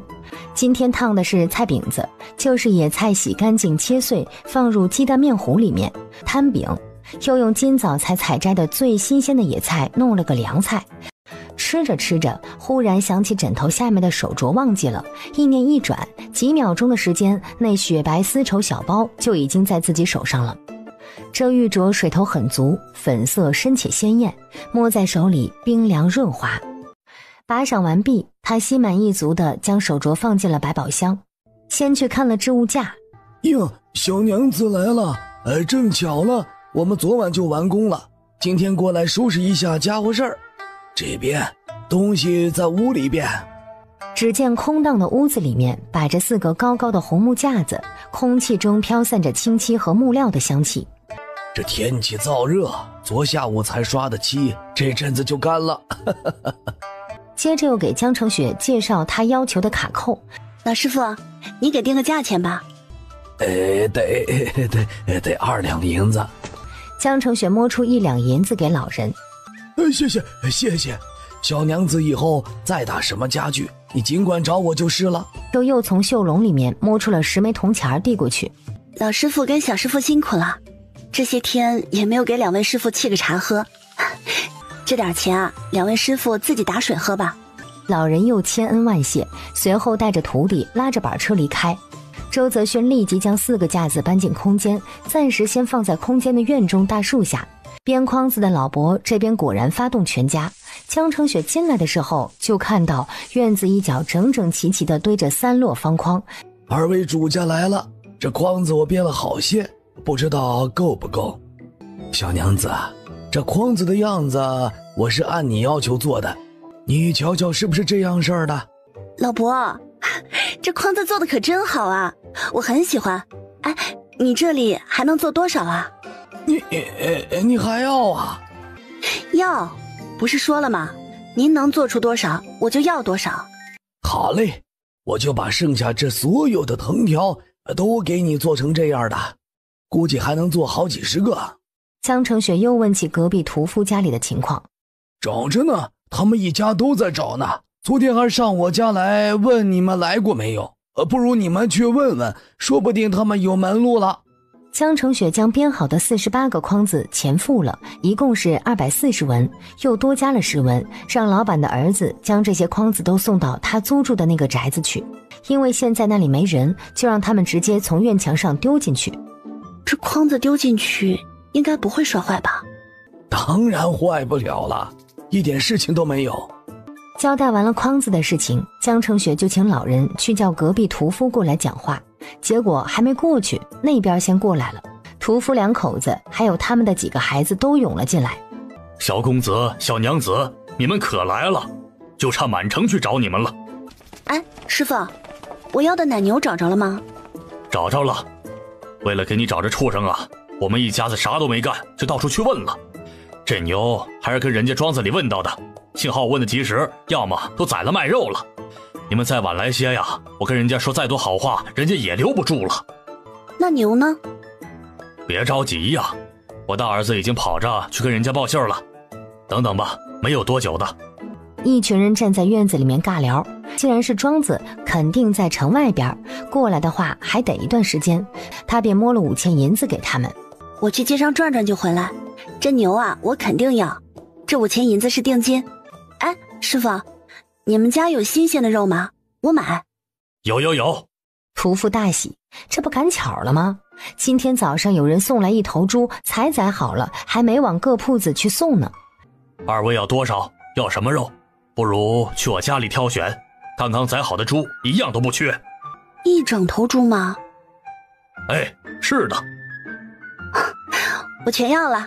师傅，你去打2桶水，简单冲洗一下吧。一整个猪我都要。啊，下水也要。等我回来啊，跟牛钱一起结算了。屠夫一家都惊呆了。我们家老爷要从京城迁过来，家里上下人多着呢。我呀，不过是提前来给打点准备而已。从编筐子老伯那儿出来以后，又赶紧去药铺那边。既然都是东家了，药铺的生意肯定要关心啊，这药材得送过去。这一次的药材种类没有那么多，数量也没有那么多，胜在整齐完整。朱白毛看了暗暗震惊，这女子果然深藏不露啊！这其中的几味药材可是上一次没有的，且不是当季药材，很是难得。在江成雪的要求下，朱掌柜将这10味药材做了介绍，是什么季节生的，什么季节采摘最好，用药部分是根还是茎还是叶，或者是花或者是果，隔行如隔山，每一行果然都不简单。光是这药材的采摘都是学问，他真想掏出小本本都一一记下。阿勋，你都记下了吗？回家再给娘子教教。娘子，我都记下了。公子天赋异禀，真是可惜了。老夫若是有针灸的本事，定要给他治上一治。这些弄完，就赶紧拒绝了朱掌柜邀请喝茶的好意，给他留了2把钥匙就要离开。这钥匙是？1把院门钥匙，1把小门钥匙，掌柜的且收好，以后用得上。顺路又买了2个大的罐子，让周泽勋一手一个拎着，趁周边没人，先放进空间里。再回到老伯家，奶牛还没到。眼看着已经日头当中，终于听到外面有了动静。只见屠夫儿子领着个管事模样的老头进来，后面果然还跟着一头牛。不过并不是江成雪在电视里面看到的黑白花的奶牛，就是一头母黄牛。管事老伯，这牛是刚生了崽的吗？是刚生完崽子，还喂了半个月奶。你看它这样子，挤还是能挤出来的。这牛你都想着买了，肯定是准备好喂的。小娘子，这母牛下奶得天天给挤一挤，否则时间久了就没了。说罢，弯腰当众挤了一下，还当真有一些白色乳液流出来，就是很少。对方要20两银子，贵是真的有些贵，毕竟那么大只的马匹现在也只要15两左右。再三讲价，讲下来1两银子，便掏了银子送走老伯，又赶紧给屠夫结算。找牛这差事给了500文，对方很满意，因为在庄子那边也得了200文的银钱，一整头猪加宰杀、分割、剔骨等工钱，一共要了4两银子。又请了屠夫长子帮忙，将猪肉放在板车上，给他们推到了租赁的院子里去。将母牛一起牵到院子里绑好。忙完这些，给了屠夫儿子15文的工钱。院门一关，这院子里面的筐子、矮缸、猪肉赶紧弄进空间。母牛牵到后院，绑在桩子上。一般的草药他吃也无所谓，但是人参是万万不舍得给他吃的。矮缸搬进木屋，猪肉放在里面，赶紧出空间回了家。果不其然，杨氏已经着急上火，指派了老公、儿子还有女儿上街去寻人了。不过这一次他居然憋住了，没有对两人发火。今天之后就不往外面跑了，跑出去也最多1个时辰就回来了。真的？真的。杨氏这才缓和下来，喊他们准备吃饭。江成雪答应了一声，但是先跑进空间，学着管事老伯的手法给母牛挤了奶。外面1天，里面90天呢。这么一会儿不见，这头牛精神头一下子就好了许多，悠哉悠哉地吃着草。头几天的奶他也没有打算要，让母牛喝一点空间里的好水，再吃点院子里面的中草药，好好的养几天。出来吃了饭，非常诚恳地跟家里人道了歉，答应以后不一声不吭就半天不见人影了。你可说好的，打今儿起啊，就算出门也不超过1个时辰。对，生了孩子之后再跑啊。真是属猴的。喝了粥以后，江成雪就说累了要回房休息，杨氏就喊周泽勋跟他一起去休息。这可怜的孩子呀，干了1晚上，还被媳妇儿揪着逛了半天，必须得好好休息。进了空间，江成雪撸了撸袖子，要干的活啊可多了。周泽勋将架子横着搬进屋，把所有的整理好，好一通收拾。原本杂乱到无处下脚的房间，竟然空空荡荡起来。娘子，真好看。娘子，我们把这个屋子也收拾了。哎，还不行，仓库没有盖起来，这些没地方放呢。娘子，我给你盖仓库。两人歇了一会儿，吃了一点冬瓜糖，让周泽勋将早晨听到的草药知识用笔写下来。阿勋，你觉没觉得这太阳挂在天上没动过？觉得。阿勋，之前我留你在那屋子里面睡觉，你是不是在里面过夜了呢？娘子，你就把我一个人扔在这儿，晚上可黑了，我一个人害怕的。江成雪又心疼又内疚，赶紧发誓以后再不干这种事情了。江成雪让周泽勋睡觉。娘子，我不想睡了。就让周泽勋提个干净的水桶去挤奶，能挤多少是多少。拿了个小铲子，拎个篮子，到后院继续采摘草药。等到外面的世界已经到了黄昏，杨氏都准备做饭的时候，一出门就去堂屋拿了隔壁钥匙。娘，我出去走走啊！哎呀，你这猴子，一睡醒了又往外面跑，你不看看这都什么时候了？娘，不去街上，到隔壁院子去瞧瞧，我还没去过呢。早不去晚不去，天黑了才想起去，快去快回，要吃饭了。哎，来到隔壁院子，他挑了离住人院子最远的那个房间，将空间里面的牛给牵出来。乖啊，明天再接你回去，好吃好喝。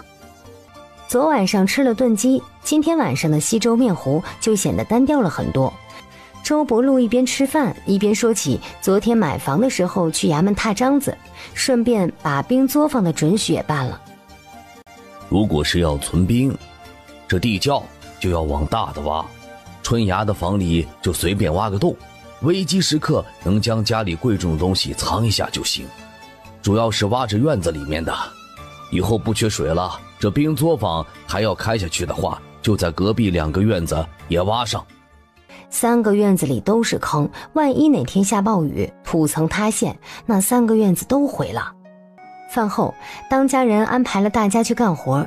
雪儿，我昨天去问过了，江家宅子在15年前的上一任主人叫宋英哥，他拥有那宅子的时间也不长，才短短1年。江家现在拥有的那豪华大宅，原本是属于他原主母亲的。15年前刚好是宋氏死亡的时间，他死后他们就霸占了他的财产，然后不等他尸骨寒去，就张灯结彩地住进了他耗费所有钱财买下的宅子里。根据柳氏的反应来看，他绝对是认为宋氏是被害死的。柳氏那么害怕就是证据，他不想死，江家真的很让人害怕。雪儿，这件事情过去久远，恐怕难查。我跟舅舅说上一声，叫他帮忙，他定会尽力。此时你不要想那么多，好好养胎，把孩子生下来。爹，我没有什么想法，现在活命要紧啊，还是不要去打扰您的朋友了。10多年都过去了，不差这一时，以后再说吧啊。周伯禄这才点头，让他回屋休息去，又去坑边叫周泽勋也回去休息，因为明天一早他还得去给人家干活。宋氏一生的积蓄没有为自己谋得安稳的后半生，不仅搭上了性命，还给江元柏和孟氏做了嫁衣。江家强盛起来之后，孟员外对这不入流的女儿女婿不由高看起来，态度大为好转。而江元柏正好光明正大地利用孟员外女婿的身份，在官宦间也好走起来。公爹的朋友权位低了查不动，权位高了也不一定能查到什么。再说了，报仇就是得自己亲手报才解恨。爹，我再干一会儿，现在睡不着。他觉得一觉睡过去又要扎针喝药了，还不如多干活呢。爹，我哥睡了一下午，现在肯定睡不着，叫他再干一会儿，我二姐不行。臭家伙，我怎么干活不行了？你以为你小胳膊腿就行了？你就是不行，你是女的没力气。江成雪有心事，院子里面有点吵闹，便给婆婆说了一声，回房间了。第二天早上，周伯禄就把不情不愿但又隐忍坚强的某大小朋友给带走了。娘，春芽，阿通，以后啊，你们不准舀大缸里面的水喝了，以后要喝水喝这里面的，这是我早上烧开的，现在都放凉了。嫂子，为啥不能喝大缸里面的？多凉快啊！不卫生啊，里面什么都有。我当什么呢？什么卫生不卫生的？农村人哪有那么多讲究？最多肚子痛，那不是矫情吗？还浪费这柴火烧水。嫂子，这桶里面的水是热的不好喝，还是大缸里面的好喝？不行，以后只能喝开水，不能喝凉水。娘，矫情好，矫情长寿。喝个开水能有多长寿？能让我活到60岁呀？能让你活到88。88？你这张嘴呀，咋就变得这么会哄人了？去了一趟隔壁，江成雪回来就说要回去睡觉，昨晚上没有睡好。去吧，只要你不往外头跑，睡多久我都没意见。转头又催了小儿子去睡觉，然后跟女儿坐在树下继续针线活。那娘，我们以后是不是只喝烧开的水了？喝呗，现在这家里谁能拗得过你嫂子？中草药就是大补，这头母牛肉眼可见的丰满起来了，挤出来的乳汁又多又稠，还没到中午就挤满了第2桶。江成雪被从房间里面喊出来喝她的孕妇专有粥，整个人都有些疲惫，胳膊都抬不起来。你这干啥了？睡个觉反而精神越加差了。娘，做噩梦了。杨氏听了便闭了嘴，催着她喝粥，粥里给她煮了一个白水蛋。娘，你在干什么呀？难道是把这层膜收集起来，割伤手的时候敷上去？这可是好东西，凤凰衣泡水喝，好。娘，这有啥效果？效果多了，和中药掺着泡水，可以治咳嗽、治头疼，对身体好。算中药？算。鸡是凤凰，尤其是老母鸡，骨头可是好药材，又叫凤凰骨，大补，所以要炖汤，炖得久久的才能把药效全都炖出来。娘，我回屋里去了。嘿，你这孩子，在家里歇着还歇懒了，还真要外面跑着才精神。江成雪打了个哈哈，回屋又躺到床上去，把铁锅洗干净，架在了炉子上，倒了半锅牛奶，把火烧上，然后又赶紧回去后院挤奶去了。他要将这牛奶里面的水分熬煮干，自己做出奶粉来。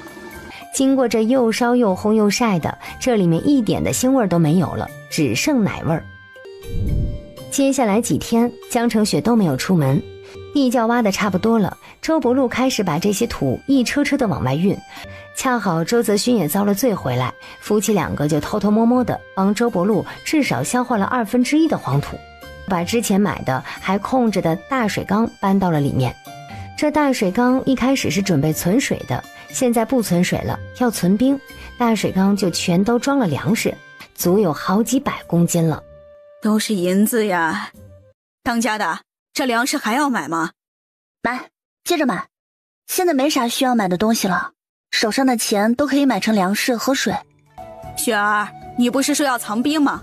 这冰怎么才能从冬天藏到夏天？在天花板和4个墙壁上包上棉被，保温。跟那些老一辈大夏天卖冰棍的一样，就把出口挂上厚帘子，平时进出注意封门就可以了。就这么简单？给冰块弄个被子就不化了？就是这样的。就按雪儿说的先做，反正冰化了还是水，放在缸里跑不掉。冰还是用水缸装起来安全，明天再去多买几个水缸，这下面还宽着呢。爹，再买点油布防水呗。地面上还要不要挖几条排水沟，免得哪天下雨了水淹进来了？要的。之后周泽勋只从那神秘的大户回来过1次，趁着周泽勋那次回来，他将这些日子采摘晾晒好的草药都拿到了朱掌柜那儿去，足足有1大麻袋，35个种类，直接把朱掌柜给惊呆了。江澄雪一起还带过去了2大坛的奶粉，顺便带了1个勺子和1个碗过去当粮具。这奶粉是放在朱掌柜这里寄卖的，跟草药分开计算，江澄雪得9成，朱掌柜得1成。此外，这小娘子的傻相公还拎了1麻袋的老母鸡来，一共3只，也放着寄卖。江娘子，今日送来的草药足够我用1个月了，你们就不要往外跑了，最近不太平。掌柜的，您说的不太平是？城外起病了，大老爷已经派了大夫去治，反正家里人能不往外跑就不要往外跑，这事情小娘子你不要出去说，大老爷不让的。江澄雪思忖了一下，要了纸写了几个日期。掌柜的，我呢估计2-3个月出不了门，你按这张纸上的地址还有日期去取药，我在院门口放块大石头，要有什么消息传递给我就压在大石头下面，每次去取的时候千万当心不要被人尾随了，钥匙之前给你了。如果掌柜的想要悬壶济世免费义诊，尽管去做就是，你饿不着我也饿不着，不发这乱世财也罢。朱某知道了，小娘子心善仁慈，朱某佩服。钻进巷子，他将空间里面剩下的2只老得走不动的母鸡装进麻袋拿出来，回家了便跟杨氏说是从药铺买回来的。杨氏听说城外起病的事情，吓得根本就顾不上那2只母鸡，赶紧喊了周春芽赶做香囊，把从朱掌柜那里带回的药粉填在里面。家里面1人1个，江澄雪得了2个。周伯禄带了周泽勋出门，回来的时候就剩他1个人，将周泽勋留在那个大户家里面了。也的确得到了准确的消息，城外起了病，其实也不是1天2天了，只是一开始没有关注。爹，要么就不要继续买粮买水了，现在外面太危险了。最近就不要外出了，明早上把最近自家吃的水粮备足放在外头，我把地窖封起来。接下来的日子，除了周伯禄偶尔出去一下，大家都待在屋子里面。这天早上起床时就发觉不对，外面阴沉沉的，空气很重，让人喘不上气，连吹的风都重得跑不动一样。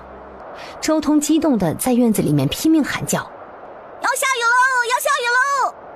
老天爷，你总算睁开眼睛看了，你再不睁眼，人都死光了。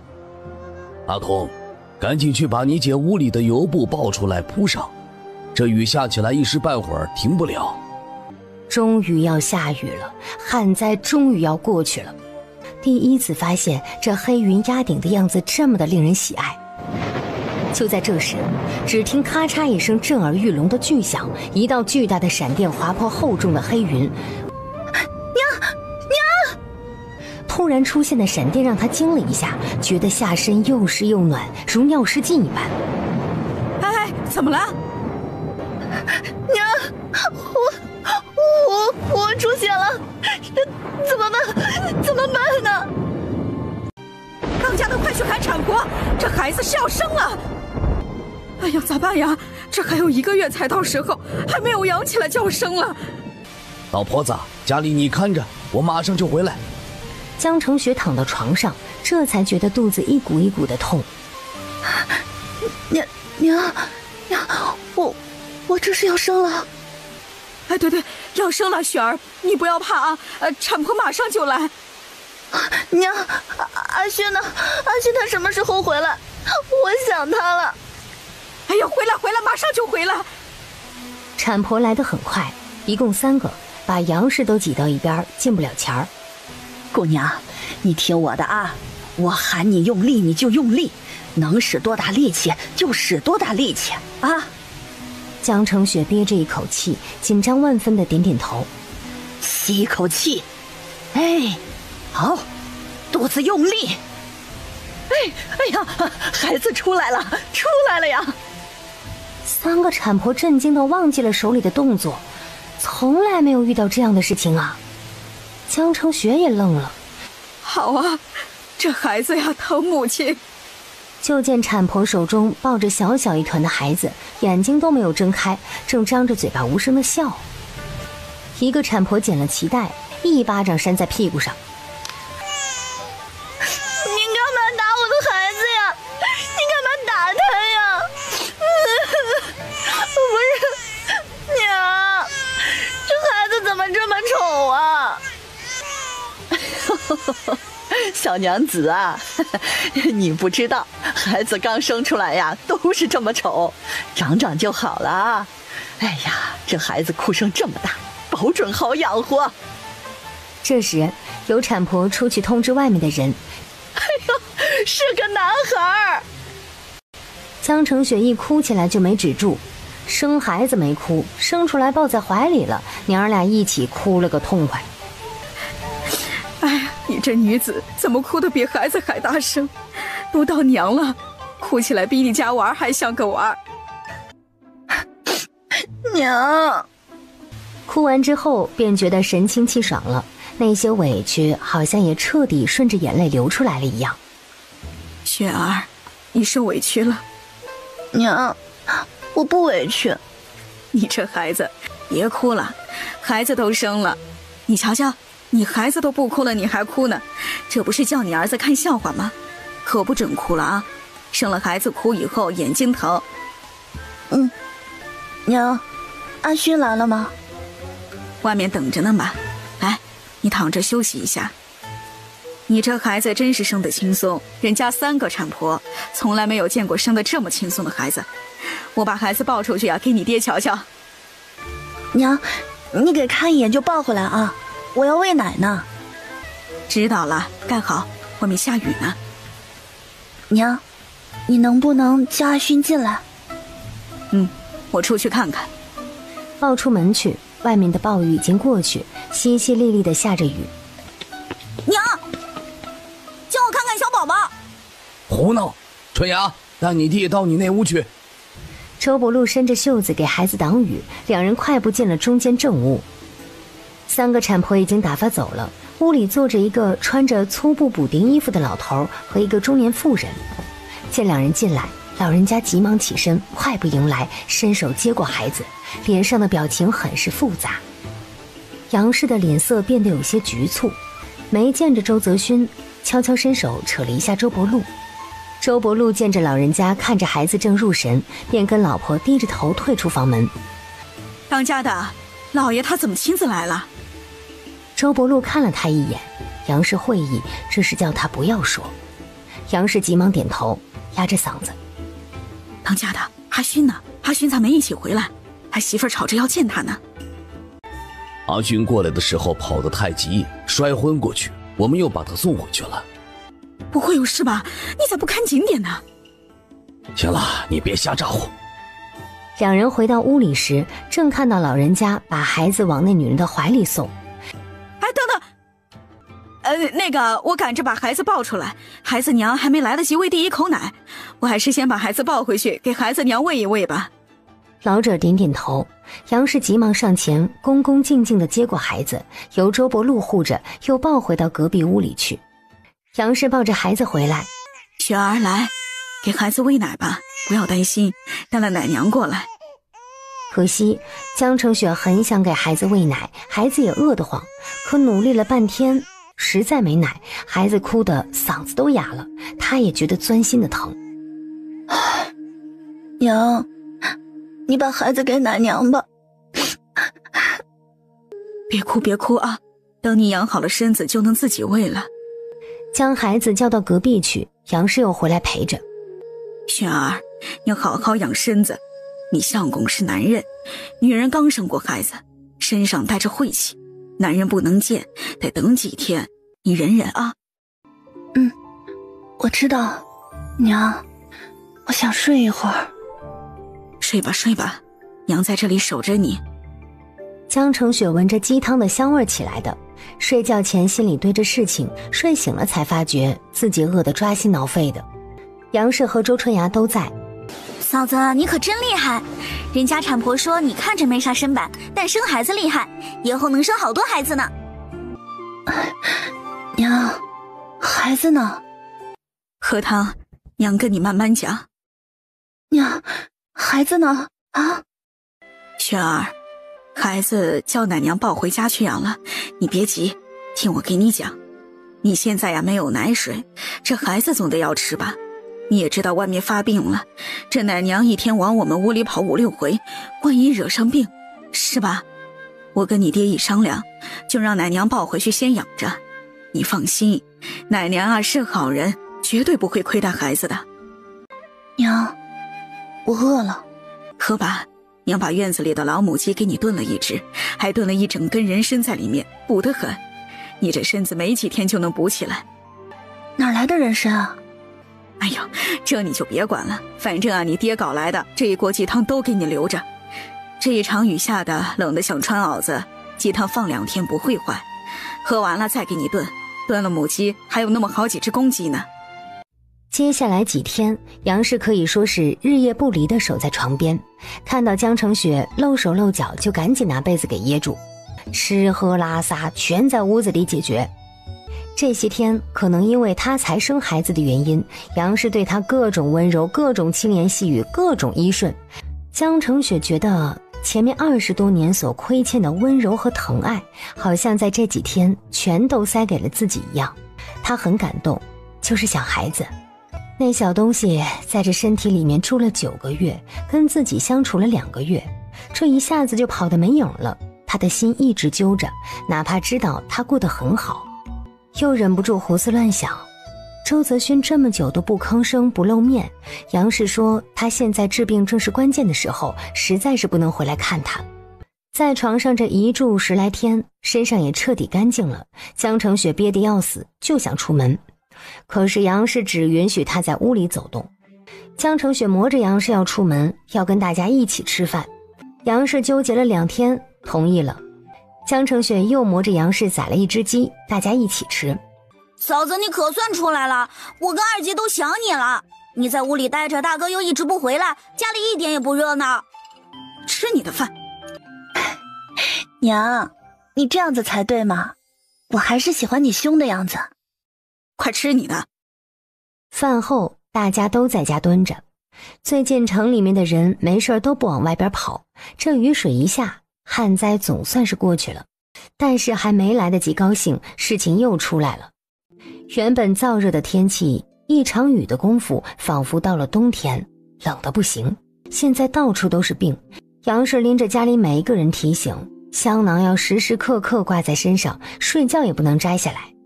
雪儿，等到明年天热了，带去谢谢开着药粉的大夫。江澄雪这才得知外面的瘟疫越来越凶，已经蔓延到城里边来了。爹，我有些话想跟你和娘讲。你们2个去干点别的吧。哦，爹，阿勋他……阿勋现在病情好转，过几日应该就能来看你了，你不要忧心，安心等着就好。孩子也有奶娘细心照料着，一切安好。他用的是来，不是回来。爹娘，你们不要瞒我了，阿勋到底是什么身份？你们告诉我吧。我怎么说也是他的妻子，给他生了一个孩子了。雪儿，你想多了。阿勋他……阿勋是五王爷家的孩子吧？他是不是就是……看到周伯禄震惊到掩饰不住的表情，他想，他猜对了。杨氏一脸慌张地看着自己当家的。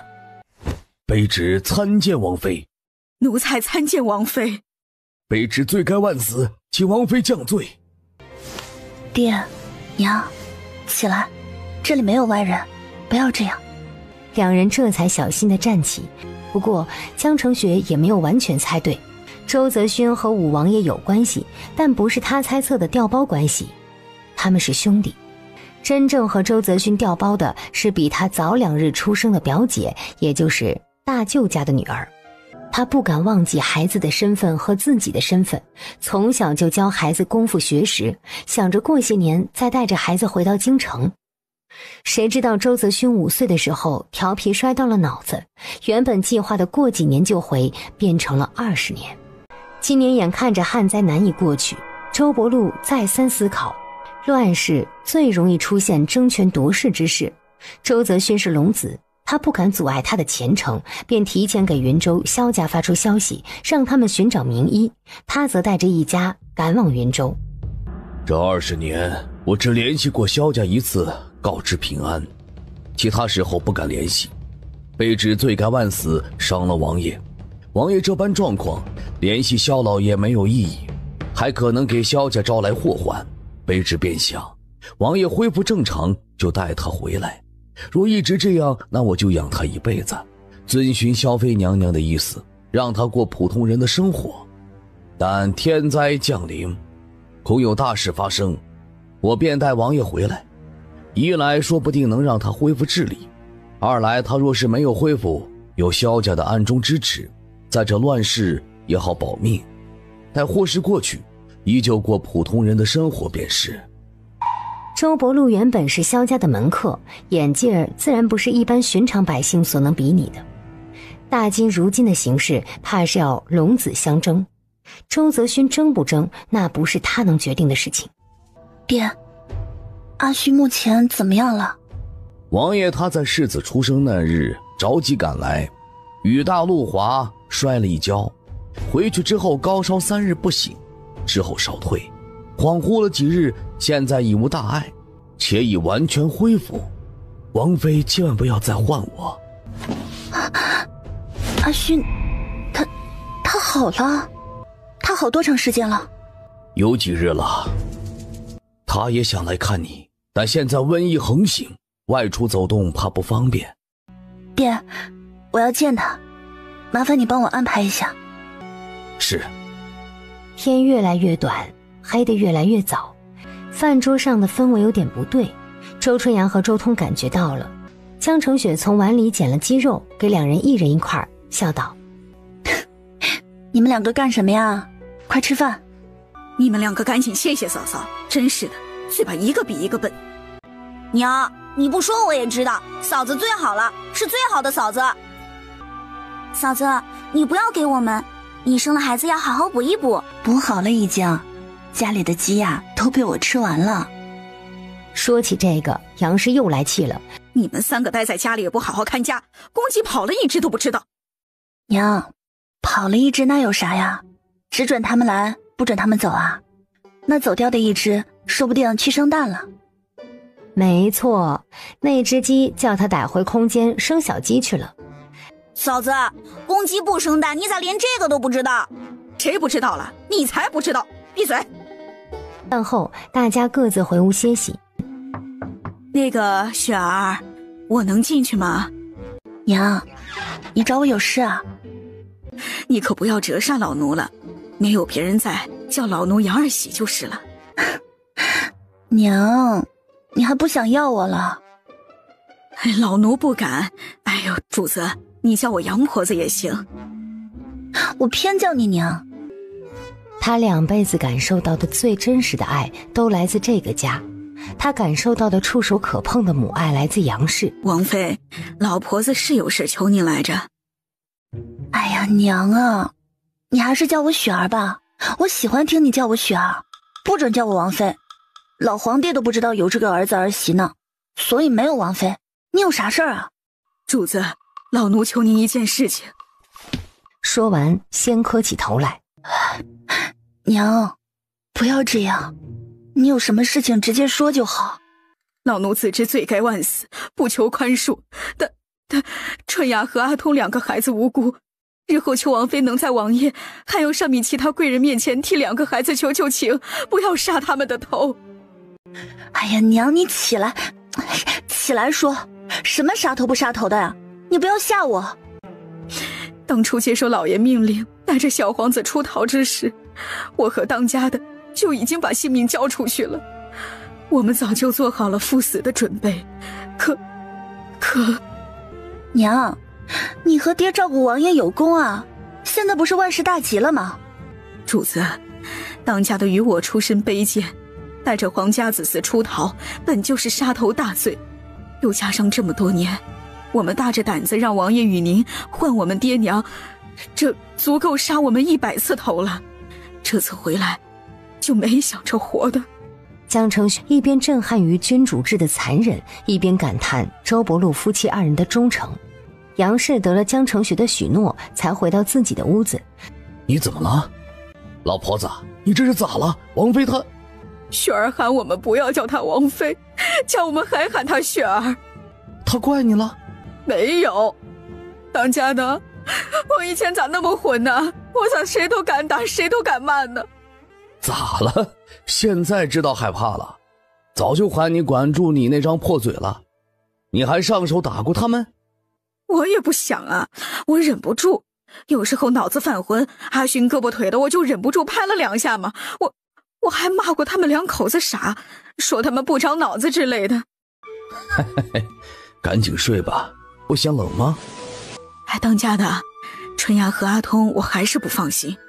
雪儿说，王妃说一定会帮忙保下他们，可我心里还是没有底。睡吧。江承雪这段日子除了吃就是睡，已经够的了。早上天没大亮他就醒了，先进了空间，今天里面也是秋天，在空间忙累了很久，满院子都晒的是药草。他睡了一觉才从空间出来。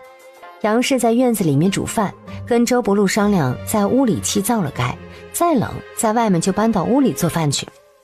爹娘早。早点弄饭吃了就过去，我已经过去说了，那边请你过去。路上跟别人走开些，别挨着了。娘，我知道了。周伯禄便领着江承雪出门。萧家宅子虽然低调，但是一点也不小。下人将江承雪引到了一间屋里，一位穿着青色长衫的老人正在屋里等着。萧老爷，打搅。哎，周伯禄对他行了一礼，便退到门外等着去了。按辈分，你该随阿勋称我为外祖，这几年委屈你了。不委屈。外祖父，我想见见阿勋。已经叫了人去喊他。你身子骨将养得如何了？已经完全恢复了。那就好，你的孩子如今养在萧府，有阿勋他外祖母亲自照顾，身边还有奶娘守着。你不要忧心，孩子长得很好，现在已经白胖起来了。谢谢外祖父外祖母操心，给你们添麻烦了。这是我萧家祖传的玉镯，今日交给你，你生下的这个孩子注定不凡，你这个母亲日后自然也……这本该是你外祖母交予你，他那院子的人都不让出院子，他也出不来，这事儿就由我来做了。雪儿，拿着吧。外祖父，这玉镯雪儿不敢拿。为何？外祖父，雪儿真的不敢。正在这时，一男子大步跨进屋内。外祖父，我带娘子去外祖母那边。周泽勋说完便拉了江承雪出门，显得有点着急。这罢了，以后吧。恩师，我带雪儿走走。江澄雪心里恍惚，自己最亲近的人一下子变化这么多，也不叫周伯禄爹了，变成恩师了，也不叫自己娘子了，改叫雪儿了。再回神，两人已经来到了一处凉亭。雪儿，你坐完月子了？早知道你能出月子了，我就去找你了。江澄雪先是被弄得一懵，随即面无表情地将自己的手抽了回来。娘子，你生气了？你既然好了，为什么不让爹娘跟我说一声？弄到最后我才知道，所以我对你根本不重要，对吧？你既然好了，为什么都不回那个宅子一趟？就算进不了我的房间，哪怕在门外吭一声，我也不必天天猜测你的好坏啊。你既然好了，我找你是有事情要跟你说。娘子，你说。你日后是怎么打算的？娘子，你指的是什么？你日后是想成为王爷，还是想成为皇上？娘子，你好大的胆子，你是在说谋反的事情吗？我不是在跟你开玩笑，你如实回答我，我要是泄密，你就斩我的头就是了。胡说，做王爷又如何，做皇上又如何？我帮你，你应该还记得以前的事情吧？你要是还记得，那你应该也知道我可以帮到你。民以食为天，现在就是最缺粮食的时候，无论你要做王爷还是皇上，我都能帮到你。娘子，你……我有条件，你可以利用我的资源达成你的目的，但我也有我的条件，我要和离，我的孩子我要带走。你又胡说！听我说完，你应该也知道江元柏那家的德行，我是江家的女儿，在那样的环境之下，怎么可能长成大家闺秀？说实话吧，我才疏学浅，粗俗无礼教，鼠目寸光，而且心胸狭隘，实在高攀不起。你日后成了王爷，或是也不想有人对你的原配指指点点吧？而我要的感情你也给不了，你这辈子不可能只守着我一个女人，但我却无法接受你3妻4妾。不如趁着我们还没有感情，早早做个了断，对我们都有益处。至于这个孩子，他绝不会是你唯一的孩子，以后你会拥有很多孩子，你的爱也会分配给不同的女人所生的孩子，不差这一个。但对我来说，他是无可替代的，我能为他付出一切，你不能。再者，你要是真的心疼这个孩子，也该将他交给我，至少他在我身边更加安全，不是吗？你可以放心，我能够让他活得很好，只要你答应，我一定尽全力帮你。周泽勋紧抿着唇，眼眸闪动。江澄雪与他对视，带着一丝决绝。你就没有别的想说的？和离之后，你我都可以当做曾经什么事情都没有发生过。我会对你以前的过往，包括曾经的婚嫁还有一个孩子的事情绝口不提。相应的，你也要对我的事情保密，那个地方绝不能叫第3个人知道。孩子是我们2个人的，你可以随时来看的，必要的时候，你作为他的生身之父，希望能够伸出援手。当然了，在你需要我帮忙的时候，我也会帮忙。你觉得这样够吗？你就不能说，相公，你以后只娶我一个好不好？不可能啊，你的身份地位摆在那里，婚娶也不是你全部都能做决定的吧？你只娶一个妻子，说不定还叫世人嘲笑呢。万一我一辈子只能生一个孩子，你们家传宗接代开枝散叶的大业岂不是要毁在我手里啊？所以我们还是现实一点。那你为何不说，相公，你不要做王爷，不要做皇上了好不好？江澄雪茫然看着周泽勋愣神，他事先想了很多可能性，唯独没有往这方面想。娘子，你是不是这几日生我气了，所以故意说这些话气我？不是我。娘子，我不想做王爷，更不想做皇上。你不想吗？你也不是不想做我的王妃皇后吗？权力越大，束缚也会越多的。就如你所说，当了皇上，连自己想娶什么女人都无法随心所欲决定。既然如此，我做什么皇上呢？做王爷我也难受，这几天在萧府待得不自在。再说了，如今在位的小皇上也算是我弟弟，他与我无冤无仇，我也不想去夺他的位置。我呀，也没啥大欲望，每日给我家娘子收收粮食，种种地，然后天天能吃上我家娘子做的饭就是了。等一下，娘子，你说，你娶我的时候还是个傻子，那时候是爹给你做的决定，对你多少有些不公平。现在我给你机会，你要不要好好想想，重新做决定？我保证啊，不对你死缠烂打。你休想，我这辈子都赖上你了。娘子，以后不许再说这句话了，以后我守着你过一辈子，我们多生几个孩子，好不好？你看上我什么了？你可想好了，天底下多的是漂亮温柔的女子，她们样样都比我好，你可别为了一棵树丢掉了整个森林啊！他们与我无关，我只要你。江承轩努力地睁大眼睛，但是眼泪还是忍不住涌出，啪嗒啪嗒地落下。你怎么哭了？你又不喜欢我，你还说这样的话，你当我好骗吗？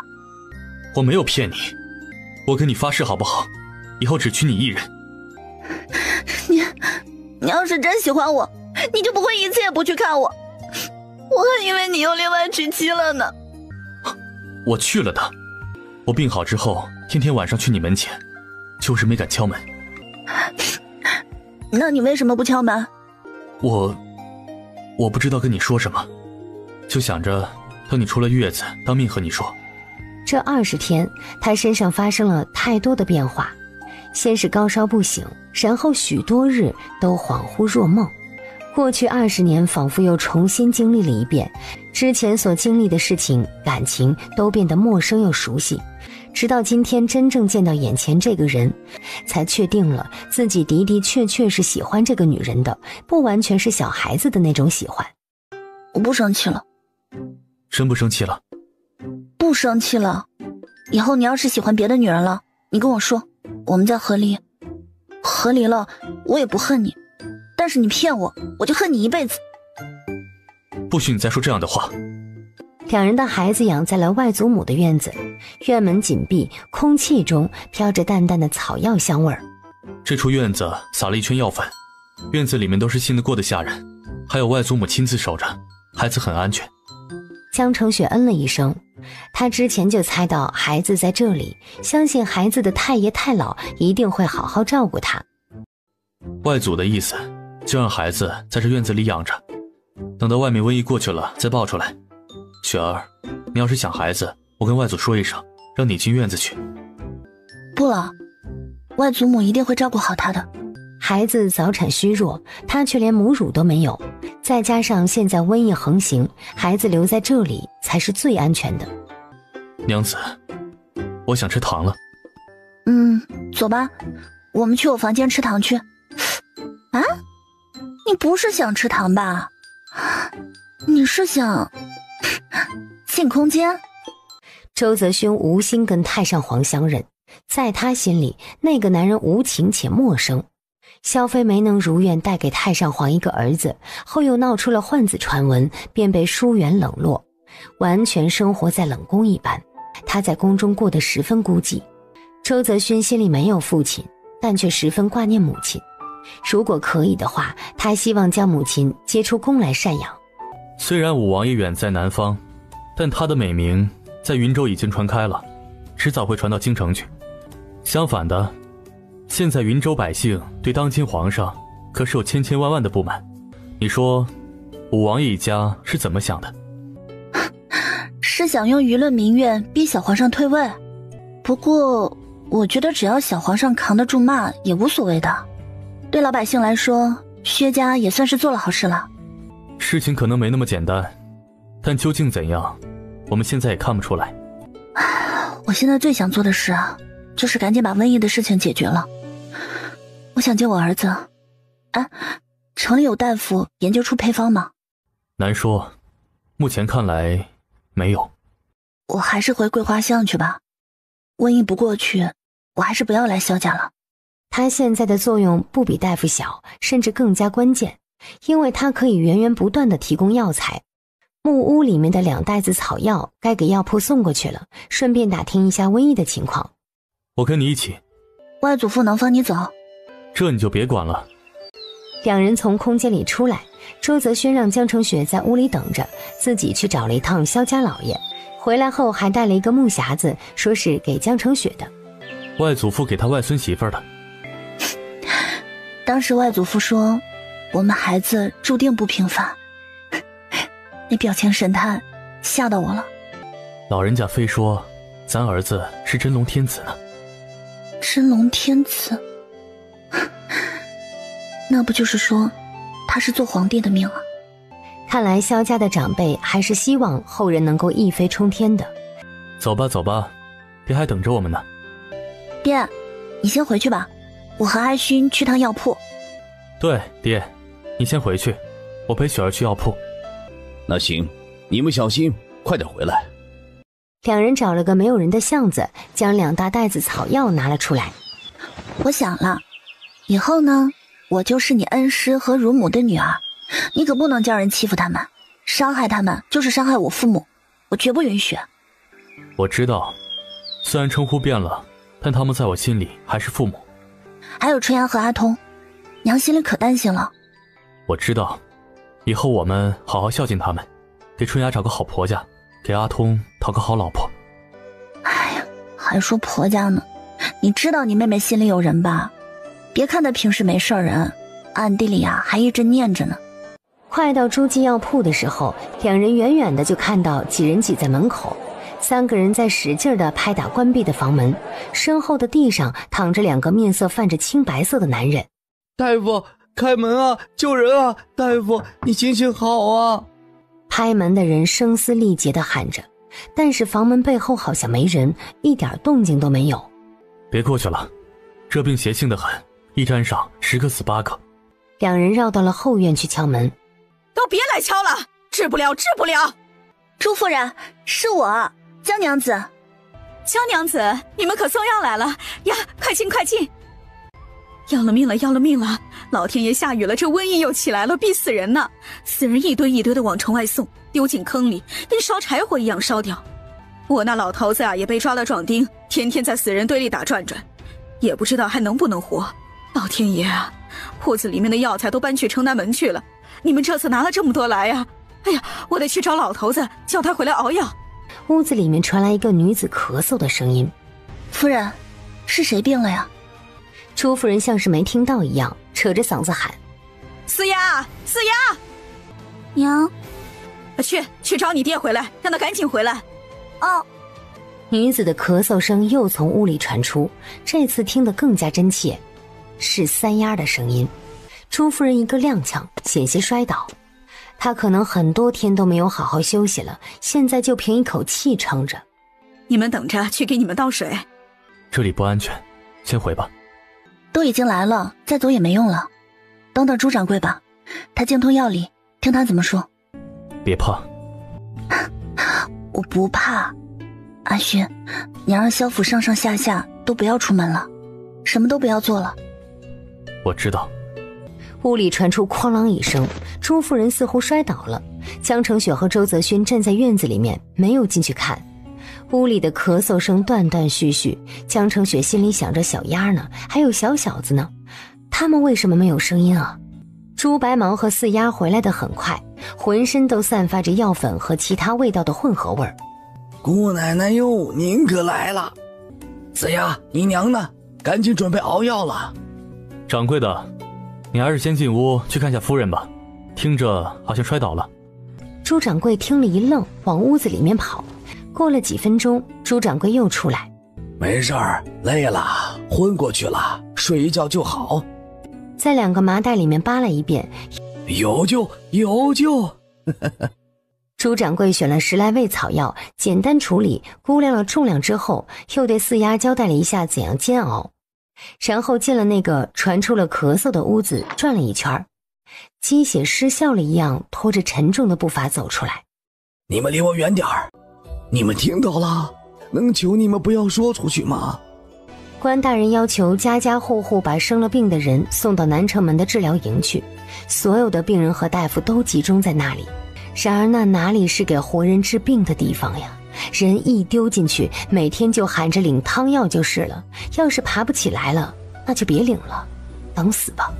再说那药就是胡乱熬点，有啥熬啥，这个时候哪儿还有药啊？就死马当做活马医了。死了之后自有人将尸体拖出去烧掉，甚至有些还在喘气的都。周掌柜不舍得孩子，院门一关就死熬。哎，江娘子，也不晓得你手头还有多少草药，这病啊，如今云州4个城门都锁死了，谁都别想跑，就算跑出去也是一枪戳死，反正要是这病压不下去，云州怕是要变成死城了。哎，掌柜的，我听你的意思，只要有足够的草药，这病就能治。老夫医术不精，倒是琢磨出一个配方来，但救死救活也看命，救得回几个我也不知道。我小丫已经没了，小儿子灌药活下来了，人也不灵光了，一天大半时间都在睡觉。三丫现在也是半条命，能不能活还两说。江成雪按下心头的怅然，跟朱掌柜仔细打听了一下这个瘟疫的症状和传播方式等。你们没事就不要外面逛，等下喝点药再走。薛大善人家都害怕了，现在也不送药不施粥了。哎，现在死掉的人多了，粮食倒还宽裕了些，还能多给那些难民一口吃一口喝。城外难民他们活下来的多吗？多啥呀，都是命贱的活下来了，大部分都死了。哦对了，我听说这几日知州大人要挨家挨户的查，那些病了的都要拖出去。你们自己回去注意点，不要跟那些官兵挨近了，谁晓得他们挨过谁啊？那你们家？我跟官人交了银两，告了假，等藏过了官兵的搜索，我再回去熬药水。哎，瞎糊弄，那药水是个人都会。两人各喝了半碗药，告别了朱掌柜，心情沉重地往家里走去。我们回去让爹娘他们都搬到最里头宅子去，我跟你住最外头宅子。江成雪表示同意，正好趁着这几天把空间里面好好折腾一下，尽可能的多囤一些草药。结果还没有走进桂花巷，就听到周春芽在大声痛哭。两人一惊，就看到周伯禄从院子里面冲出来。你们快回去，我出去一趟。周春芽和周通也从院子里面追出来，满脸恐惧。春芽，出什么事情了？大哥，娘和我去井边打水，走到半道就冲出来一个人和娘撞在一起，那人一口血吐在娘身上了，后面追赶的官兵拿着长枪就把娘和那个人一起带走了，咋办呀？娘她又没有病。周春芽哭着就要去追自己的爹，周泽勋脸色一黑，让姐弟两个都进屋里面去。周春芽和周通这才发觉许久没见的大哥变得不一样了。娘没有病，现在被抓去和有病的待在一起，没有病也会染上病的。不行，我要去看看。你去能做什么？带着阿通把娘从官兵手里抢回来。那大哥我们该怎么办？在房子里面待着，娘不会有事的啊。我听大夫说有药可以治好的。哎，家里还有水吗？还有半缸平常用的水，娘说现在没人打水了，我们就多打点备着。没想到倒霉死了，那个人不长眼睛吗？怎么就直直撞在娘身上了？有就行了，先不要去打水了。春芽，你带着阿通在屋里守着，我跟你大哥去看看情况，我们有认识的大夫。春芽，家里有细棉布没有？有的，上次娘买的挺多，还剩下不少。江成雪让周泽勋等等，然后拉着周春芽进屋，要让她做口罩。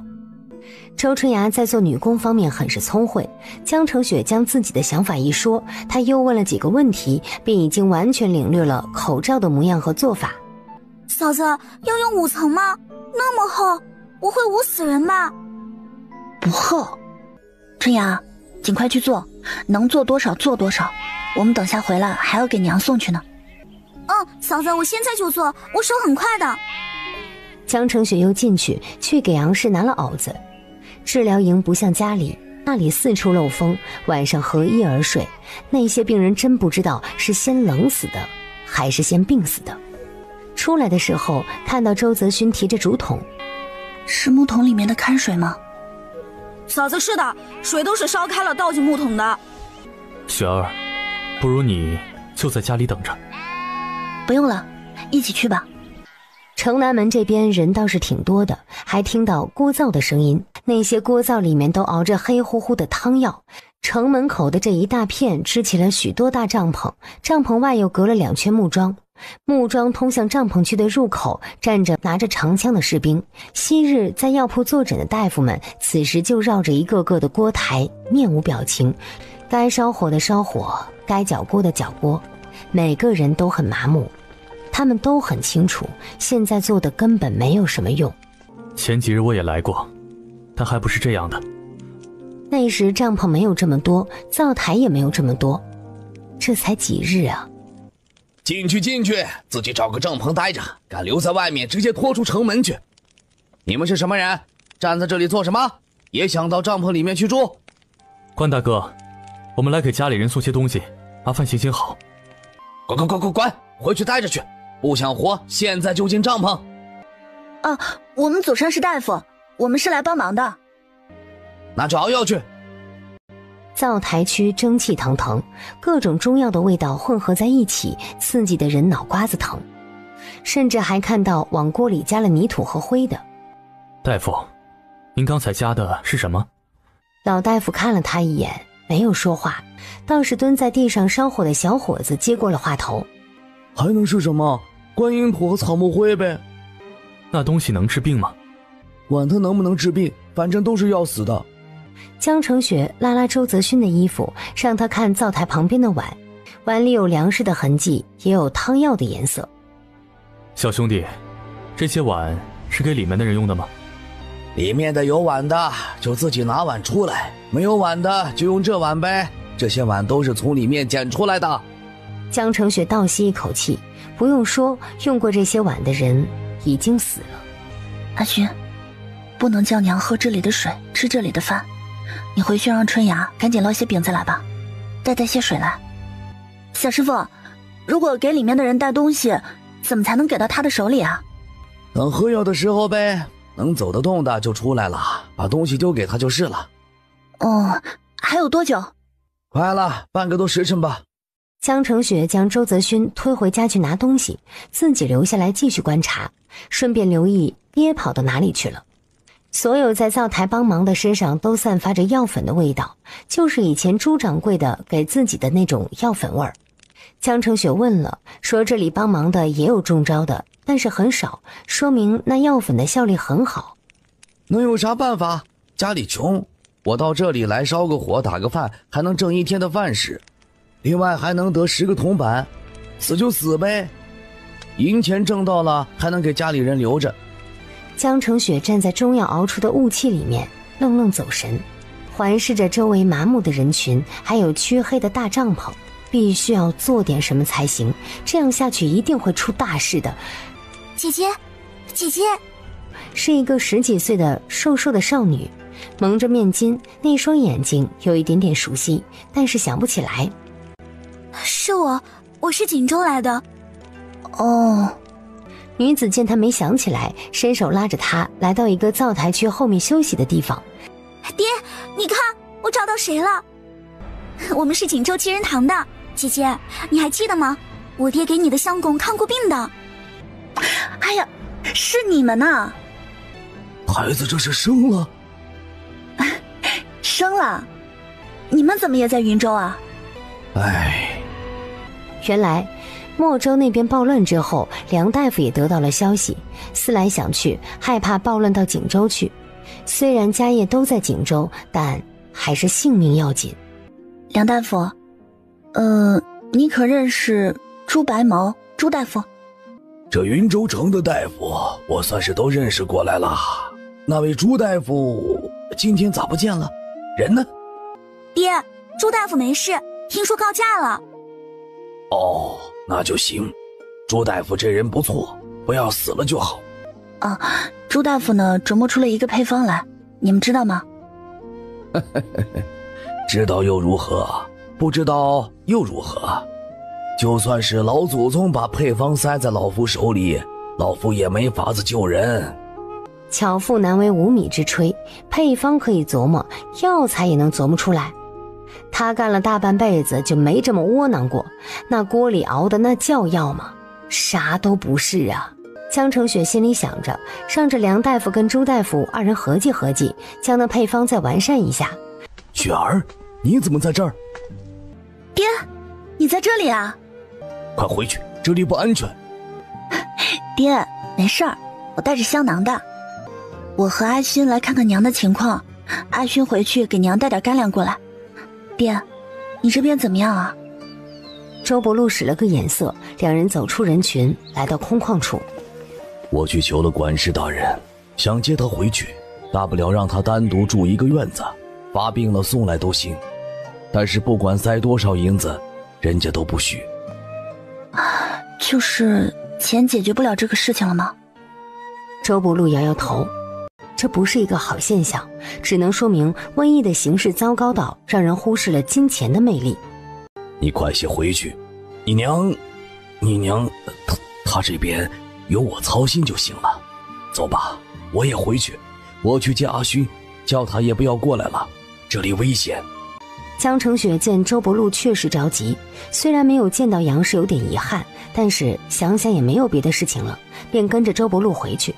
走到桂花巷的时候，周泽勋便提着一包东西出来了。爹，你跟娘讲，不要吃那里的东西，不要喝那里的水。这个呢是口罩，戴着可能有点捂，叫娘啊把嘴巴鼻子都蒙住，不要露出来。好，我知道了。哎，爹，叫娘不要喝那边的药啊。嫂子，这不，我跟你哥回来的时候买的。春芽，你针线好，把这布全都做成口罩吧。嫂子，全做口罩？这么多棉布，那得做出多少口罩来啊？家里一共6口人，每人2个，最多也就用个2掌，算3掌吧，绰绰有余了。嫂子是不是没有怎么做过针线活，所以对这个用料不清楚？做吧，这些布还不够呢。你别的事情先不要弄了，就做这个，城里的大夫们用得上。嫂子，这是你买的布对吧？春芽，快些做吧，这些口罩能派上大用场。阿通，木桶里面好像水不多了，你烧些开水晾着。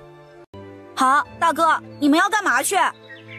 我跟你嫂子去打些水，你们别乱跑，就在屋里待着。哥，打水的话我跟你去啊，嫂子提不动的。你别管，干活去。说完拉着媳妇儿就出门了。两人并没有往城里的水井走去，首要的当然是去后院采摘草药了。江澄雪给自己冲泡了一碗糖水喝下肚子，喝了水，拿了4个卤鸡蛋到后院，拿了2个给周泽勋。阿勋，你看这形势接下来会怎样？不大好，得尽快把病情蔓延的趋势止住。如果止不住呢？雪儿，你别怕，不会有事的。阿勋，你不用安慰我，你说吧，如果这病蔓延的趋势止不住，会怎样？云州百姓众多，这瘟疫止不住，必定要死不少人。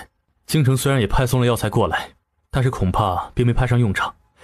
如果瘟疫的势头止不住，京城距此不远，云州已被完全封困住，就是让这整个城池的百姓困在这里自生自灭，到最后会怎样呢？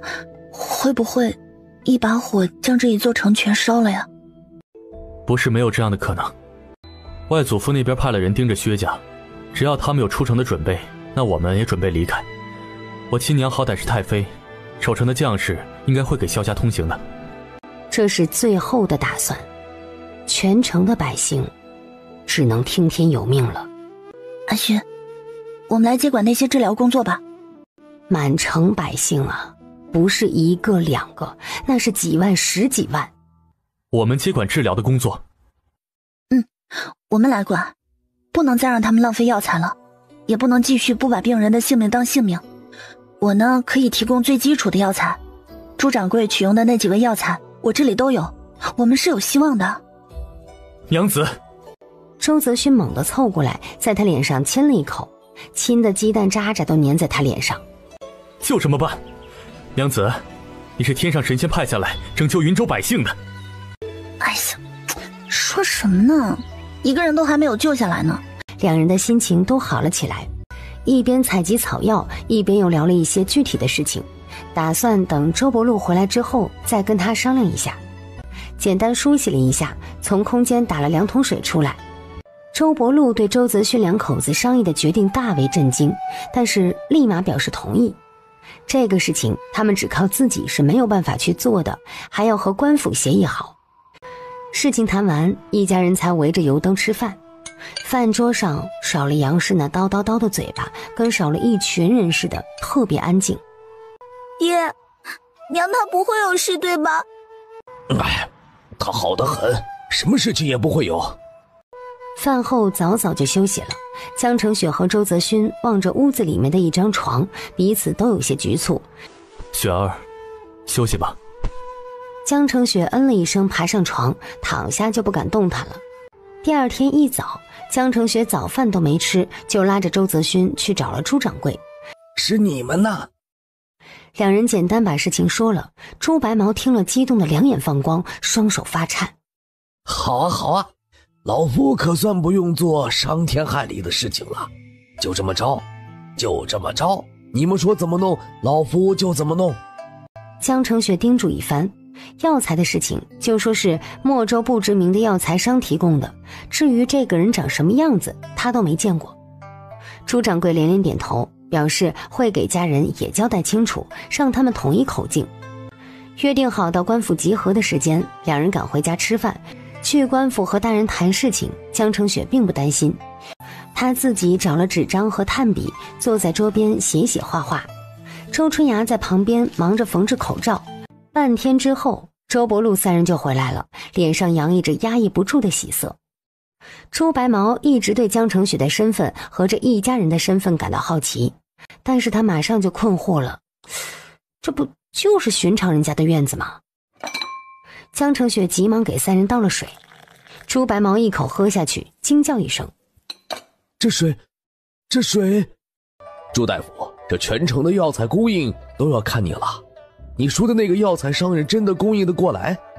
朱白毛被口水噎了一下，难怪大早上的时候两口子就去拍自家门，人家不仅要瞒外面的人，还要瞒自家人呢。那人十分神秘，他说可以供得上，我肯定相信人家。人家才是大功臣，我们打着自己的名号，不会引人家不高兴吧？周老弟，这个你就不要操心。供应药材那位很赞成你们的做法，你们不顾自己的安危，揽下这么大的责任，但凡是有良知的都会鼎力相持。江澄雪又问了三丫和小小子的情况。要给喝着呢，就是不知道能不能救回来。官府那边虽说已经同意，但是还需要这边拿出更加具体的方案来。雪儿，这些都是你想到的，我们大抵想不出更全面的了，就以你的想法为主，动脑子的事情交给你，你来给我们安排，我们来下达完成。江澄雪让朱大夫回去照顾自己生病的孩子，周泽勋和周伯禄则再次去官府将工作计划上报，并要求下午就将所有权力移交过来。江澄雪看了2圈，没有看到杨氏。官府的大人们从知州到下面的捕头都到齐了，聚在灶台区域的后面商谈着什么。周伯禄和周泽勋也在其中。江澄雪走了过去：各位大人，这位是在下的娘子，姓江，各种细碎的事情都由她负责。民女江氏，见过各位大人。女人能干什么呢？不要添乱就是了。几个大人心中虽然不喜，但是也没有生气的资格，谁叫周家人愿意担这个责任呢？既然你负责那些细碎的事情，就不要在这里站着了，去看看大夫们有哪些需要，帮帮忙去吧。周泽勋的面色猛地暗沉下来，弄得这些当官的心里忍不住一揪。既然也是负责的，就一起商讨商讨吧。各位大人商议，民女就不参与了。这位大人说的是，我还是去看看大夫那边有什么需要吧。在下觉得要商议的都商议完了，在下去陪娘子看看那边有何需要。那在下也去忙了。这泽公子的人当真是嚣张。薛公子息怒，这周家人是平民不懂礼数，但他们愿意担下此等责任，救黎民百姓于危难，他们是功臣呐。你们的事情就商议完了吗？就这么离开，不会惹得大人们不高兴？现在有权不使，还待何时？你知道刚才那人是谁吗？谁啊？薛家嫡孙，薛知远。知州大人下午将这人带来，安了个副都使的职务，就是知州的副手，可说是我们的顶头上司了。马上回去再说。阿虚，雪儿，娘，你怎么样？身体有没有什么不舒服啊？老婆子，我身体硬朗得很，这什么破病就想让我病倒？没可能，你们不要担心。哎呀，不是讲这个事情的时候。你们咋跑这里来了？这是什么地方？你们赶紧回去。娘，你喝我们自己带的水，吃我们自己的饼子啊！等一阵子就把你放出来了。那边的老婆子，赶紧进帐篷去，小心我戳你！大胆！这两位是管事的长官，里面的夫人是长官的母亲，你们休得无礼！你们不要管周夫人了，做自己的事情去。下次见着周夫人要多些礼貌。是，多谢刘大人。哎，周兄弟，千万不要如此多礼。我看这令母面色红润，身子灵活，不像是染病之人，怎么也被关在里面了？这是怎么一回事？这属实是个误会。周泽勋将事情的经过一讲，刘参军缓慢点头。的确是误会了，只是夫人已经被关在里面1夜，现在立即放出回家，恐怕不妥。啊，对，不妥。阿勋、雪儿，你们别管我，今天搬了新住处，里面的人我看着没啥大问题，等过几天我没事再说出不出去的话。二位不要着急，我会让属下多多照顾夫人，如果不行，就在旁边再支个小帐篷，让夫人单独居住，你们觉得如何？那就麻烦刘参军了。江承学虽然不忍，但是觉得这样安排也无可厚非。二位还有什么需要刘某去做的？只要能够救治云州的老百姓，尽管开口，无需对刘某客气。我这边呢是有3件事情想请刘大人帮忙办理。这第一件事情啊，便是这口罩。刘大人，您看是从官府拨钱呢，还是……我觉得啊，不如组织城中的大户捐款，捐棉布，招一批妇人统一制作。江娘子说的是。第二件事情呢，所有人使用过的餐具需要消毒。思来想去，觉得用浓盐水浸泡是最简单实用的办法。需要请刘大人准备几个矮一些的大水缸，里面添加粗盐，以水中再也容不下粗盐为好。未染病者要更加的注意，还需准备1缸浓盐水，供大夫、士兵、伙计们洗手。接触过病患和用饭前必须要洗手。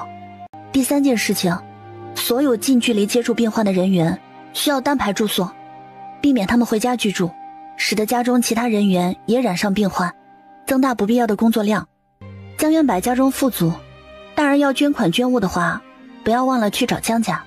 江娘子说的是，不知道江娘子和这江府是什么关系？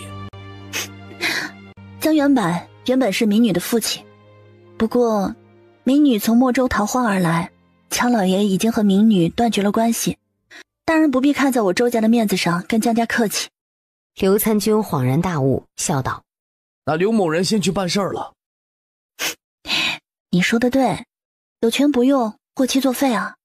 薛家那公子上任了半天，虽然没有正经官职，却把领导者的风头发挥的是淋漓尽致，弄得大家都下意识地将他当作主事人。原本还以为那个什么泽公子吹牛皮，没想到人家真的拿出了几大袋子的药草。城中大夫商议过后，已经确定了新的配方。这周家真是一帮无耻刁民。薛公子何出此言呢？全城封锁不是1日2日，那泽公子的药材定然是藏在云州城中，周家人是他的亲信，定然知道药草藏于何处，他们眼睁睁看着百姓受苦，现在才出头说要帮忙，大人们可曾想过他们的用意？大人，这泽公子不仁，我们也可不义，何不趁着挨家挨户搜捕的时候，顺便将他们的药材储藏也一并搜出，如此便不必受他们的指手画脚，这可都是为了百姓所想啊。这我看不妥，这周家人原本是农户，逃荒到了云州才改为商户，但我瞧着他们的学识眼界并非常人，所提出的建议等也不是随便谁都想得出的。就是这口罩，若不是那江娘子提出来，我等谁又想得到？是啊，虽然说用盐水洗手十分奢侈，但在下觉得定然是也有他们的道理的。我看此时还是不要惊扰他们为好。各位大人未免太过小心，他们只要以药材为要挟，各位大人岂不是要百依百顺？幕僚们争议着，知州大人一言不发。忽然外面有小厮叫喊着跑进来，大人不好了，有人送来一个猪头。送来一个猪头？马上有小厮端着个盆子将猪头送了进来。这是什么人送来的？这是个什么意思？不知，小人只听到有人敲门，前去开了，只看到这猪头，没见人影。将那张纸拿给我看看，这猪头甚是新鲜呢。知州展开纸张看了，面色顿时大变。大人，纸上写了些什么？知州便把纸张传给了身边的人，每一个人看了都是面色古怪。薛知远面色难看，起身主动去要那猪头上的纸。众大人尽可派人掘地3尺去寻我药草，寻到归薛家所有便是。薛家人所在之地，我择某人退避3尺，不予抢功。这纸上写的不与薛家抢功，但是分明是要薛家人不要跟他抢功啊。如果薛家人还要参与，这个泽公子就要退出了。阴险！我说什么来着？这泽公子一会儿就是小人，大人，您可不要被他们牵着鼻子走。知州皱皱眉头，心想着薛公子此时怎么不长脑子？这纸条上所写分明是刚才听到了他们的谈话，就知全城百姓可靠不上薛府啊。薛公子，如今万事以云州百姓为主，泽公子心慈仁善，我们不应以小人之心揣度君子之腹。我看每日与病患接触实在太过危险，薛公子不如留在府中静候佳音如何？大人，你是啊，薛公子，您玉体尊贵，比不得我们这些粗人，还是留在府中比较好。一番推心置腹的良言苦劝，薛知远愤然离去。各位都回吧，明日还要协助周家，不是协助泽公子救助全城百姓，都早些歇息。大人，不知打算如何处理这猪头？叫人腌制了，明天送到周家去。第2日清早，周伯禄先去城南门看过了杨氏，见他安然无恙，才回到家中准备吃早饭。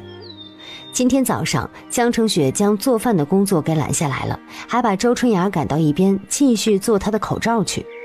是周先生家吗？周伯禄听出是知州大人的声音，面色疑惑，拦下小儿子，自己去开了院门。刘参军抱着个黑漆漆的瓮跟在知州身后。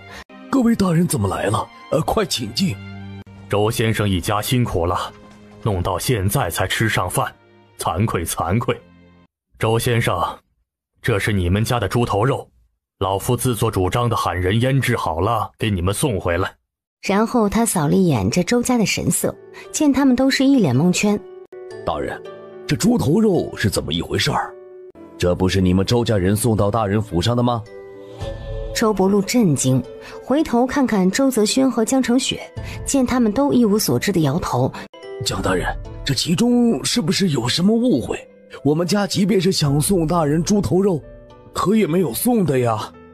众位大人看看桌上的清汤寡水，想来他们的确也没有肉可吃。这猪头肉是泽公子所送，老夫想着周先生一家清苦，就拿过来了。那个今日薛公子便不参与了，以后都不参与了。你看……周伯禄满脸茫然，周泽勋和江成雪仍是一无所知。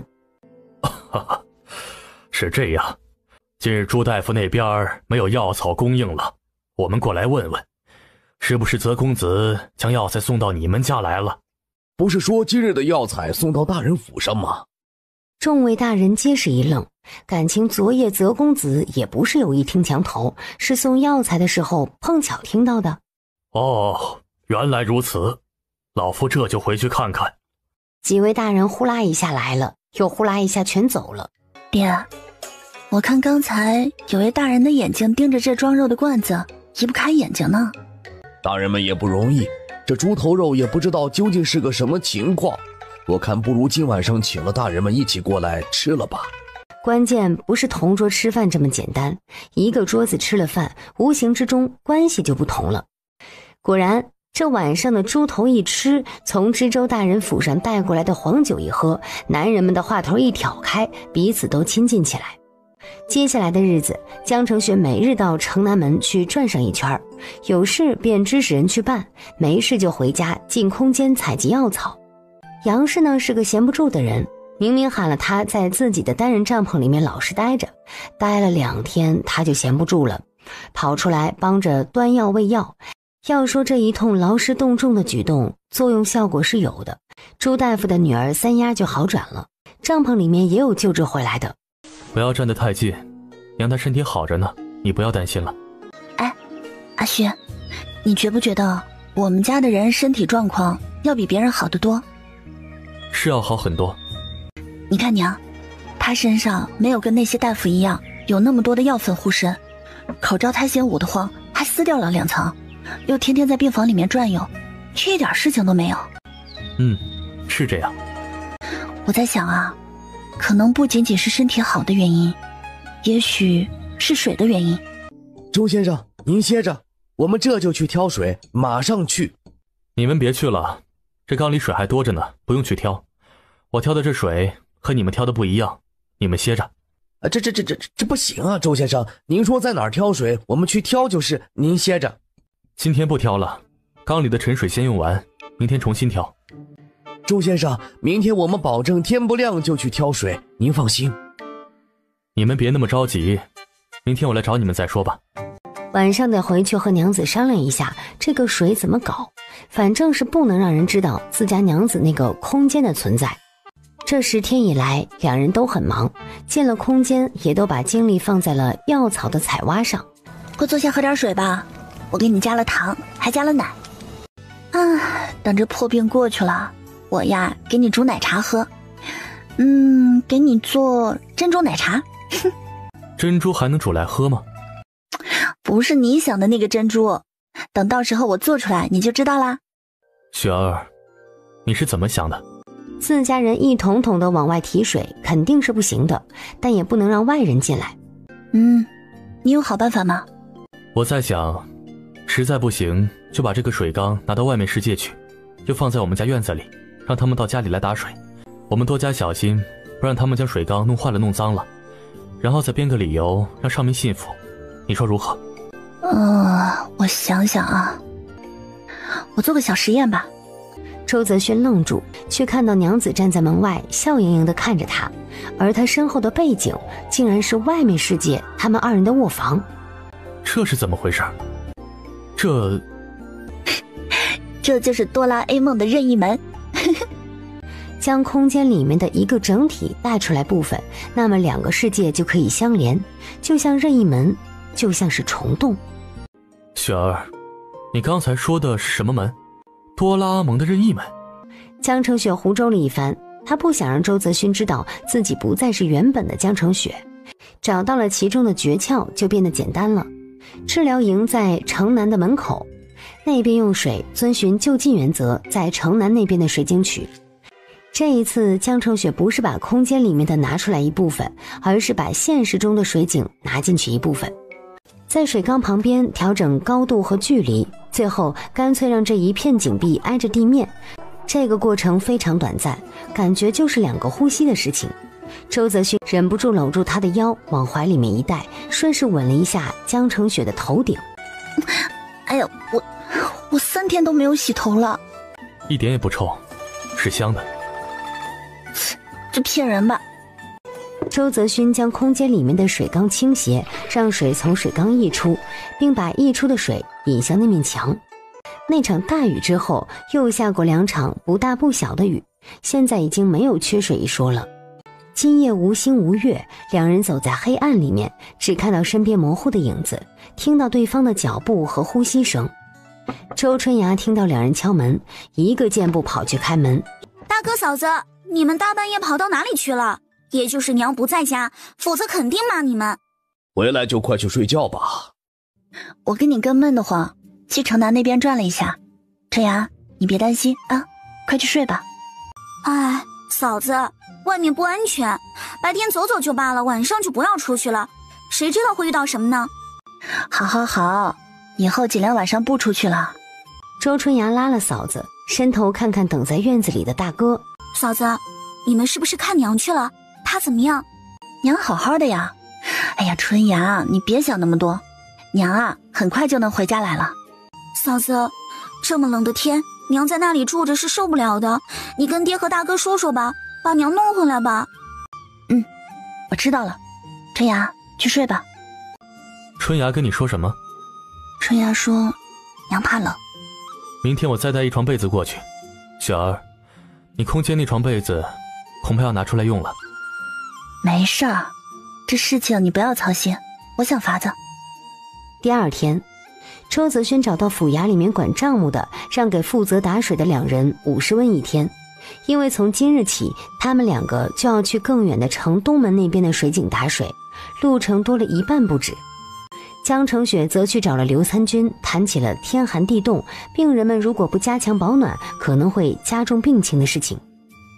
我看每个大帐篷里面弄2个炭炉吧，我娘的小帐篷里面也要弄一个。哦，对了，这次捐款捐物，江元柏家里捐了多少啊？江家捐了不少，白银捐了200两，棉布捐了有2匹，还有陈旧的棉布捐了好几床，算得上云州城里面捐得多的了。哈，才这么点儿？刘大人，你不要跟江家客气，随便出个千两银子没有问题的。我看着呀，这城南门所有的炭炉和煤炭钱都由江家包了吧，叫他们多准备一些。病人们本就身体虚弱，不能再着凉了。上一次这江娘子特意提及江家以后，他就让人打听了一下。说来江娘子恨娘家人也是可以理解的。江娘子，您可能有所不知，若是江元柏真的捐献白银1000两，这么大的功德，日后皇家定然是有赏的。那我们周家以后有皇家的恩赏吗？倘若这云州的病情真的控制住，你们周家不说载入史册，皇上亲自封赏肯定是有的。能比江家得更多的封赏吗？必然。这不就得了。刘大人，你尽管去跟江家讨银子啊，皇上要赏赐的江家就赏赐去吧。刘参军糊里糊涂，也不知道是自己想不明白，还是这女子她自己糊涂，让江家一时难受又有什么用啊？之后的日子，云州的病情果然得到好转，死亡的人数逐日下降，病好痊愈者逐步增多，全城都洋溢着喜庆。江成雪等人也闲了下来，并且硬地将杨氏给接回了家。阿轩，我们把孩子接回来吧。雪儿，你想到萧家去住吗？不想，我是个粗人，习惯不了细致的生活。我也是，你别往里面挤，靠墙会冷。雪儿，你别怕，我知道现在不能碰你，你才生了孩子，要休息几个月。雪儿，这3年委屈你了。以前的事情就不要提了嘛，以后好好过日子就是了。好，明天我们去萧府接孩子回来，只是孩子接回来后，你就不要往城南门跑了，孩子娇弱，小心着好。阿轩，等一下能不能问外祖父讨一些茶叶回去？你们要喝，给你们包些回去就是。外祖父，坐吧，坐吧，不是都派人给你们说了这边一切都好吗？怎么还亲自过来了？是遇到什么麻烦了？外祖，没有什么麻烦，城南门那边一切顺利，疫情差不多过去了，许多百姓已经回家团聚，剩下的过了这个冬天也应该痊愈了。这一次云州百姓多亏了你们，这份恩情，他们理应铭记于心。你们来得这么早，是避着人？没错，我们想着现在还不适合公开与萧府的关系，薛家势力庞大，我们还是不要明着与他们作对。阿旭，这些你尽可以自己拿主意，若是拿不准，再与我商量即可。平时你们有什么举动，提前跟我说一声，我这边也有个准备。外祖说的是，你们二人一同前来是想见孩子了吧？外祖父说的是，我和相公想孩子的很，这次过来是想接孩子回去的。外祖，城里已经安全了，我想着孩子离开父亲母亲不行，留在府上还劳烦外祖和外祖母费心了。我们今日就接孩子回去，另外还想问外祖，让奶妈跟我们一起回去。如此重大的事情，你们二人也不提前跟萧府来个信儿商量一下？阿旭，你跟我来一下。周泽勋对江承雪笑笑，让他在正厅等一阵儿，随后爷孙两个就出了门。没坐一会儿，便有丫鬟过来请他去外祖母那院儿。老夫人，江娘子来了。一个衣着素净的老妇人从里屋走了出来，慈眉善目。雪儿见过老夫人。孩子，你进屋来。江承雪一进屋便忍不住张望起来，恨不得越过老太太，直接跑进帐子里面去找儿子。肖老太太见江承雪着急的样子，便笑着使唤奶妈去抱孩子出来。江承雪接过孩子，看看外祖母，又忍不住伸头往床那边看去。怎么了？自己身上掉下来的肉还不认识了？老夫人，我孩子没有这么白。他记得清清楚楚，他肚子里生出来的那个长得又小又黑，还很丑，丑得让他想哭。哎，小娘子，你这还真是认不出来自己的孩子了。你再细瞧瞧，这眉眼这嘴巴，跟你相公可有相似的地方。江承雪盯着宝宝看了又看，鼻子一吸，又忍不住吧嗒吧嗒掉眼泪，感觉错过了好多。这怎么哭上了？你们去休息吧，让人家跟孩子单独待会儿。外祖母，外孙媳妇儿给您请安了。这2个月您受累了。坐吧，什么累不累的，这是我亲亲的重孙子，我乐意受累。说话间，怀里的孩子就醒了，醒了却也不哭不闹，一对圆溜溜的黑眼睛盯着江承雪，忽而就咯咯咯地笑了起来，一口没牙的小嘴儿别提多喜庆了，流的下巴上都是哈喇子。到底是娘身上掉下来的肉，只有见了亲娘才笑得这么开心。我听说这孩子呀是从肚子生出来，还没来得及哭就张嘴笑呢，可有这事？是啊，一出生就在笑呢，被产婆一巴掌打哭了。人啊，出生到这个世上是得哭一声，那是报道呢。雪儿，你外祖给你的那玉镯可收好了？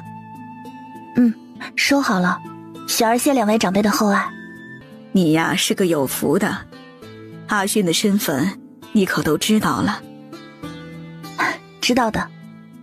知道便好，这是天大的秘密，你自个儿守着，不要到处去宣扬。你且安心，以后少不了你的荣华富贵，你自己心里也要有数，可不能再将自己当成寻常的妇道人家，言行举止与人结交都要有度有规矩。他没有应声，低着头逗弄孩子，嘴角的笑容淡淡的。雪儿，你可知道你外祖为何要将萧家那传家的玉镯交付于你？不知。你们江家如何，你外祖已经派人打听得清清楚楚。江家的女儿是有资格嫁给阿勋，但身份低微，还是商户人家，就算嫁过来也只能是做小的，绝没可能做正室。也不怪伯禄，他也是没办法。要么说你是有大福气的呢，你生的这儿子可不一般。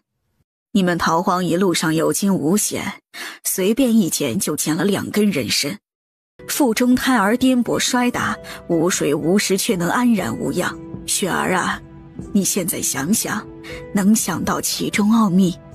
外祖母，雪儿觉得，就是运气好罢了。这些便也罢了。你还记得你生产那日，乌云密布，神龙破空，了结了这些年的旱情。你的孩子正巧是那日所生，且又正好怀胎9月，孩子出生顺利，落地不哭反笑。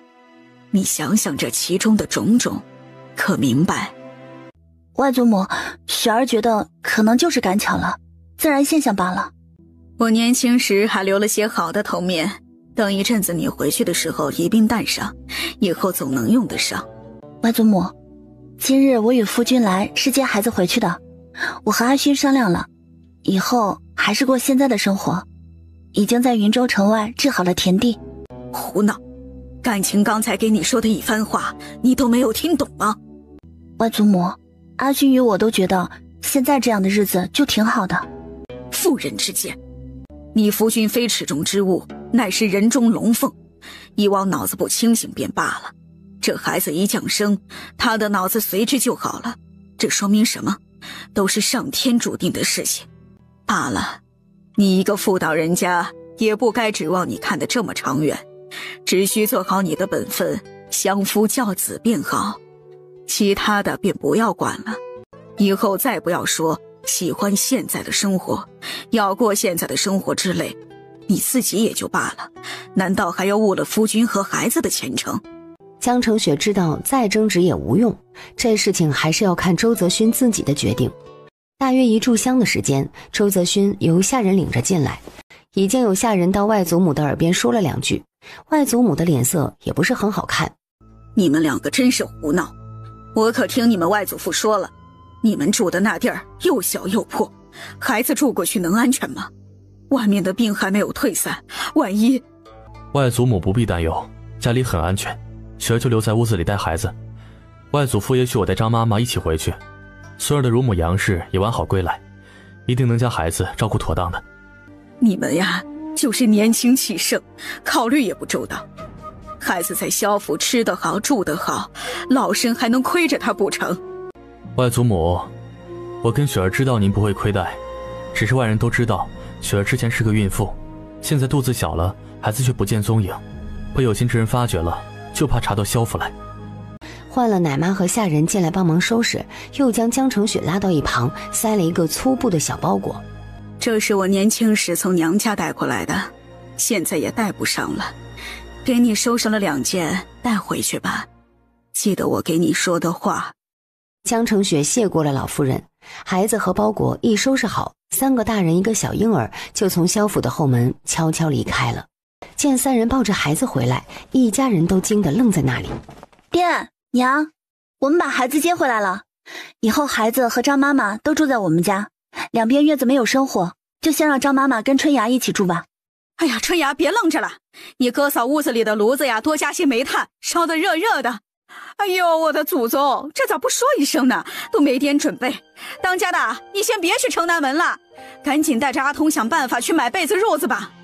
江澄雪坐在正屋里面，微笑着哄孩子，觉得果然还是这里舒服自在。娘，我饿了，我们还没有吃早饭呢。还没吃早饭呢？不都上萧府去了吗？咋早饭都没吃上呢？顾不得多想，就去搭锅。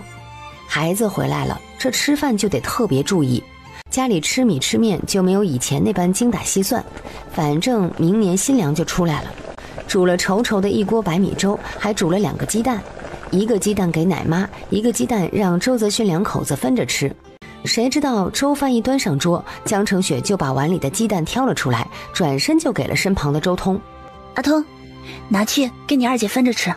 他又不是不懂事，这鸡蛋是能随便吃吗？不能啊。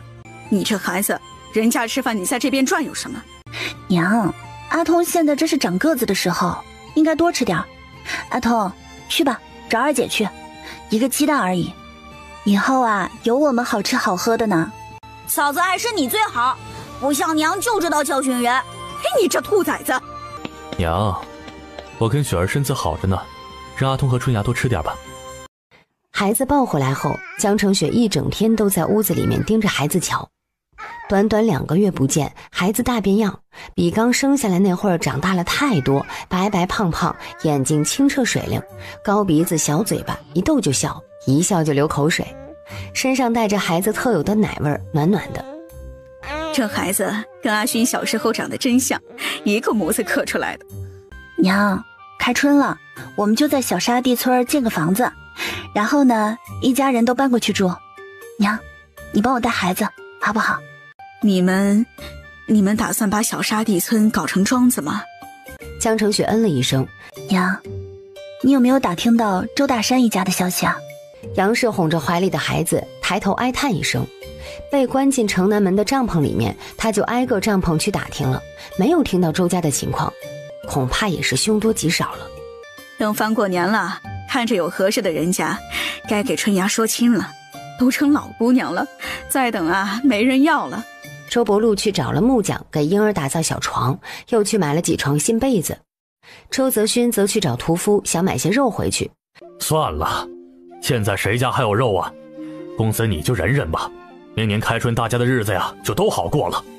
晚上孩子是跟奶娘睡的，孩子晚上还得喂奶呢，总不能一趟一趟往奶娘屋里跑吧。两口子没有立即睡觉，江澄雪打通连向空间的房门。阿勋，我们做一块腊肉吧，到过年的时候吃，就说是跟人花大价钱买的，过年嘛就该吃好一点。好，还是娘子有先见之明，买下这1整头猪，以后每天都能这样就好了。江澄雪嗯了一声，忽然想到什么一样，起身去把他的百宝箱搬到桌上来。百宝箱里面的东西多了起来，除了银子和铜钱，还有今天萧老夫人给的几套首饰。江澄雪将2个玉镯从箱子里面拿出，放在桌上。阿勋，今天外祖母给我讲了很多事情，我呢也大概想到外祖父给你讲了什么，你是怎么考虑的？这个问题我们之前不是已经谈过了吗？雪儿，你是有别的想法了吗？我还是那样想的，就是觉得你牺牲的太多了，希望你想清楚之后再做决定。娘子，我早就已经想好了，你在哪儿我在哪儿，今生娶你一人足矣。这是我第2次问你，再没有第3次了。阿勋，你说话要算话啊。周泽勋忍不住笑出声。娘子，你又将这镯子搬出来，莫非是准备还给萧家？哎，你要是回去当王爷，我当然是把这镯子还给你比较好了。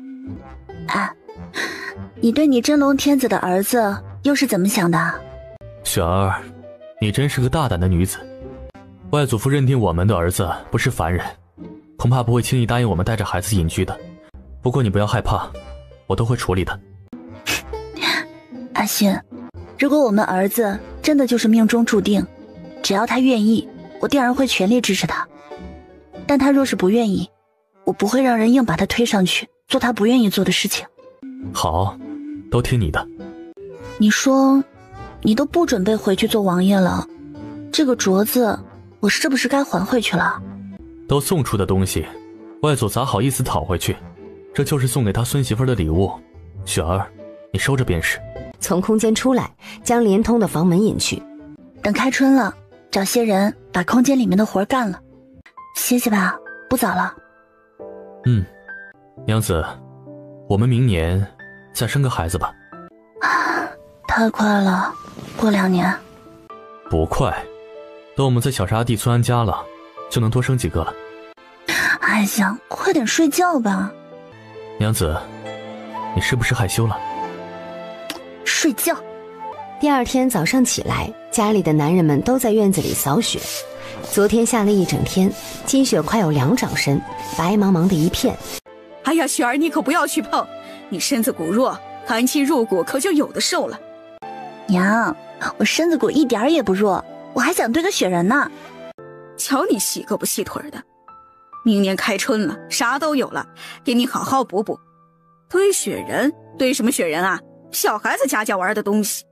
杨氏不由分说，就将人拽进暖烘烘的正屋里面。张妈妈和周春芽在屋里见江澄雪进屋，便站起身见礼。江娘子起了。张妈妈不要客气，我们啊都是普通人家，这样太见外了。张妈妈就是太客气，我们都是粗人，哪有那么多礼数啊？对，小婴儿盖着小被子，吧唧着粉嫩的小嘴巴，睡得正香。江娘子，我呀一大早起来就给小公子喂饱了。小公子长得可结实呢，比我以往带过的孩子都好带。他怎么一天到晚都在睡觉啊？这样是不是不对劲儿啊？才生下来的孩子啊是这样的，睡的时间多，醒的时候少。嫂子，你这孩子可真白真好看，跟我哥一点也不像，跟你像。正说着，杨氏进来喊3个人吃饭。娘，还是屋里暖和。能不暖和吗？这煤炭不要钱的往炉子里面烧呢。是不要钱，烧就烧了吧。今年买的煤炭本来就挺多，前些天衙门的刘参军还派人送了一堆过来，说是江元柏出钱买的煤。早上的粥明显比以往的米粒要多一些，白米多一些，糙米少一些。雪儿，你出来一下。江成雪一出门就看到院子里面堆了老大一个雪人，一下子就愣住了。一个个呀都还是孩子。江成雪什么也没说，上前红着眼睛围着雪人转了好几圈。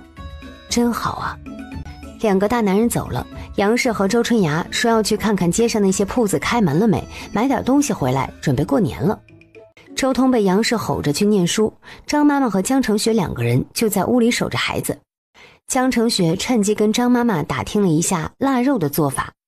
江成雪听了腊肉的做法，就拜托张妈妈盯着孩子，在矮缸里面挑挑选选，找了2块肥肉多的五花肉，准备就拿它们做腊肉。又去后院采集了草药，江成雪盯着母牛若有所思。这母牛原本是一头小母牛，养着养着就老了，再养下去估计它就在空间找不着了。他决定把牛再卖出去。杨氏和周春芽在城里面逛了一大圈，到下午才回来，也没能买回什么。城里卖粮食糖茶的铺子都开了，但我们家都不缺，没买，就想着转着去买点肉，也没碰到。没多久，周伯禄和周泽勋也回来了。昨晚上积雪把城南门一个帐子压垮了，不过也没有大碍，都处理好了。现在已经到了12月，离过年不足1个月，2人也不再等，第2天就牵了牛去找那位屠夫。江娘子，你们这哪来的母牛啊？养得这么好。我们主人家养得好。师傅，这牛25两银子卖给你，怎么样？25两。小娘子，25两太贵了，一匹马也卖不到25两，你给降价，卖给我们家吧。25两不能再少了，你们不要卖给一般的百姓，直接卖给城里的大户，保证你们能挣上钱。那不成啊，小娘子你不知道，这牛看着大，但去了骨连一半的肉都没了。你们算算，这头牛我估计呀有个500斤，顶破天出个250斤的肉。你们要卖25两银子，那光成本就要100文1斤，你们叫我怎么跟人家开口要价呀？对呀，小娘子，你就松口，少些银两卖给我们得了。这样吧，你们呢帮我将牛宰杀好。你们宰杀一头牛的价格是多少啊？这800文，保证给你收拾的干干净净。可以，把骨头剔干净一下，牛身上可以吃的全都要留下来，不能吃的骨头啊皮毛啊也全都给我留下来。什么时候可以弄完啊？下午就行。行。记得上次只给你们的那个宅子吧，宰好了送过去，我们在宅子里等着。有认识的精明贩子没有？我去谈谈看。有的。屠夫报上了一个地址，又去了编筐子的老伯家。江成雪将他们家滞销的筐子全部都买光了。老伯，今天来看看你们，快过年了，提前拜个早年啊。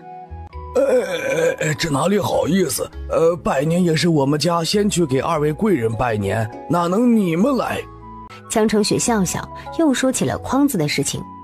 将近100个筐子显然是不够用的，还差得远呢。最快也还得等到3月份去，那个时候才有可以用作编筐子的藤条。2位，你们要是不着急，等到藤条一出来，我们就尽快动手。说定之后，两人便准备离开。走的时候，江成雪数了一下，家里一共有5个年幼的孩子，便从袖袋里面掏出了50个铜钱塞给老人家，说是给孩子们的压岁钱。雪儿，这牛肉我们自己都可以卖掉，何必去找卖肉的贩子？那我们现在不是也有身份的人了吗？要注意影响。以后各种事情太多了，老是自己去办，非累死不可。我就想着，要是能找几个得力的帮手就好了。雪儿，你是想富甲一方吗？走着瞧呗。第一个目标就是先弄垮江元柏。屠夫给介绍的肉贩子还挺年轻，看着脑子很灵活。不过第一眼看到他，江成雪就不是很喜欢。两人以买肉为借口，简单闲聊几句。这人有种满嘴跑火车的感觉。从肉贩子家出来，两人商量，如果实在找不到合适的人选，那就自己去卖，多挣一点银子当底钱。阿欣，我们买点茶叶回去吧。面前就是一家茶铺，偌大的江家茶行牌匾就悬挂在头顶。二位客官是来喝茶的，还是来买茶的？掌柜的一边笑一边拿过茶碗，给两人倒了一碗热气腾腾的茶水。这家掌柜的给人的感觉很好，性格沉稳不躁，热情但不聒噪，耿直又不吝啬。三人闲聊一阵儿，得知铺子里面一共有10种茶叶，品类品次都不相同。两人要了碧螺春和正山小种各2两，还要了2两干苦力人喝的下等茶老梗茶，还要了1两女子喜欢的菊花茶。不知不觉就提及了店铺的东家江元柏。掌柜的对自己东家十分尊敬佩服，用了好多词汇夸他，说他儒雅正直，聪明过人，认为跟着他做事情准是没错。这江元柏还真是会做人呢，在外人面前真是人模狗样。如果他对自己娶回家的女子能够一如既往，原主的母亲怎能落到那般下场？可惜了。可惜什么？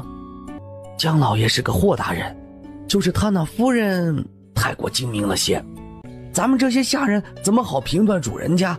不说这个，二位请喝茶。2碗茶水下肚，掌柜的就推说还有内务要忙，让两人自己喝着。周泽勋和江成雪便也不久留，提了茶叶告别离开。这江元柏我倒是见过一次，前段时间来送煤炭，看着确实是一股子儒雅大气的样子。哼，这江元柏跟孟氏真是绝配啊！这一出黑脸白脸的戏唱得真好，恶名孟氏担着，美名江元柏收着，一点亏不吃，便宜倒是占不少吧。这江元柏真是老狐狸，捐煤炭的事情他推脱不掉，便顺势而为，跑去城南门给自己造势立名上。江元柏能够起家，除了他自己的能力之外，还有孟家的名声以及大量金钱的支持。抛开后两者，他爬不到现在的位置。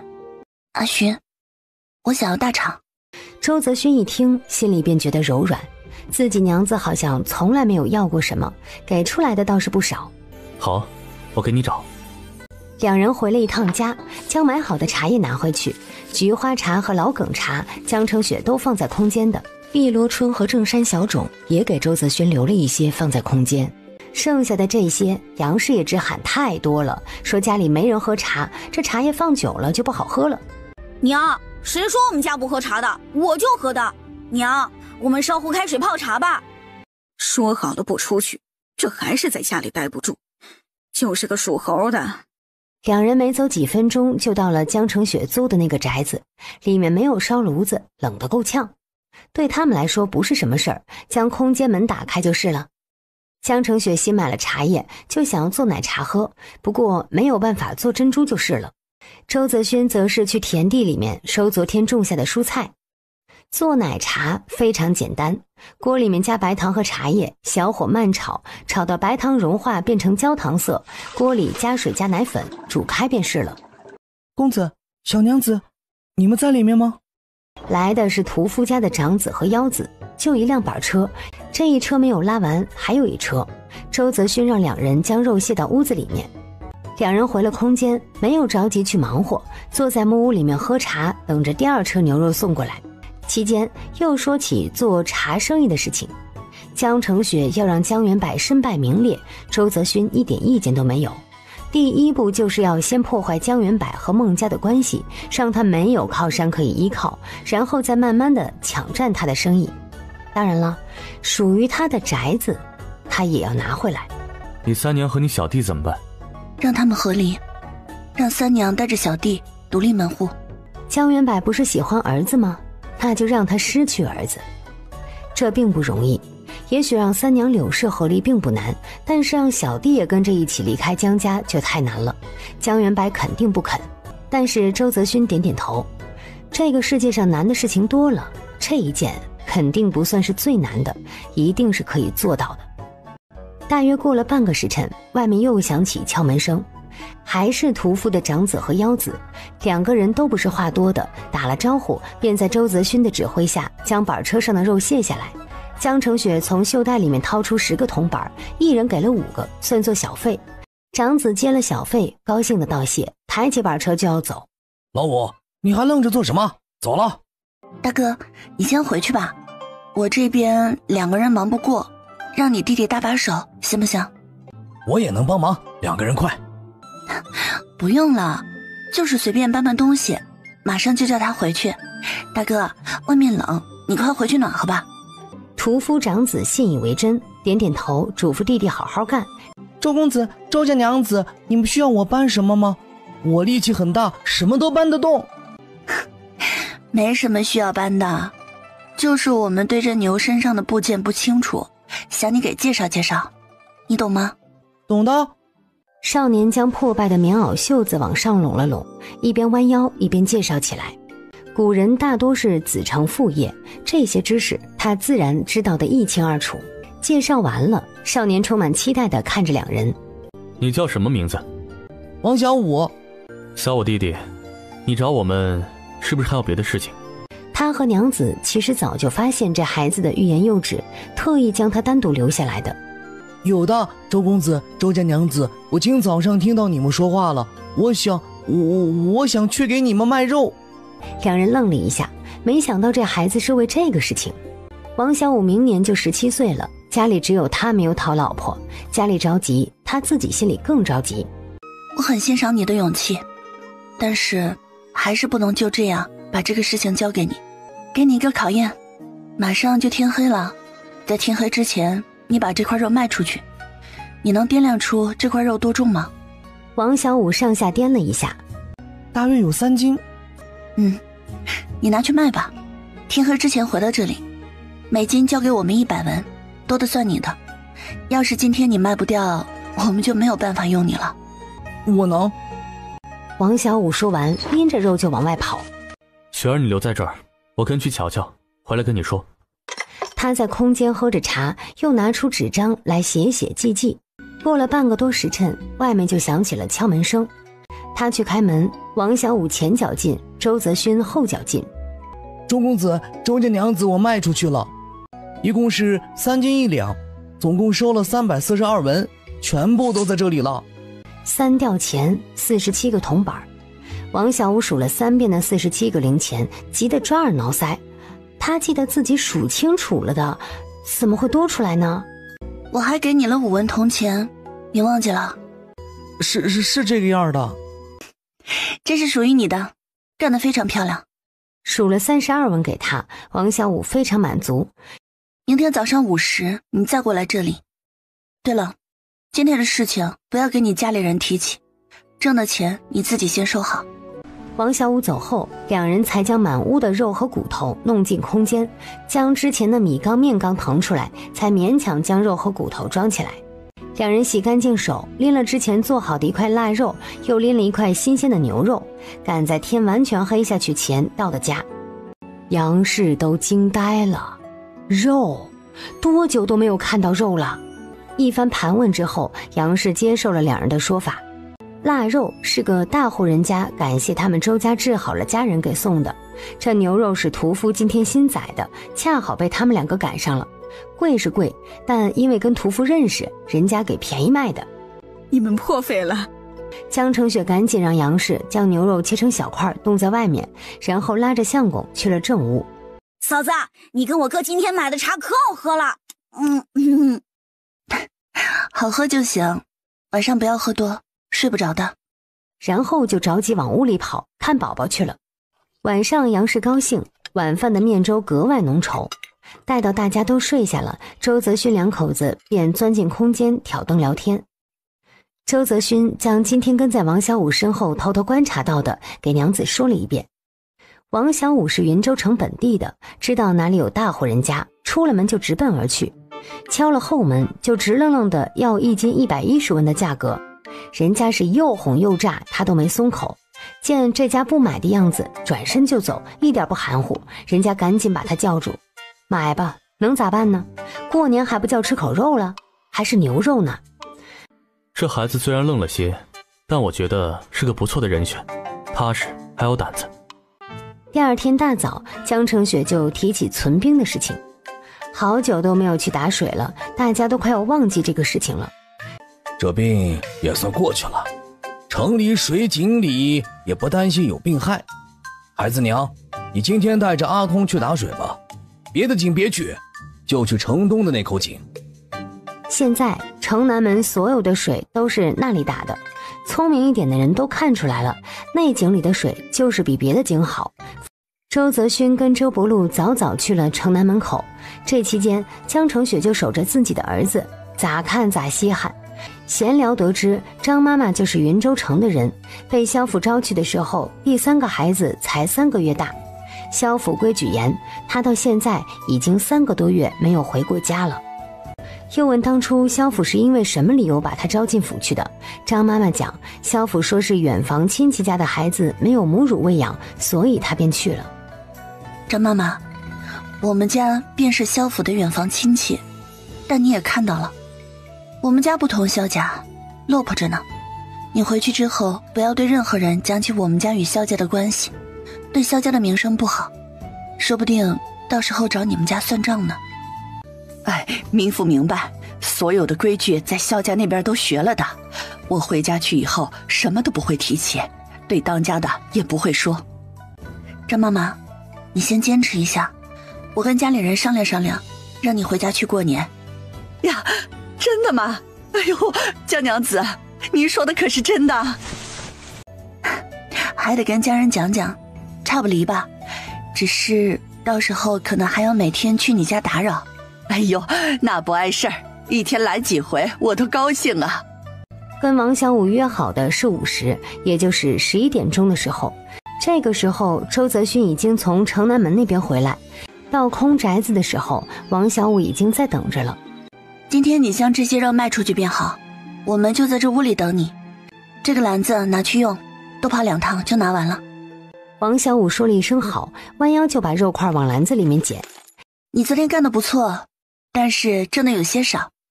今天这些肉你掂着有多重？我掂着约摸有20斤重。那这些肉今天你每斤还是要交给我100文，但是呢，我要你自己也挣到400文，去吧。周家娘子，我不挣那么多也可以的。不行，给我做事情不能让你挣不上钱。去吧，卖不掉就拿回来，但是要是都卖完了，我这边额外给你奖励。王小五走后，周泽勋从空间里搬了一点柴火和煤炭，在空屋里放着，弄了堆火在屋子里面温着。江城雪也想着弄点东西来吃，3个大鸡蛋敲进碗里，加些许咸盐，些许葱花，打散。锅里加1铲子猪油，烧化烧热，鸡蛋液倒进锅里，哗啦一声，全都泡了起来，香味阵阵。娘子，好香啊！去拍个黄瓜，等下饭吃。好。炒米饭用大海碗盛出，端上桌。周泽勋的拍黄瓜已经放在了桌子中央。雪儿，你这米饭里面加了什么？好香啊！猪油、鸡蛋、葱花，还加了些酱油。这一顿两人又吃得心满意足。周泽勋去洗锅洗碗，第一趟出去花了将近2个时辰，王小五才蔫哒哒的回来了。将得到的钱交给了周泽勋后，这小伙子默默捡了肉又出去了。看地上的分量，还有一趟。雪儿，你不教教那小子怎么去卖吗？不着急，昨天就是看看他有没有决心和勇气，今天呢，看看他有没有做销售的潜力。也叫他知道没有什么是容易的，什么东西轻易给他了，他就会以为这事情啊原本就是这样的，自己就不动脑子了。等到下午天黑，王小五将所有的肉都卖了出去，江成雪给他结了420文工钱，其中20文是额外赏的。明天还卖吗？卖。明天还是今天的点过来啊。好。王小五揣着鼓鼓囊囊的肚子，犹犹豫豫，不知道怎么回去。你要是信我们，就把成川的钱交给我们先保管着，给你凑成整银子还给你，怎么样？这思来想去，还是把撕掉钱交到周泽勋手中。我明天过来。我们这里不是有碎银吗？给他换成碎银，没有多少一点呢。你是怕他不干了？不是，要是害怕他不干，我就不这么折腾他了，就是想让他多信任我们一些。一家人围着桌子吃了饭，张妈妈带着孩子就去隔壁睡觉了。江成雪便对家里人提起了让张妈妈回家过年的事情。周伯禄便说明天去这奶娘家看看情况，没问题就定了。江成雪看到王小五眼中充满斗志的光芒，便知道这小子就是做销售的料子，越挫越勇了。今天又拿出了不同部位的肉，还有骨头让王小五去卖，比昨天的量多了1倍。他今天就打算一样一样的卖，让人家没有选择。你按我说的去做，拎2个篮子，一边呢放里脊肉和骨头，一边放牛腩肉和腱子肉，把上面的布盖好，给人家说如果买180文的肉就送同等重量的骨头，其他就不送了，等到最后面剩下的应该都是里脊肉。你可以给人家降点价，顺便给主人家说说都有哪些人家买了咱们的肉。今天所有给你结账还是按昨天的工钱走，1斤肉20文，如果骨头有卖出去的，1斤给你3文，你有异议吗？没有。王小五一脸蒙圈，但行动却丝毫不含糊，拎了肉就走。雪儿，你为什么给小五出这个主意啊？其中是什么道理？很简单啊，现在家家户户都没有肉吃，定再高的价格人家也不会觉得不合理，大不了超出承受的范围不买就是了。我让小五一开始就只提180文的里脊肉，就是让人家先入为主的认为现在的肉价就是这么高。而30文的骨头呢，真的很便宜，但是骨头上根本没有肉，而且骨头压秤，有点门面的大户人家估计都不想买的，就等着他们纠结的时候再突然爆出有更加便宜的肉，他们的心理价格已经高高的拉起了，现在出现了120和140文的肉，只会觉得很惊喜很便宜，会毫不犹豫的去买，都不会讲价的。至于卖到后面只剩下高价肉，我呢让小五跟人家提别人家都买了肉，是故意激将他们，都是差不多地位身份的人，别人家都买了，自家就算是打肿脸充胖子那也得买啊，你说是不是这个理？雪儿，你真是聪慧，恐怕也只有你才能斗得过江元柏了。江元柏的女儿都这样有生意头脑，她自己岂不是成精了？幸好娘子不是一般人，有这空间帮忙，弄垮江家应该不是问题。周泽勋让江成雪留在屋里听动静，他拿着各种蔬菜种子去地里种下，尤其是娘子交代的那几粒棉花种子。各部位的肉拿出来1小份，放进矮缸里。牛有4个胃，他全部都拿出来，准备留着自家吃，再留2根骨头炖汤，剩下的都是要卖的。如江成雪所料，今天肉价提上去了，王小五反而卖得更快了。小五，你识字吗？王小五的算术很好，如果还识字的话就更好了。王小五摇摇头，读书识字哪是他们这种人能够接触到的呀？你这样一边推销一边卖，还要不停地往回跑，太花时间了。你可以试着拿样品去推销，然后呢，用自己的方式记下对方要什么肉，要多少，回来分割好，再集中去送，会快很多。以后给他补课，不识字是不行的。今天王小五分到870多文，江成雪给他补足900文，算是给他额外的奖励。王小五第一次拿到1两的银块，银子你拿回去藏好了，我这里还有你的300文，记好了。没事儿，我相信你们。之后2天，王小五已经轻车熟路，整个人也自信起来。5天时间，整个牛从牛肉到牛骨到牛下水都卖得干干净净，空间除了留下自己吃的外，就剩一张牛皮。周泽勋打听了一下，2两银子卖给了皮革贩子。王小五一共挣了5两2钱银子，本来是不足2钱的，江成雪给补上去的，当奖励他。几天买卖做下来，他对这2人已经无条件的信任。当周泽勋问他以后愿不愿意跟着他们做事情的时候，王小五扑通一下就跪下了。我愿意，我爹娘也愿意。将王小五打发回去，说年后有事情做了会去找他。江成雪盘了一下账，这头牛卖下来加上皮毛所得，竟然近28两银子。我们2人就是活脱脱的奸商。晚上天黑，家里准备歇息的时候，外面竟传来敲门声。周伯禄出门去看，过了没一会儿就拎着一个包裹进来。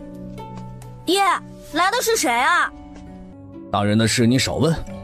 将包裹放在桌上打开一看，大家都惊得说不出话，里面居然是一大块肉。他们专门叮嘱王小五去萧家卖肉，价格没变，但是给他们留的都是最好的肉。萧家居然又给他们家送来这么大一块，是牛肉啊！娘，牛肉好吃吗？一边去，饿死鬼头的胎，是个吃的就问好不好吃。孩子娘，你看着怎么弄？搁外面冻着，千万不要叫夜猫子偷了。夜猫都饿死了，现在呀都是家猫。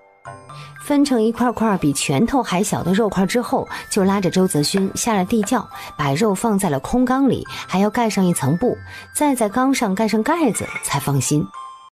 还有10天到过年的时候，官府一声令下，剩下的100多个病患直接送回家去，让大夫给了药包，自己去熬，自己去养病。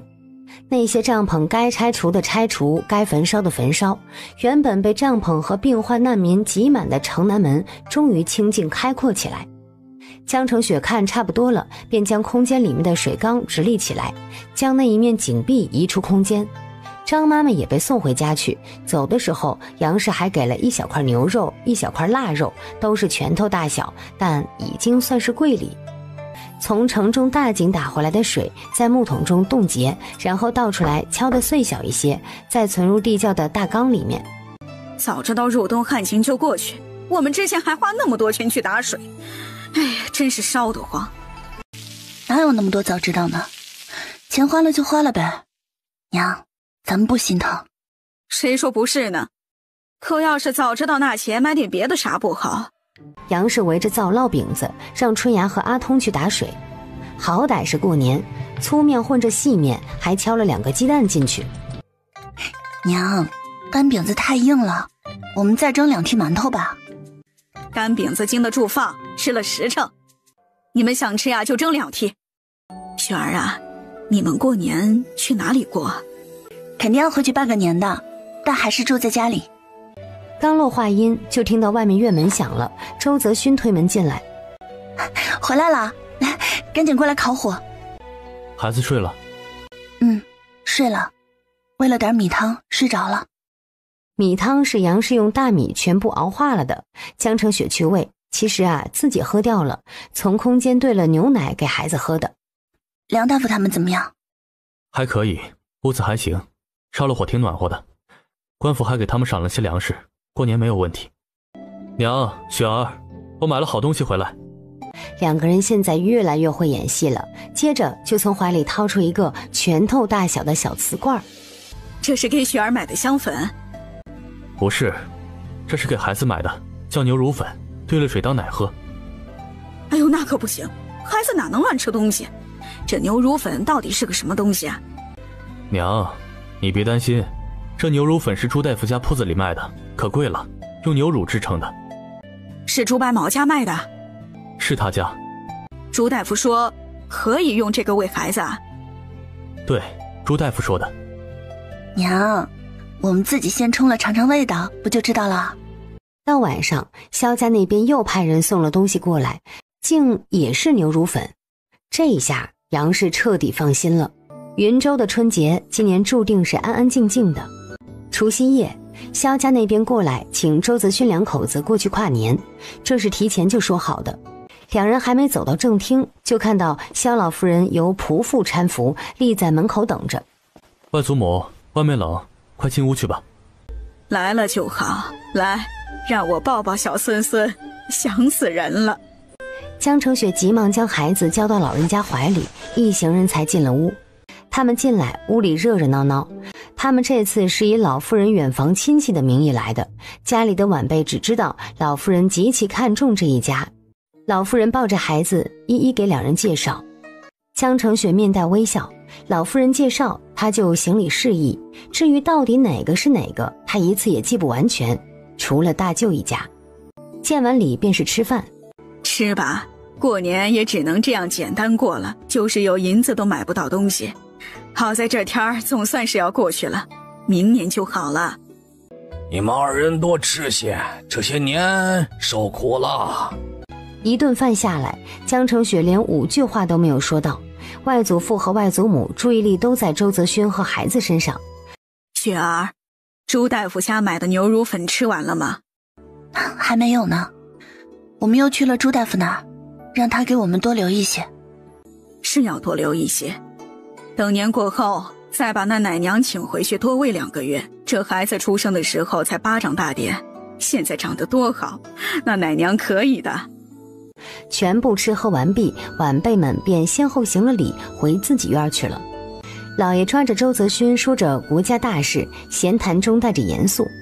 一直等到一阵隐隐约约的钟响，萧家给两人塞了一包银子，说是给孩子的压岁钱，然后派了人送他们回去。周家一直等着他们回来，江澄雪觉得心暖。孩子还这么小，大晚上还抱着赶夜，也不知道留在人家家里住一晚。不会冷着的，还包了一层皮袄呢。这一路回来，孩子睡得很香，一路都没有醒。春芽，你快去睡吧，这么晚了，明天睡醒了起来。哪能睡醒了再起？天不亮就必须起来，大年初一起不来，一整年都犯懒。那娘嫂子，我回去睡觉了。雪儿啊，你也赶紧去睡，明早早些起，讨个好兆头。好的娘。雪儿起来了，天要亮了。娘子，新年好。相公，新年好。大年初一早上有吃饺子的传统，饺子长得像元宝，有招财进宝的含义。萝卜秧子馅儿，在院子里面种的萝卜最终也没有长大，一人分了一盘子，大约有10来个。娘，等明年我们就能包纯肉馅的饺子，把饺皮擀得薄薄的，透明的那种，我们天天早上都吃一大盘。炖肉馅的饺子，地主老财家都不敢这么吃，那还不把家底给吃个窟窿啊？娘，你要听嫂子的，嫂子说的都能成。对，你嫂子呀，这嘴开过光的，咱们家明年呀一定能吃上纯肉馅的饺子。周泽勋说要去挑水，被杨氏给拦住了。大年初一不要干活，免得忙碌一整年。娘，我跟阿勋出去转转啊。去吧，早些回来啊。大街上的确没什么好转的，看不到人，天空又开始飘雪，洋洋洒洒的，雪花大片大片，别提多美了。两人转了没多久就不想转了，从空间里将牛骨头给拎出来。人家给的。然后看看周伯禄和杨氏，二人恍然大悟，便也不说啥。他们想肯定是萧家给的。杨氏想把牛骨头放起来，早上才吃了饺子，还不够吗？江澄雪不让，说屋里要弄吃的才有过年的感觉，就喊着周泽勋搭锅烧水。杨氏叉着腰，怎么也想不明白自己怎么就被江澄雪这丫头给死死拿捏了。江澄雪计谋得逞，屋里飘散着炖骨头的味道，特别有过年的感觉，红红火火。这几日，江澄雪和周泽勋天天外出，来云州城后也认识了不少人。他们闲在家里没事，便去走访走访。初五这天，刚推开院门进去，周通就立即从屋里出来。哥嫂子，家里来客人了。两人还想着是谁呢，进屋一看，来的人是他们无论如何都想不到的人，竟是江元柏和他的大夫人孟氏。屋里的气氛压抑，周伯禄低头喝茶不语，杨氏也坐在火炉边不吭声。你们回来了，赶紧过来烤火，外面可冷死人了。哎呦，雪儿啊，有段时间没见，长胖了一圈都白净了。江家大夫人是不能再胖了，容易得肥病。哎，我跟你好好讲话，你这是什么态度啊？啊？又没有人请你们过年好好跟我讲话，你们跑来干什么？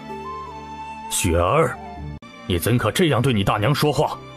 江老爷，雪儿已经不是江家的孩子了，什么大娘不大娘的，我们家不攀这个亲了。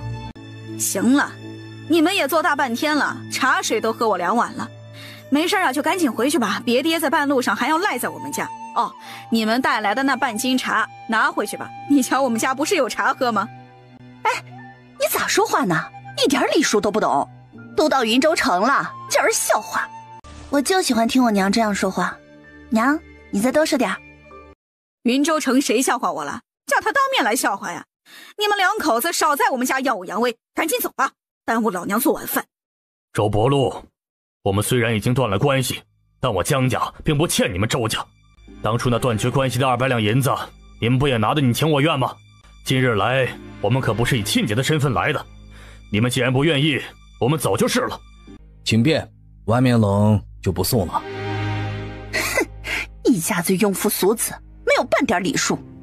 江元柏碰了个大钉子，沉着脸就走。门别关了，屋里有股味儿，散散。好你个江城雪啊，真是粗鄙恶心！等着瞧吧，不就是给官府帮了点小忙吗？我看你们家还能傲气几日！江元柏走出周家的院子，气得浑身发抖。老爷，我就说来他家做什么呀？啊，咱们将其他人走一走就是了，绕得这气受。你懂什么？那2个瘟神跑过来干什么？我都没顾上去找张妈妈。他们现在是这样分工的，张妈妈今日跑过来3趟喂奶，明日杨氏抱着孩子过去2趟。阿勋，明天我们去孟员外家拜年。雪儿，你想做什么？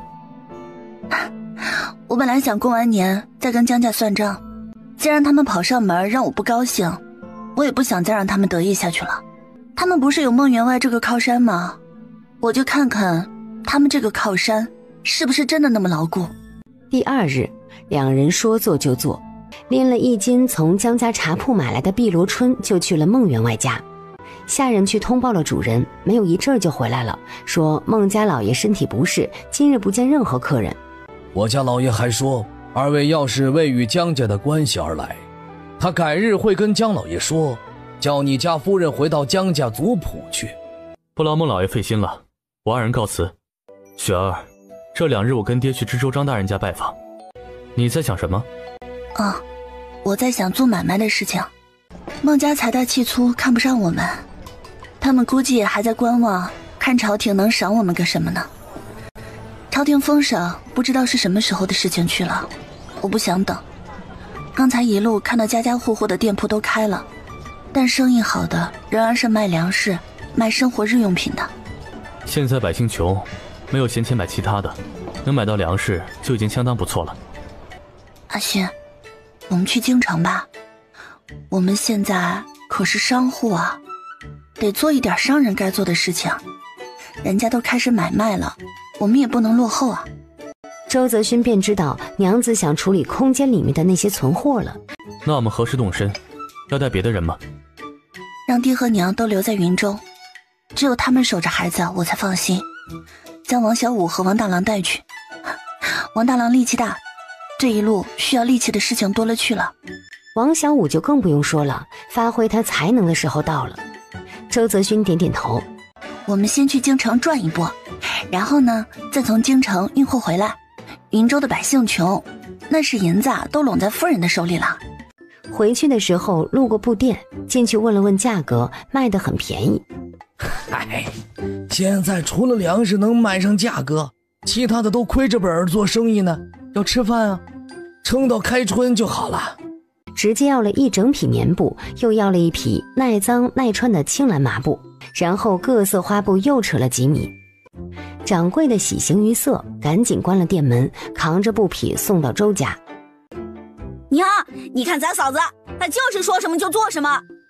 雪儿啊，你们买这么多布回来干什么？这是准备开布店啊？留着用，现在的布匹便宜，等天热估计就涨价了。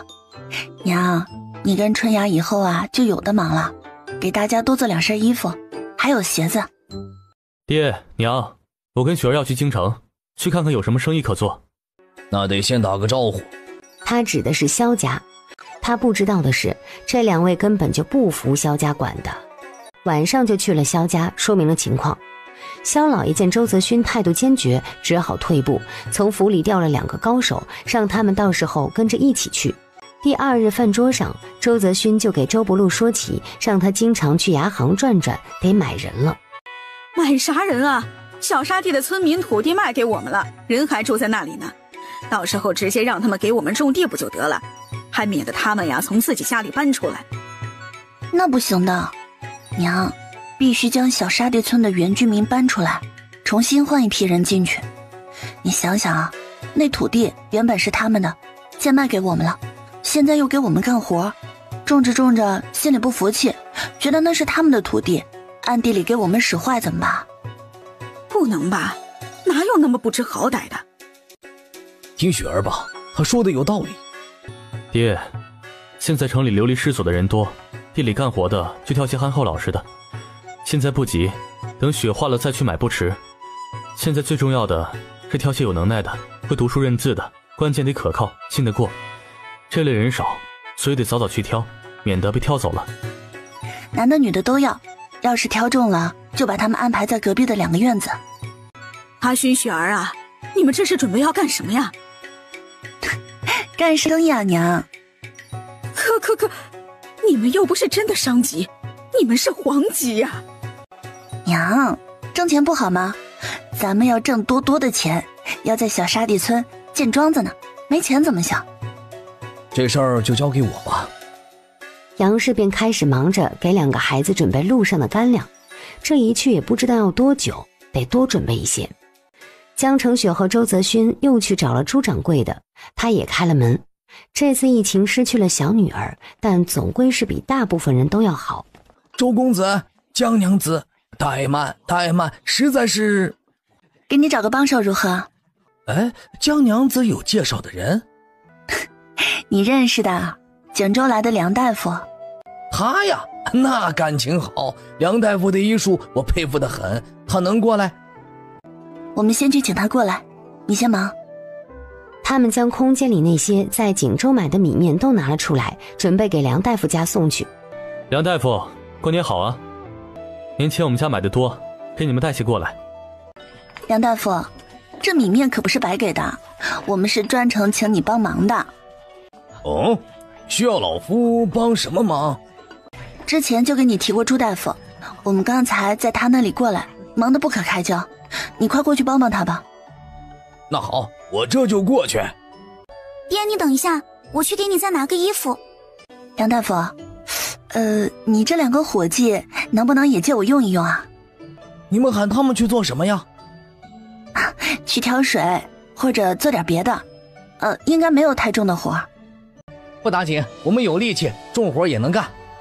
江澄雪便让周泽勋领着梁宽去药铺，然后再把2个伙计领回家去挑水。反正娘和春芽之后肯定要忙着做衣服，挑水的活就让男人去干，顺便解决一下这2人吃饭的事情。他们走后，梁阿楚拉着江澄雪进屋，他娘在路上伤了身子，在里屋的床上躺着。江澄雪进屋去拜了个年。你娘亲这是怎么了？娘她的身子虚弱，在城门口受了冷，爹说等以后补补就好了。姐姐，你专门留下来是不是有什么话要跟我讲啊？我找你确实是有事儿，而且还不能当着你爹的面说。姐姐难道是身上有疾痛要问询于我？不是。阿楚，你们一家是怎么打算的？天热之后还要回景州吗？爹说天暖和了回去将景州的铺子宅子卖了，我们便在云州定居。哦。江澄雪有些没想到，既然他们在景州还有铺子宅子，回去不是还能东山再起吗？姐姐，我爹是天下最好的爹，他这一辈子都围着我娘跟我转了。这2年年风不好，我爹才一直留我在家中，也没有定亲。这次大部分家产都偷走了，爹想着我的年龄大了，不可以再耗了，就想着把剩下的家产卖了给我当嫁妆，他跟我娘过些简单的日子就可以了。这样啊。姐姐，你们找我爹做的这个活能做多久？这个说不上，看朱大夫那边忙到什么时候了。姐姐，要是可以的话，就让我爹干得久一点吧。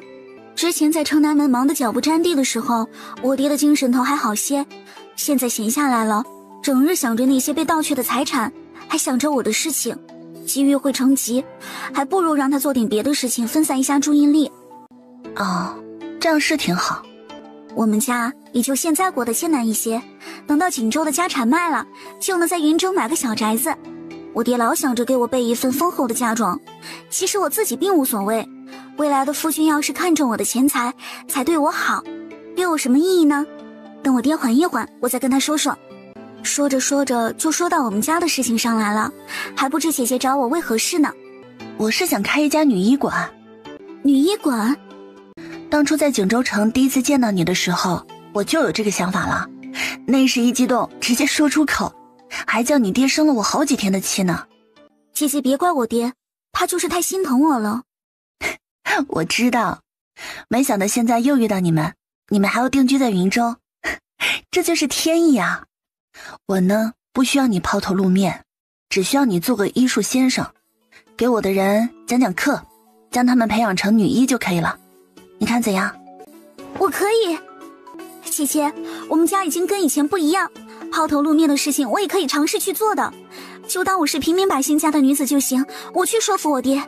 这些日子我爹会去牙行挑一些聪明伶俐的，你若是想也可以去看看，要是相中哪些个女子，你呀直接去桂花巷的第4个门找我爹就是，他会给你把人买下来。姐姐，你不管这个事情吗？我跟相公要去一趟京城，看着做点生意，筹些银两。你不要担心，尽管安心的等着我们回来就是了。要是闲得无聊，也可以看看我们开女医馆的选址。姐姐和周大哥辛苦了。晚上赶着诸暨药铺关门，梁大夫还没有离开前，两人又过来了。周泽勋还扛了一袋药草过来，还有一袋在空宅子里，让朱大夫的伙计去拿。先说了自己要去京城的事情，京城不远，距离云州城也就2日的路程，他们也说不上什么时候回来，但是不会超过1个月。第2件事就是请梁大夫在他们回来之前一直留在朱大夫这里帮忙。朱大夫没有异议，他巴不得呢。每日的诊费2个大夫平分，江城雪拿药材的钱，大家也没有异议。目前的状况还有些混乱，等这段时间过去，我再来理一理。等梁大夫走后，然后取出5两银子和1吊铜钱交到他们手上。这是拿牛乳粉卖的钱，江娘子，你可真是个做生意的能人呐！来买这个的人真不少，我现在都卖光了，还有人过来问呢。你那边还有吗？没了。掌柜的，你给我换换零钱，说好的分你一成啊。回去的路上，周泽勋忍不住打破沉默。雪儿，你何时成诸暨药铺的大东家了？你不会还瞒着我别的事情吧？没有别的事情了，我保证没有了。你是不是早就想着和离的事情了，一直做着打算呢？过去的事情不提了，现在不是没问题了吗？雪儿，我若一直是傻子，你是不是就不要我了？你当傻子的时候，不是还天天想着隔壁的梅子吗？你瞎想什么？我要是跟他能成，就不会有我们俩的事情了。那不是因为你傻不懂事吗？还有你们身份的原因，爹才给我们2个做的主。万一你心里其实真想娶她的呢？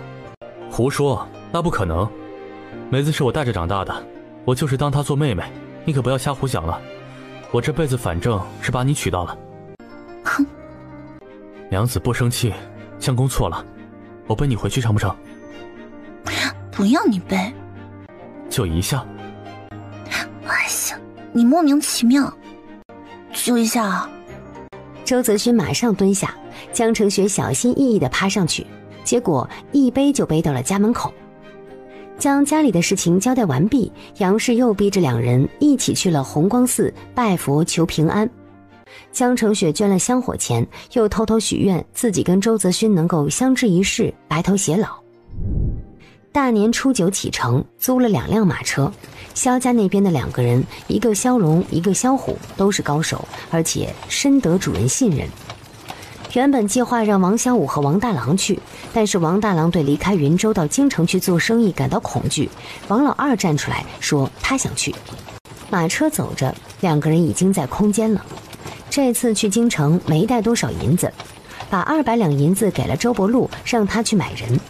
不能总是找萧家借钱呀，以后还是要把从他们那里借来的钱还回去的，亲人之间也得明算账。他数了数百宝箱里面剩余的银两，除开零碎的不算，还有45两，没问题。转头往外面看去，周泽勋正在院子里洗澡。他现在已经不像逃荒路上时那么瘦了，后背开始厚实起来，皮肤也从黑黄色慢慢向健康的小麦色转变。江澄雪偷偷看了一会儿，想到这是自己男人，忽然觉得鼻子一暖，伸手一摸，哎，竟然流鼻血了。雪儿，你这是怎么了？没什么。江澄雪故作镇定地看他一眼，可不知不觉就心虚，眼神躲闪。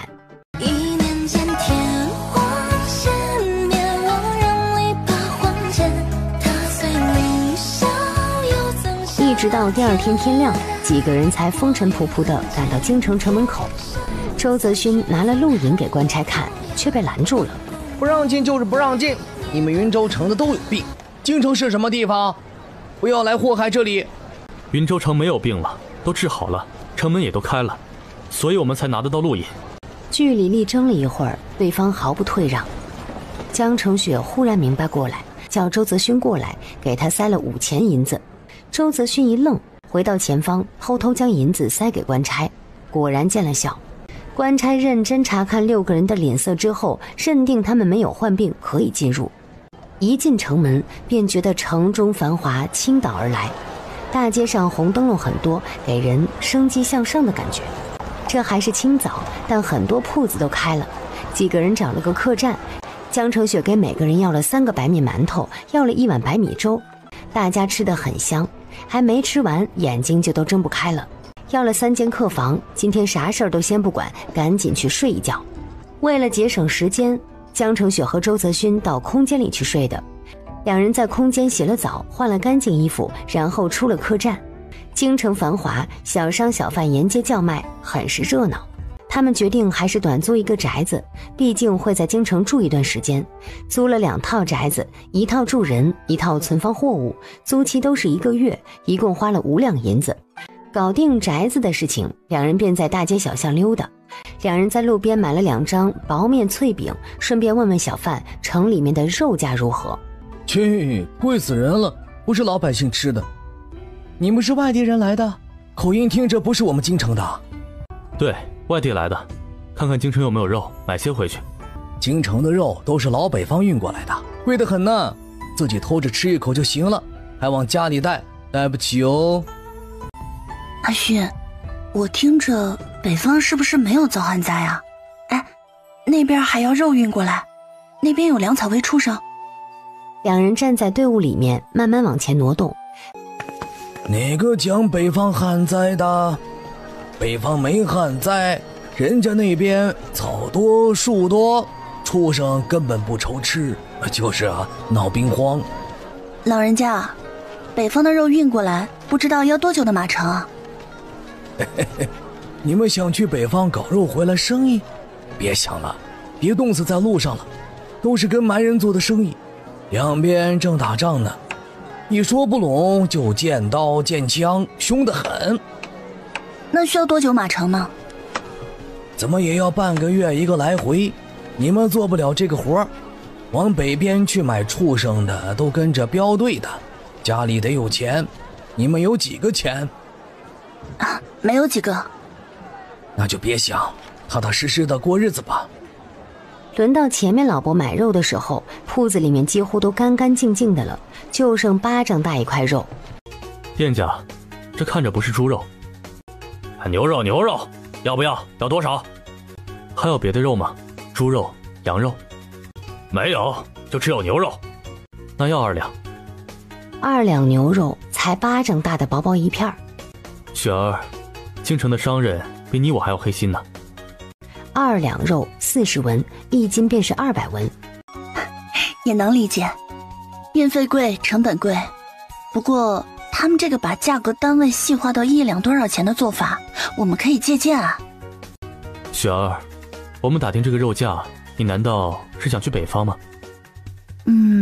暂时没有打算，就问问嘛。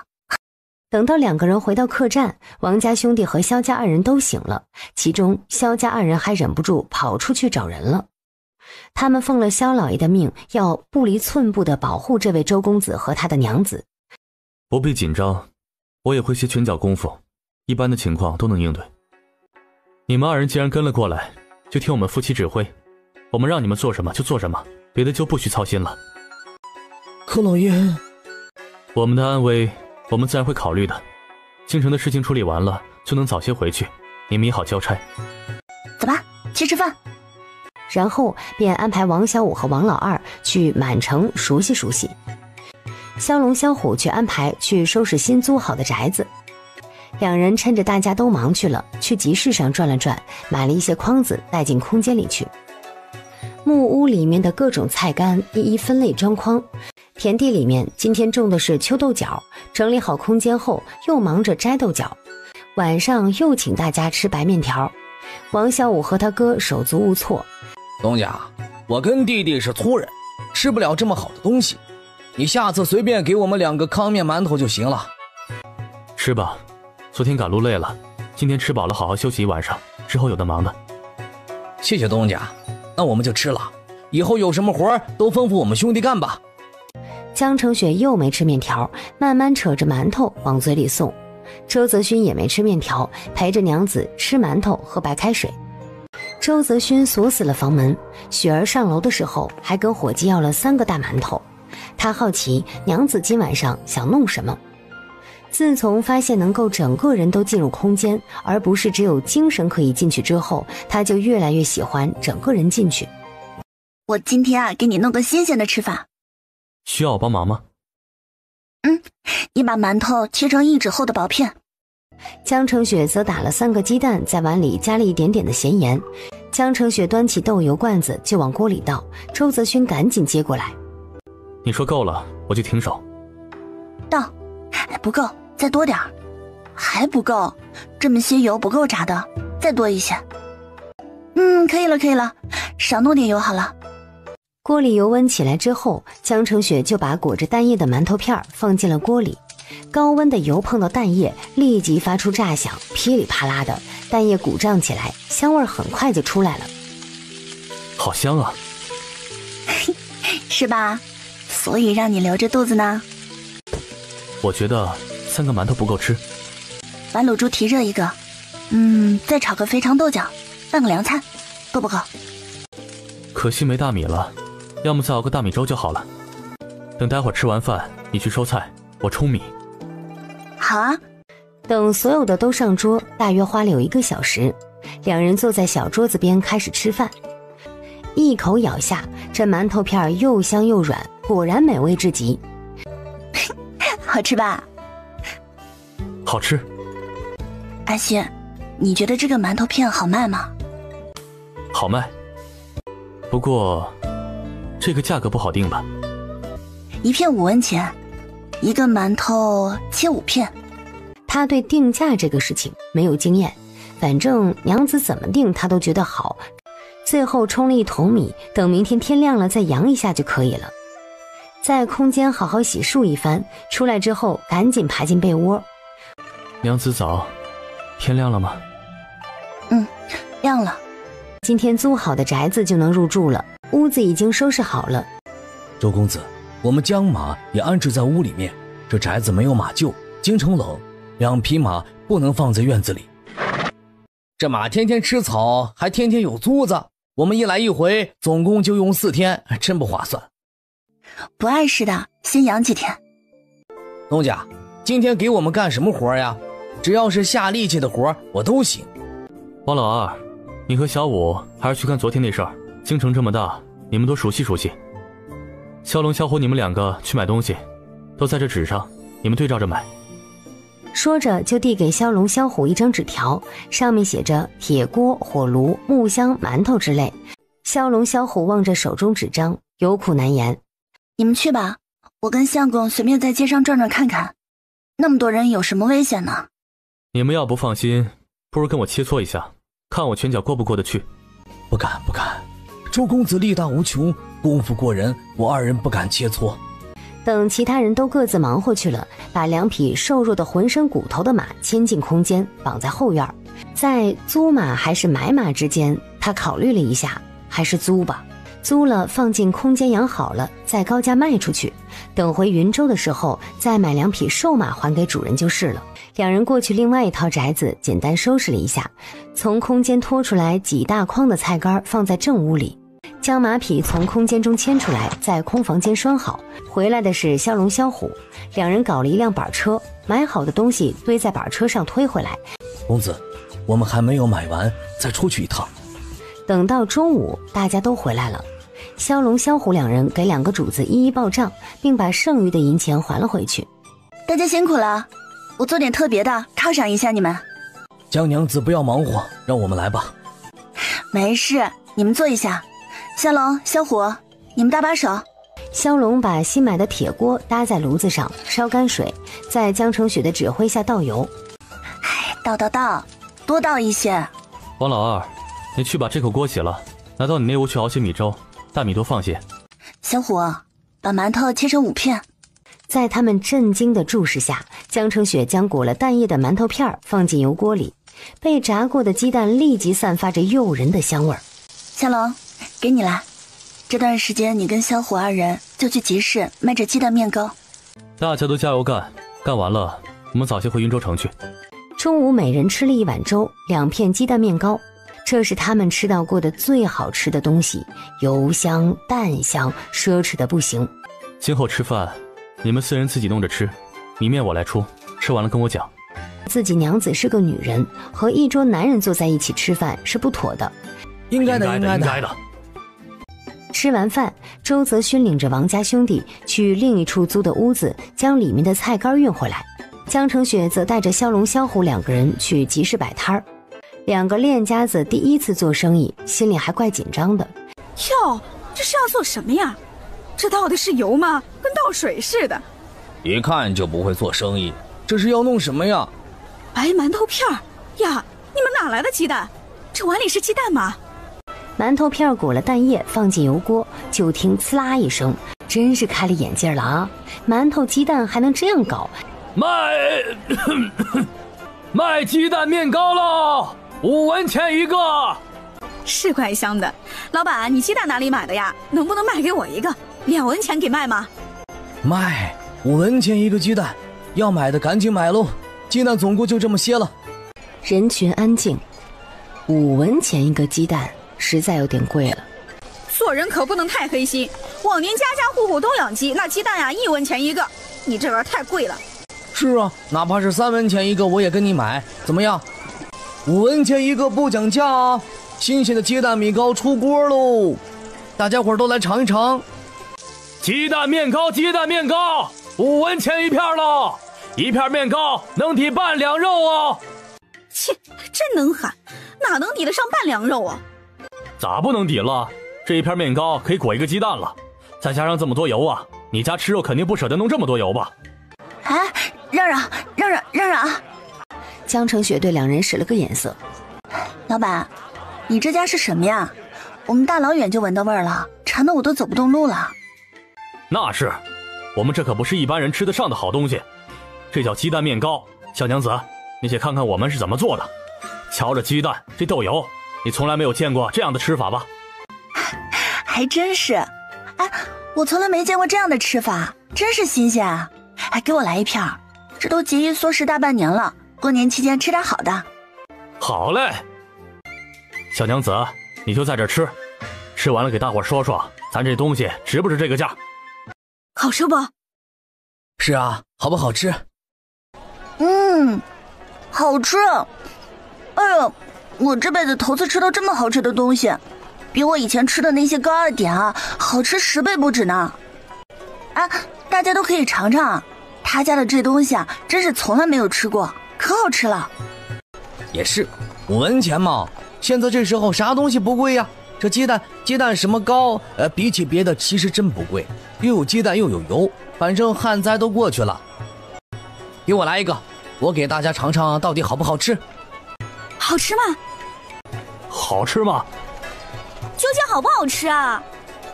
废话，用油炸出来的鸡蛋能不好吃吗？给我一个。哎，先给我先掏的钱。那块大的是我的，哎，你咋抢我的呢？骁龙小虎大喊：一个一个来啊，不要挤，挤到油锅里面不值的。但是老百姓一旦抢开东西，什么都顾不上。江澄雪站在最前头，想往外挤都挤不出去。不许退，伤着我娘子，我跟你们没完。对不住。是啊，不要退了，老板的东西还多着呢。不退了，老板赶紧收钱，我拿了就让开了。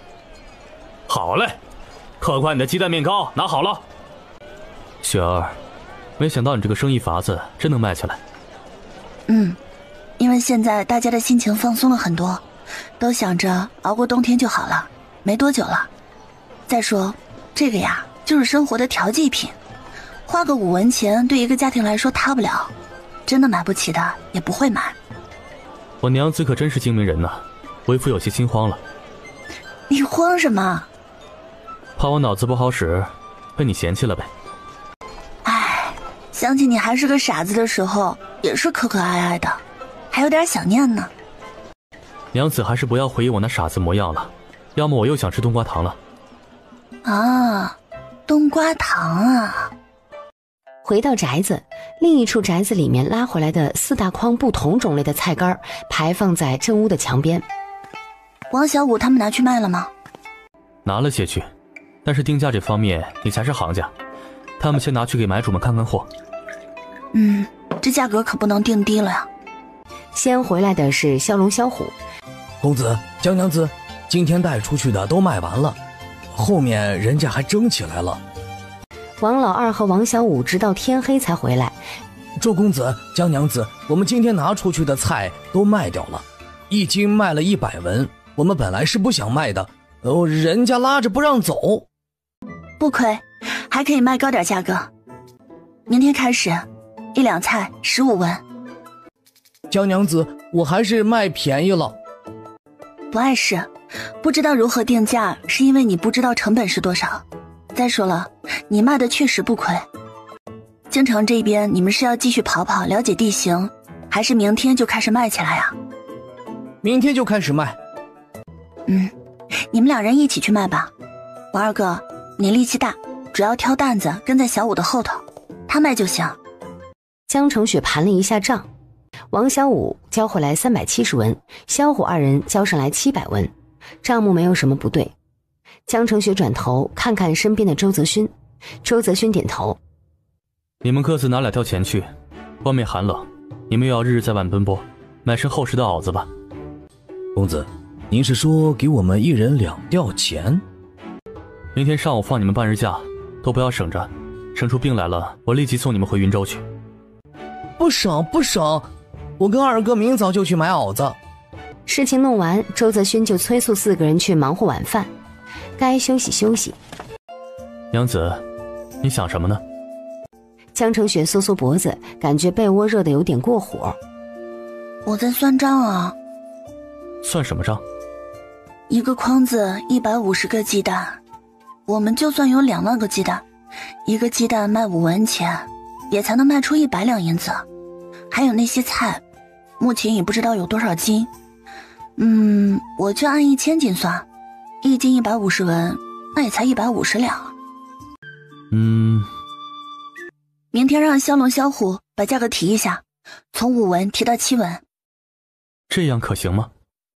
行，鸡蛋的价格也叫他们按7文价买。好，你们今天把价格涨成7文。公子，昨天5文价格都喊着太高了，7文会不会太高了些呀？不高，鸡蛋也7文一个。卖不出去怎么办？那就硬卖，咬死不降价。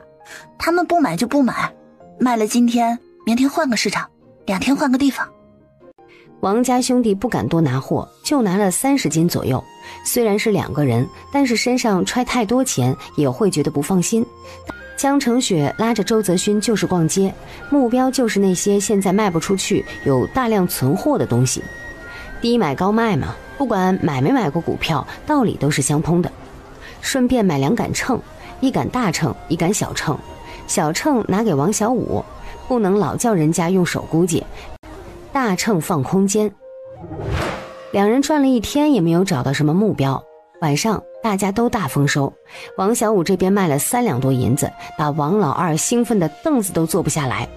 骁龙骁虎这边就显得逊色很多了，但是今天他们比昨天有经验的多，也卖了1两银子。周泽勋又给每人拿了100文买鞋子的钱，4个人又是一番感恩。你们也不必谢我，只是不想你们冻病了罢了，病了还得重新找人顶替你们，麻烦。想囤点什么货比较好？布匹吧。可总觉得老百姓对布匹的消耗不高。哎，你看我们家1年1身衣服顶破天了，其他人家还不如我们家呢。茶叶不好，现在存的都是老茶，我想过阵子往南边走，去茶叶的产地，说不定还有新茶呢。那就不必操心了，咱们就存粮食吧，也不必到处去买。等开春了，找些人进空间把仓库建了，我给你种。民以食为天，这吃饭的问题是天底下最大的问题，粮食什么时候都是最缺的。你说的对，最保险最靠谱的还是粮食。不囤了，就鸡蛋和菜干吧，省得麻烦。第2天上午，2人没有外出，专心在家里种菜、晒菜、收鸡蛋、挖草药，还有就是搞吃的。下午从空间把2匹马牵出来，这2匹马已经大变样了，不能再留着它们。没想到这马真被我们卖出了24两的价格。等京城的事情办妥了，我们再以20两左右的价格买2匹，挣了8两。我家娘子真是厉害。第2天又去卖了2麻袋的草药，现在草药也是贵得离谱，2袋子草药赚了20两。阿勋，我们今天开始卖鸡蛋吧。江成雪让骁龙骁虎去集市卖鸡蛋面糕，真正的目的不是让他们挣钱，而是造势。这叫对比销售法，就是俗话说的货比三家。这样的东西肯定挑便宜的买啊。5文钱一个鸡蛋本来已经是高价，但在7文钱一个鸡蛋面前就不那么高了。果然有了前面的铺垫，他们卖鸡蛋快速了很多。雪儿，能不能给我30两银子？你需要银子？现在要还是晚上要？现在要吧。怕30两他不够用，拿了33两给他。2人没有回宅子，直接去了骁龙骁虎今天所在的集市。骁龙骁虎虽然把价格提到了7文钱，但是生意反而没有见萧条，倒像是火爆了一点。雪儿，你等一下跟骁龙骁虎他们一同回去，我晚一些回。周泽勋又过去跟骁龙骁虎打了招呼，让他们保护好他娘子。江成雪心里很是好奇，这几天2人几乎都在一起，阿勋他到底有什么事情呢？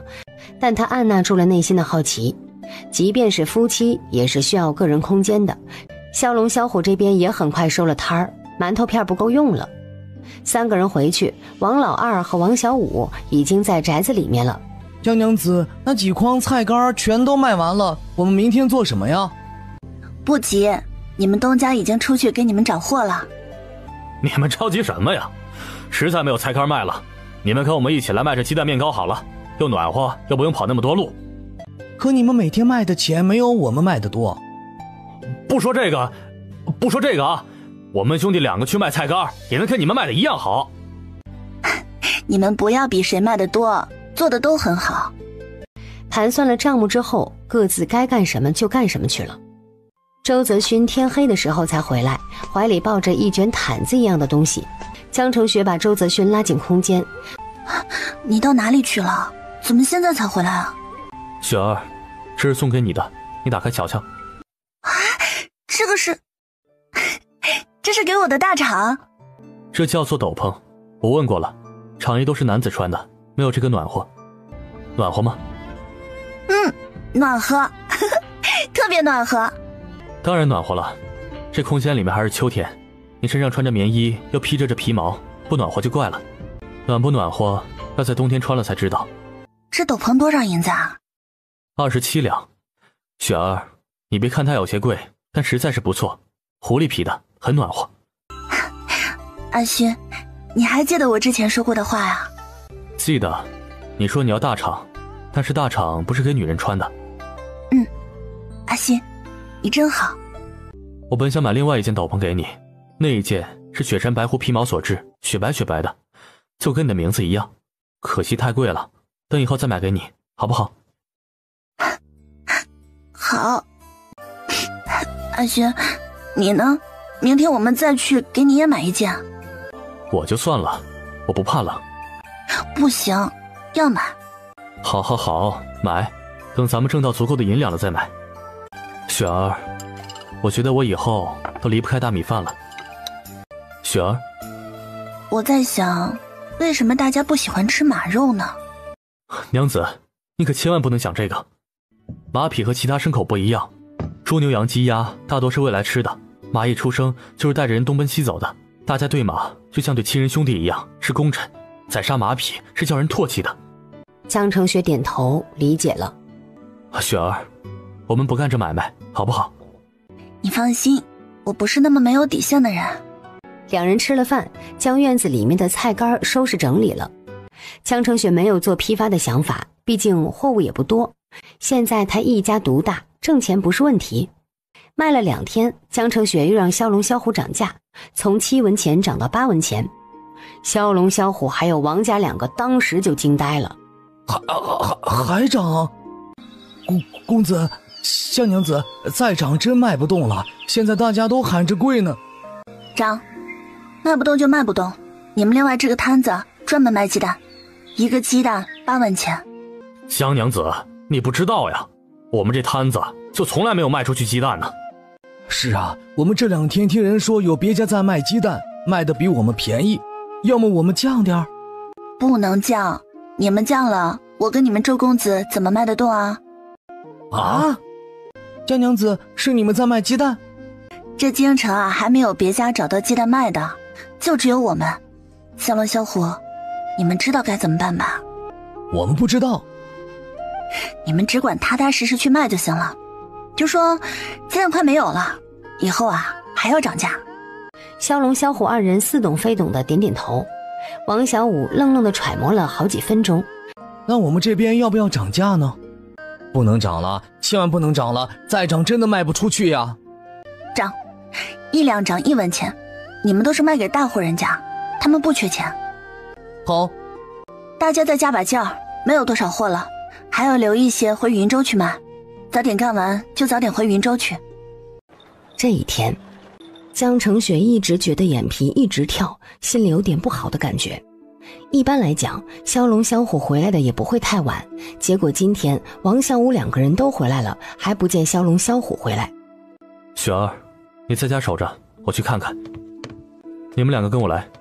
江成雪一个人在黑不隆咚安安静静的宅子里等了有半个时辰。江娘子不好了，公子叫你取10两银子去衙门赎人呢。路上问了一下情况，原来今天骁龙骁虎卖自己的东西卖得好好的，周围的摊主们受不了了，因为他们的生意太好了。一番争执，京城里面的摊主们一拍而合，开始一致对外，于是口头争执就变成了斗殴，结果都被官差巡捕逮进衙门，投进班房去了。他们2个受伤了？没有，萧家2位大哥身手好，没有受伤，只是鸡蛋被人抢去了，油锅也被人打翻了。人没事就行。周泽勋和王老二在衙门里等着，见江成雪来了，周泽勋把他拉到一边。雪儿，别着急，没大事。先不急，还有件事。你记不记得外祖说过我2舅一家还留在京城呢？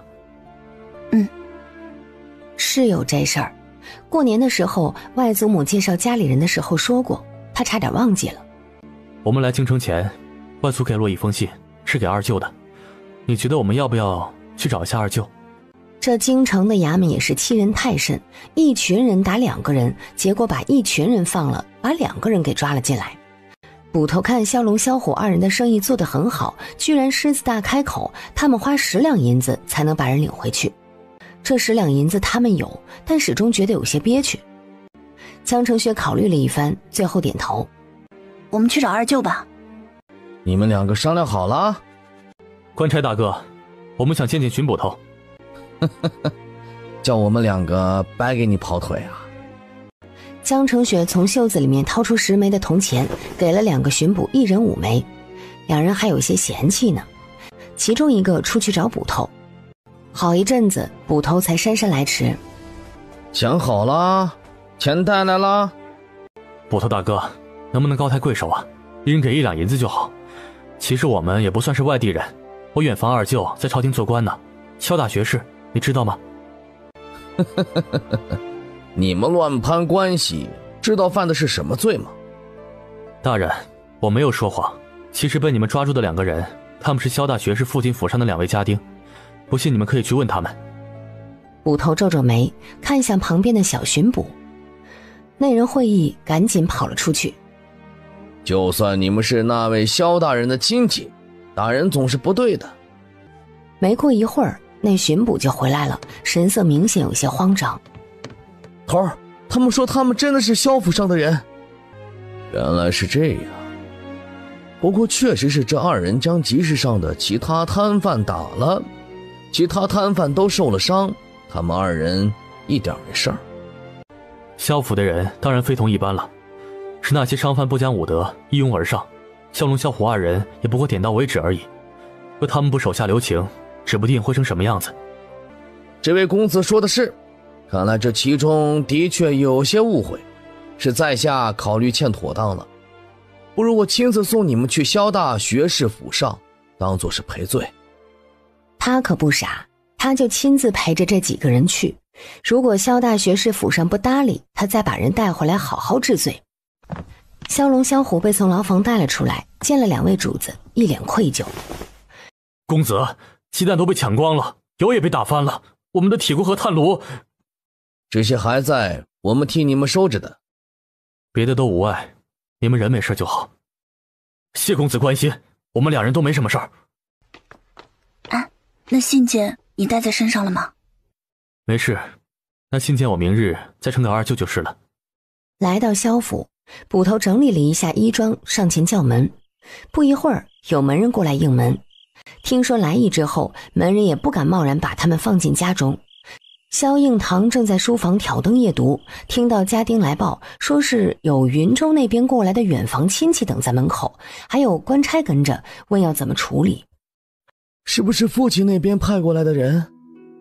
来到门口，只看到外面站了好些个人，光线暗也看不清都长得什么样。萧大人，今日在下有眼无珠，错把大人的远房亲戚抓入牢中了，现在已经弄明原委，在下亲自送他们过来，只求萧大人原谅。萧应堂沉吟。周泽勋往前跨了一步，双手抱拳行了一礼。萧大人，在下周泽勋，云州人士，是萧老夫人家远房亲戚，这次来京城是为了做生意，还带了一份萧老爷给大人的家书，只是现在并未放在身上。到了京城，若遇到麻烦，可拿着这家书去找你二舅帮忙。周泽勋的身份到如今还是个秘密，打的是老夫人远房亲戚的名义，跟萧家的关系远着呢。萧应堂只听这人声音低沉有力，再循声望去，不由一震。萧大人，劳烦了，这周公子一行确实是我家远房亲戚，今天的事还有什么没有解决的吗？没有，既然人已经给大人送到了，在下就回去了。周公子今日实在得罪了，望不要记恨。捕头大师照章办事，不过其中有些误会罢了。今日也算是不打不相识，日后若有麻烦到捕头大人的，还请不要见怪。不麻烦。萧应堂将这一些人请进家中，萧龙萧虎二人认得他，赶紧跪拜行礼。你们果真是从父亲那边过来？眼神最终在周泽勋的脸上徘徊，暗暗吃惊。随后问了云州城的情况，问了云州萧府的情况，感慨之后便问起周泽勋的情况，从莫州问到云州，又问到这次来京城。你们晚上吃了吗？说了这么久也忘记问你们了。吃过了。今晚上留宿在萧府。多谢萧大人美意，我怕在萧府不习惯，再说我们屋里还有货物，不守着心里不踏实。回去之后，二人话不多说，先弄晚饭来吃。晚饭吃完，几人又坐在一起开了一个小会。萧龙萧虎将今天所发生的一切详细说了一遍，懊恼丢了鸡蛋泼了油，损失了好几百文钱。周泽勋和江成雪二人对四人安抚了几句，让他们调整心态，明天该干嘛还是干嘛。阿勋，你有没有觉得萧大人啊，就是你二舅，看你的眼神怪怪的？当然觉得，二舅看我的眼神就像看到了别人一样，我二舅他要上朝的。江成雪心里有一点点的不安，他太想把自己相公的身份隐藏起来了，总觉得不够安全。没事的，睡吧。第二天一早，周泽勋给萧府将萧家老太爷的家书送了过去，江成雪则领着萧龙萧虎二人去了衙门找昨天的杨捕头。周家娘子，昨天实在是对不住了。捕头大人不要放在心上，昨天啊的确是个误会，不过今天倒是有件事情想请捕头大人帮忙。应该的，应该的，周家娘子请说。江成雪请杨捕头带着2个巡捕，亲自将萧龙萧虎送回昨天出事的那个集市去，再帮他们把摊位给支起来。送到啦。周泽勋点头。送到了，那信上也没说什么，就叫二舅多照顾一下我们。一天顺顺利利，什么也没发生。晚上大家就又高兴了起来，萧龙萧虎还不由得说起被关在大牢的这一段短暂的经历。唉，我们真是幸运呐，这年头不知多少人饿死冻死，老天爷只把人往坏里逼。就是，我们隔壁那间牢房住的那个小伙子，看着老老实实规规矩矩的一个人，为了一口吃的把自己送进大牢了。对了，周公子，你们也是从莫州来的，我们隔壁那小伙子也是从莫州过来的，也姓周呢。小虎，你说的这个小伙子叫什么？我们没问他叫什么名字，只知道他姓周，从莫州来。周泽勋又让他们描述一下这个小伙子长什么样。萧龙萧虎描述了一番，总体来讲就是骨瘦嶙峋，没精打采。要说相貌嘛，真是没办法描述，太瘦了，都脱相了。周泽勋和江成雪相互看了一眼，不由得升起一丝希望，打算明天直接到衙门去看一看。第二天早上，江成雪和周泽勋早早就来到了衙门，杨捕头对着笑接待他们。周公子，周家娘子，你们今天来是为了……捕头大人，你们这是不是还关押着一个姓周的小伙子？不会这么倒霉吧？这个姓周的跟着周公子也有关系？的确是有这么一个人，但这个人他是确确实实犯了错，他居然跑到人家家里去偷粮食吃。能劳烦捕头大人带我们去看一看吗？好的，这边请。就是他了。哎，你过来一下。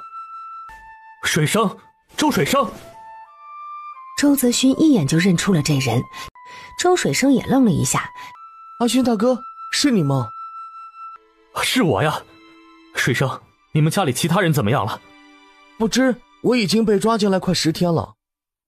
想到自己的家人，眼泪就从周水生深陷的眼窝里流了出来。阿勋大哥，你救救我们吧，我家里人还不知道在哪里挨饿受冻呢。江成雪此时心里又难过又高兴，他为春芽感到高兴，如果春芽知道水生没事，他该多高兴呀。他来到捕头身边，从袖子里面掏出了1钱银子。捕头大人，这周水生啊是我们的同族，牢里阴了，能不能换一个暖和的地方让我们说话，顺便再给他一些暖和的东西吃？当然当然。银钱没敢收，他心里还在为昨天把萧太爷的家丁抓进牢里而感到心有余悸，赶紧把周水生放出来，又让巡捕去弄一些热粥饼子来。周泽勋和江成雪也没有着急，先让周水生喝了一些热水。没一会儿，巡捕把白米粥和饼子送了进来。阿勋大哥，嫂子，你先别说了，先吃饭吧。看得出来，周水生饿狠了，一碗滚烫的白米粥，3个饼子，没几口就全都叫他下了肚。大哥，嫂子，我好久都没有吃一顿热饭了。他二人唏嘘不已，也不知道这几个月来周大山一家到底发生了什么事情。原来他们当初赶到云州城的时候，云州城已经大门紧闭，不让难民入内了。他等了2日，察觉到不妥，便决定绕到其他的城门去看看。他们好不容易翻过山岭，到了东城门，却依然被城门口的士兵拦在外头。一问之下才知道，城南门那边发了病，整座城都不让进不让出了。大哥嫂子，你们相信我，我真的不是惯偷，我一进墙去就被逮住了，连粮食在哪儿都没有搞清。自己又没有偷到粮食带回家去，人又不见踪影，家里人不知道该多着急。大哥嫂子，你们不要管我，我罪有应得，就求你们接济一下我家里人。说了好一阵子话，他才关注到周泽勋和以往不同了。说着又离开了板凳，跪地磕头。其实这世上有多少恶人呢？大部分都是被生活逼得走投无路罢了。水生，你不要担心，我们家一直都在找你们呢。那便好，我们一大家子总算是有救了。大哥，自分别以后，你们过得可好？我们过得都还算好，云州经历了一场大劫，我们都熬过来了。那春芽也还好吗？春芽好着呢，就是有时候偷偷一个人抹眼泪，也不知道在想什么。水生，你不要担心，我们这就找捕头问问，把你放出去。不用管我，不用管我，你们要输钱我没有，我在大牢里蹲着就好了。其实大牢里也挺好，有地方住，有水喝，还有东西吃呢。你什么都不必想了，等着就是。杨捕头也知道他们肯定要来找自己，也没有啥说的。周水生这事情他也做不了主，毕竟他确确实实钻进了人家的宅子，被当面抓住了。那张家就要赔偿的银子，要么就让他蹲大牢，一直蹲到死。二位，要么我再去找人家协商协商，叫少给点银两。江成雪和周泽勋觉得也只能这样。杨捕头带着2人来到这户张姓人家，张家人听说人家要来给钱了，也很乐意见他们。你们就是那小偷家人，长得人模人样，穿的也人模人样，怎么干出这种下作的事情？还要脸不要？你们怎么说话的？人家只是那小偷的同乡，又不是他们去偷你家的粮食，不要血口喷人。同乡又怎样？一个乡出来的，那也是一类人。放肆！这二位是萧大人的远房亲戚。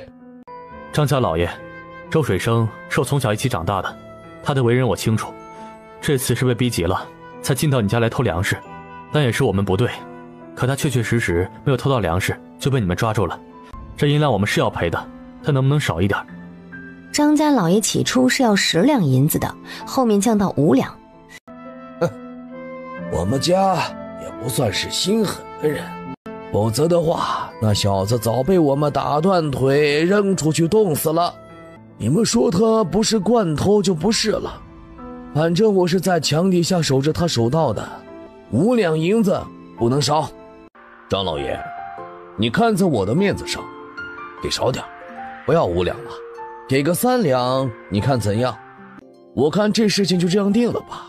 要是人家不愿意掏这钱，那小子死在牢里，你岂不是1分钱都得不到了？哎，算老夫倒霉，老夫粮食多，那也是老夫花钱买的，这世道真是没办法说理了。哎，可不是吗？好好的一个小伙子，被逼得去当小偷，1粒粮食没偷到，还倒赔3两银子，又丢名声又丢银子，能怪谁呢？2人给了3两银子，跟着杨捕头回了衙门，问清会不会在衙门留下案底。本该是会的，周泽勋塞了5000银子，让杨捕头把周水生的名字划掉。这个事情不难办，现在满世界都乱七八糟的，划掉一个人的名字有啥难的呢？周泽勋又拜托杨捕头派人去给周水生买了袄子和鞋子。周水生不由有些局促，这在他身上也花得太多了。不要紧，你以后再还回来就是啦。周家人租了一个大宅子，4个家庭一起出的钱才把宅子给租了下来。这宅子偏远破旧，他们走了好一阵才到。爹娘，你个死人，你死到哪里去了呀？你还知道回来啊？娘，我没事了，我回来了。娘，家里没事吧？没事儿，家里能有啥事儿？都还喘着气呢。哟，这不是伯禄家的老大吗？阿勋啊，是你吗？阿伯，是我。天哪，你这是病好了呀！大家见了熟人都是一阵激动，家中壮年劳动力都不在，说是到外面找活干去了。大家围着2人说了好些话，得知云州城没事了，都表示到时候要跟着他们一起回云州去。他们的路引本来就是到云州的，地书也得在云州城才能派上用场，换到田地。梅子呢？他声音一出，大家都安静了下来。娘，梅子呢？哎，梅子把自个儿卖了，2两银子卖到人家府上当使唤丫鬟去了。有了梅子那2两钱，大家才能撑到现在。这样也好，梅子去当丫鬟，还能有个地方住，有口饭吃。唉。离开前，周泽勋又从怀里掏出了5两银子，塞给周水生的娘亲。伯母，这些银子拿着你们先用，买些煤买些粮食，先把这几天对付过去。过些天我们回去的时候再来找你们。这5两银子太多了，捧在手心沉甸甸的。大哥嫂子，谢谢你们了，等我们家里情况好了就还给你们。水生，你回去吧，我们互相帮忙是应该的。伯伯回来以后叫他不要省着银两，该买的没该买的粮食都买上，先把身体调养一下，到时候才能走回云州城去啊。我们都能走，路不远，能走回去的。大哥嫂子，我求你们件事，我偷东西被投入大牢的事，你们能不能不要告诉春芽？你放心，这件事只有你知和我们2人知，我和你嫂子不会说出去的。这事儿你不用放在心上，我们知道你本性是怎样的，以后安生过日子就是了。人逼急了总会犯点错误的，不用总是惦记着。江成学2人往回走，都唏嘘人现在是多么的不值钱。2两银子才是1匹马1头牛的零头。阿勋，我们把梅子赎出来吧。雪儿，你也这样想？帮都帮了，就帮到底呗。再说了，梅子还是你的青梅竹马呢，还是赎出来正常嫁人过日子好。说着就从身上掏出5两银子。江成雪就在路边等着，周泽勋拿了银两，快速回了一趟周大山家，很快又回来，忍不住在娘子的额头上狠狠地亲了一下。这事情一折腾，今天就没有时间出去叫卖鸡蛋了，2人干脆把空间里面的药材拿出来，又去跑了一家药房，卖了20来两钱。卖草药还是得钱更快一些。是啊，我们赶紧多备一些，这些天多卖一点，再等等就卖不上这样的好价格了。把这些天的收入盘了一下账，卖菜干、卖鸡蛋、卖药草，所有账目加起来，再加上卖马的钱和之前的银子，百宝箱里现在一共有300两，还有一些零头。我们也不必太着急了，这才半个月不到，能挣到这么多银两，也是我娘子太有能耐了。等开春了，我们还得想想别的挣钱法子。那时候大家都有菜吃了，鸡蛋呢能够继续卖一卖，草药的价格也可以炒一炒，但之后……雪儿，不如等化雪的时候，我们2人去一趟北方。好。接下来几天，2人卖鸡蛋就带多了很多，主要是卖草药。租住的宅子到期之前，他们便准备回去了。周泽勋去通知了周大山4兄弟，那边商量了一下，决定晚一些再离开京城。不过他们要把20大麻袋的菜干运回云州城去，靠他们几个还是有点费力，别说要花钱请周家壮年劳动力护送回去。这哪需要你们花钱，你们管顿饭就行。我们这儿能走得动的男人都可以去。周泽勋便点了几个壮年男子，又留了5两银子给周家剩下的人，足以支撑他们回到云州城去了。两口子给其他4人放了假，每人发了1两银子的工钱，并说衣服鞋子的钱已经从工钱里面扣除了。4个人都高兴万分，结伴要去京城四处溜达溜达。江城雪则想起要给春芽买首饰的事儿，周泽勋也想给家里人带点东西。逛街是个慢活，时间也不多了，2人便各自去逛各自的。周泽勋还有些不放心呢。哎呀，大街上这么多人呢，也没见哪个女子逛个街身后总有男人陪着呀，你就不要操心了嘛。那好，你就在这边集市，不要走远了，有事大声喊我，我留着耳朵。啊，知道了知道了。这集市里面卖金银首饰的店铺也就那么2、3家，昨晚反反复复把百宝箱里面的银钱数了个遍，将近700两银子呢。又加上周大山一家找到了，回去给家里人一说，不知道他们要开心成啥样。他就照着嫁妆的标准给周春芽选的首饰，买了一只碧玉簪子，又买了一只红珊瑚的银钗玉镯1对。他自己买了一对朴素的木簪，平时用方便又低调。他转身就将东西悄悄放进了空间，出了首饰店，便又琢磨着要给家中其他人带什么，一边逛一边去找周泽勋会合。好久没有逛街了，反正今天也没有什么事儿了，他干脆挨个逛去。不知怎么就走进了一个巷子，走到头居然还拐弯，尽头是堵死了的，难怪越往里越没生意。忽然听到背后有声音，心里一惊，猛地回头看去，身后几米外正站着一个男人。别叫，老子打死你！江成雪咬着嘴唇，瑟缩地往巷子口看。你想找死？男人竟从怀里抽出一把断刃来，那眼神是恶狠了后的穷凶极恶。我没有啊，你不要伤害我。大哥，我求求你，你要钱的话我给你，你不要伤害我就行。你要多少我给你就是了。你他妈给我老老实实的，我不杀你，听到了吗？你不要过来，你不要杀我！你他妈给我闭嘴！你手里有刀，我害怕。要是敢多叫一声，老子一刀捅死你！我不叫了，我不叫了。那个，你要银子对吧？我都给你，我全都给你。你别动！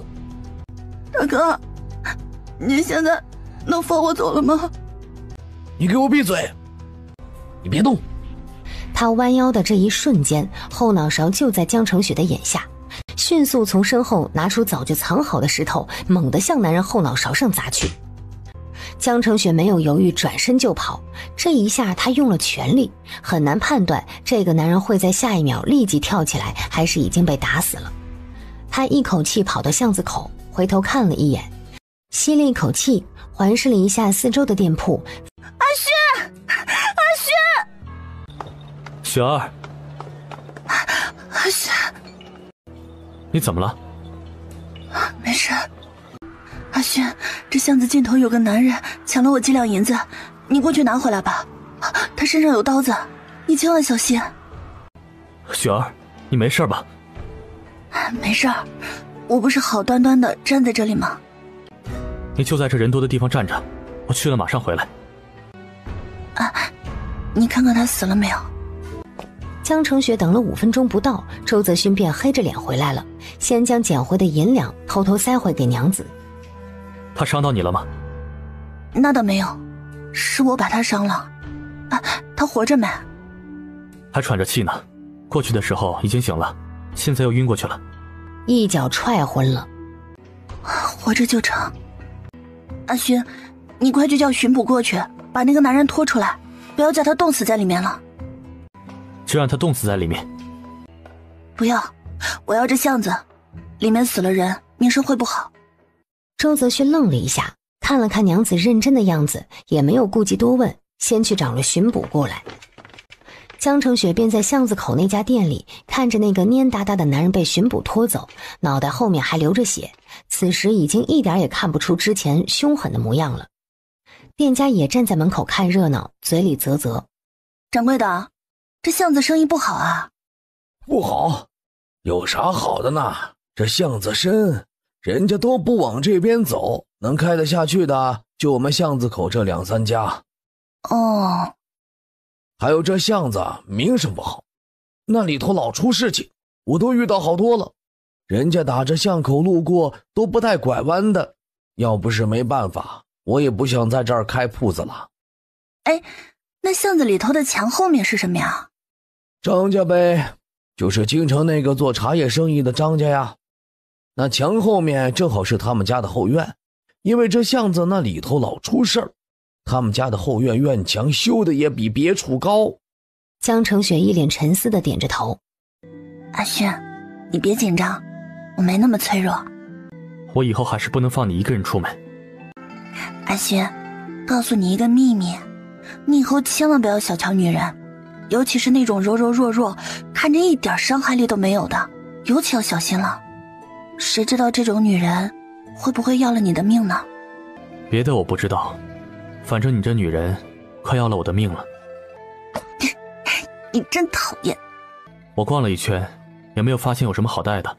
我娘那人什么都舍不得，家里的事情爹都是听娘的，带太贵的东西回去，娘又该心疼了。”“那就不买了，我给春芽把家人的首饰买好就是了，我们就带肉回去，大吃3天。”“听你的。”“阿轩，给你买衣服去吧。”“不用，天马上就热了，买了也穿不上，等明年经济条件好了再买吧。”“哎，不行不行，就要买。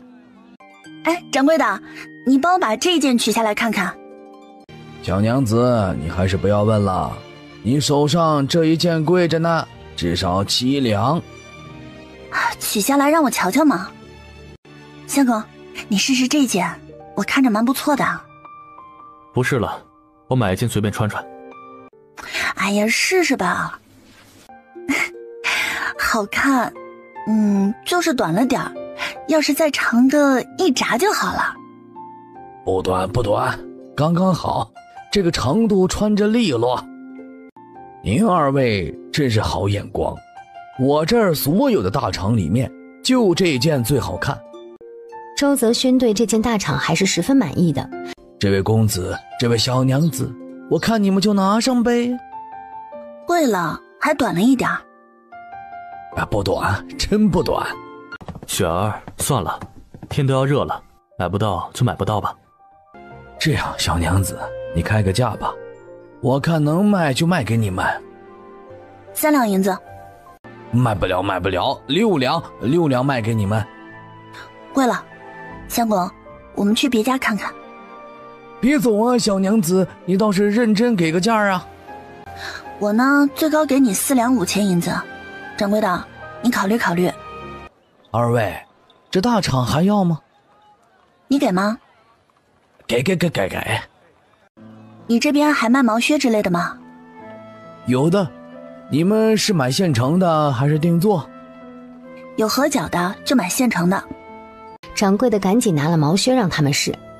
江澄雪的倒还合适，周泽勋人高脚也大，要找一双合适的靴子就没有那么容易了。“不如我现在给公子量鞋码，只需2天便可以赶做出来，如何？”“我加200文，能快一点吗？明晚上就要。”“可以。2双鞋子加1件大氅，花了7两银子，江澄雪挺满意。”“你们都买了什么？”“我什么都没买，京城的东西贵，我还是回去给家里买粮食吧。我有的吃，有的穿，什么都不缺，这钱我先存着。”“我们不知道买什么，这钱也先存着。”“是京城可买的东西啊，太多了，我们选择不过来，以后再买。这1个月的时间辛苦你们了，今晚上一起吃，当是庆功了。”萧龙、萧虎去炸馒头片，王老二、王小五去熬白米粥，周泽勋和江澄雪则在正屋里面炖起了大杂烩。大家一起吃饭，不必弄得太过精致。“阿勋，明天千万不要忘了买酒的事情啊。”“雪儿，你说要那巷子是怎么回事？”“阿勋，你觉得东市那边热闹吗？”周泽勋点点头。这些日子在京城走街串巷，对这边的大致情形也差不多熟悉了。今天的巷子里面空了好些铺子呢，我问过巷口的了，也大致知道为什么，主要是巷子口被堵住了，巷子又深，人流不通，进去了还得原路绕出来，久而久之啊，大家都不愿意进去，再加上那里面经常出事儿，恶性循环之下，就更没有人想到巷子里面去了。可我倒觉得这地方蛮好，是一枚遗珠。京城这么富饶的地方，我不信这个巷子的生意起不来。阿轩，我想把整个巷子都买下来。雪儿，要是我没记错的话，那巷子里面起码有20间铺子，要买下20间铺子。差不多，铺子的面积有大有小，各类生意都合适做。那我们准备什么时候买？明天。明天？可是雪儿，我们手上没有那么多银子呀。不用全部都买下来，我们只需要将巷子口的4间铺子买下来就可以了。我记得巷口是有人家的。对啊，所以明天我们就去跟店家商谈，把他们手下的店铺买下来，让他们赶紧搬出去。我们呢，先不着急开铺子，等过段时间我规划好了再开。我们只要把巷子口的4家店铺买下来，闭门不开，这整个巷子生意只会更加惨淡，后面的铺子也卖不出去。就算卖出去了，我们到时候还可以低价买过来。所以我们只要站住巷子口的4家铺子，就等于掐住了这个巷子的7寸。对，我们先把这个事情往后拖一拖，我也有时间想想这个巷子该怎么用。第二天一早，周泽勋安排萧龙、萧虎去买马匹，让他们挑4匹。王老二和王小五没有什么事情，便跟着去买马，顺便买2个大平板车回来。江成雪2个人的主要目的就是买铺子，不过买铺子之前，他们先去衙门找了杨捕头，给他送了20个鸡蛋，顺便让他帮忙查了一下那巷子里面所有铺子的东家，抄了一份给他们。江成雪可不想买了铺子，最后发现是跟租户签的买卖协议。2位就是准备在京城置业呢？是有这个打算，到时真来京城了，还要劳烦杨捕头多多照应。必须的，必须的。2人路过酒家的时候，进去买了2大坛酒，一坛是普通的黄酒，一坛是有名的秋露白。2人先进了昨天买大厂的那家球衣铺子。2位客官来啦，你们的鞋子还没有做好，那鞋子不是我做，是匠人做，不过你们放心，今天晚上一定可以拿到。还早着呢，今天能拿得到就行。掌柜的，你知道那边的鹿儿井吗？知道，断头井嘛。你们可不要往里面走，谁知道里面是不是会蹦出个歹徒来？昨天不是还从里面揪出个要死不活的人吗？我们昨天去看了，里面的空铺子可真多啊，怎么没有人在里面做生意呢？没有生意可做，肯定就没人做呀。别看那里面铺子又多，价格又便宜，可没有人进去啊。谁花那个冤枉钱在里面弄铺子？哎，那里面的铺子价格很便宜吗？便宜，我这么大的铺子能卖个100两银子的话，里面同样大的铺子就只能卖50两银子。那掌柜的，你看里面的铺子巷子口那一家能卖多少银子啊？你们是打算在里面买铺子？是，只是不知道出多少银子合适，想着掌柜的是这里的老东家了，应该是门清的，我们这是来专门跟您打听打听。哦，你们也要开铺子？开什么铺子呀？开个卖吃食的，我们呀也只会做这些，别的路子没有啊。卖吃食的？我劝你们呐，在那里开铺子都不要在断头井去开，有多少家底儿都能给你们赔进去。那我可不信了，我家的吃食做的好吃，不信没人来买。掌柜的看他一眼，摇摇头。那就赔死你算了。掌柜的，你就给我们出出主意，就那巷子口第一家大点的那个铺子，多少银子合适？35两银子。那些店铺里面没有生意，有些干脆就1年接1年的空在那里。35两银子虽然便宜，总比他们空置在那里不用的好。2人谢过了店铺老板，2人又到鹿儿井从头到尾走了一遍。雪儿，你现在还想把这整个巷子都买下来吗？这里当真是寂寥得很，挨家挨户紧闭着铺门，人看着都心里发慌。买，没有关系，我们这不是先只买4家吗？有的是时间在考虑要不要购买其他的。即便以后这里没有发展的前景，我们再把巷口那4家便宜卖掉，也亏不了多少。可如果有前景的话，前途无量啦。雪儿，我信你。两人又去了昨天那家铺子，店家听说他们要买，高兴得手舞足蹈，35两银子松松的就讲了下来。周泽勋当即铺开笔墨纸砚，写下契书，然后就等着去衙门踏章子了。店家欢天喜地地收拾铺子，里面的存货今日就要全部搬回去，将钥匙递交到铺子的新主人手上。他忙活的时候，江澄雪和周泽勋已经去找了另外2家。周泽勋和江澄雪将4间铺子一一检查了一番，里面都搬空了。我现在也是有铺子的人了。萧龙、萧虎等人已经将4匹马买了回来，通通关在空屋子里，给了粮草，给了水。屋里还有别人，是周水生他们几个年轻人。约好的明天出发，他们害怕错过了时辰，就过来问问。周梅也来了，回云州的干粮是周梅那边帮忙准备的，周梅已经从大户人家里赎出来了。阿勋哥嫂子也是小心翼翼。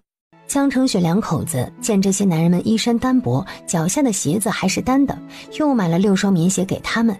离开京城前，周泽勋2口子还去了萧应堂的府上拜别。来的时候，2口子带了1篮子鸡蛋，带了一大捆的青菜干。他们府上也买了鸡蛋和菜干来吃，真是好吃啊，就是贵。一方面他又十分感慨，士农工商，这就做起商人的生意来了。我听说你们回去还要运货，人手够吗？我府上再支援几人。够了，多谢萧大人。叫下面人多留心眼儿。这旱灾是过去了，饥荒没有过去，谁知道回去的路上会不会叫眼红的盯上？晚辈知道了。萧应堂倒也没叫他们多带什么，给了一份家书让他们带回去，说过些日子要跟朝廷告假，再亲自回去拜见父亲母亲。4匹马，2个车厢，2个平板车。周泽勋和江澄雪的东西都是放在马车厢里面的，他们2人占一辆车厢，后面那个车厢则放了粮食、水料草以及棉被、铁锅等。租住院子里面剩下的煤炭米面都留给了周梅他们。第1天走得并不着急，反正1天肯定走不到云州城的。京城和云州之间有个驿站，他们是准备晚上在那里留宿，明天早早的出发。阿勋，马上就要到云州城了，你找个机会问一下周大伯和周水生，他们到底要不要去我们家提亲啊？不去的话，我就让娘给春芽另外找婆家了。行，我找机会问下他们的意见。能成的话就赶紧让他们来提亲，先把亲事定下来再说。这个估计要等一阵子。爹他本不姓周，但现在姓氏还改不回去，2个周姓人家定亲不合规矩。好吧，那你就问问水生的心意，叫他不要让春芽心里七上八下的。周伯禄的原姓氏估计要在周泽勋恢复和萧家的关系之后才会改回去。阿勋，你说皇上他会赏我们什么？如今国库紧张，估计赏不了我们什么金银财宝，又加上我们许愿将萧太妃接回娘家圈养，皇上说不定什么都不赏我们了。那也挺好啊，让你娘亲出宫就是最好的赏赐了，以后咱们就不跟他们掺和。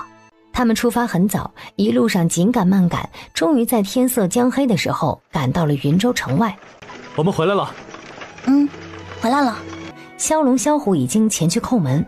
雪儿啊，是不是你们呀？老天爷，你们咋这个时候回来了？你们咋不提前吭个声，我们去接呀？爹。爹，回来就好，回来就好，担心死人了，觉都睡不着。哥，嫂子，哥，嫂子。进屋，赶紧进屋。当家的你忙哈，我去弄饭。娘，是大山伯他们。伯禄，大山兄弟。江澄雪抿嘴一笑，拉了相公往屋里钻。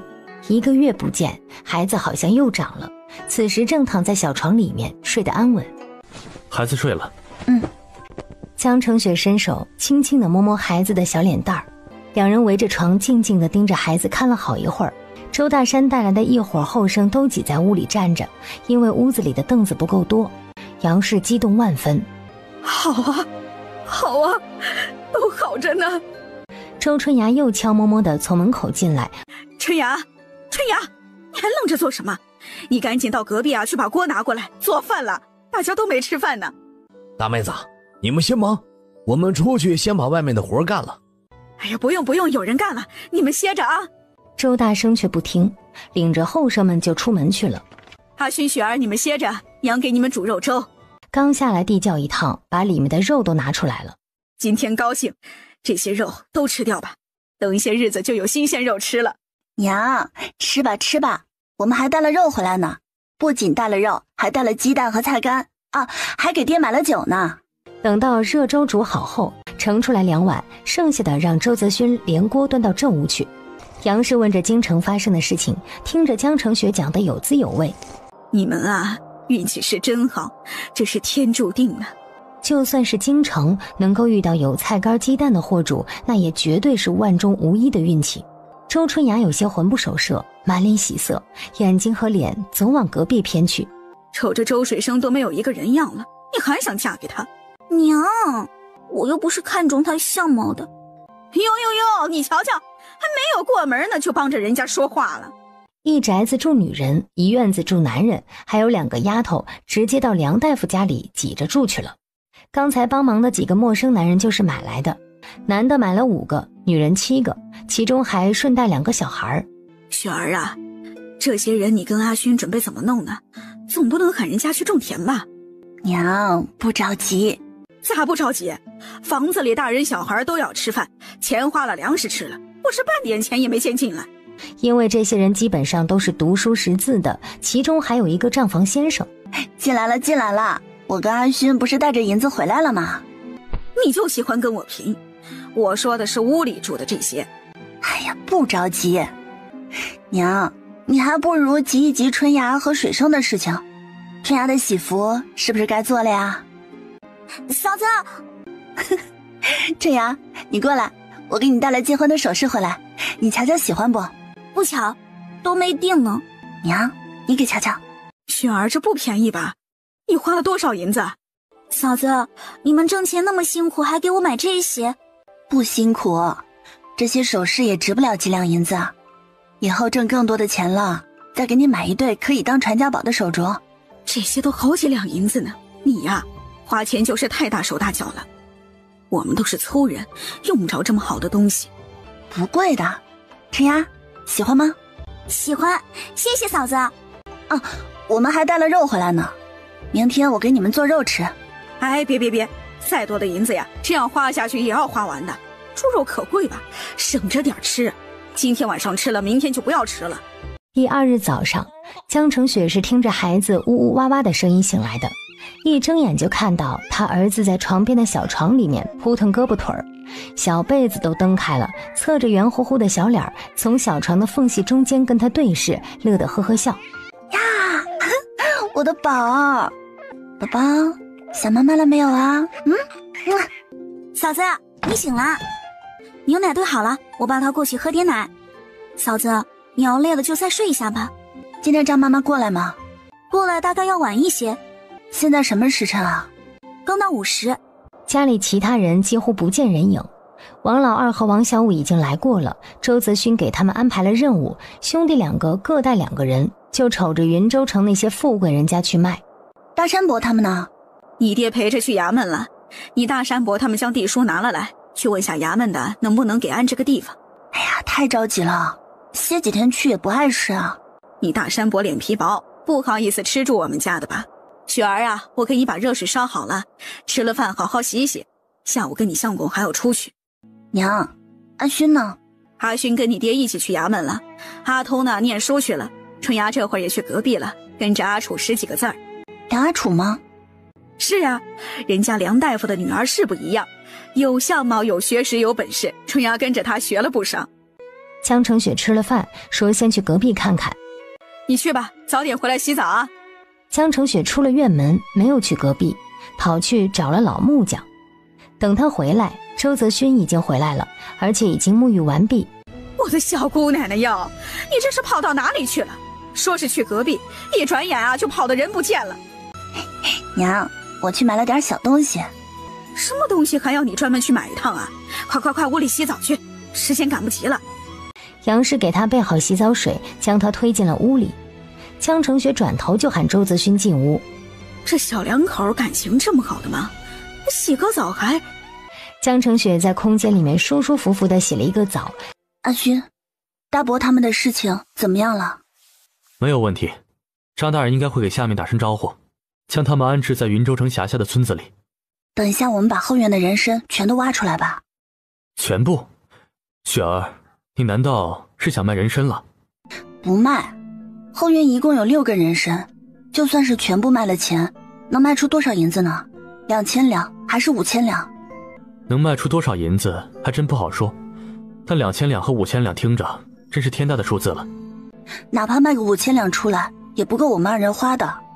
现在啊，我们是有多少银子都不够花，所以没必要揪着这几个人参不放。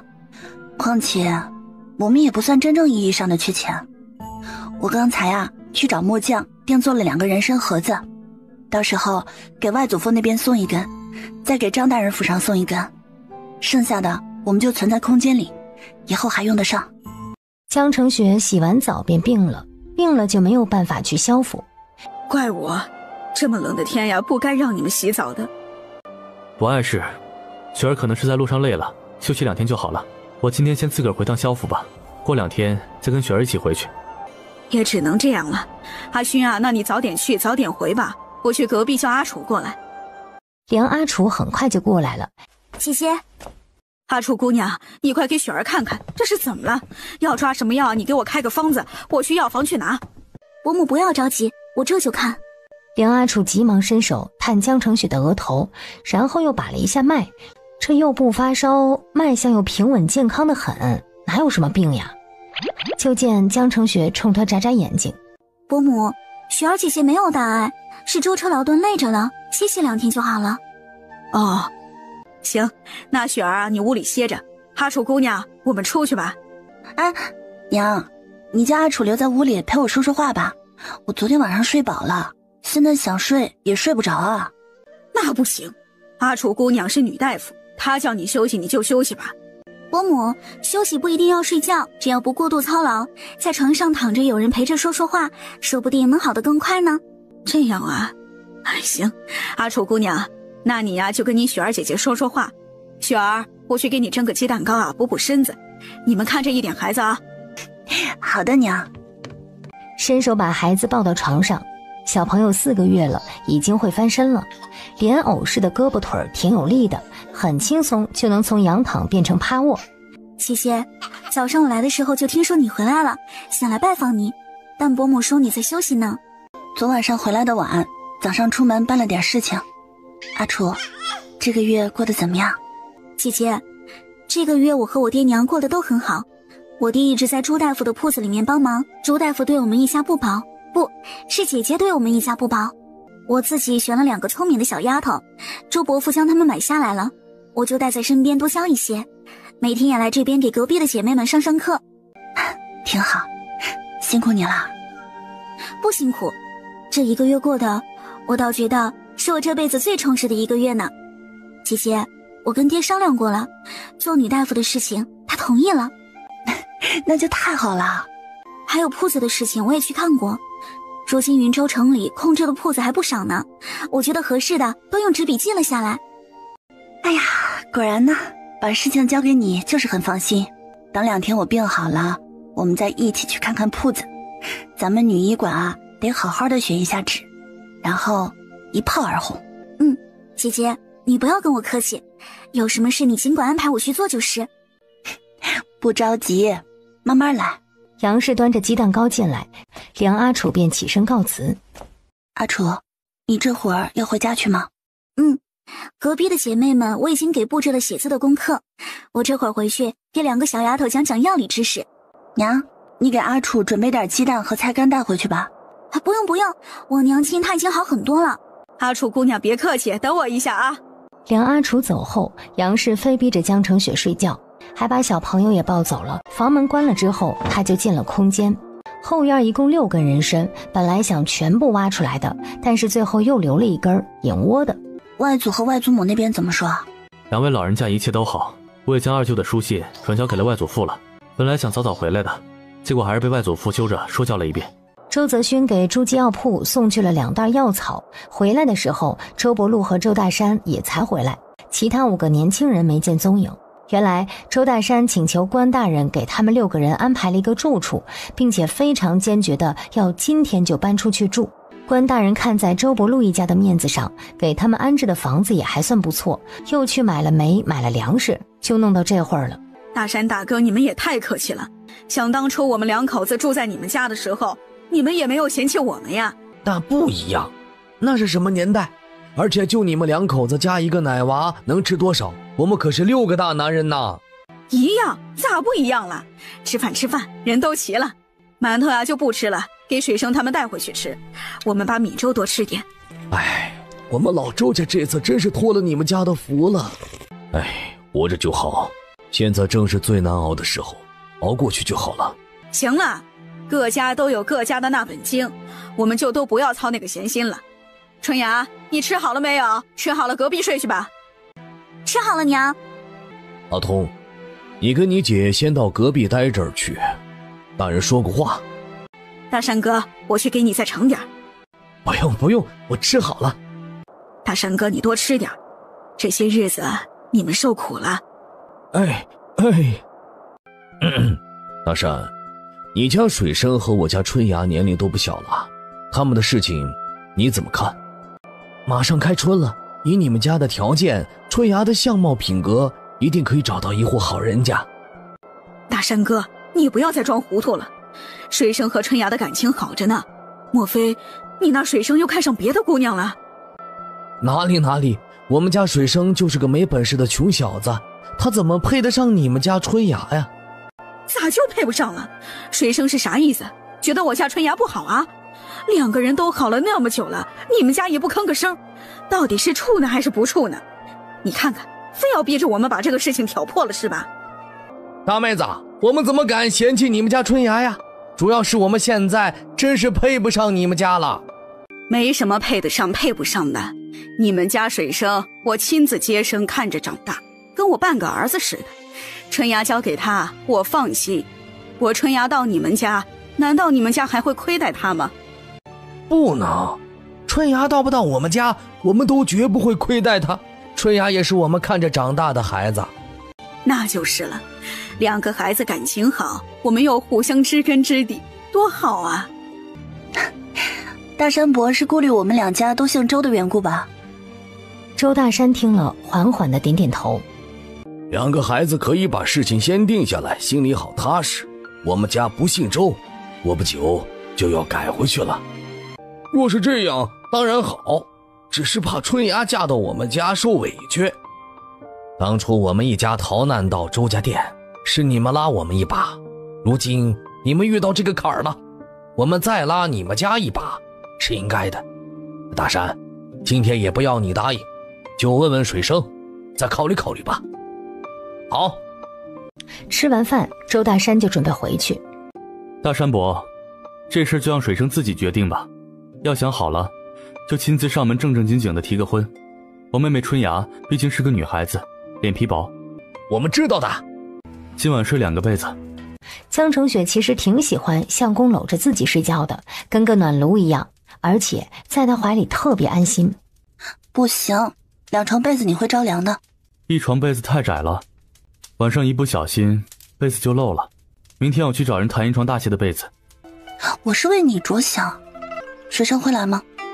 周水生要是连这点胆子也没有的话，那也就没有资格娶我妹妹春芽。娘子，你觉得呢？我们要不要给他创造点机会啊？不用，我也不是看他能拿出什么，我就看看他什么态度。就感觉周泽勋的手不老实起来，他又羞又臊，抓起他的手放在嘴里狠狠地咬了一口。雪儿，我又没干啥，你明天去问问娘能不能行了。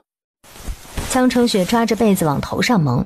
好了，我叫你去问，我自己去问娘总可以了吧？不准去问。这事儿不用你管了，你相公我脸皮厚，我去问。哎呀，你这个呆子，你想做什么就自己去做呀，干嘛要去问娘啊？睡吧。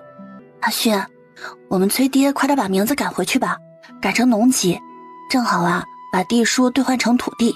再晚了，我怕云州城附近就没有田地了。不要紧，就算换不上田地，以后我们养着爹娘。我们当然要养了，但是爹娘名下有田地更好一些，他们心里更踏实啊。阿勋，以前娘就给我偷偷的塞银子，说让我自己要存些银子，女人得自己攒点私房钱。我就想啊，爹娘也一样，就算我们是他们的亲生女儿，他们自己手头要有点银两才会踏实，更何况我们现在并不是呢。爹娘就算不为自己操心，还得操心阿通和春芽呢。阿通以后还会娶媳妇儿，媳妇儿呢还会生孙子，他们手里得握着点什么才踏实啊。我们对他们好是应该的，可我们把他们当爹娘，爹娘不一定敢把我们当儿女啊。阿通以后娶媳妇儿，爹娘也不好意思问我们两个要银钱，对不对？我知道了，明天我就跟爹商量这个事情，萧府那边我也会去说的。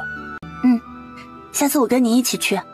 第二天，江城雪竟来了亲戚，整个人都蔫哒哒的。我就说昨天你咋个就不舒服了，原来是这个原因，这我就放心了。好事情，这个事情来了，说明你们又可以怀孩子了。江城雪哭笑不得，她都没有听到儿子叫声娘呢，暂时还不想怀孩子。雪儿啊，你们现在要想生的话就生，娘身子骨好，你们生几个娘都带得住。哎呀，不要，我们还是听娘的话，半年以后再那个吧。这年代又没有有效的安全措施，保险起见，还是晚点先放好。你们生了孩子就没那个啦？啊，娘，不是你说的吗？生了孩子要等半年。哎呦，你个傻子！我之前那不是哄阿勋的吗？之前我是看你身子柔弱，阿勋那孩子又是个傻的，不知道心疼人，我就骗他呀，让他少折腾你呀。哎呦，你这个笨孩子哟！娘，我知道了。雪儿，等身上干净了，你就赶紧跟阿勋把那事儿做了，你自己主动点。哎呀，娘，都当了这么久的夫妻了，有啥不好意思的呀？雪儿，阿勋现在的身份与以往不同了，你得自己主动，抓紧时间多生2个孩子才行，知道吗？娘，不要担心，阿勋对我好着呢。你听娘的，娘吃过的盐啊，比你吃过的饭还多，你抓紧时间多给他生2个，保准没有错。娘，这世上哪来那么多盐给你吃啊？雪儿，你这孩子，跟你说正经的呢，也不把娘说的不当回事儿。阿勋是个好男人，但再好的男人都经不住女人的诱惑。雪儿，你听娘的。哎，阿勋呢？你还是赶紧问问娘吧，问了大家都放心。上午，王小武兄弟2个过来取今天要卖的货，顺便将昨天卖到的钱交到江城雪手上。昨天我们的生意可好了，家家户户只要我们问到的都买了，比在京城的时候还要痛快呢。周公子交代你们的事情，你们办到了？说了，每到一户人家，我们就说我们去了京城，这菜干在京城卖的可好了，那些人可感兴趣，有的还拉着我们问东问西呢。说的，他们问我们就说，我们高兴说。我信你们，今天要好好干啊！又看向2人身后的4个人，这4人是周伯禄在牙行买来的，念过几年书，身上有股子傲气。雪儿，这4个就是我跟你提过的刘传玉、娄显之、张德才、李江水。4位昨日可还习惯？4个人眼睛向下，并不作声，只是微微点头。他们念书本是冲着当官去的，现在却跟着杀猪的到处去叫卖。你们去忙吧，还跟昨天一样。炖猪皮，挺好。阿勋，你怎么又买被子？现在买这些多贵啊，家里不是有吗？娘，被子太小了，不够雪儿盖的。多大点人啊，要盖多大被子？把被子放下吧。雪儿硬说你这次去京城累了，非要给你炖猪皮汤喝，她心里就想着你这个相公。这真的？那还有假？男人是女人的天，他自然是时时刻刻都想着你的。快去放被子，我给你把汤盛上。好。雪儿，你跟我来一下，江家那边像是准备去南边找茶叶了。茶叶都是在春季采摘，越往南采摘的时间越早一些。京城的张家差不多1个月前就准备动身南下，应该是往更南边的地方去。莫州盛产茶叶，但是这2、3年啊，也遭了旱灾，茶树旱死严重，只能往更南的地方去。我们做什么？跟江家抢茶叶生意？我们呢，再跟萧府寄几个人，让他们啊跟着江元柏，摸清他的动向。他每到一处，我们就先一步把那里的茶叶买光。买光？雪儿，我们会不会买太多了？我们手上的银两不够的呀。不碍事啊，我们可以一边挣钱一边购买。过些天我们也去南方，我空间的田地里面啊空荡荡的，去南方弄一些树木，尤其是各种水果的种子，弄回来在北方应该会很好卖。江元柏呀，就是顺带的事情。我知道了，明天早上我去萧府借人，最好是香龙萧虎。阿虚，你们2口子快来喝汤了。雪儿，你等会儿过来。怎么了？我还是抱着儿子感觉自在点。你快去吧，我还等着喝汤呢。周泽勋一出门，江成雪的脑子就转动起来，决定等自己的月事过去了就动身。5分钟不到，周泽勋又推门进来。雪儿，走，喝汤去。娘说早就可以了。中午熬了一些糙米粥，江成雪去隔壁喊了春芽和梁阿楚过来吃饭。伯母，我……哎呦，哪有这么客气呀？吃吧吃吧，你这身板还不如我们家雪儿，多吃点。娘，我嫂子说这2天要弄豆子回来磨豆腐呢。豆子？哪来的豆子？阿勋啊，我们家有黄豆，那一堆菜干里面有黄豆？有，还没有运过来，这2天估计就会从京城运过来了。孩子娘，你给盛一碗饭，我送到隔壁去。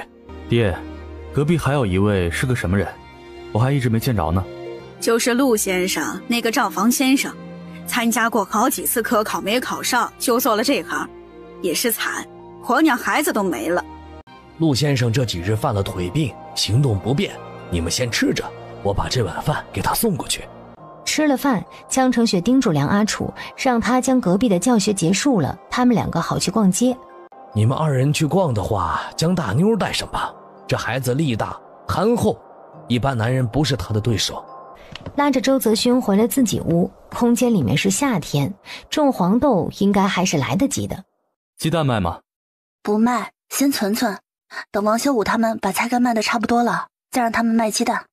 2人从空间一出来，就听到院子里面闹哄哄的。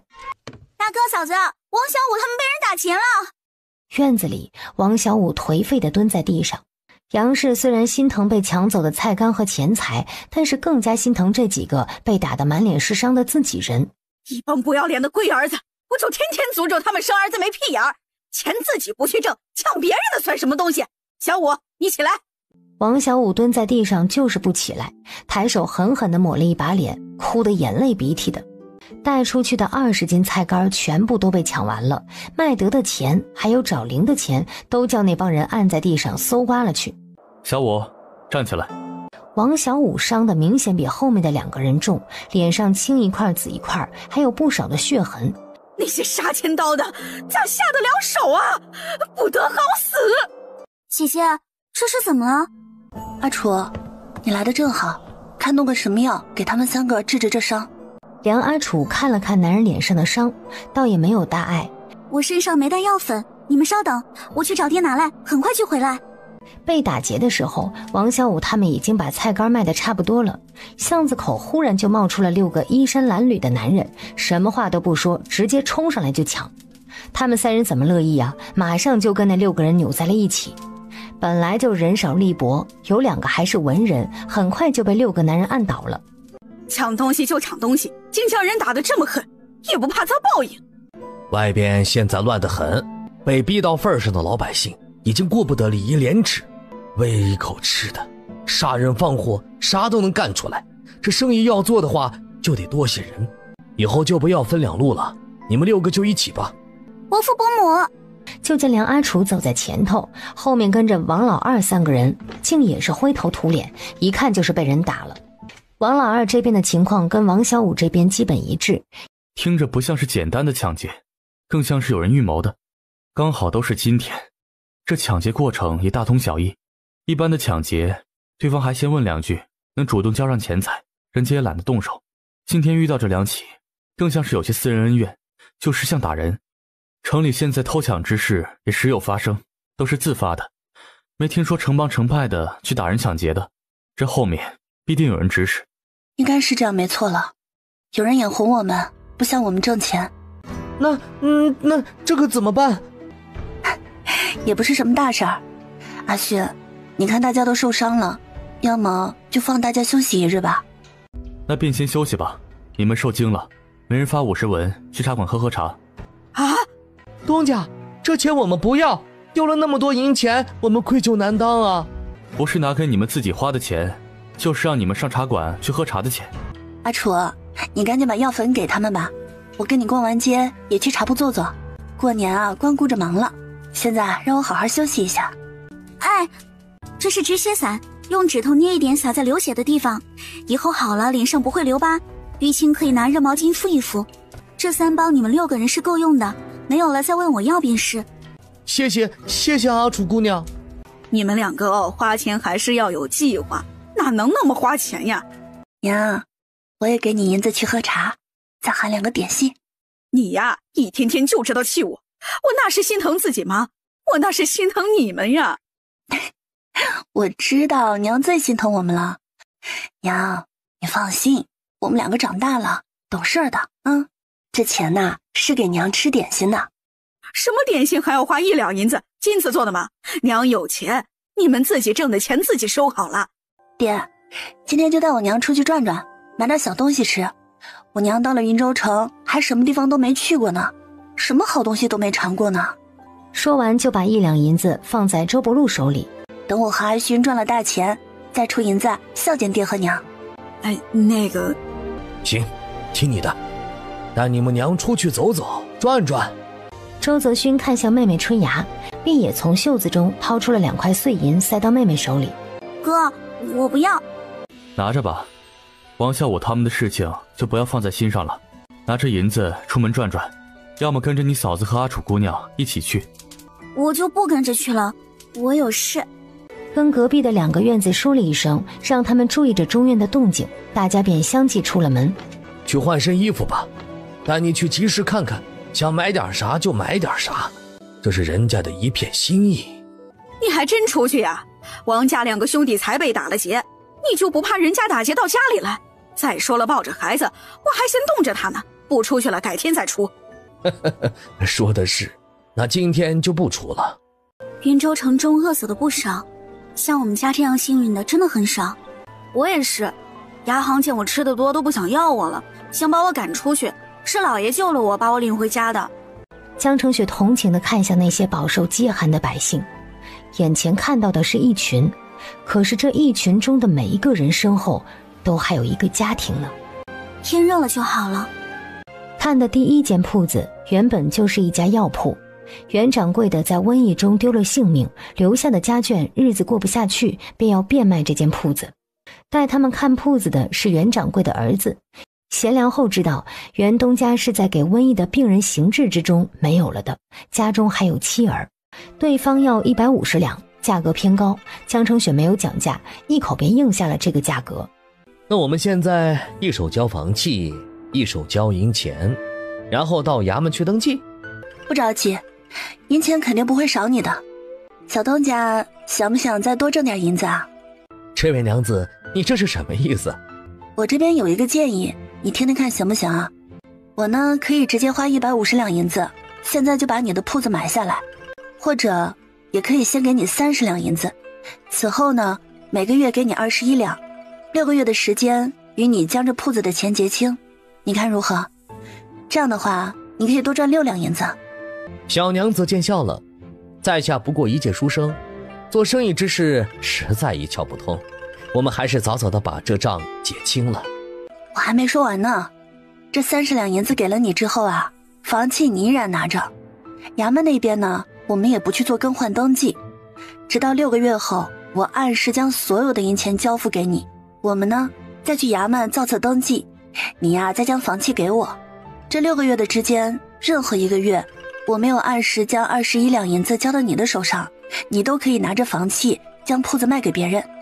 一开始给你的30两定金不用还给我，只还后面每月支付的银两就是。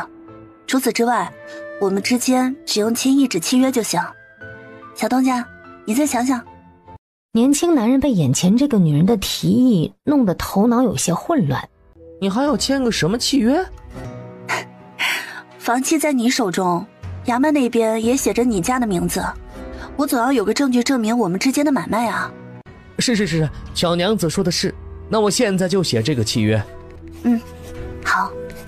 哎，能不能麻烦你同样的契约多写几份？多写几份呢？写个20份吧，多多益善嘛。不过要将具体的地址、首次支付的银两、每月支付的银两、支付的月空出来。你能明白我的意思吗？在下虽然不做生意，但契书却也看过不少。小娘子是要我写个契书样子，好给其他东家使用？就是这样。20份契书啊，写起来没有那么快。江澄雪让他回去写，说自己会去他家里取。姐姐，我觉得这样做不妥，太危险了。富贵险中求，阿楚，你别担心，我心中有数。爹，我今日去喝茶，听到些趣闻，与江元柏那个被赶出家门的女儿有关的。何事？爹，那女子嫁了一个有能耐的夫君，前段日子两人一起去了京城，赚了些银钱回来。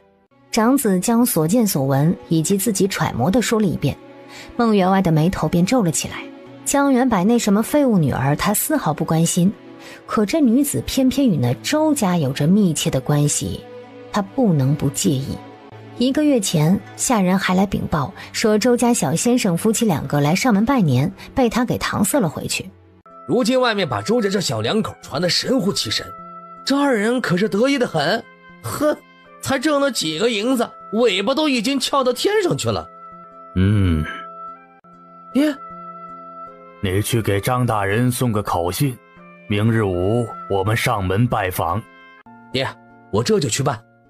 江澄雪这边去找了写契书的小东家，读书人还是读书人呐，契书写的是面面俱到，没有任何遗漏。东家，我还想请你帮个忙。江澄雪将写着店铺名的纸张拿了出来。这上面几家铺子我也都想买下来，但不知店铺的主人家住何处，你能帮我去找找吗？燕儿，人家姑娘家不方便，你就帮忙去跑一趟吧。好的。他们要是愿意，就跟你一样，明日申时到衙门口等着。事情交代完毕，3人起身告辞。这会儿天已擦黑，家里其他成员也都回来了，晚饭依旧是日日不变的那些。爹，这个大妞挺好的，跟我投缘，以后能不能叫她就跟着我啊？我买下她的时候就是这么想的，这丫头心眼不多，关键是力气大，能护住人，还是个女子，以后走哪儿你都带着她，以后我再物色一个，2个跟着更放心些。谢谢爹。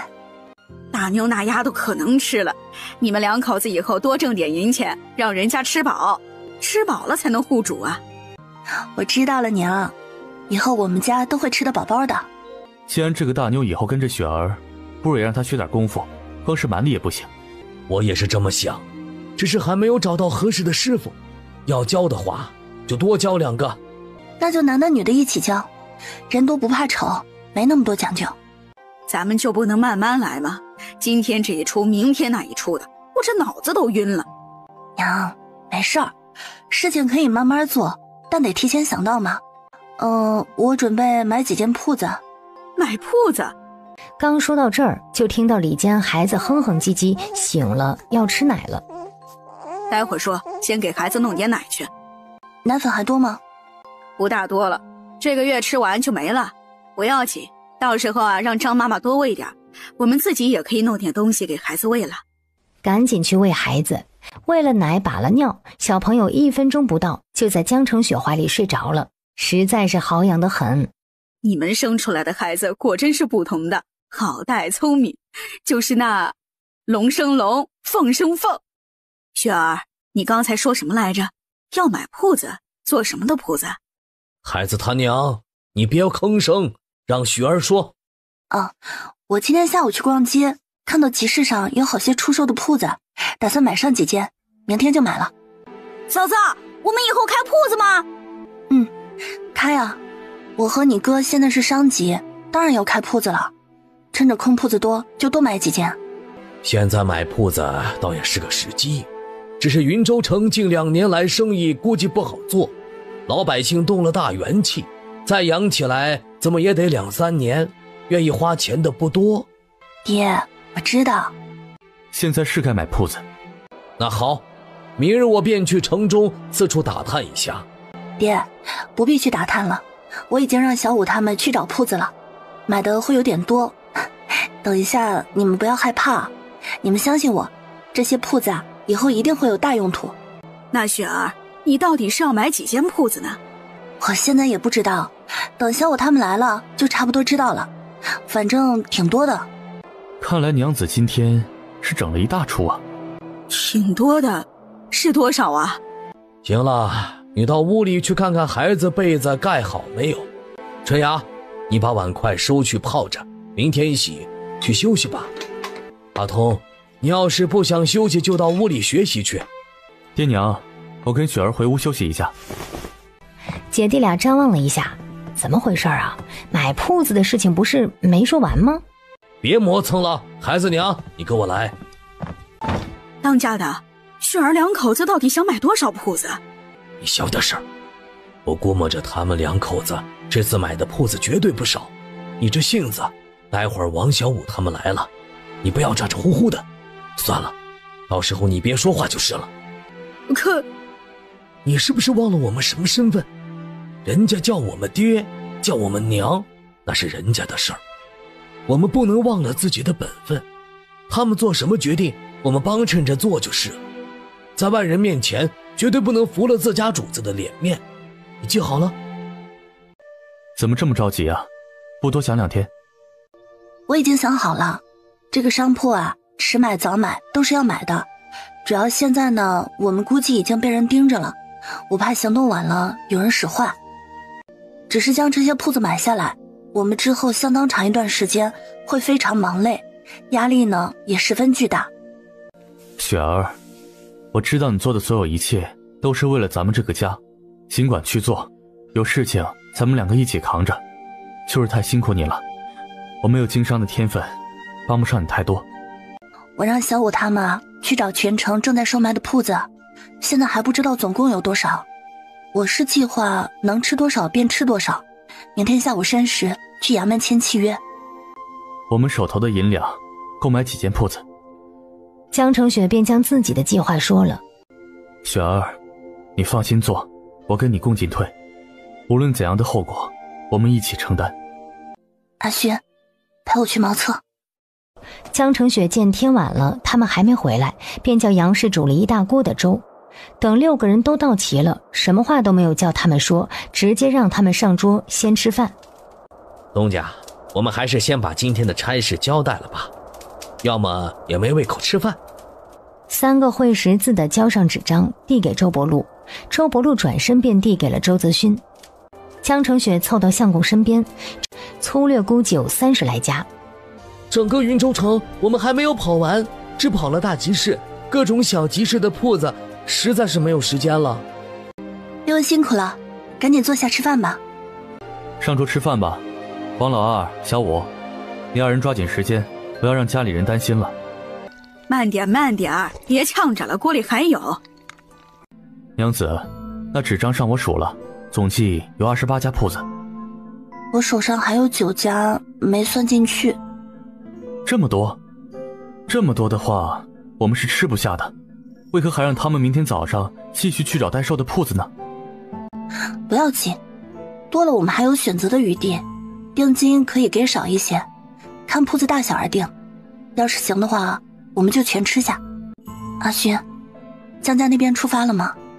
还没有，江元柏已经做好了准备，就是迟迟不动身，不知道是不是在观察我们。我也跟萧府借了5人，骁龙小虎带队，时刻盯着他的举动。如果我们把银子都用在铺子上面，江元柏这边……叫骁龙小虎他们几人不要去管江元柏了。明天晚些时候应该就能收黄豆了。收了黄豆，找个借口把黄豆拿回家，让他们去寻个石磨卖豆腐挣些钱。是啊，有句话叫做站在风口上，猪也能上树。阿勋，你知道吗？我们其实就站在风口上呢，我们没有问题的。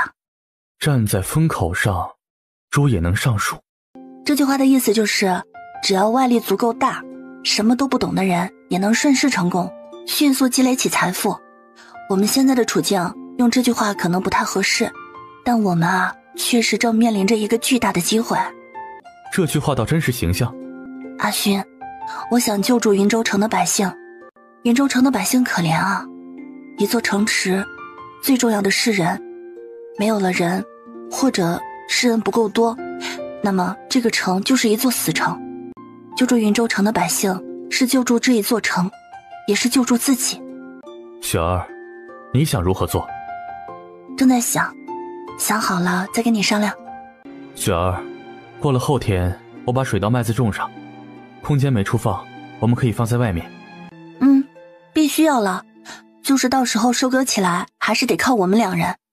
两个世界的季节不同，不好找人进来帮忙的。没事，我一个人就可以，累就累一点，没关系的。起了，洗把脸吃饭吧。娘，你们吃了吗？我们早就吃过了，看你们两口子累了没喊你们。娘，你们吃鸡蛋了吗？吃了，真吃了，打进饭里面一起煮的。饭后，周泽勋请周伯禄申时也到衙门口去。到时候如果衙门口聚集的店铺主多了，得有一个自己人在场组织。爹娘，我们先出门了，中午就不回来吃饭了。两人出门就直奔诸暨药房，顺便拎了一麻袋的药材。江娘子，你们来啦！朱白毛跟梁宽打了声招呼，让他先枕着，自己过来招呼两人到后院去坐。先将带来的一麻袋药材倒出来，他现在最关心的就是这个。三丫抱着弟弟，他第一次见这小家伙的时候，小家伙还十分灵动，会在院子里面爬走调皮，现在眼神都是直愣愣的，嘴巴张着便不知道合住，口水顺着嘴角往下流。江澄雪不由得鼻头一酸，我们老朱家可能就是没有养儿子的命吧，生了5个丫头，好不容易有了儿子还傻了。朱白毛见说到自己的儿子，心中不由一阵酸楚。这瘟疫弄没了小丫，三丫和小儿子救回来了，但小儿子灌药灌猛了，以后恐怕都是个傻子了。掌柜的，你让四丫每天抱着你的儿子到我们家来一趟吧。喂，好。朱大夫，我有点事情单独跟你说说。朱掌柜，你可别惊讶啊。然后将袋子打开来，里面放着一根品相十分完好、根须整齐的人参，这果真是令人惊讶呀！朱白毛神情极其严肃，对着这人参从根到须仔细地打量一番。江娘子，这根人参起码有150年，你们还是自己收藏着，不要卖了。要卖也不是现在卖，卖不上价。那你看在盛年的时候，这人参能卖多少银子？我年轻时，师傅得过一根100年老参，卖了500两银子。你这根，在盛年时甚至可以往1000两银子上要价，现在的话不好说。那1000年人参岂不是无价了？我的意思是，1000年的人参，国库都买不起了吧？人参本就无价，可遇不可求。世人老说1000年人参，可我活了大半辈子，从来没有听说有谁得过1000年人参，上100年的都极少。人参上了岁数就成精了，会跑，哪能叫人挖了去？江娘子一定要好好珍藏着，我铺子里面还有装人参的盒子，我等一下给你取来。你这个有些大了。却见自己的大东家将盒子里面的垫布给揭开来，朱白毛往里一瞧，倒吸一口冷气。江娘子，这个人参也了不得，比先头那根要年轻点，但绝对也是100年以上的老参。天哪，就连城中孟员外家也绝不可能一次性拿出2根100年老参。那最高能往多少叫价呢？ 500两以上，你看这叫就是。江澄雪又把第2根人参排放在了桌面上。朱白毛一看他这举动，登时惊了。莫非？江澄雪笑着点点头。前面2根人参在这第3根人参面前完全排不上号，那不是一个等级的。朱大夫，你坐着瞧。江娘子，这，这是3根人参中最为珍惜的一根，年份久远。老夫看着像是300年以上的稀世珍品啊。300多少年？这按我的鉴别方法，应该是不到350年。这样我去找梁大夫来，他见多识广。阿勋，你去吧，让朱大夫休息一下。老梁。梁宽有些莫名其妙，自己正诊着病呢，就被这周家公子叫了过来。你快给我们东家瞧瞧。结果和朱白毛的鉴别没有什么差异，那个300多年的老参大约是320岁左右。1两白银是值得的。江澄雪呼了一口气，1两白银就这样送人，要说不心疼那是骗鬼呢。礼物是应当送的，萧府也是有资格收的。2位大夫，这3根人参的事情还请你们保密。这些人参啊，都是送人的。2人离开前还把之前的账给算了，一共是98两银子。呀，还忘记一件事儿，契书不够啊。这正好，我们回去吧。阿欣，你写的字真好看。你写着，我去做午饭啊。需要我帮忙吗？不用。你不要碰冷水。好。腊肉大杂烩比上次的更加好吃，周泽勋一个没忍住，一口气吃了3大碗。2人吃完饭漱了口，周泽勋又抄写了10份契书。时间差不多了，他们拿着契书，抱着那个普普通通看着有些简陋的木盒子，来到了张大人住处。另一边，孟员外携长子来张大人府中拜访，提前说过要来吃午饭，这个点也吃完了。就听下面的人过来报告，说是周家公子和他小娘子来了。哦，他们是不是约好的？刚才在饭桌上，孟员外父子话里话外都在阐明态度，他们孟家跟周家不和。可是今天人家来是为了整治周家，就挺让张大人为难的。今天是孟家来找他，估计薛家那边也得来找他，薛家孟家都不好得罪。总之，张大人现在是左也不是，右也不是。你去回周家2人，就说今日我不便见客，叫他们改日再来。可周公子说，今日的事情十分紧急，一定要马上见大人。哦，还能有什么紧急事儿呢？大人，既然这2位小朋友有急事要见您，不如就让他们进来吧。我们父子在这儿应该不妨碍吧？妨碍不妨碍，你没数吗？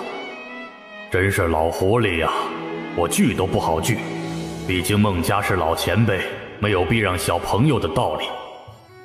张大人就请他2人进来吧，我们还从没见过这2人，今天在贵府会会他们，不晓得是何方神圣。你去请周公子2人进来吧，叫人再上2杯茶来。2人踏进正屋，就看到屋里坐着3个人。不知张大人有客，还来叨扰，晚生无礼了。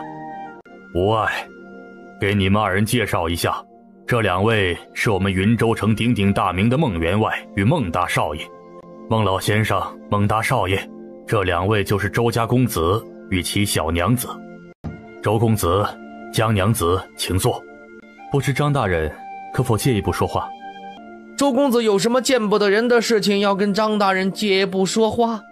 连我们孟家不也堂堂正正坐在这里说话的吗？若是什么人都能跟张大人借步说话，这云州城岂不是乱套了？孟大少爷说的是，不知你们孟家与张大人堂堂正正谈的是何事？若你们还没谈完，我跟娘子先在旁边候着。你们有事就请跟张大人说吧，你们说完，我还要与张大人喝茶呢。我们今日来找大人，确实有非常紧急的事情，事关生意上面的事儿。就由我娘子来说。今日找大人没有什么不可说之事。前2日呢，我跟相公从京城回来，对比之下才得知啊，我们云州城的百姓过得苦不堪言，饿死冻死可说是家常便饭。还有传言说城中就有食人之举。唉，江娘子所说，老夫也有所耳闻，老夫愧对云州百姓啊！唉，与大人无关啊。民女月余未见大人，大人又轻瘦了。民女代表云州城的百姓，恳请大人保重身体。江娘子的话让他心头一热，如今民众怨声载道，有几人知他不容易？我们家中尚有存粮1000斤，想要全部捐献给云州城的百姓。张大人您牵头，我们周家人辅助州衙施粥赈灾。江娘子、周公子，你2人说的可是真的？千真万确。孟老爷今天也在这里，实在是太好了。我们周家杯水车薪，实在是无法救助全城的百姓啊。孟家田地多，手中的确存了一些粮食，还想着多挣几个银子呢。毕竟他名下还有几家粮铺。他忽然有些后悔，就不该跟这2个人碰面。孟老爷有良田1000亩，那肯定是存了不少粮食，又是我们云州城最有名望的家族，全城有名望的家族都以孟家马首是瞻。如果这个时候孟老爷站出来向州衙捐赠粮食万斤，全城有实力的家族肯定会纷纷效仿，云州城的百姓啊就有救了，云州城的未来也有救了。孟老爷，您说是吧？张大人紧抿着唇，一脸严肃，心中却已仰天大笑。好啊，说得好。孟老爷看向江澄雪的眼神阴鸷起来，这女娃娃比他那上不了台面的爹可狠多了。你周家真能拿出1000斤粮食？可否例句，口说无凭？口说无凭，当然要立下字据了。很好，我们孟家就出你们周家的双倍吧。孟老爷果然宅信任厚，云州城有孟家就是全城百姓的福音呢。来呀，为纸墨笔砚立字据好呀，都别跟老子打哈哈。张大人心情大好，亲自执笔。既然孟老先生所出数量是周公子的2倍，那周公子你们2位先来吧。既然是救助全城百姓，我周家自然不留余力，就出粮食9000斤吧。那边孟员外不禁惨叫一声：爹，你没事吧？胡闹，那女子刚才说的分明是1000斤，此时怎么变成了哎，老爷误会了，我们刚才只说1000斤，但没说是几千斤呢。1000斤是1000斤，9000斤还是1000斤，难道不是吗？你胡搅蛮缠！孟老爷说笑了，此等大事我怎么敢胡搅蛮缠呢？大人，您写吧。救助百姓如此严肃之事，周家不敢有丝毫玩弄之心。我们周家的写完，还有孟家18000斤粮食要写呢。这等好事他还等什么呢？不要等到这2家反悔了。且慢，孟老先生还有何异议？大人，老夫羞愧，没想到周家能拿出这么多粮食，老夫鲁莽说了大话。18000斤粮食，我们孟家现在真的拿不出来，打死也拿不出来呀。你们周家从何而来的这么多粮食？偷的？抢的？大人，您可千万不要随意听信了这2人。这是什么意思啊？是要告发我们周家吗？告我们周家抢了谁的，偷了谁的？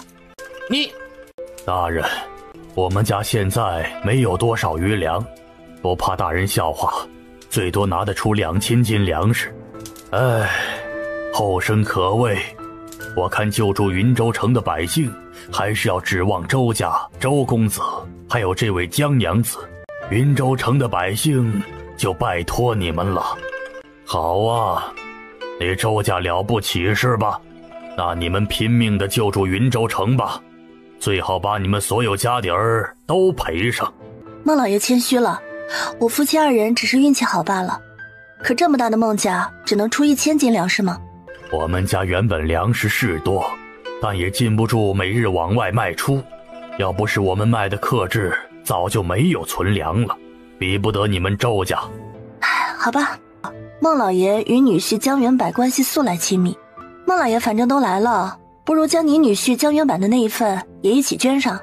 这位江老爷，我还算有些了解，捐个1000斤粮食不算多，不如孟家账上直接写捐粮3000斤，过后那1000斤呢，您私下去问江元柏讨回来就是。我们当百姓的，理应为张大人分担忧愁嘛，让他少跑一趟。孟老爷，您说呢？你要护着你这女婿是吧？好啊，那你就护着呗，这才只是开始。江娘子说的不错，一切从简，将时间和精力放在赈灾上面。既然你们之间这个约定不成立了，那就从孟老爷开始吧，以免耽误孟老爷的时间。大人，那江元柏做的是茶叶生意，家中没有多少存粮的，不如写个500斤吧。怎么可能没粮食呢？不如这样吧，就先定1000斤，交不上的呢，就让江老爷以茶叶抵充。他是做茶叶生意的，茶叶那还不是多的是啊。该死的江元柏，生出来的好女儿。行吧。孟员外与孟大少爷拿着纳了手印、踏了章子的字据，再不愿多说一句，起身便走。周小兄弟、江娘子，你二人真是……不过，孟家是我们云州城的名门望族，你们还是要做人留一线，日后好相见呢。不瞒张大人，在下啊与江元柏有仇，不将江家搞垮，我不甘心。二位，老夫觉得还是以和为贵为好。大人，我与娘子这次去京城得了一枚人参，想着大人为云州百姓过度操劳，特地送来给您补身子的。我们已经找了靠谱的大夫看过，这人参效果100年难遇。效果100年难遇。他盯着这人参，缓缓点头。你们之前来说的要谈生意上面的事儿，赈灾可不是生意上的事儿。说说吧，要跟老夫谈个什么事情，然后老夫才能决定收不收这宝贝。的确有生意上面的事情，还请大人帮个忙。我与娘子想购买几间铺子，希望大人能在场做个见证。哦，是想买几间呢？30-40间吧。大人，您没事吧？周公子，你刚才说什么来着？在下与娘子想买30-40间铺子，想请大人做个见证。你与我详细说说。周泽勋便将他们打算先给定金、分期付款的计划与张大人说了。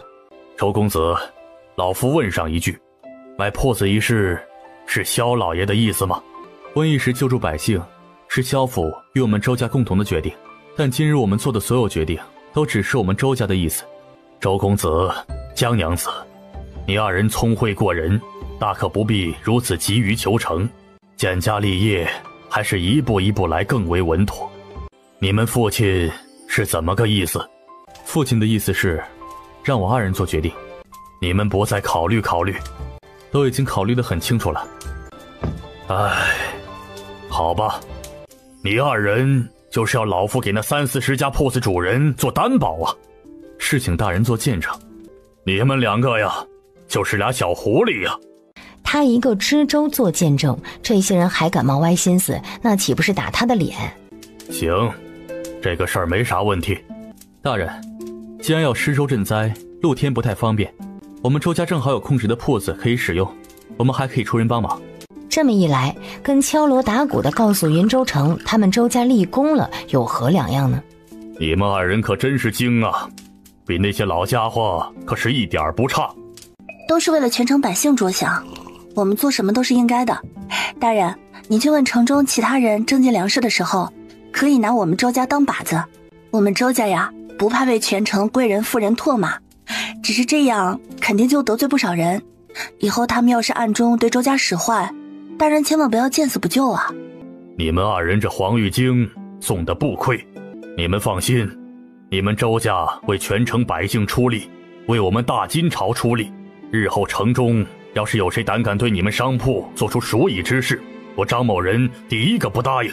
不过话说回来，正常的商业行为我可管不着啊。大人放心，周家呢是堂堂正正的人家，做事情啊也是堂堂正正的，不会家大人为难。那就好，还有别的吗？第二件事，在下还想跟大人要一封举荐信。给谁的举荐信？给京城的大茶商张老爷。京城的张老爷与我同姓不同族，是茶行的头号人物，你们要跟他做生意。我们是想请张老爷到我们云州城来做生意，顺便呢给他提供2间铺子。云州城引进富豪是好事，有助于改善云州城这萧条的景象。正好面前就是笔墨纸砚，提笔不多时就写好了举荐信，将2人狠狠地夸了一顿，字里行间洋溢着对他们的赞赏还有感激。大人，再提一嘴，我们在云州城拥有多家空置商铺，您说了那位张老爷才会信呢，我们自己说没用。好好好。大人，还有第3件事情呢。说，我可是明白了，你们2人就是有备而来的，一点亏也不会吃。大人，再借我们点银子呗。我说什么来着？张大人又惊又笑又气，借银子借到自己头上的，这还是第1个呀。大人，您也知道啊，我们为了囤这些粮食可花了不少的银子呢。这次去京城赚的银子都填补之前囤粮的口子了，再加上今日买铺子交定金。行了，老夫知道了，只是老夫积蓄也不多，我就只能借个1000两银子，是1000两啊，不是9000两。多谢大人，感激不尽。张大人立马写了字条，让下人传给大夫人。大夫人不多时便来了，送来10张银票。夫人，您上次腌的猪头肉真好吃，我们都吃光了，您手艺真好。哪里是我手艺好，分明是猪头肉好吃吧？都好，手艺好，猪头肉也好吃。夫人，我们去京城得了一些好看又好吃的糖果，我改日也送一些来给夫人尝尝。好，那我便等着吧。跟张大人要谈的事情都谈完了，几人便离开后院去了前面衙门。这边，搁这边。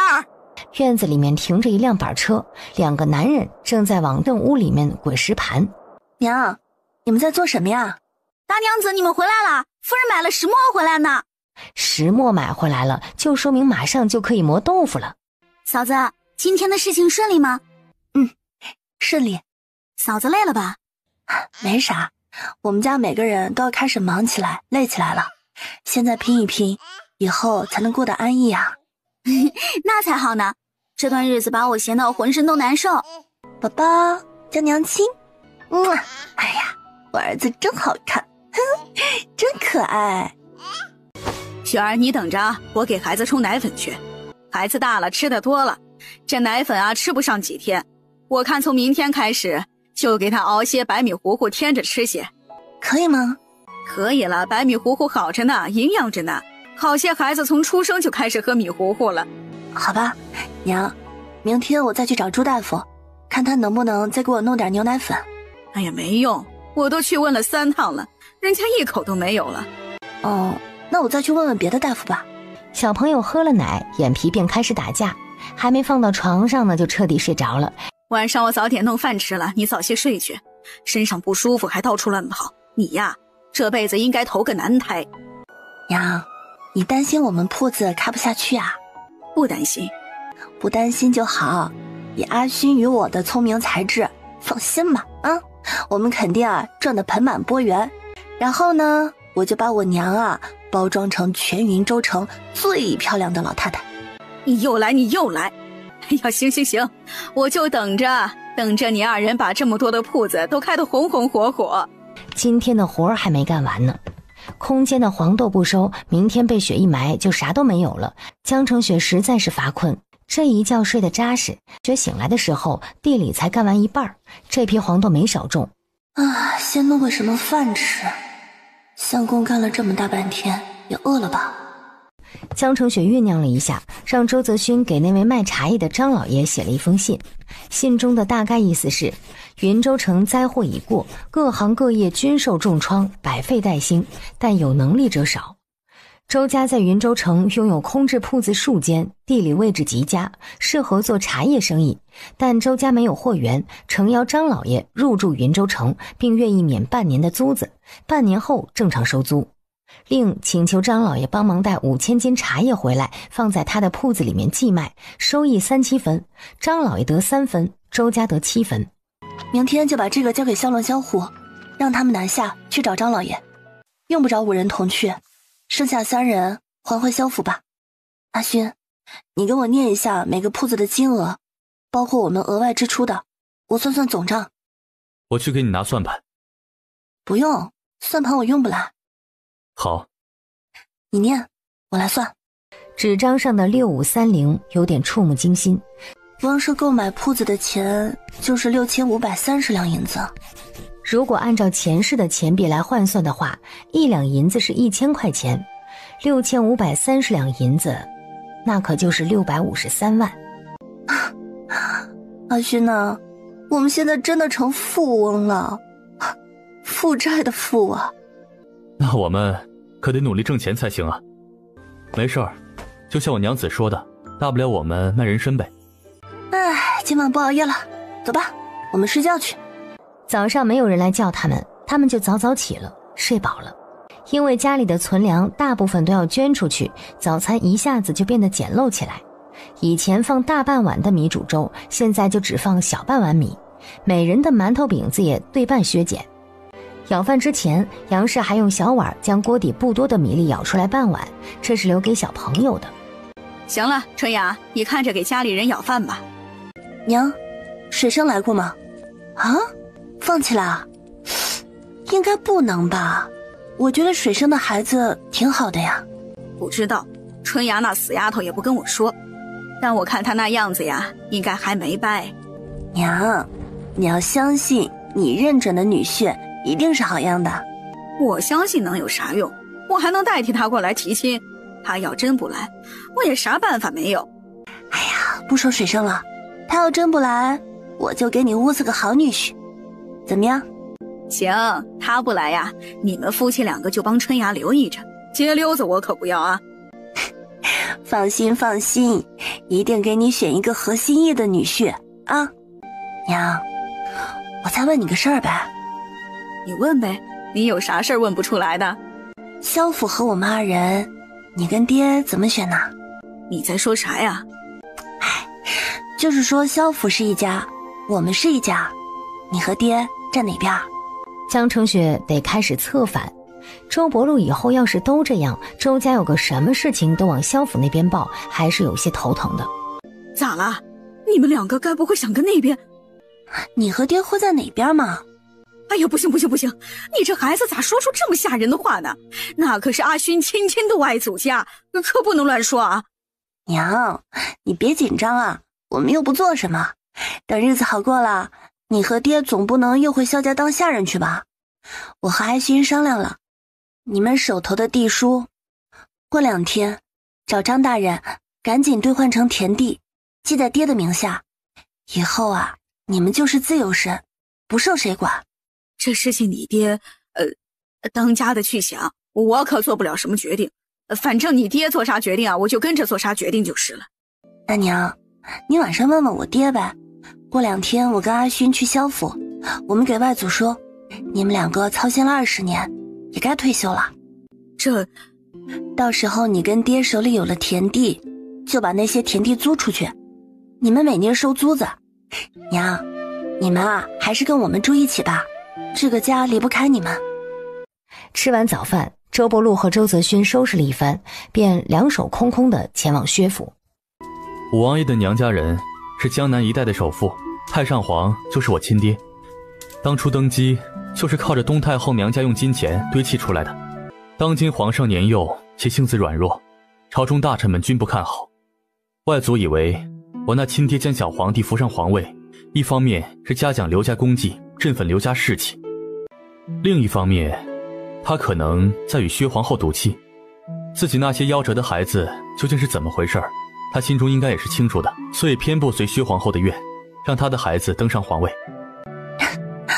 我知道有太后垂帘听政的，没想到有皇帝亲自退位垂帘听政的。所有实权依旧掌握在太上皇手里，可能是他见小儿子懦弱，想要逼着他早日成长吧。如果不把小皇子推上皇位，谁知道他会不会什么时候就夭折了呢？或者说不夭折，可是以他的性子也得长废了，不如早点推上皇位，让他成长起来，自己在背后还能帮衬一点。外祖猜测，薛家不可能就此罢休。太上皇退位之后，武王爷便被赐了封地，常驻南方。云州城的薛家，只是薛家的一个分支。之前也没见他们有所动静，但年前云州城就开始谣言四起，都是指责小皇帝未遂天命的，想必薛家是想要有所行动了。他们跟我们讨要粮食，毫无疑问还是为了武王爷，想要继续为他造势。别想了，睡吧，明天我们先去张大人府上再说吧。如果这9000斤粮食，薛家愿意出1万两白银，我们卖。这恐怕不能吧，1两银子1斤，那也才9000两，薛家能做这么大的冤大头吗？不能就算了。你们2位今日上门又有什么事儿啊？应该不是专门送豆腐来的吧？要真是送豆腐的话，这豆腐有些少啊。唉，你们怎么了？难道有人找你们麻烦了？也不知道算不算是麻烦，就是有些烦心，来找大人解解惑。哦，说来听听。薛府要跟我们买这9000斤粮食，但是呢，我们不知道怎么定价格合适，就想来问问张大人，让大人给我们出主意。你们才是生意人，价格这事儿我如何帮你们出主意呀？我们啊，原本是不想卖的，可不是张大人您让他们跟我们买吗？我们与薛府没有交集，但是张大人的意思，我们还是愿意配合的。他们给你们说是我让的？没有，薛府没有提到张大人，大人放心，我们懂的。这分明是此地无银300两。我们周家与薛府从来没有打过交道，虽然薛家说愿意高价收购我们的粮食，但听说啊，薛家与武王爷是族亲，我们害怕做事不周，让薛家生气了。可是如果这粮价给的太低，我们周家就什么也赚不上了呀，手里攥的这些铺子说不定也……唉，我们的原意啊，是想着用这9000斤粮食收买云州城百姓的心，等到他们翻过身来，好照顾我们的生意。可薛家如果买了这粮食，我们的计划就被打乱了，所以想请张大人帮我们定一个合理的价格，再跟薛府那边求求情。这事儿你们找我，我也没法。老夫现在忙百姓，死活都忙不过来。做生意这些事儿啊，老夫不管，不要违法乱纪就是了。你们自己爱咋样就咋样吧，别把我扯进去。违法乱纪的事情，张大人，有件事情不知当讲不当讲。有关百姓的就讲，有关生意的就别讲了。大人有所不知，从去年年末开始，就有百姓抱怨当今皇上，甚至说皇上他不是天子。你2位不可胡说，这可是要问罪的，我就当没听到。大人，这话呀不是我们说的，外面说这话的百姓可多了，我们也害怕这些言论为云州城带来祸事，所以才斗胆告诉您。那这生意我们还跟薛家做吗？薛家出1万两银子我们就做，不出就算了。看张大人的反应，不像是和薛府一路的，甚至还有一些避之不及。要是我也避之不及。我认为……江澄雪正想说点什么，却被周泽勋重重地捏了一下手。有人跟踪。雪儿，你先去茶铺等我，我去会会那人。怎样？孟家的人，我已经拎回去交给爹了。不是薛家的就好。哎，我们去薛家吧，问他们愿不愿意出1万两白银。果然，薛家对他们提出的价格震惊万分。你们是想钱想疯了？1万两白银，你们知道能买多少粮食吗？不知。1两白银足够你们几辈子人衣食无忧，居然敢狮子大张口，9000斤粮食就想要1两白银，为何不去抢呢？那就算了，这9000斤粮食是我们预备打开云州市场的，没有这9000斤粮食，我们后面的生意也不好做啊，打扰了。回家之后，得知周伯禄已经拎着那跟踪他们的人，带着罗玉章一伙人到孟府送人去了。江澄雪别的不多问，赶紧钻进自己那屋，又钻进空间补觉去了。睡醒之后，杨氏正在捣黄豆荚。娘，今天不播了？还播？手不想要了？播到什么时候去呢？那劲头过去就算了。不是说去睡觉吗？这么快就起来了？睡好了。杨氏停下手中的动作，满是深意地看看他，转身进了里屋。杨氏走过来，将一个布包塞到他的怀里，拿着，再去睡会儿。娘，我都说了不缺银子，却也不是缺这么一点儿。拿着呀，我这余下的够我们生活了，你们尽管拿去用就行。老人家一片心意，塞回去不好，便留下了。娘，你等着，我们啊很快就能10倍把这银子挣回来了。不用着急，着什么急？你们慢慢来就行。谢谢娘。赶紧屋里再去睡会儿，我看你一大早上哈欠就没停过。我真的睡好了。爹，事情怎么样了？孟家那边不承认，还去了一趟官府。不过张大人不在，下面的官员不愿管孟家的事情，只把那个跟踪者扣押了。不过你们也不必担心，我们过去把动静闹得很大，孟家应该不会再派人来跟踪，以免背上偷粮贼的罪名。那行了。你们那边如何？薛家问我们买粮食是他们自己的事情，张大人对此并不知情。我和阿勋商量了，不打算卖给他们，反正也卖不了多少钱。好。江娘子，你们交给老夫办的事儿，老夫还未办完，麻烦再给我1日时间。是我耽误了陆先生的正事儿，却孟家将先生一起带上了，他一人也不知道那些店铺的位置所在。这倒没什么事情，店址啊慢慢选，能选出好的店铺，时间多一点也划算。这周一施也不知道要施多久，反正现在家里男男女女都有的忙了。在想什么？啊，在想挣钱的事情。心里有方向了吗？哎，你说现在什么最好卖啊？粮食，只有粮食什么时候都好卖。对，农民也要开始发愁了。旱灾过去了，但农民们把粮食都吃完了，连各种粮都没有留，所以我们还得种粮食，多多的种。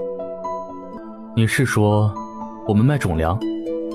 吃的粮食也卖，种地的粮食也卖。云州城的事情都稳妥之后，我们赶紧出一趟城。好。大哥嫂子，娘让我来喊你们吃饭。周通困的是稀里糊涂，2个眼睛都睁不开。早上配着米粥吃了一点豆渣面馒头，吃完天都没亮，一家人大眼瞪小眼儿。收拾收拾，你们该去上工的就去上工了。这第1天，老百姓啊都等着呢。娘，我能去睡会儿不？念你的书去。灯太暗了，院子里打豆子去。好吧，那就打豆子吧。嫂子，昨天豆腐就开始熏上了，孙嫂子说要多熏2天才行。过2天我们能吃上熏豆干吗？是啊，自家做出来的东西当然得自己先吃，等熏豆干做好了，嫂子给你炒菜吃。嫂子，不弄多了，尝尝味道就可以了。好，嫂子心里有数呢。正说着，小床里面的孩子就醒了，哼哼唧唧的。春芽，这些日子辛苦你和娘了。我们有啥辛苦的，就是带带孩子而已，大哥和嫂子才辛苦呢。春芽，学生呢？这都好几天了吧？没有几天，嫂子。他到底还上不上门提亲啊？他再不来，我跟你哥可就给你安排了。咱们春芽长得这么标致，又这么贤惠，排着队想娶你的可多着呢。嫂子，我哪里有那么好？而且，水生他不是不来。那他是不敢来？也不是，水生说空着手上门提亲不好，他想攒点银子再来。他想怎么攒银子啊？水生他们运气好，找到了清理河道的活，这2天已经开始干起来了。清理河道，会不会太早了？虽然现在天气开始转暖，可积雪都还没有化完呢。不早了，据说云州这边1到3月天气转暖的很快，现在旱灾过去了，可能很快就要来水了，所以要抓紧时间清理，就现在开始都不一定能清理完呢。水生说，等这个活干完了，就请媒婆来提亲了。萧老爷和萧夫人已经在堂屋坐着，等着他们2人过来。这对老人家板着脸，心里有些不愉快。周家现在可是了不得了，整个云州城闹得轰轰烈烈沸沸扬扬的，都折腾了这么多天，2口子都不知道一同上门来见见他们2个老人家，这是个什么意思啊？周泽勋、江成雪一踏进屋里，萧家2位老人眼眸一动，萧老爷已经心软了，但面上不动声色。我的孙子啊，你怎么变得这么黑了？周伯禄2口子是怎么照顾你们的？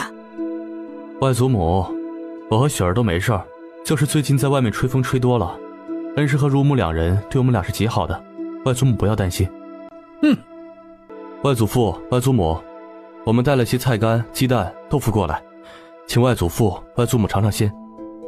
真好。外祖父、外祖母，雪儿之前身体不适，没有跟相公一起来拜访二老，希望二老不要生雪儿的气。你身子现在可好些了？回外祖母，现在已经痊愈了。那便好，你呀也得把自己的身体好好将养起来。我听说这些日子你时时跟着阿勋在外面到处跑，这样可不行。女人啊，少抛头露面。你瞧瞧，你都把你相公照顾成什么样子了？外祖母，雪儿将我照顾得很好，我就喜欢她时时在我身边。你这孩子。外祖父、外祖母，我与相公这次去京城得到了一件宝贝，特地来献给外祖父和外祖母的。300年的老人参，我和雪儿商量过了，外祖父、外祖母对我们恩重如山，无以为报。这人参理应献给外祖父和外祖母。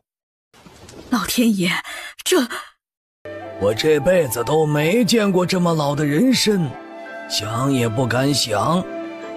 这人参珍贵，当真要送给我们？外祖父，这是我和雪儿一起送给萧府的，因为萧府对我们家照顾有加。这人参，外祖父、外祖母你们就收下吧。孙儿现在长大了，能够独当一面，也能好好的过以后的生活。以后请外祖父不要再为孙儿操劳了。你的意思？外祖父，这次叫娘亲从宫中接出来，以后我便与那个地方再无瓜葛，从此以周泽勋的身份存活于世，希望外祖父成全。你想做什么？萧老爷觉得糟了，这小子要脱离控制了。外祖父，我以后只想为商，踏踏实实过日子。为商？荒唐！你这是自甘堕落。你堂堂一介龙子，竟要主动去做个地位卑贱的商人，荒唐至极。不荒唐，外祖父，我们只是为商，不偷不抢，能活好自己，还能为百姓造福，这样不是挺好的吗？要说荒唐，亲子离间，兄弟相残，岂不是更荒唐？不像话！男人们谈正事，女人不许插嘴。外祖母，我们虽是女人，但您总不可能看着好不容易救出来的外孙重新去送死吧？反正我的相公，我不会看着他跳入火坑。混账话！什么叫跳入火坑？阿勋他流着帝王的血，那个地方才是他该去的地方。外祖母，您说的对，阿勋他流着帝王的血。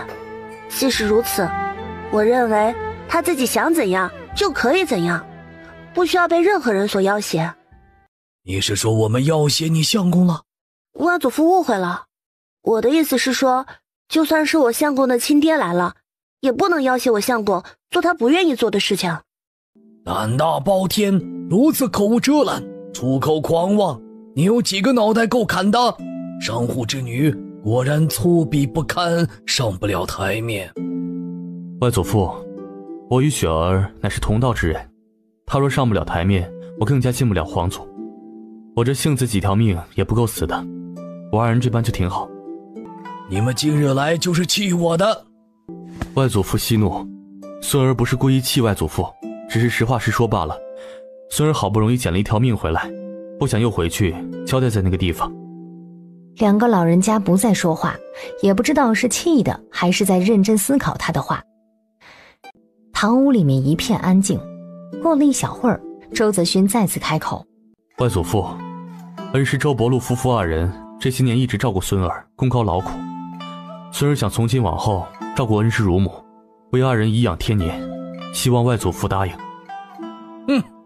两人见状也不愿意再继续气两位老人家，于是赶紧告辞离开。希望不要将两位老人家气出个好歹才是。不会，外祖父和外祖母身体健壮着，而且就这么着就气出个好歹，那他们就更不要去想将我往那个位置推的事情了。而这两人离开之后，萧府的两位老人家在堂屋坐了半晌。老爷消消气，别气坏了身体，这两个孩子真是不懂事。罢了，走着看吧。那这人参收起来吧，找个信得过的大夫帮忙瞧一瞧。这江家的女儿以前没瞧出来，这短短2个月挣了点钱，说话就这么没大没小了。以前见这孩子还怪惹人怜爱的，今天怎么这么失礼数？你想想那个江元柏，他这个女儿虽不随他待见，恐怕最随了他的性子。走在大街上的江成雪打了个喷嚏，揉了揉鼻子。着凉了吗？不知道啊，估计是被人念叨着了。不是说还要送外祖母一根人参吗？以后再送。你看今天我们把两个老人家给气成啥样了，以后不得拿东西哄哄吗？2个喷嚏而已，没想到还有一系列的后遗症，现在已经开始头疼、嗓子干、流鼻涕了。见江成雪真的病了，杨氏赶紧让隔壁大妞去找梁阿楚过来。梁阿楚急急忙忙地赶来，开了药方。周泽勋又急急忙忙去朱大夫的药铺取了药。回来之后，杨氏便张罗着把中药煎了起来。姐姐就是累了，人一累就容易得病，不过我们现在药材齐全，不会有大碍的。累了？他没觉得呀，不过潜意识里面的事情很难说的。阿楚，伯父决定好了吗？是说铺子的事情。那就好，我们手头的铺子除了已经挂上我们自家门头的，伯父都可以挑选。包括现在正在施粥的那10家铺子，等这一节过去了，就可以投入使用了。我爹看上了之前宋家的那个铺子，虽然老旧一点，但是原本就是药铺，现在拾掇就能直接用。这铺子也不大，我爹一个人再加1个伙计就能照顾过来，剩下1个伙计，爹说要是姐姐这边能用得上的话，就让他跟着周家。太好了，没有问题。那铺子正好也空着，伯父现在就可以着手拾掇了。收拾好之后，我这边会送药材过去。真的可以吗？可以，先把铺子开起来，后续的工钱薪酬等我好了以后再商量。谢谢姐姐，那我回去就给我爹说。阿楚，有没有什么中药不生病也可以吃的？最关键的一点，味道要十分苦。不生病干嘛要吃药呢？是这样的，粮食本就短缺，偏有贪心或者心怀恶意的坏人从中捣乱，让短缺的粮食进不了真正需要粮食的灾民腹中。我在想我们干脆在粥里面加点中药，让粥的味道变苦。我看那些人还要不要来跟没饭吃的人抢饭。是药3分毒，不过我觉得解决这个方法很好，只要剂量不大，喝个1次、2次、3次，对身体没有什么伤害。有不适的话也能很快自己缓解，只有长期喝才会出问题。我觉得黄连就很合适。中药治病，剂量和配方很重要。黄连味苦，如果只求味苦的话，很少量就能达到效果。我就是害怕那些没饭吃的也被这个味道给吓跑了。那就用最轻的剂量，人群中还有孩子呢。这样吧，给孩子的粥和给大人的粥分开来准备。两人说定，梁阿楚回去找他爹商量一锅的量用多少黄连，江澄雪这边则要准备黄连。想了想，这东西不能自己出，直接找张大人去想办法，自己出点子，朝廷出银子。阿勋，这几日我们离开云州城一趟吧，往南边去。好，正好云州城现在的局势都稳定了。下次去见张大人的夫人，可以带一点牛肉干，再带一点胡萝卜糖。这些事情明天再讲吧。娘子，我们赶紧歇息了。一番折腾之后，又爬起来洗漱。你明天约你三娘和弟弟做什么？让他们提前做好准备啊！江元柏该从云州城退场了。打算让他们母子两个离开江家。以后呢？让你三娘跟着我们一起吗？我们在城中有这么多铺子，给三娘母子两个一间就是了，足够他们生活了。听你的，就是不知道你这个弟弟究竟想不想离开他爹。所以我把他约到明天见一见，看下他的意思。阿勋，睡着了？没。声音含含糊糊的，可能还有3分的清醒，不过一点也不影响手脚乱动。江澄雪早上没出门，就在隔壁喝豆浆吃豆花，看着大家磨豆腐熏豆干。2个4岁的小豆丁也在院子里笑闹，比不久前的他们简直像换了个人一样，一下子变得活泼爱闹，充满了生机。森姐、冰姐，青松和小磊要不要准备去学堂啊？不去学堂，那现在是什么人呢？还想着去学堂？不过他爹教着呢，认得几个字以后，要能做个账房先生什么的，也挺好。青松他爹罗玉章读了一辈子的书，到头来连个秀才也没考上。你们家男人每天忙，有时间教他们吗？孩子还小，每天教几个字就行了，忙得过来。这个事情我再安排一下。王家兄弟2个也在学习，我安排他们和2个孩子一起念书。内院的5个先生啊，每天轮流着教半日。啊，江娘子，这怎么好？雪儿，阿尚说你想见我。柳氏有点紧张，又有点激动地抓住江澄雪的手。江澄雪拉着柳氏坐下，柳氏的眼睛这才落到周泽勋身上。这男人是谁啊？他还真没见过周泽勋。三娘，是我相公周泽勋。晚辈见过三娘。就是你相公呀？是啊，三娘好像还没有见过我相公呢。是没见过。雪儿真是嫁了一个好相公啊。三娘晚些回去不会有麻烦吧？不会，那个唱戏的女子生下的孩子才满2个月，一直由大房照顾着，她完全当自己的儿子，心疼得紧呢。老爷前几日也南下去了，我在江府还算自在。若是如此，三娘怎么会显得有些疲惫呢？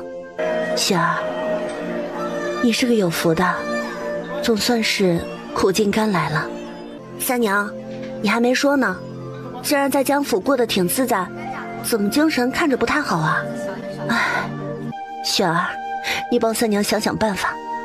你说把阿尚送到京城去念书好不好？送去京城也没用啊，如果他真的要对阿尚不利，只要阿尚身上还流着江元柏的血，他就不可能放过你们的。随便请个人制造一点意外不就行了？那我还能怎么办？三娘，实话给你说，江家呀已经是秋后的蚂蚱，蹦跳不了多久了。我来呢就是给你提个醒，趁早带着阿尚离开江家吧，无论是休书还是亲子断绝书，你自己看着想办法。还是说三娘还是希望留在江家？如果你们打算继续留在江家，我也不拦着，只是江家很快就会落败，到时候你也可以选择继续跟着江元柏吃苦，或是让江元柏解了你们之间的关系。只是你现在做出选择，不仁不义的就是江原柏。等到他落魄了，你再选择离开，那你就得背上骂名了。这，容我好好想一下。柳氏慌乱不已，越想冷静越无法冷静。柳夫人，有位小少爷找您。让他进来。进来的正是江宝上。江宝上规规矩矩地见了姐姐姐夫。阿尚，孟家私塾先生很严吗？我怎么见你脸上一丝笑容都没有啊？他在孟家私塾一直都过得不好，那私塾里面都是有头有脸人家的孩子，个个都瞧不起他。阿尚，是娘没本事，让你受委屈了。和娘没有关系，是我自己不好。江澄雪叹息一声，气氛有些压抑阴沉。周泽勋赶紧转移注意力。雪儿，你不是有话要对弟弟说吗？是，阿尚，我刚才给你娘说了，让你娘带着你脱离江家。这个事情你怎么想？你敢和江原柏断绝父子关系吗？我了半天，什么也没有我出来。如果你爹休了你娘，你选择跟谁？你对你爹还有幻想？不是，爹会休了我娘吗？为什么？不是你爹会休了你娘，你娘要争取让你爹休了他，因为江家快完蛋了。快完蛋了？对，江原柏害死我娘，我就让江家付出代价。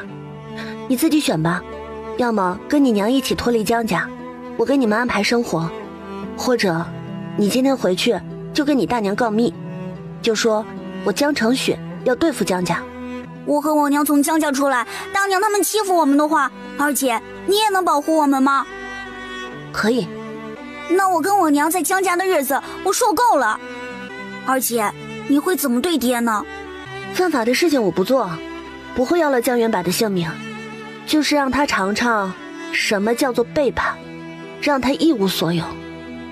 柳氏母子两个听懂了，又什么都不懂。两人跟江澄雪在房间里坐了没多一会儿，将要说的话都说完了，便起身告辞。阿勋，你说离了婚的女人还能出嫁吗？可以吧，只是二嫁就不能有太高的要求了，聘礼什么的就不要指望了。周家店就有个男人娶的二嫁女，对方带了个孩子，一分聘礼都没要。具体我也不清楚，可以回去问问娘。你在想什么？我就是觉得陆先生人挺好的。啊？算了，我什么都没说。八字没一撇的事情，他也想得太早了。江澄雪回家后，真的问了杨氏关于寡妇和二嫁女再出嫁的事情。只有那些讨不上老婆的才会要这样的女人，寡妇那是克夫的，否则他上一任相公怎么就没了呢？二嫁女也不行，你想想得差成什么样才会被夫家给赶出来？要不是实在讨不上老婆，很少有男人要他们。看得出来，寡妇和二嫁女不仅男人嫌弃，连女人也嫌弃。雪儿，你问这个做什么？我今天见三娘了，我让她从江家出来。啊？你这不是害人家吗？不过又想想江家那德行，好像也不是害。哎呀，左右都不是啊，可怜的柳氏。我还叫她把我弟也带出来。啊？能行吗？一个女人自己照顾好自己已经不容易，还要养个孩子，而且孩子也要跟着母亲一起被骂呢。我想好了，等他们出来，我就给他们支持一间铺子，让他们自己当掌柜，自己养活自己。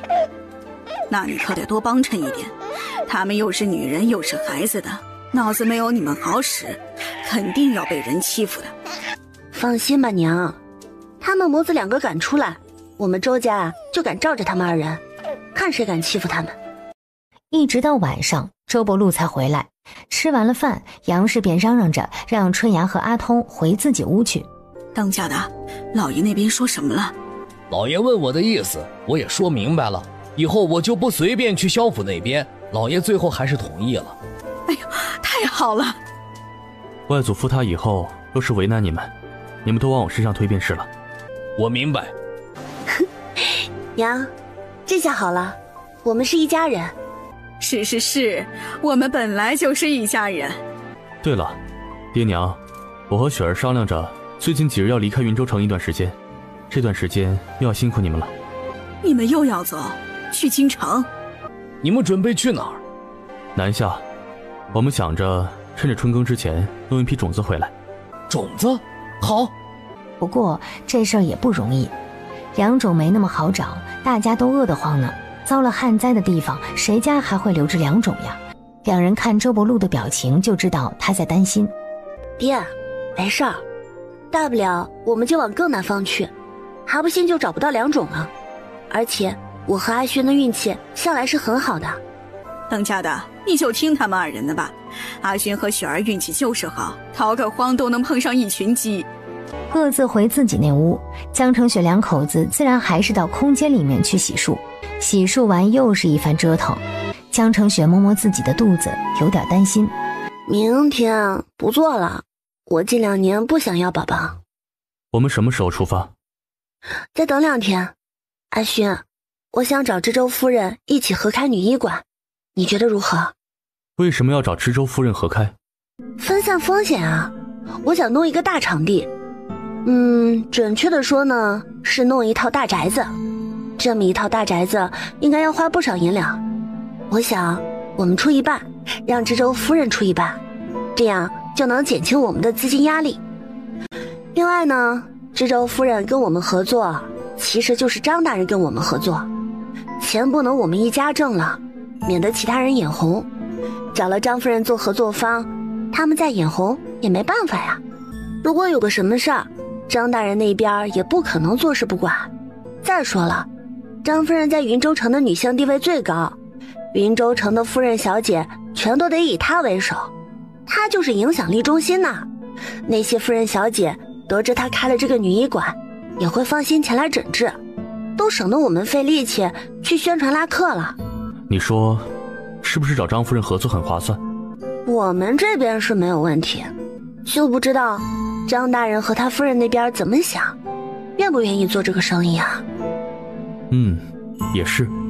明天去试试，这种局势不可能一直延续下去，我们也可以悄悄和知州夫人合作，至少可以减轻经济压力。雪儿，你多陪夫人说些话，我晚些过来接你。江娘子，你今天怎么有空来看我？随便坐吧。夫人，这是江娘子和周小先生带来的。哦，你之前就说要给我带糖吃，这罐子里装的可是你说的那宝贝糖果？是啊。哎，这味道好香啊。夫人，你看我从京城带回来的牛肉干，你快尝尝，可好吃了。油旺旺的呢。啊，我去拿2双筷子来。这牛肉干拿筷子吃可不好吃，直接用手拿就是啦。罗妈妈，你也尝尝，这样的牛肉干我还是第一次见，不是炒牛肉吗？夫人，江娘子送来的这牛肉干真是别致啊，与以往吃过的都不同。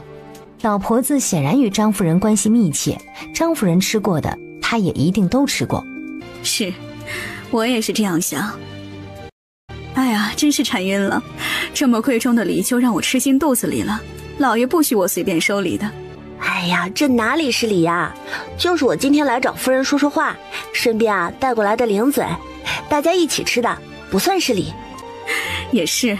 张夫人则吩咐罗妈妈午饭多添1双碗筷，留江娘子一起。你这小娘子找我还有别的事吧？有点事情。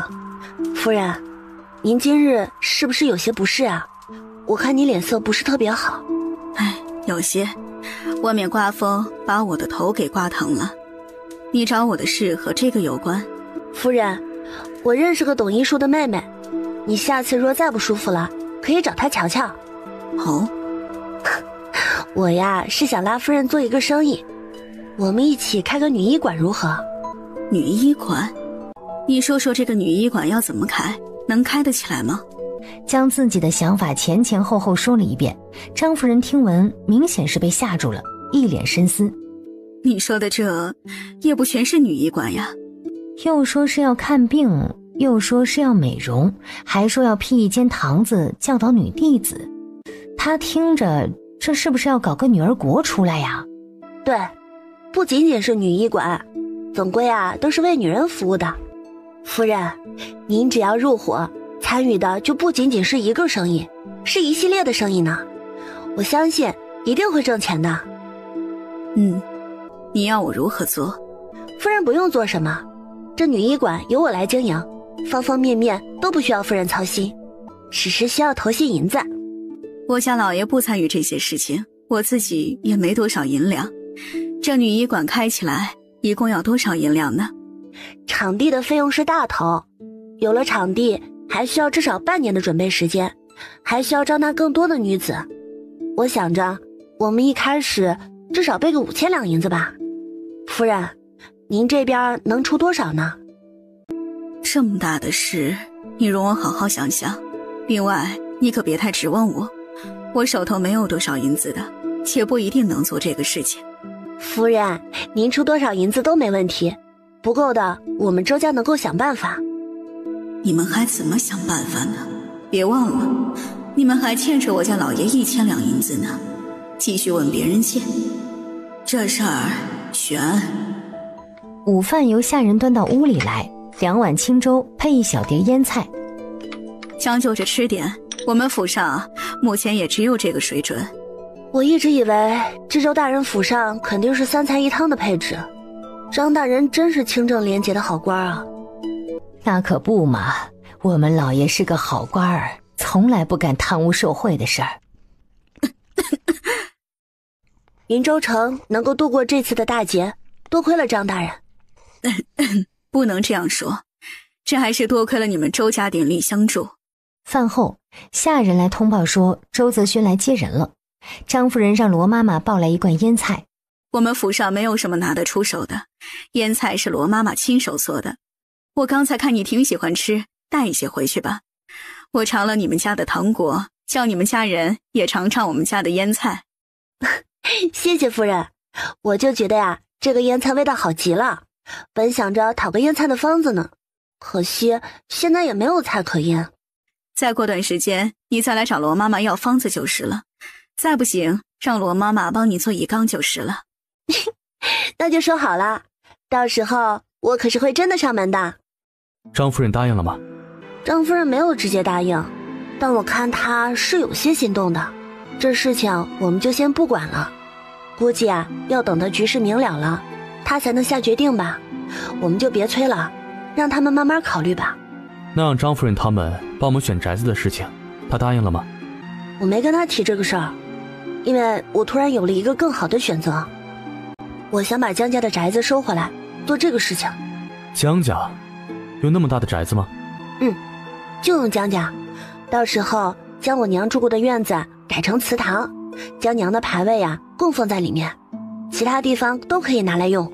周泽勋让周伯禄明日就赶紧拿着莫州那边的地书去衙门换土地。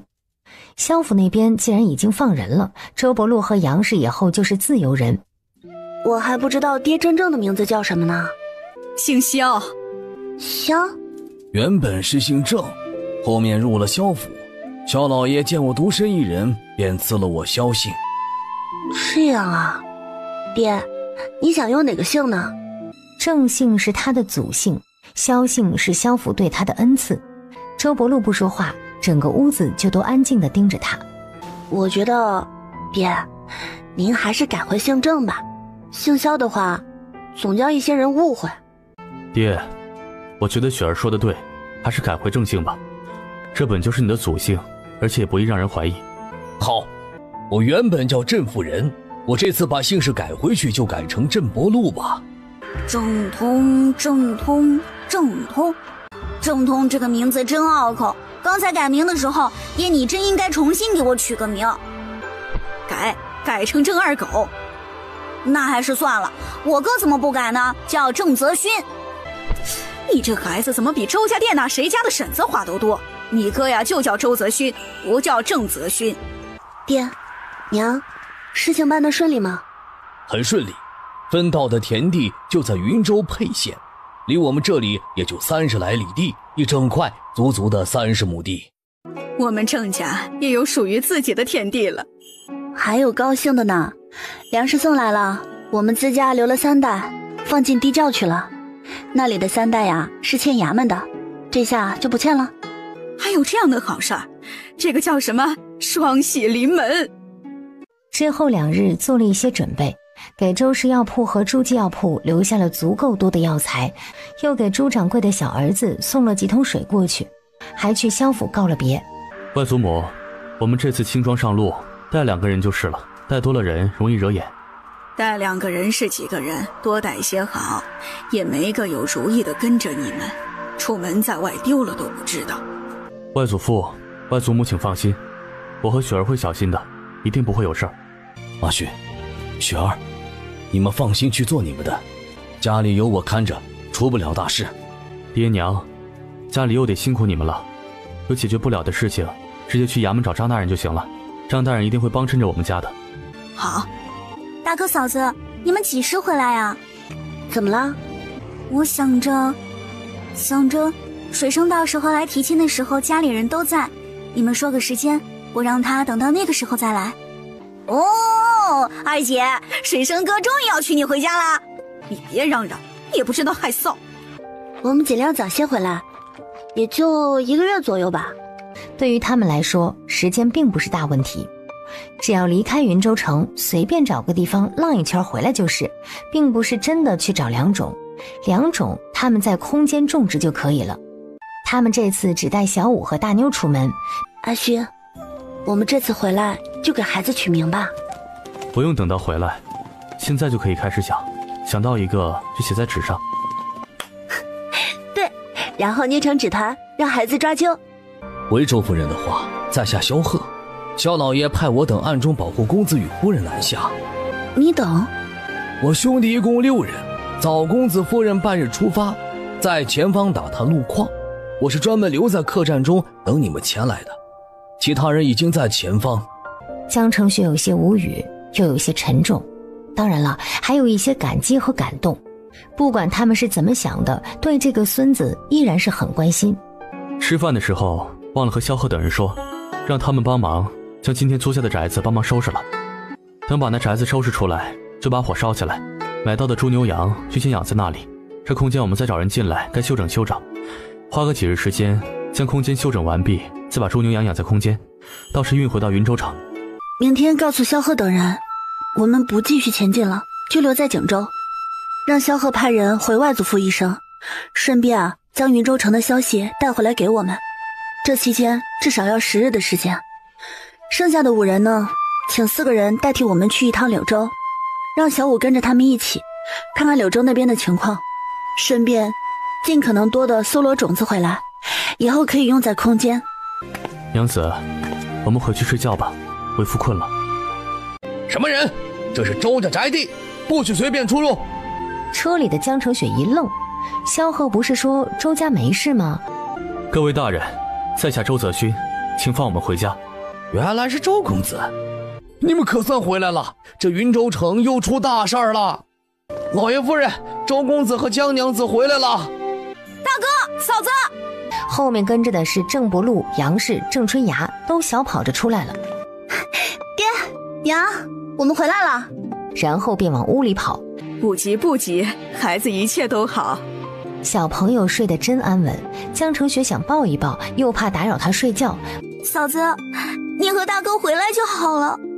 那边周泽勋又回了车厢，将车里的东西一一往下搬，关在竹笼里面的2头猪，筐子里面的2头小狼崽子，还有在锦州城中闲逛时给郑伯禄买的好酒，给杨氏买的老银钗子，给郑春芽买的红布，给郑通买的笔墨纸砚，给儿子带回来的牛奶粉，给家里的白糖咸盐。你们2个受累了呀。孩子他娘赶紧给弄点饭去。哎呀，老了就抓不住事儿了。阿旭、雪儿，你们赶紧坐着歇息。春芽，给大哥和嫂子倒茶水来。大哥嫂子，喝水。春芽这次又变回小姑娘了，才多长时间没见，就这么好哭啦？没有，嫂子，也不知道怎么看到你们，我就嫂子，我姐是被吓破胆了，好多人来我们家抢劫，任何粮食都被抢走了，好凶啊！唉，这破世道，老天不睁眼，人自己还把自己往死里搞。阿勋、雪儿，我对不住你们，没收好家里的粮食和银子。江澄雪离开家之前，留给家里100两银子，还有他自己存的那些银子，全叫那些匪徒给翻了出来。他们也没敢去争夺，人家人太多了，一个个红着眼跟要吃人似的，竟比逃荒路上遇到的还要凶残。他们两口子只能护着孩子，拉着春芽和阿通站在院子里，眼睁睁地看着他们将银子和粮食抢走。隔壁2个院子倒是起了争执，但是让郑伯禄制止了，让自己人都住手，让他们抢吧拿吧，别把自己伤了。娘说的什么话？银子没了再挣，粮食没了再找，人没事就好，没啥事儿。家里都被砸了，那些人为了分银子，差点把房顶都掀了。别怕，以后没事了。那地窖他们也发现了？没有，他们把家里砸完了，就是没有发现地窖。地窖没事啊？我真是糊涂呀，做什么把银子藏在屋里头？我一开始就应该藏在地窖里。杨氏气呀，气得2天吃不下饭了。我和阿勋还当是多大的事儿呢，这不是啥事儿都没有吗？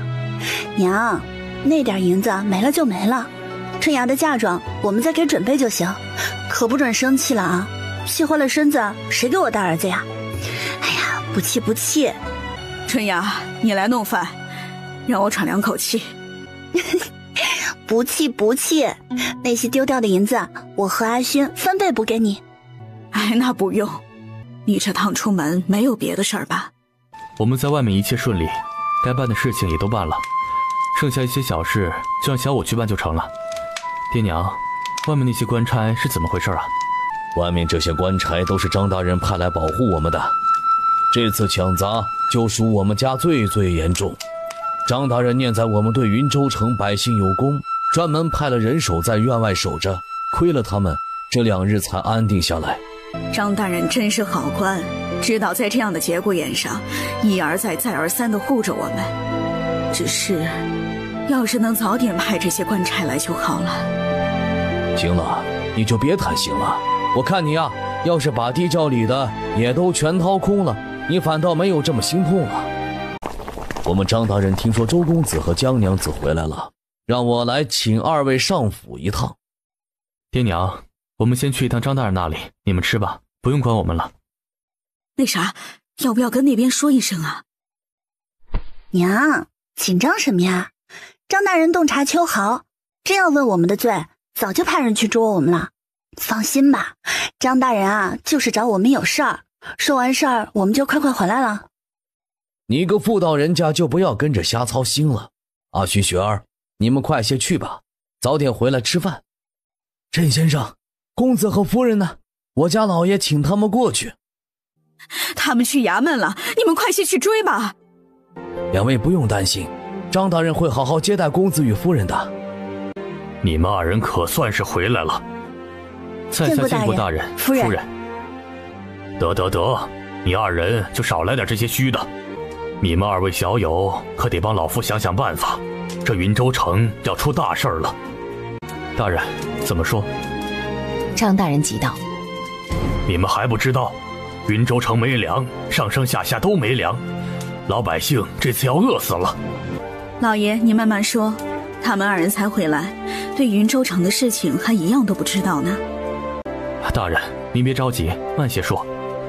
现在城中有居心叵测者，怂恿百姓上京逃荒，京城那边又给老夫下了死令，无论用何办法都要把云州百姓留在原地，可又给不了你云州粮食，这岂不是要老夫把自己煮了汤喂给老百姓吗？老爷才多少斤粮，够喂几个百姓？是，要真能喂得活全云州百姓，老夫自己就把自己炖了。大人，薛家有多少粮食？2、3万斤是有的，这2日薛家也喊着粮食要用完了，城中百姓更是6神无主，有的人家已经收拾行装准备北上，老夫只能下令将北门封锁了，其他门大敞开，要去别的地方老夫绝不阻拦，但是但是离云州城最近的、最富饶的便是京城。京城去不了，荆州走不到，好些百姓便去祸害下面村县，又抢又夺。云州如今是找不到一处安生的地方了。老夫这次再无办法可想，北城门也不知还能守几日。唉，老夫一生无大功，却自认为没有对不起黎民百姓，却不想晚年名节不保，恐怕下了阴曹地府，也要被百姓丢入炭火中烧烤。江澄雪同情这位张大人，正要出声，便听到外面的下人通报，说是萧家老太爷来了。老夫去请你二位的时候，也派人去了萧府，没想到萧老爷亲自过来了，本该老夫亲自去拜访的。张大人亲自为萧老爷看茶，萧老爷点头，目光落到自己外孙和他那媳妇身上。我们一路都有个疑问，云州粮库究竟烧毁了多少粮食呢？3位都是老夫信任之人，无需隐瞒。这次粮库失火，经过多番调查，其实并没有烧毁粮食。张大人看看厅中3人，萧老爷就算了，上次去找他时便将这个秘密说了，但这2位小友就有点老谋深算了。3位莫非都知道了？我与夫人一路往回赶，心中有很多疑惑，听到大人这样说，反而明白了。哦，你夫妻2人猜到什么了？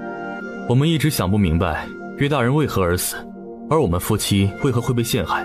现在明白了，岳大人的死并不是为了诬陷我们夫妻，只是顺便诬陷我们罢了。有人早就预谋杀他，只要他死了，南方运过来的粮食到底有多少，要如何处置便更加方便。我猜那押运粮食来的将近200人，应该有一部分是安排在粮库的吧。确实，他们一下来了这么100-200人，我也不能安排他们吃闲饭，哪有那么多闲饭给他们吃啊？就想着那么多粮食也得有人好好把守着，就安排了一些过去，谁知道就发生了这样的事情。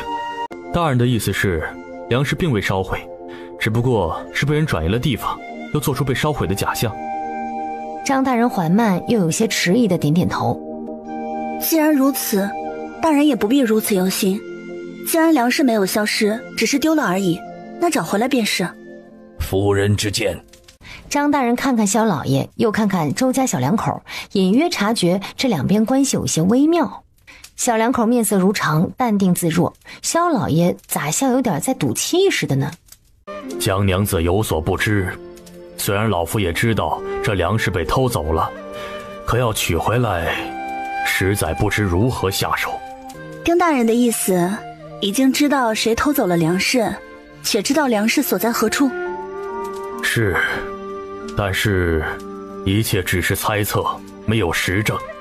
老夫今日请萧老爷与2位小友到府上来，不为别的，就想请3位想想办法，如何助老夫度过此劫，救黎民百姓于水火。你们比老夫可有本事多了，之前的草药，后面赈灾的粮食，不知道还能不能弄到那么多粮食，将云州城百姓稳住。我们这次南下正巧是去寻找粮食的，却不是为吃，是为了种。云州城如此这般，还是保住百姓性命要紧。只是粮食都是用银钱买来的，大人也知道，我2人欠的银子要是不按时拿出来，好不容易买下的铺子，这算什么事情？我张某人做主了，你们不能按时还上银子，不许任何人催促，更不许将铺子转手卖掉。若那么做了，我让他蹲一辈子大牢。等到危机过去，该是多少银两，让朝廷补给你们。哼，大金朝这般景象，也不知道朝廷还有多少银两可以补给我们呢？虽然现在这般，但咱们大金朝地广土肥，国库总会充盈起来的。2位的功绩，老夫定会原原本本、明明白白、丝毫不漏的呈向朝廷。张大人只差拍着自己干瘪的胸膛发誓了。谈话到此差不多就结束了。老夫便回去了，人老了，歇歇的早，告辞。屋里的人也不敢挽留，出门恭恭敬敬的去送客。你们2人不准走，陪老夫吃个饭。哎，好久不知饭滋味了。离开前，张大人不放心粮食的事情，再三询问。粮食很快就会运到，大人不必担心。他们们家囤积了那么多粮食，应该有很多人把守吧？薛府以粮食多人少为由，跟老夫要走了那100多人的送粮队伍，又要了城中1/3的差役。他本不想给的，奈何武王爷的头衔大，势力强，明着说是为百姓着想，暗着其实是拿云州城的百姓压他。在没有彻底撕破脸前，张大人也没有办法。斗了好一会儿，小朋友才淡定地发出叭叭的声音。江承学很激动，看旁边周泽勋有点失望。你还失望什么呀？孩子先叫你。他可没叫我，是吧，乖儿子？江承学反应过来，这里都是喊爹娘，没有爸爸妈妈的叫法，难怪相公不激动。我看这孩子就叫周顺和吧。不是说好让孩子抓阄吗？顺，天下大顺；和，家国和美，就这个名字最好。江承学本还想拒绝，周顺和怎么听着吧，土也说不上土，就是不够洋气，太普通了。爹，你觉得呢？这是个好名字啊，那就这个名字。只是不问问萧家老爷吗？不必，我们自己取就好了。既然你决定了大名，那孩子的乳名就我来决定。好好，谁也不准跟我娘子抢。结果江承学想到早饭端上桌，也没能想出来孩子叫什么乳名好。那就叫宝宝呗，我们叫宝宝都习惯了，换个名字宝宝还不认呢。你们再容我想想。吃了饭，郑伯禄就揪着儿子去找周大山一家，杨氏则煮了些粗粮喂马喂猪，又心疼又无奈。老天爷呀，你差不多就把这一茬给过去了吧。哎，别喂到后头没粮了还得宰猪吃。周泽勋和江承雪则出门去看看云州城如今的情况，陪同的是陆先生和罗玉章。昨晚上有些事情还瞒着他们，不仅仅他们的家里被抢砸了，他们的铺子也都被撞开了门，铺子里没有剩下的粮食，但还有些碎银，全部都被抢走了。抢走银子便罢了，还将铺子里面能砸的全都砸了，仿佛周家挖了这些人的祖坟似的。两人站在门户大开的铺子前，心情复杂。这门我们现在也找不到人来修，郑先生说那就先不管了。日后要修复这些铺子也需要一大笔银子。大家快去看看呐，有人冲衙门了。真的？真的。出什么事了？还能出什么事情？武王爷的粮食也吃完了，张贪官不放城门给大家活路。走啊，我们去把姓张的捉出来。人上头的时候啊，最没脑子，只要有人牵头，后面人就如同线上的蚂蚁，跟着就走了。两位东家，我们赶紧回，不要在街上滞留的好。阿勋，我们去看看情况。你们快回去告诉消息，把院门都锁好，我们去就回。好。等周泽勋和江承学赶到衙门口时，这里已经人挤人的将威严的衙门口围得水泄不通。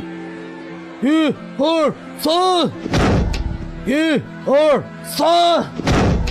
最前方竟然有人喊着号子，10来个人抬着粗壮的木头，有节奏地撞击着云州城高大肃穆的红色大门，大门微颤，官威在此时碎成一地。很明显，如此有组织的事情绝对不是百姓一时兴起，而是有人计划好的。江承雪和周泽勋在人群后看了几眼，百姓的情绪被调动，红着眼睛喊打喊杀。衙门紧闭，也不知道是守备不足，还是张大人不想官民冲突，一个差役也不见。您二位可来了，我们家大人都快急上火了。一问之下，果然张大人派了人去请他们两个，估计是走岔了。大人，衙门要被撞破了。我知道，我哪能不知道？他们不在前面撞门，我跑到后院来干什么？哎呀，两位，你们的粮食何时能到？老夫这下真要被人抓去熬汤了。周公子、香娘子，你们快帮我家老爷想想法子。这样下去。大人、夫人，我们的粮食今夜便能到。今夜就到？你们可确定？确定。好啊，来人呐！大人，去组织人手，本官要出去。出哪里去？上堂，本官要去见那些闹事的百姓。张大人匆匆离去，张夫人担心自家老爷，告诉二人自便，然后也匆匆出了门。不会有什么事吧？应该不会，大人只要承诺有粮食，那些百姓就算再大的脾气，也必须压到明天再去发。放心吧，没事的。等了将近1个时辰，大人与夫人才相携着回来。离开前忘了留你们了，幸好你们还没走，暂时安抚住了，差点没把老夫生吞活剥了。2位小友，老夫再跟你们确认确认，你们购买的粮食是今夜到吗？是，千真万确。若真有粮食，老夫是否能有一份？堂堂一个州的知州啊，这混的都快把自己给饿死了。云州城民心不安，要稳住这个局势，一定要先把自己人稳住，稳住了官府衙役，才能考虑别的。大人放心，不能叫大人跟官府的各位兄弟吃好，也不能叫你们饿着肚子执法办事。今晚运到，这样我还能派出些人手，早些让他们出城去接，以防万一。不必，我们2人也不知道这粮食何时到，从哪个城门进入，或是已经进了城，我们也在等晚上的消息。既然如此，明天早上我们该如何散粮？你们家铺子应该还能用，我多派些人手。这可怎么办？先前10家铺子也只够给难民发个粥，现在全城都缺粮食，没有个上百家铺子怎么发得过来呀？还有，你们出粮救济百姓，薛府那边恐怕会对你们不利。要是别人想对付你们周家，老夫敢拍胸膛给你们一个承诺，但对方可是武王爷的母家，这要怎么弄啊？要么你们周家不要露面也好，若有人问起，只提泽公子3个字就行了。周泽勋、泽公子都有个泽字，以前都没注意过。听说昨日知州大人承诺今日放粮，不知他要如何放？不过缓兵之计罢了。据我所知，昨日根本没有粮队入城。那正好，今天发不出粮食，就把北城门破了吧。志远，这个事情你去做。在王爷到来之前，云州百姓必须把京城的浑水搅和起来。是，祖父。出大事了！出大事了！外头全是粮食，咋咋呼呼，成何体统？老爷，快到外头去看看呐！全城百姓都在捡粮食呢。怎么回事？不知道呀，老爷。早上一开门就看到满地是粮，现在都快被人捡干净了。哪儿来的粮？这是哪儿来的粮？薛老爷气得手抖，呵斥道：志远，你赶紧出门去看究竟是怎么回事。是。1个多时辰过去，薛志远才满头大汗地跑回来。城中大街小巷全都撒满了粮食，全城百姓倾巢而出，全都趴在地上捡着呢。祖父，周记粮铺开门了，我让人去看了，他们铺子确实有大米可卖，除了大米还有面粉、高粱米、小米。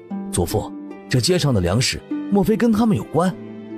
此时此刻，知州张大人也在街上闲逛。好呀，这方法是真好。现在全城百姓都在忙活着捡粮食，人口多的捡粮食的也多，人口少的捡粮食的人也少，公平。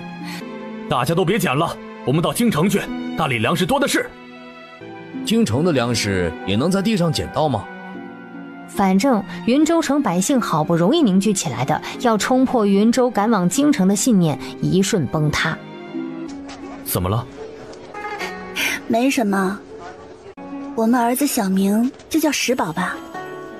石，通识，有完美之意，好名字，我们儿子就叫石宝。2人聊着儿子的名字，就看到张大人带着2名随从。不必多礼，不必多礼，本官今日也是来买粮的。2人赶紧给知州大人插个队，排到前头。当听说1升大米50文的时候，知州大人一时没有心理准备，嘶地倒吸一口气。大人该不会觉得贵吧？不贵，不贵。这个女子1升不到3斤50文，不贵，不贵。送走了张大人，见铺子生意井然有序，有郑伯禄坐镇，又有陆先生当军师，小2口就告辞离开了。转了个弯，直奔萧府去。背来的大米约有个小100斤，就让下人拿去处理。2人还未行礼，便被老爷子拦住，让他们坐下。外面的景象，我与你们外祖父已经听闻了。张大人这一招如天降神兵，精彩得很呢。此招真是前无古人后无来者，实在是高明。张大人找了我夫妻2人，我与张大人商议半天，均没有得出合适的方法。这遍地粮食的法子是雪儿想出来的。哦，原来是雪儿想出来的，倒是不错。萧老爷子本还想让江澄雪回避，但他垂着眸，像是看不出老人家的意思。祖父，有话您就当着我们2人的面说吧，否则我回去还得跟雪儿转述一遍。罢了，她这第一任娘子能想出这样的法子，倒也不算是个笨人。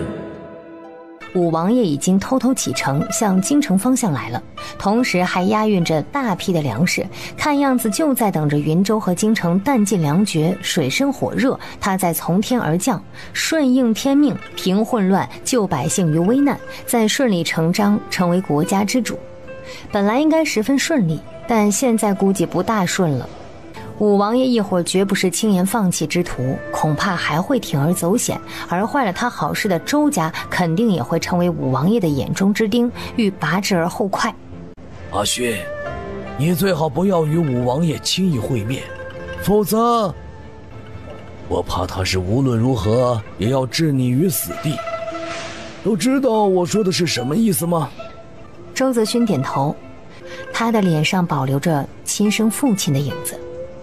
如今你与武王爷的梁子便结下了，你不动，他必动你。既然如此，不如抢占先机。我府中养着一批高手，可供你所用。我们现在就可以向京城传递消息。那一位无论如何顾及父子亲情，武王爷的做法也已经超越了他的底线。若他知道正法了叛臣逆子的是自己的亲生儿子，阿勋，无论我们以前是否错罪，皆可一笔勾销，甚至你还可以搏一把天下。外祖父，我和雪儿早就决定了，请不要再逼孙儿。也许他的神态与语气太过平静，叫老爷子第一反应并不是震怒，而是震惊。外祖父、外祖母，阿勋先带娘子回去了。多谢外祖父、外祖母提醒。刚才听外祖父说府中养了一批高手，不知道能不能求外祖父借我们用一用。见他不说话，周泽勋也拱起手，请外祖父借我们一用。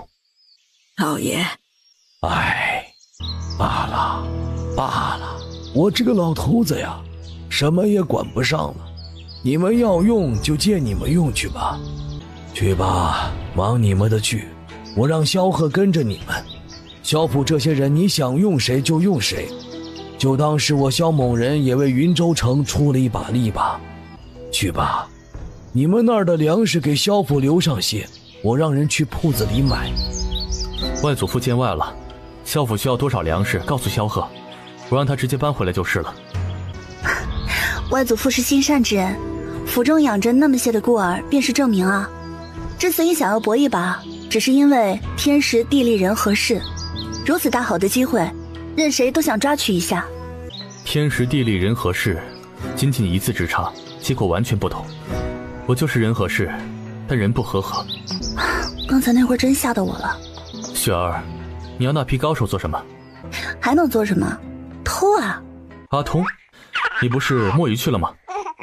摸什么鱼啊？水生哥他们全部都捡粮食去了，我喊都喊不动，我只好帮着捡了半天，到后面哪都看不到粮食了，他们还不甘心，满城到处乱走，我就回来了。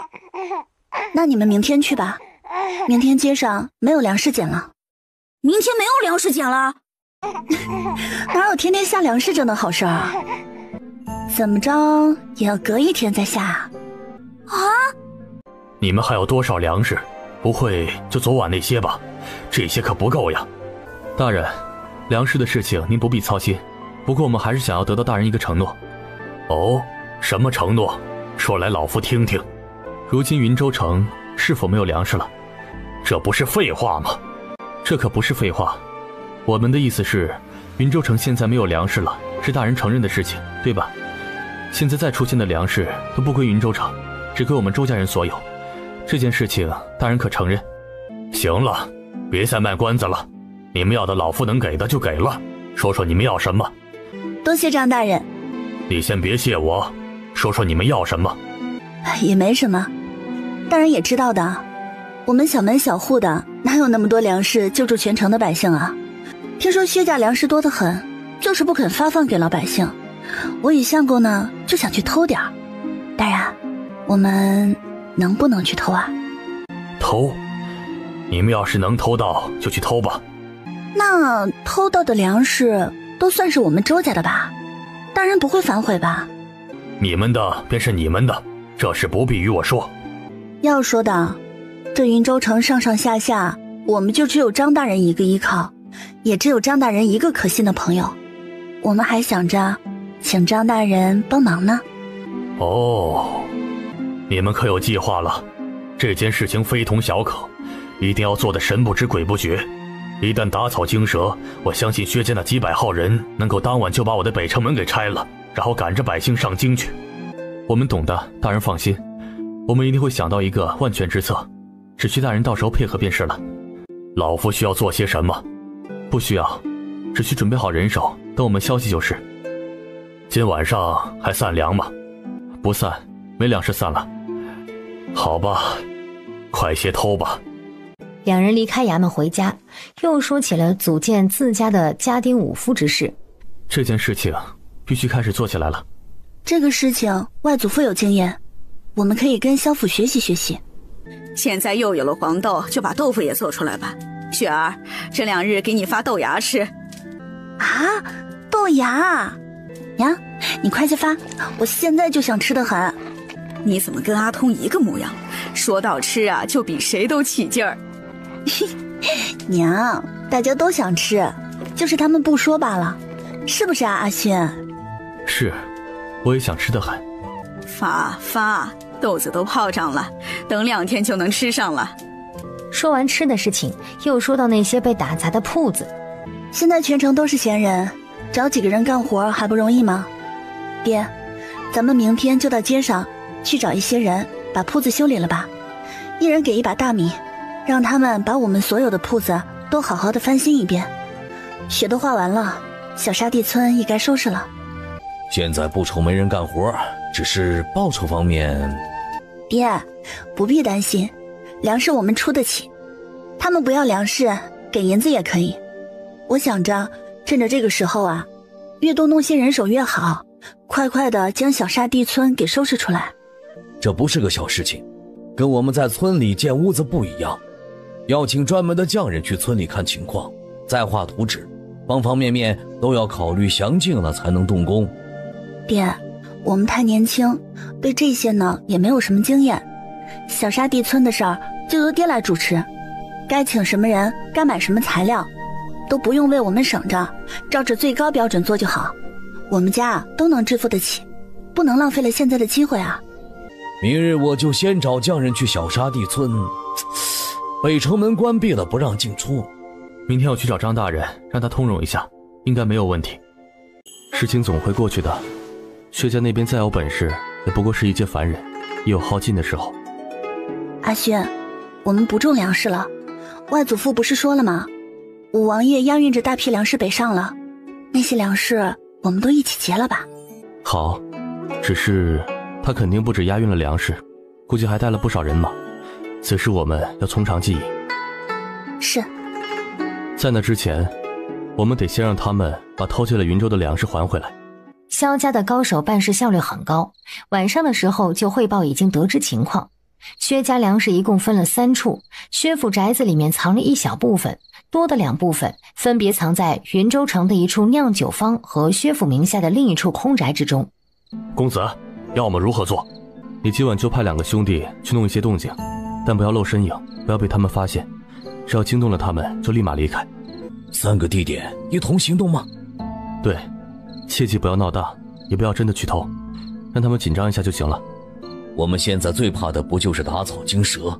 阿勋，你这是何意？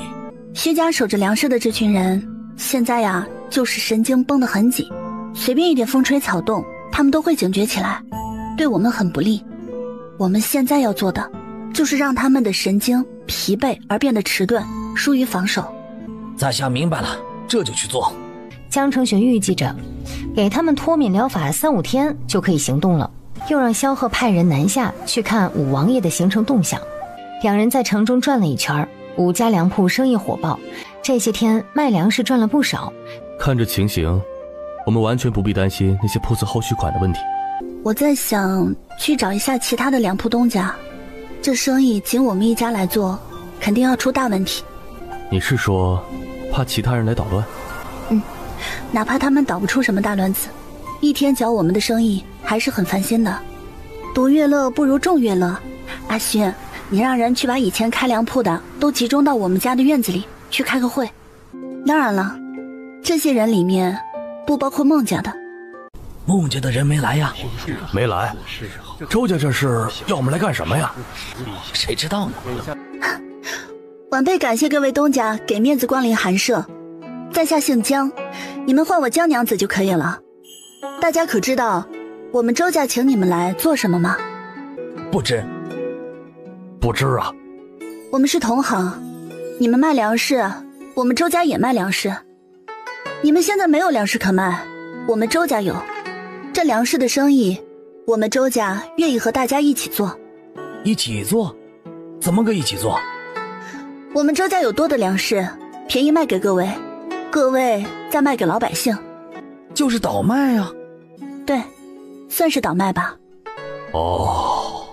本来呢，我们周家也不想把这些粮食让出来的，可这一切都是为了云州城的老百姓，只有养活了百姓，才有我们这些人的活路。大家说是不是？在场的所有人都可以从我们周家进货，我们周家只有一个要求，你们拿回去的粮不得自己随意定价，都按我们周家的来。给你的价格，精米100文，糙米90文，高粱米70文，小米70文，白面100文，都以斗计。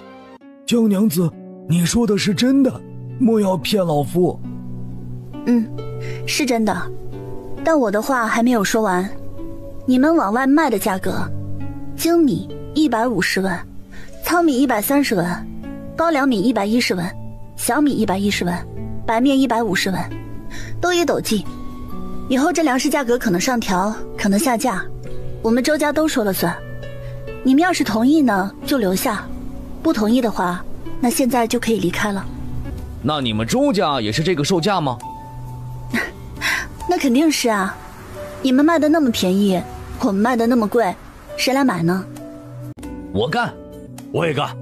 知道孟家的人为什么不在这里吗？不知道。因为孟家和我周家不对付，与我们周家不和的人，我们周家也绝对不会对他客气，哪怕是孟家。生意人以和为贵，周家心地宽厚，一心为了云州老百姓，名声响当当，我们只愿跟随你们，怎么会跟周家作对呢？江娘子放心，我们绝对不会做出有害周家的事情。又给每一家根据铺子的多少、铺子的大小限定了每日最多购粮的数量。放完了鱼，两人又在池塘边站了很久。我们给这个小池塘取一个名字吧，就叫玉湖。那这到底是池塘还是湖啊？又不重要，我也不知道池塘和湖到底有什么区别，反正有水就行了。那就叫玉湖，娘子要叫它海，我也愿意。你见过海吗？你知道海有多大吗？没见过，听说大的都看不到边呢。我也没见过。阿勋，等所有的事情都稳定了，小沙地村建起来了，石宝能走路了，我们就去看海吧。不仅要看海，还要去很多很多的地方，看看这个天下到底有多大，好不好？好。春芽支支吾吾，有点难开口。学生终于要上门提亲啦。什么时候？3天后，大山伯他们准备跟我们家提完亲就去村里了。天要开始热了，他们要收拾田地。哦，挺好的呀。哎呀，我们春芽终于要嫁出去了。嫂子，不逗你啦。嫂子，我有些害怕。是害怕还是紧张啊？都有。正常的，嫂子当初也一样。女孩子离开自己娘家去婆家，肯定是又害怕又紧张。没有关系，大山伯一家不都挺好的吗？过去一段时间就习惯了。你说，京城那位老皇帝对他这个儿子到底是个什么态度啊？对这五王爷究竟是个什么态度很重要吗？不论是什么样的态度，他都绝对不会愿意把自己的江山交到逆子叛臣手上。睡吧，不必担心这个。明天我们找张大人，让他快马加鞭往京城传递消息。五王爷带着他的人马北上了。今天那边肯定是知道消息的，大约不用我们传递吧？要传，还要问问老皇帝和小皇帝这事该怎么办。他们知道是知道，就担心他们装聋作哑，把云州城当枪使，使过了还倒打一耙。别忘了，老皇帝就这么2个儿子。听了两人的意思，张大人陷入了沉思。你们确定王爷押运着大批粮食与兵马正在北上？确定。好吧，我马上就向朝廷呈上奏书，今晚就派人送出去。说完正事，大人又苦口婆心地叮嘱二人一定要小心行事。那薛家的粮食啊，能偷就赶紧偷吧。大人放心，我们周家与大人共进退，一切都是为了咱们云州城的安危。你们2个别跟老夫说那些吓人的话，共进退又不是上阵打仗，不吉利。两人一边往回家走，一边商量着空间里面的鸡蛋何时开始售卖。最近他们进空间都没有捡鸡蛋了，装鸡蛋的筐子用完了，空间里也堆满了。商量过后，决定过几天再卖，等到云州城的整体环境再缓和一下。两人进到空间里，他们打算今天就去薛家偷粮食。他们空间里就留了10几袋粮食，还是留给自家人的。如今呢，他们要管的也不仅仅是自家这几口人，除了隔壁2个院子，还有朱大夫一家、梁大夫一家、周大山一家、王小五家那边也得多少照顾着。这算一算，都小100人了。中间没有种粮食了，这10几袋粮食不能动。今晚上村中还要散粮，上一次散了2万斤，这次不用2万斤，可至少得1万斤吧。现在离天黑大约还有1个半时辰，往薛家藏匿粮食的酒窖而去。但是旱灾来临之后，酒窖慢慢就停产了，没有粮食酿酒呀。公子夫人，酒窖里面一切如常，而且守卫也松懈了许多。我和夫人要进到他们藏粮的仓库里去看看里面的粮食，你带我们进去。我们进去以后，你们的人就在外面守着，不准入内。我们很快就出来，如果外面有人，你们想办法把人引开。公子夫人，你们大约需要多长时间？他们每过2刻钟便会到这边巡逻一次，每支巡逻队伍15人，我们只有3人，万一打起来，肯定会惊动其他2支队伍，我们恐怕……我们会控制在2刻钟之内出来，如果时间到了还没有出来，你们也不必担心，只管在外面等着就是。若是有人来了，你们便给我们发个信号。如果这些人要进粮仓，你们也不必惊慌，不必冲进来救我们，随便弄些动静，将他们的注意力引开就是。3人看向周公子，按夫人说的做就是。如果有人往这边来了，你们就拿石头敲一下窗子，然后自己藏好，不要露面。张大人也真是的，那时城中那么多难民没有粮食吃，我还以为粮库当真是一丁点粮食也拿不出来了。难民不值钱，张大人的心里大约还是想把自己本辖区的百姓顾周全，然后才是难民吧。周泽勋速度很快，1分钟就能扔个30-40袋进洞里。他们没打算一次性将这屋子搬空，准备工作没有做充足，所以只要700袋就好。一切顺利，数完了700袋粮食，没多拿1袋，然后还花了一些时间将缺失的粮垛外围重新堆砌起来。爹，这2日做工的人找得怎么样了？满城都是求着找工作的，不是难事儿，我都挑得身强力壮的去做。城里那些铺子都在修缮当中，今天带了几个匠人出城去了小沙地村，这些天就让他们去画图纸。小沙地村的村民不愿搬走，还得想想办法。他们自己不愿离开的话，我们就请官府帮忙，请他们离开。说到底就是怕离了那村就没有活路了。我想着我名下还有30亩地，春芽要嫁人，阿通要念学，我们2个老家伙……爹娘，你们把你们的地租出去吧，你们2人跟我们住。这事情不是一开始就说好的吗？爹娘，你跟我们去小沙地村住，那么大一个地方，我跟雪儿撑不起来，还要靠您2位打理着。那我便把我们那些地租给这些人，让他们搬过去，剩下的人让他们自己想办法去。说到这里，院外忽然响起了敲门声。我去开门。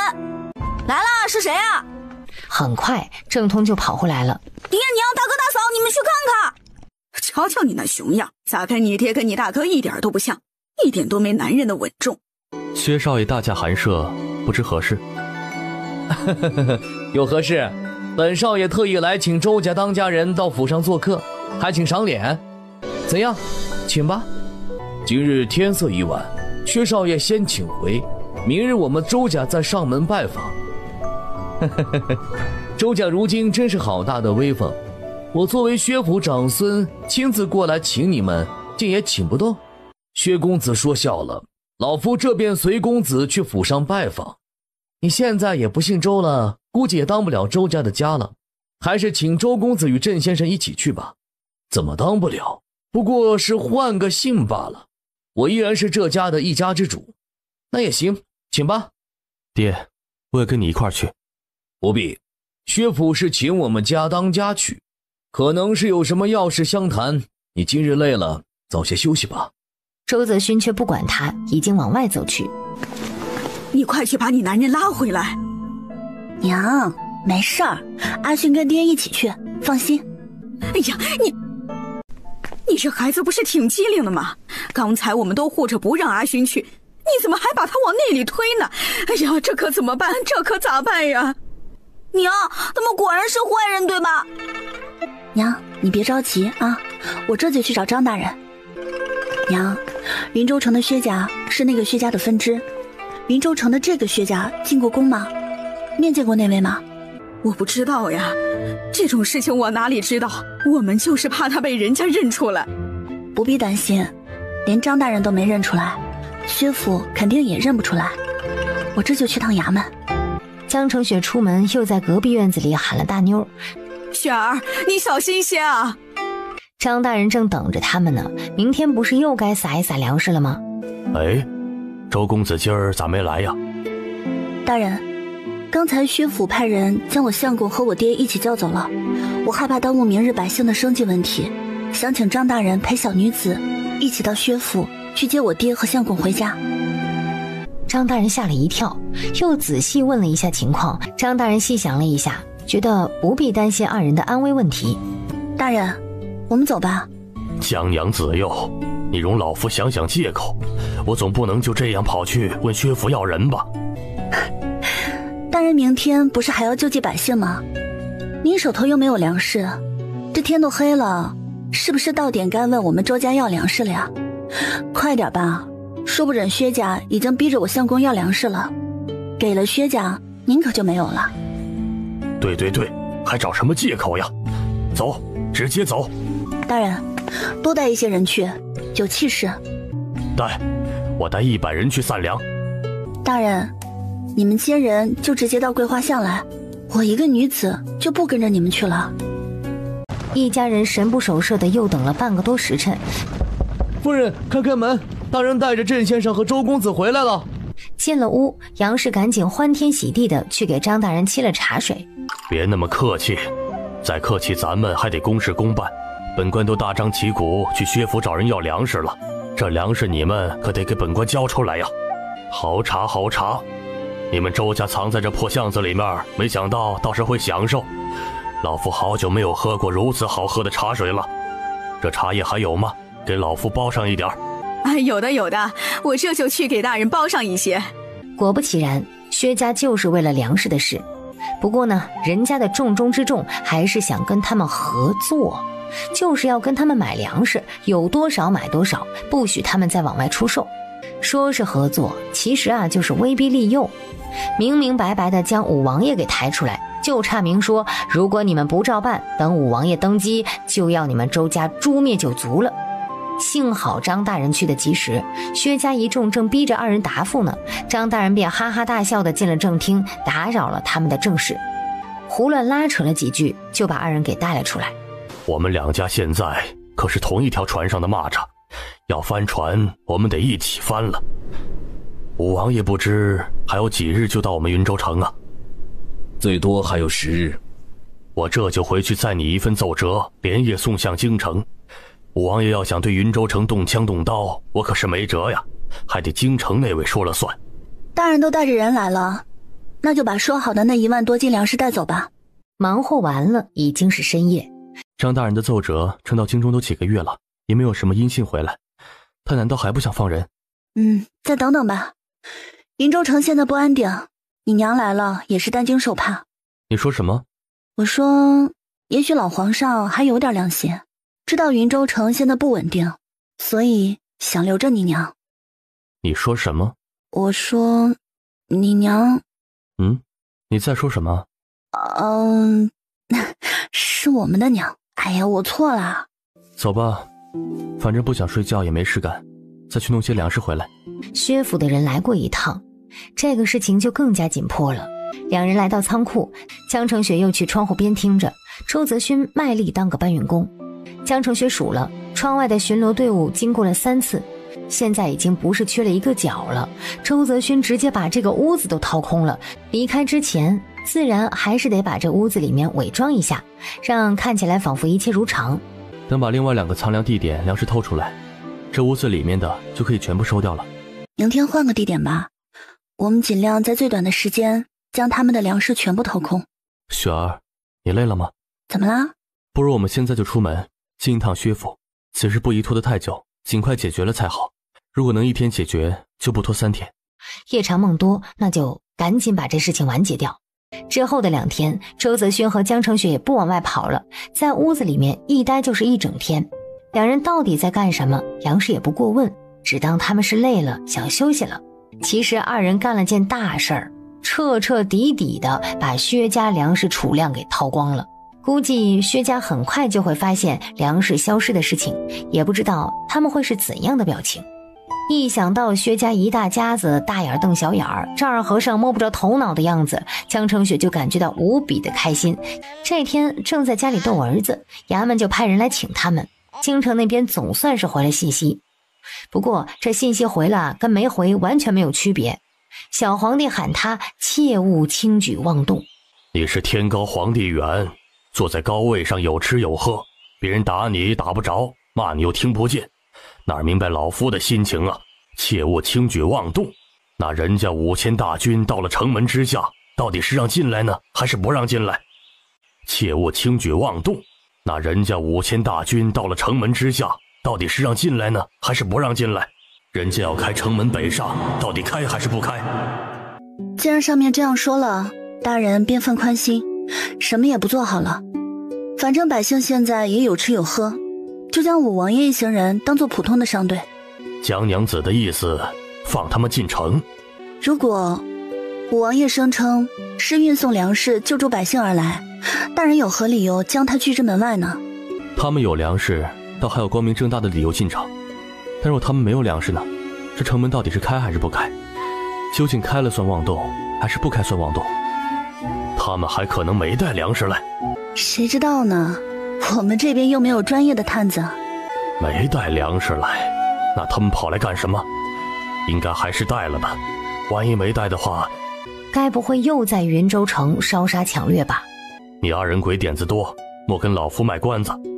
说说，你们是怎么想的？大人，五王爷是贵客，他送粮过来，我们云州城当然要迎接。但是，那么多兵马进城，容易惊扰百姓啊。不如给他们在城外支起帐篷，安营扎寨，粮食、水、柴火给他们备足。至于五王爷，当然要请他入城来，周到又合理。五王爷应该不会生气吧？这倒是一个能够将五王爷的兵马拖个几日的方法。但他们若有作妖，弄出些大动静，五王爷找到借口要进城，老夫也不好阻拦呢。大人，王爷的兵马舟车劳顿需要将养，我们何不让大夫配一些瞌睡养神的药，给他们添在水中呢。他们一边养身体，大人也不要忘了往京中递奏折。这么好几千人要吃要喝，我们云州城可供养不起啊，让皇上得给大人出个办法。我就知道你们二人鬼点子多，这办法倒是可行。人家手头可是有粮食的，你们有那么多粮食喂着我们云州城吗？大人，我们正想跟您说这事儿呢。我们有10来万斤的粮食，我们自己守不过来。大人，要么这个粮食您来接手，您手上多的是人。薛家问您要了这么多人去守粮食，他们粮食不是说都散尽了吗？就都要回来吧。另外薛府人手多，再跟他们借一些人应该也没问题吧。你们提醒得对，本官最近公事繁忙，需要众多人手。薛家一直以善人自居，心怀百姓，问他们要些人手有何难？此事本官当亲自上门去求，你们二人尽管做好自己的事儿。江娘子，你之前跟我夫人说的那事儿，我夫人叫老夫转告一声，她觉得很好。你们只要需要什么，尽管说就是了。便点头称好，说等到武王爷的事情结束了，等到云州百姓的生活恢复了正常，再找夫人商议。1个月前，他们离开云州南下的时候，专门找过他们，让他们自己想办法离开江家。也不知道他们现在生活的怎么样。没有听爹娘提到他们到我们家来过，今晚派些人去江家打探一下消息。如果他们的日子暂时还过得去，就不用着急，这个事情不急于这一时的。说真的，他现在也确实不太顾得上管江家的事情，现在还有更加重要的事情。云州城薛府的粮仓是叫他们掏空了，现在也没有见薛家有啥反应，说不定还没有发现。毕竟他们将粮仓紧锁，虽然每日有人巡逻，但是都没有进去看过。当晚就把萧府的人支开，两人先去了一趟云州城那个被烧毁的粮库，将空降仓库的粮食放出来一半，大约有20万斤的样子。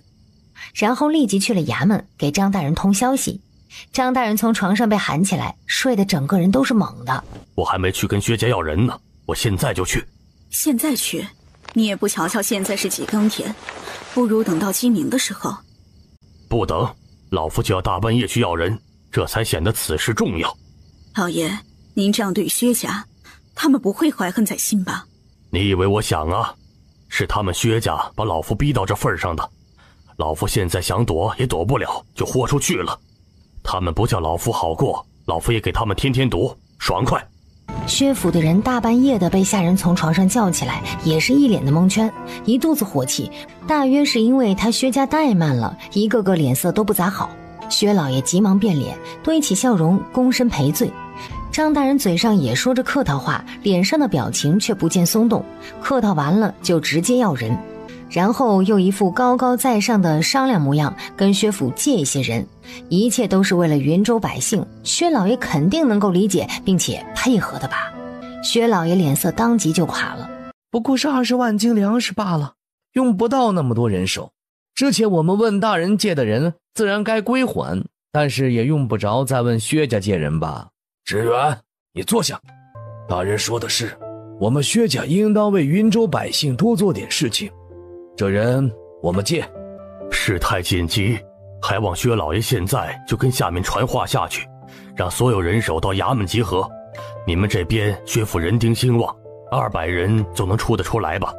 大人实在高估了我们薛府，我们上上下下的家丁也凑不足200，若是加上丫鬟婆子倒是差不多。大人，家中琐事繁多，家丁们也不能全部派去帮忙，你看薛府出70、80人可以吗？那你现在就传令下去吧，1个时辰内我在衙门等着。张大人一伙人来得突然，走得迅速，1刻钟不到，正厅里面便空空荡荡的。好你个张大人，竟轮到你跟我们薛府摆架子，总有一日……闭嘴！可是祖父，我们现在该如何是好？不仅要把人还回去，还要倒贴人，我们自己本来就不够用。废物！你除了会嚷嚷，还会做点什么别的事情吗？祖父，周家也算是有本事的，这些日子愣是没有查出他们的粮食怎么运进城的。罢了，查不到就算了。云州城的粮库不安全呐，能失一次火，就能再试一次。周家不是仗着有粮食胆大妄为吗？没有粮食他们还能闹腾起来？还是祖父厉害。不过我们家的那些粮食不就没人看守了？没人看就没人看吧，谁知道我们藏的粮食？实在不行也就一把火烧掉算了，我们只留自己够吃的就行。经过前面几日的疯抢，百姓便知道云州城有粮食了，甚至现在开门的铺子都比以前多了。百姓们也渐渐恢复了往日秩序，又重新花钱买粮食。至于那些实在吃不上饭的贫民和难民也没事儿，周家财大气粗，最近轰轰烈烈的找人干活，人数不计，就是报酬少得可怜，干一天活只给1把粮食。除此之外，周家还干起了典当的生意。没钱买粮食没关系，你家里有什么值钱的东西没有啊？拿来换粮食，我们周家帮你收着，半年之内你们有钱了赎回去，没钱的话周家就帮你们卖了抵粮食钱。两人也不能再等武王爷都要到城门之下了。两人留了书信，就把隔壁的马匹牵走了。还有一封书信是留给张大人的，郑伯禄亲自把书信送到衙门去。周公子和江娘子出门去了。大人，不好了，粮库又失火了。什么？张大人手一抖，转身就往外边跑。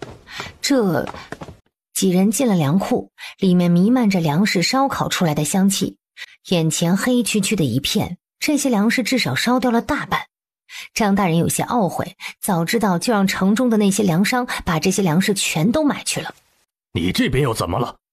大人，城中的粮商们全都到衙门报案，说是他们家的铺子也都被人放火了。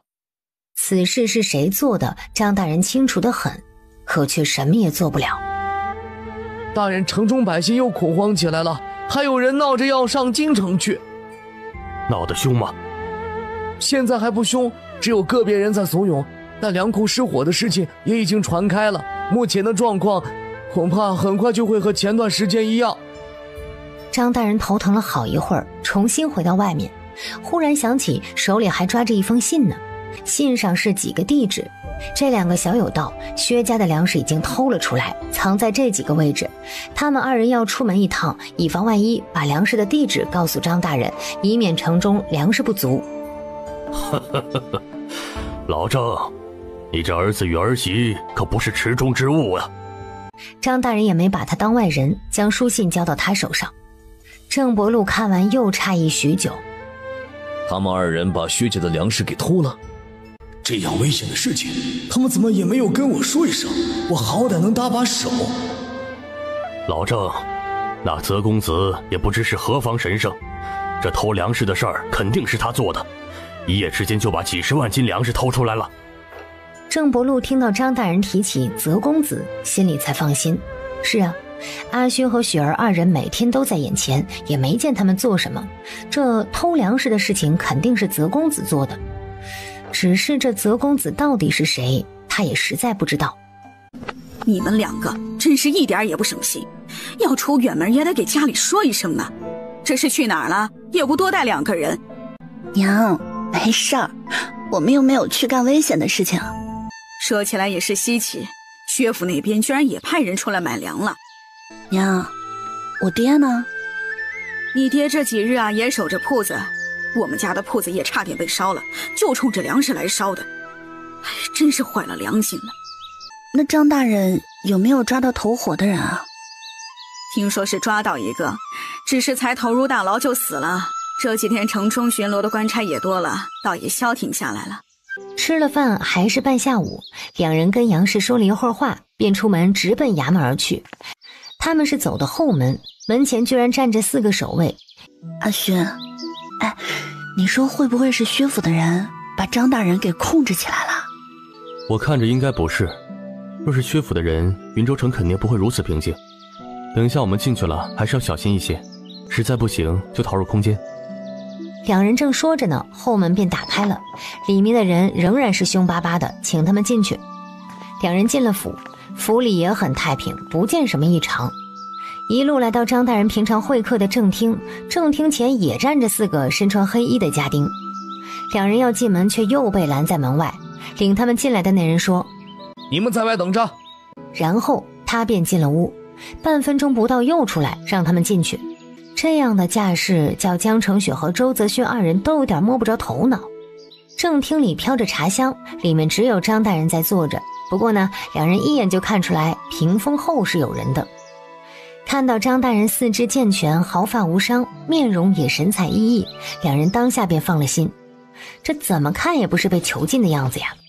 大人，我们是不是来的不是时候？大人这是有客人呢。老夫确实有位尊贵的客人，不过无碍。你们找老夫有何事？无事，就是想来问问张大人，最近云州城的情况怎么样了？云州城因为你们二位形势大好，不必过多忧虑。看张大人这样的态度，就知道朝廷一定给了张大人满意的答复。周泽勋才拱手说要离开，就听到屏风后面冒出一句：“两位稍等。”张大人似乎愣了一下，然后就见屏风后面走出一仪表堂堂、精神矍铄的老人。等到老者坐下，张大人才跟着坐下。见这两位年轻人还站着，急忙抬起屁股招呼他们也坐下。老夫乃张大人的好友，你二人的事迹，老夫略有所闻，也正想见上你们一见。云州城百姓多亏了你们。老先生过奖，云州城的百姓多亏了张大人的庇佑。张大人一心为民，拥有这样的父母官，是我等平民百姓的福气。然后老人家便开始了查户口式的谈话，问周泽勋籍贯在何处，父母是何人等等。连张大人也瞅出了端倪，有些坐立不安，还有些激动。江澄雪捏了一把汗，跟这个人会面他是早就想到的，但却不是现在，弄得有些措手不及。周泽勋毫无察觉，回答如常，没有任何纰漏。问完了，老者又毫不客气地盯着周泽勋的脸，然后起身：“张大人，老夫回去歇息了。”老夫送先生回去。不必，你待客便是。说罢便大步迈出房间。他一走，门口守卫的家丁也跟着一起走了。你们俩人找老夫何事啊？大人，刚才那人是谁啊？看着可不像寻常人啊。人家不是说了吗？是老夫的一位好友，你们就不要打听了。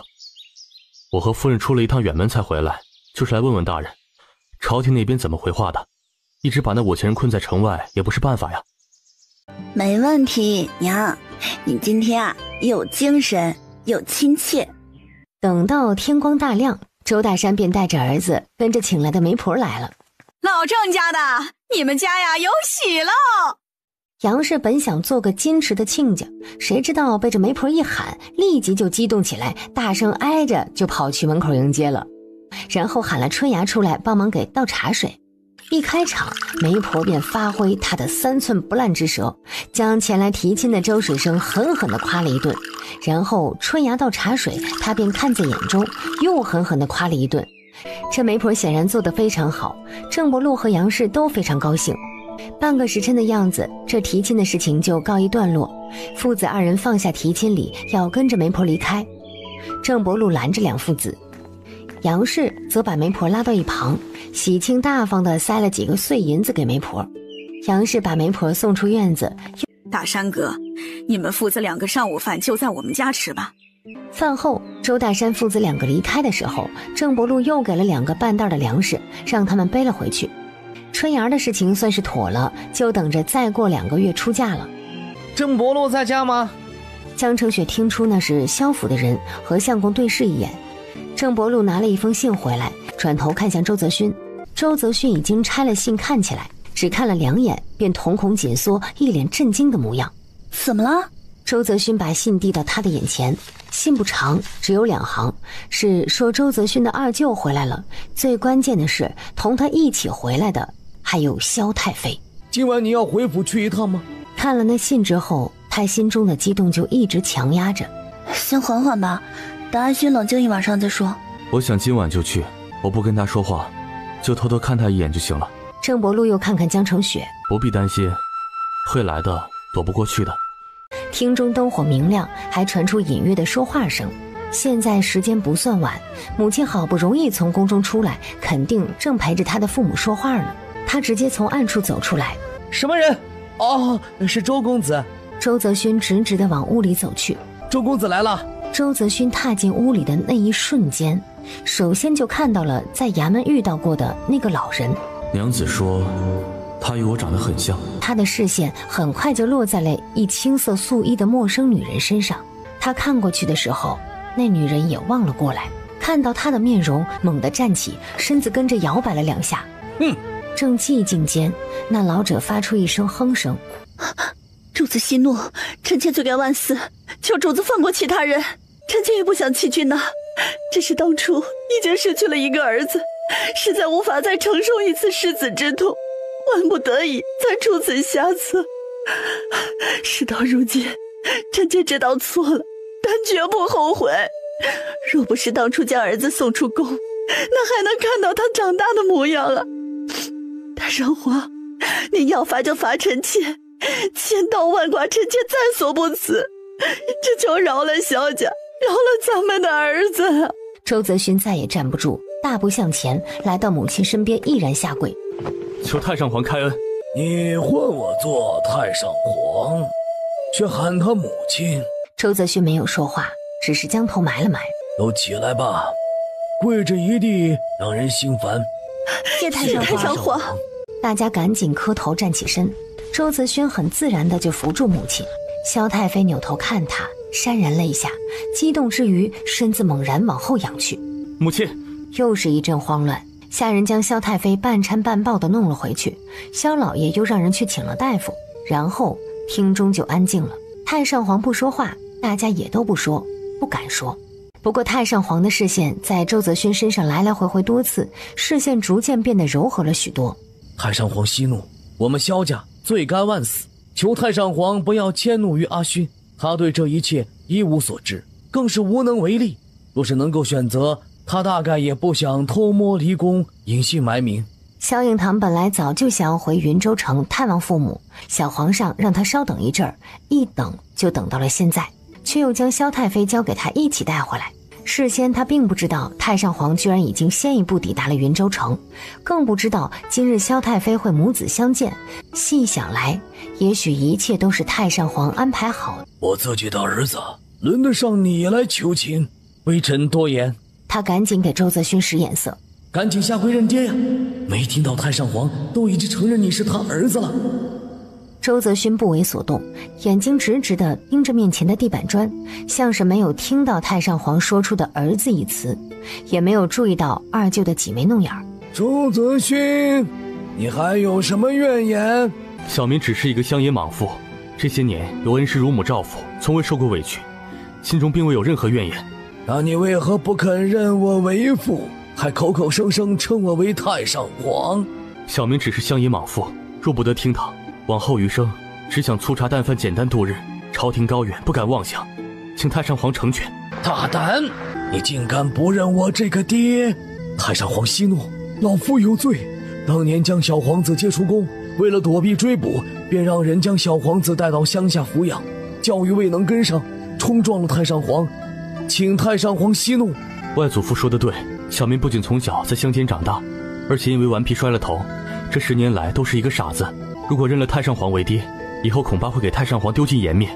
况且听闻朝廷的事情和乡野不同，动辄就要丢了性命，所以小民还是想要做个普通老百姓。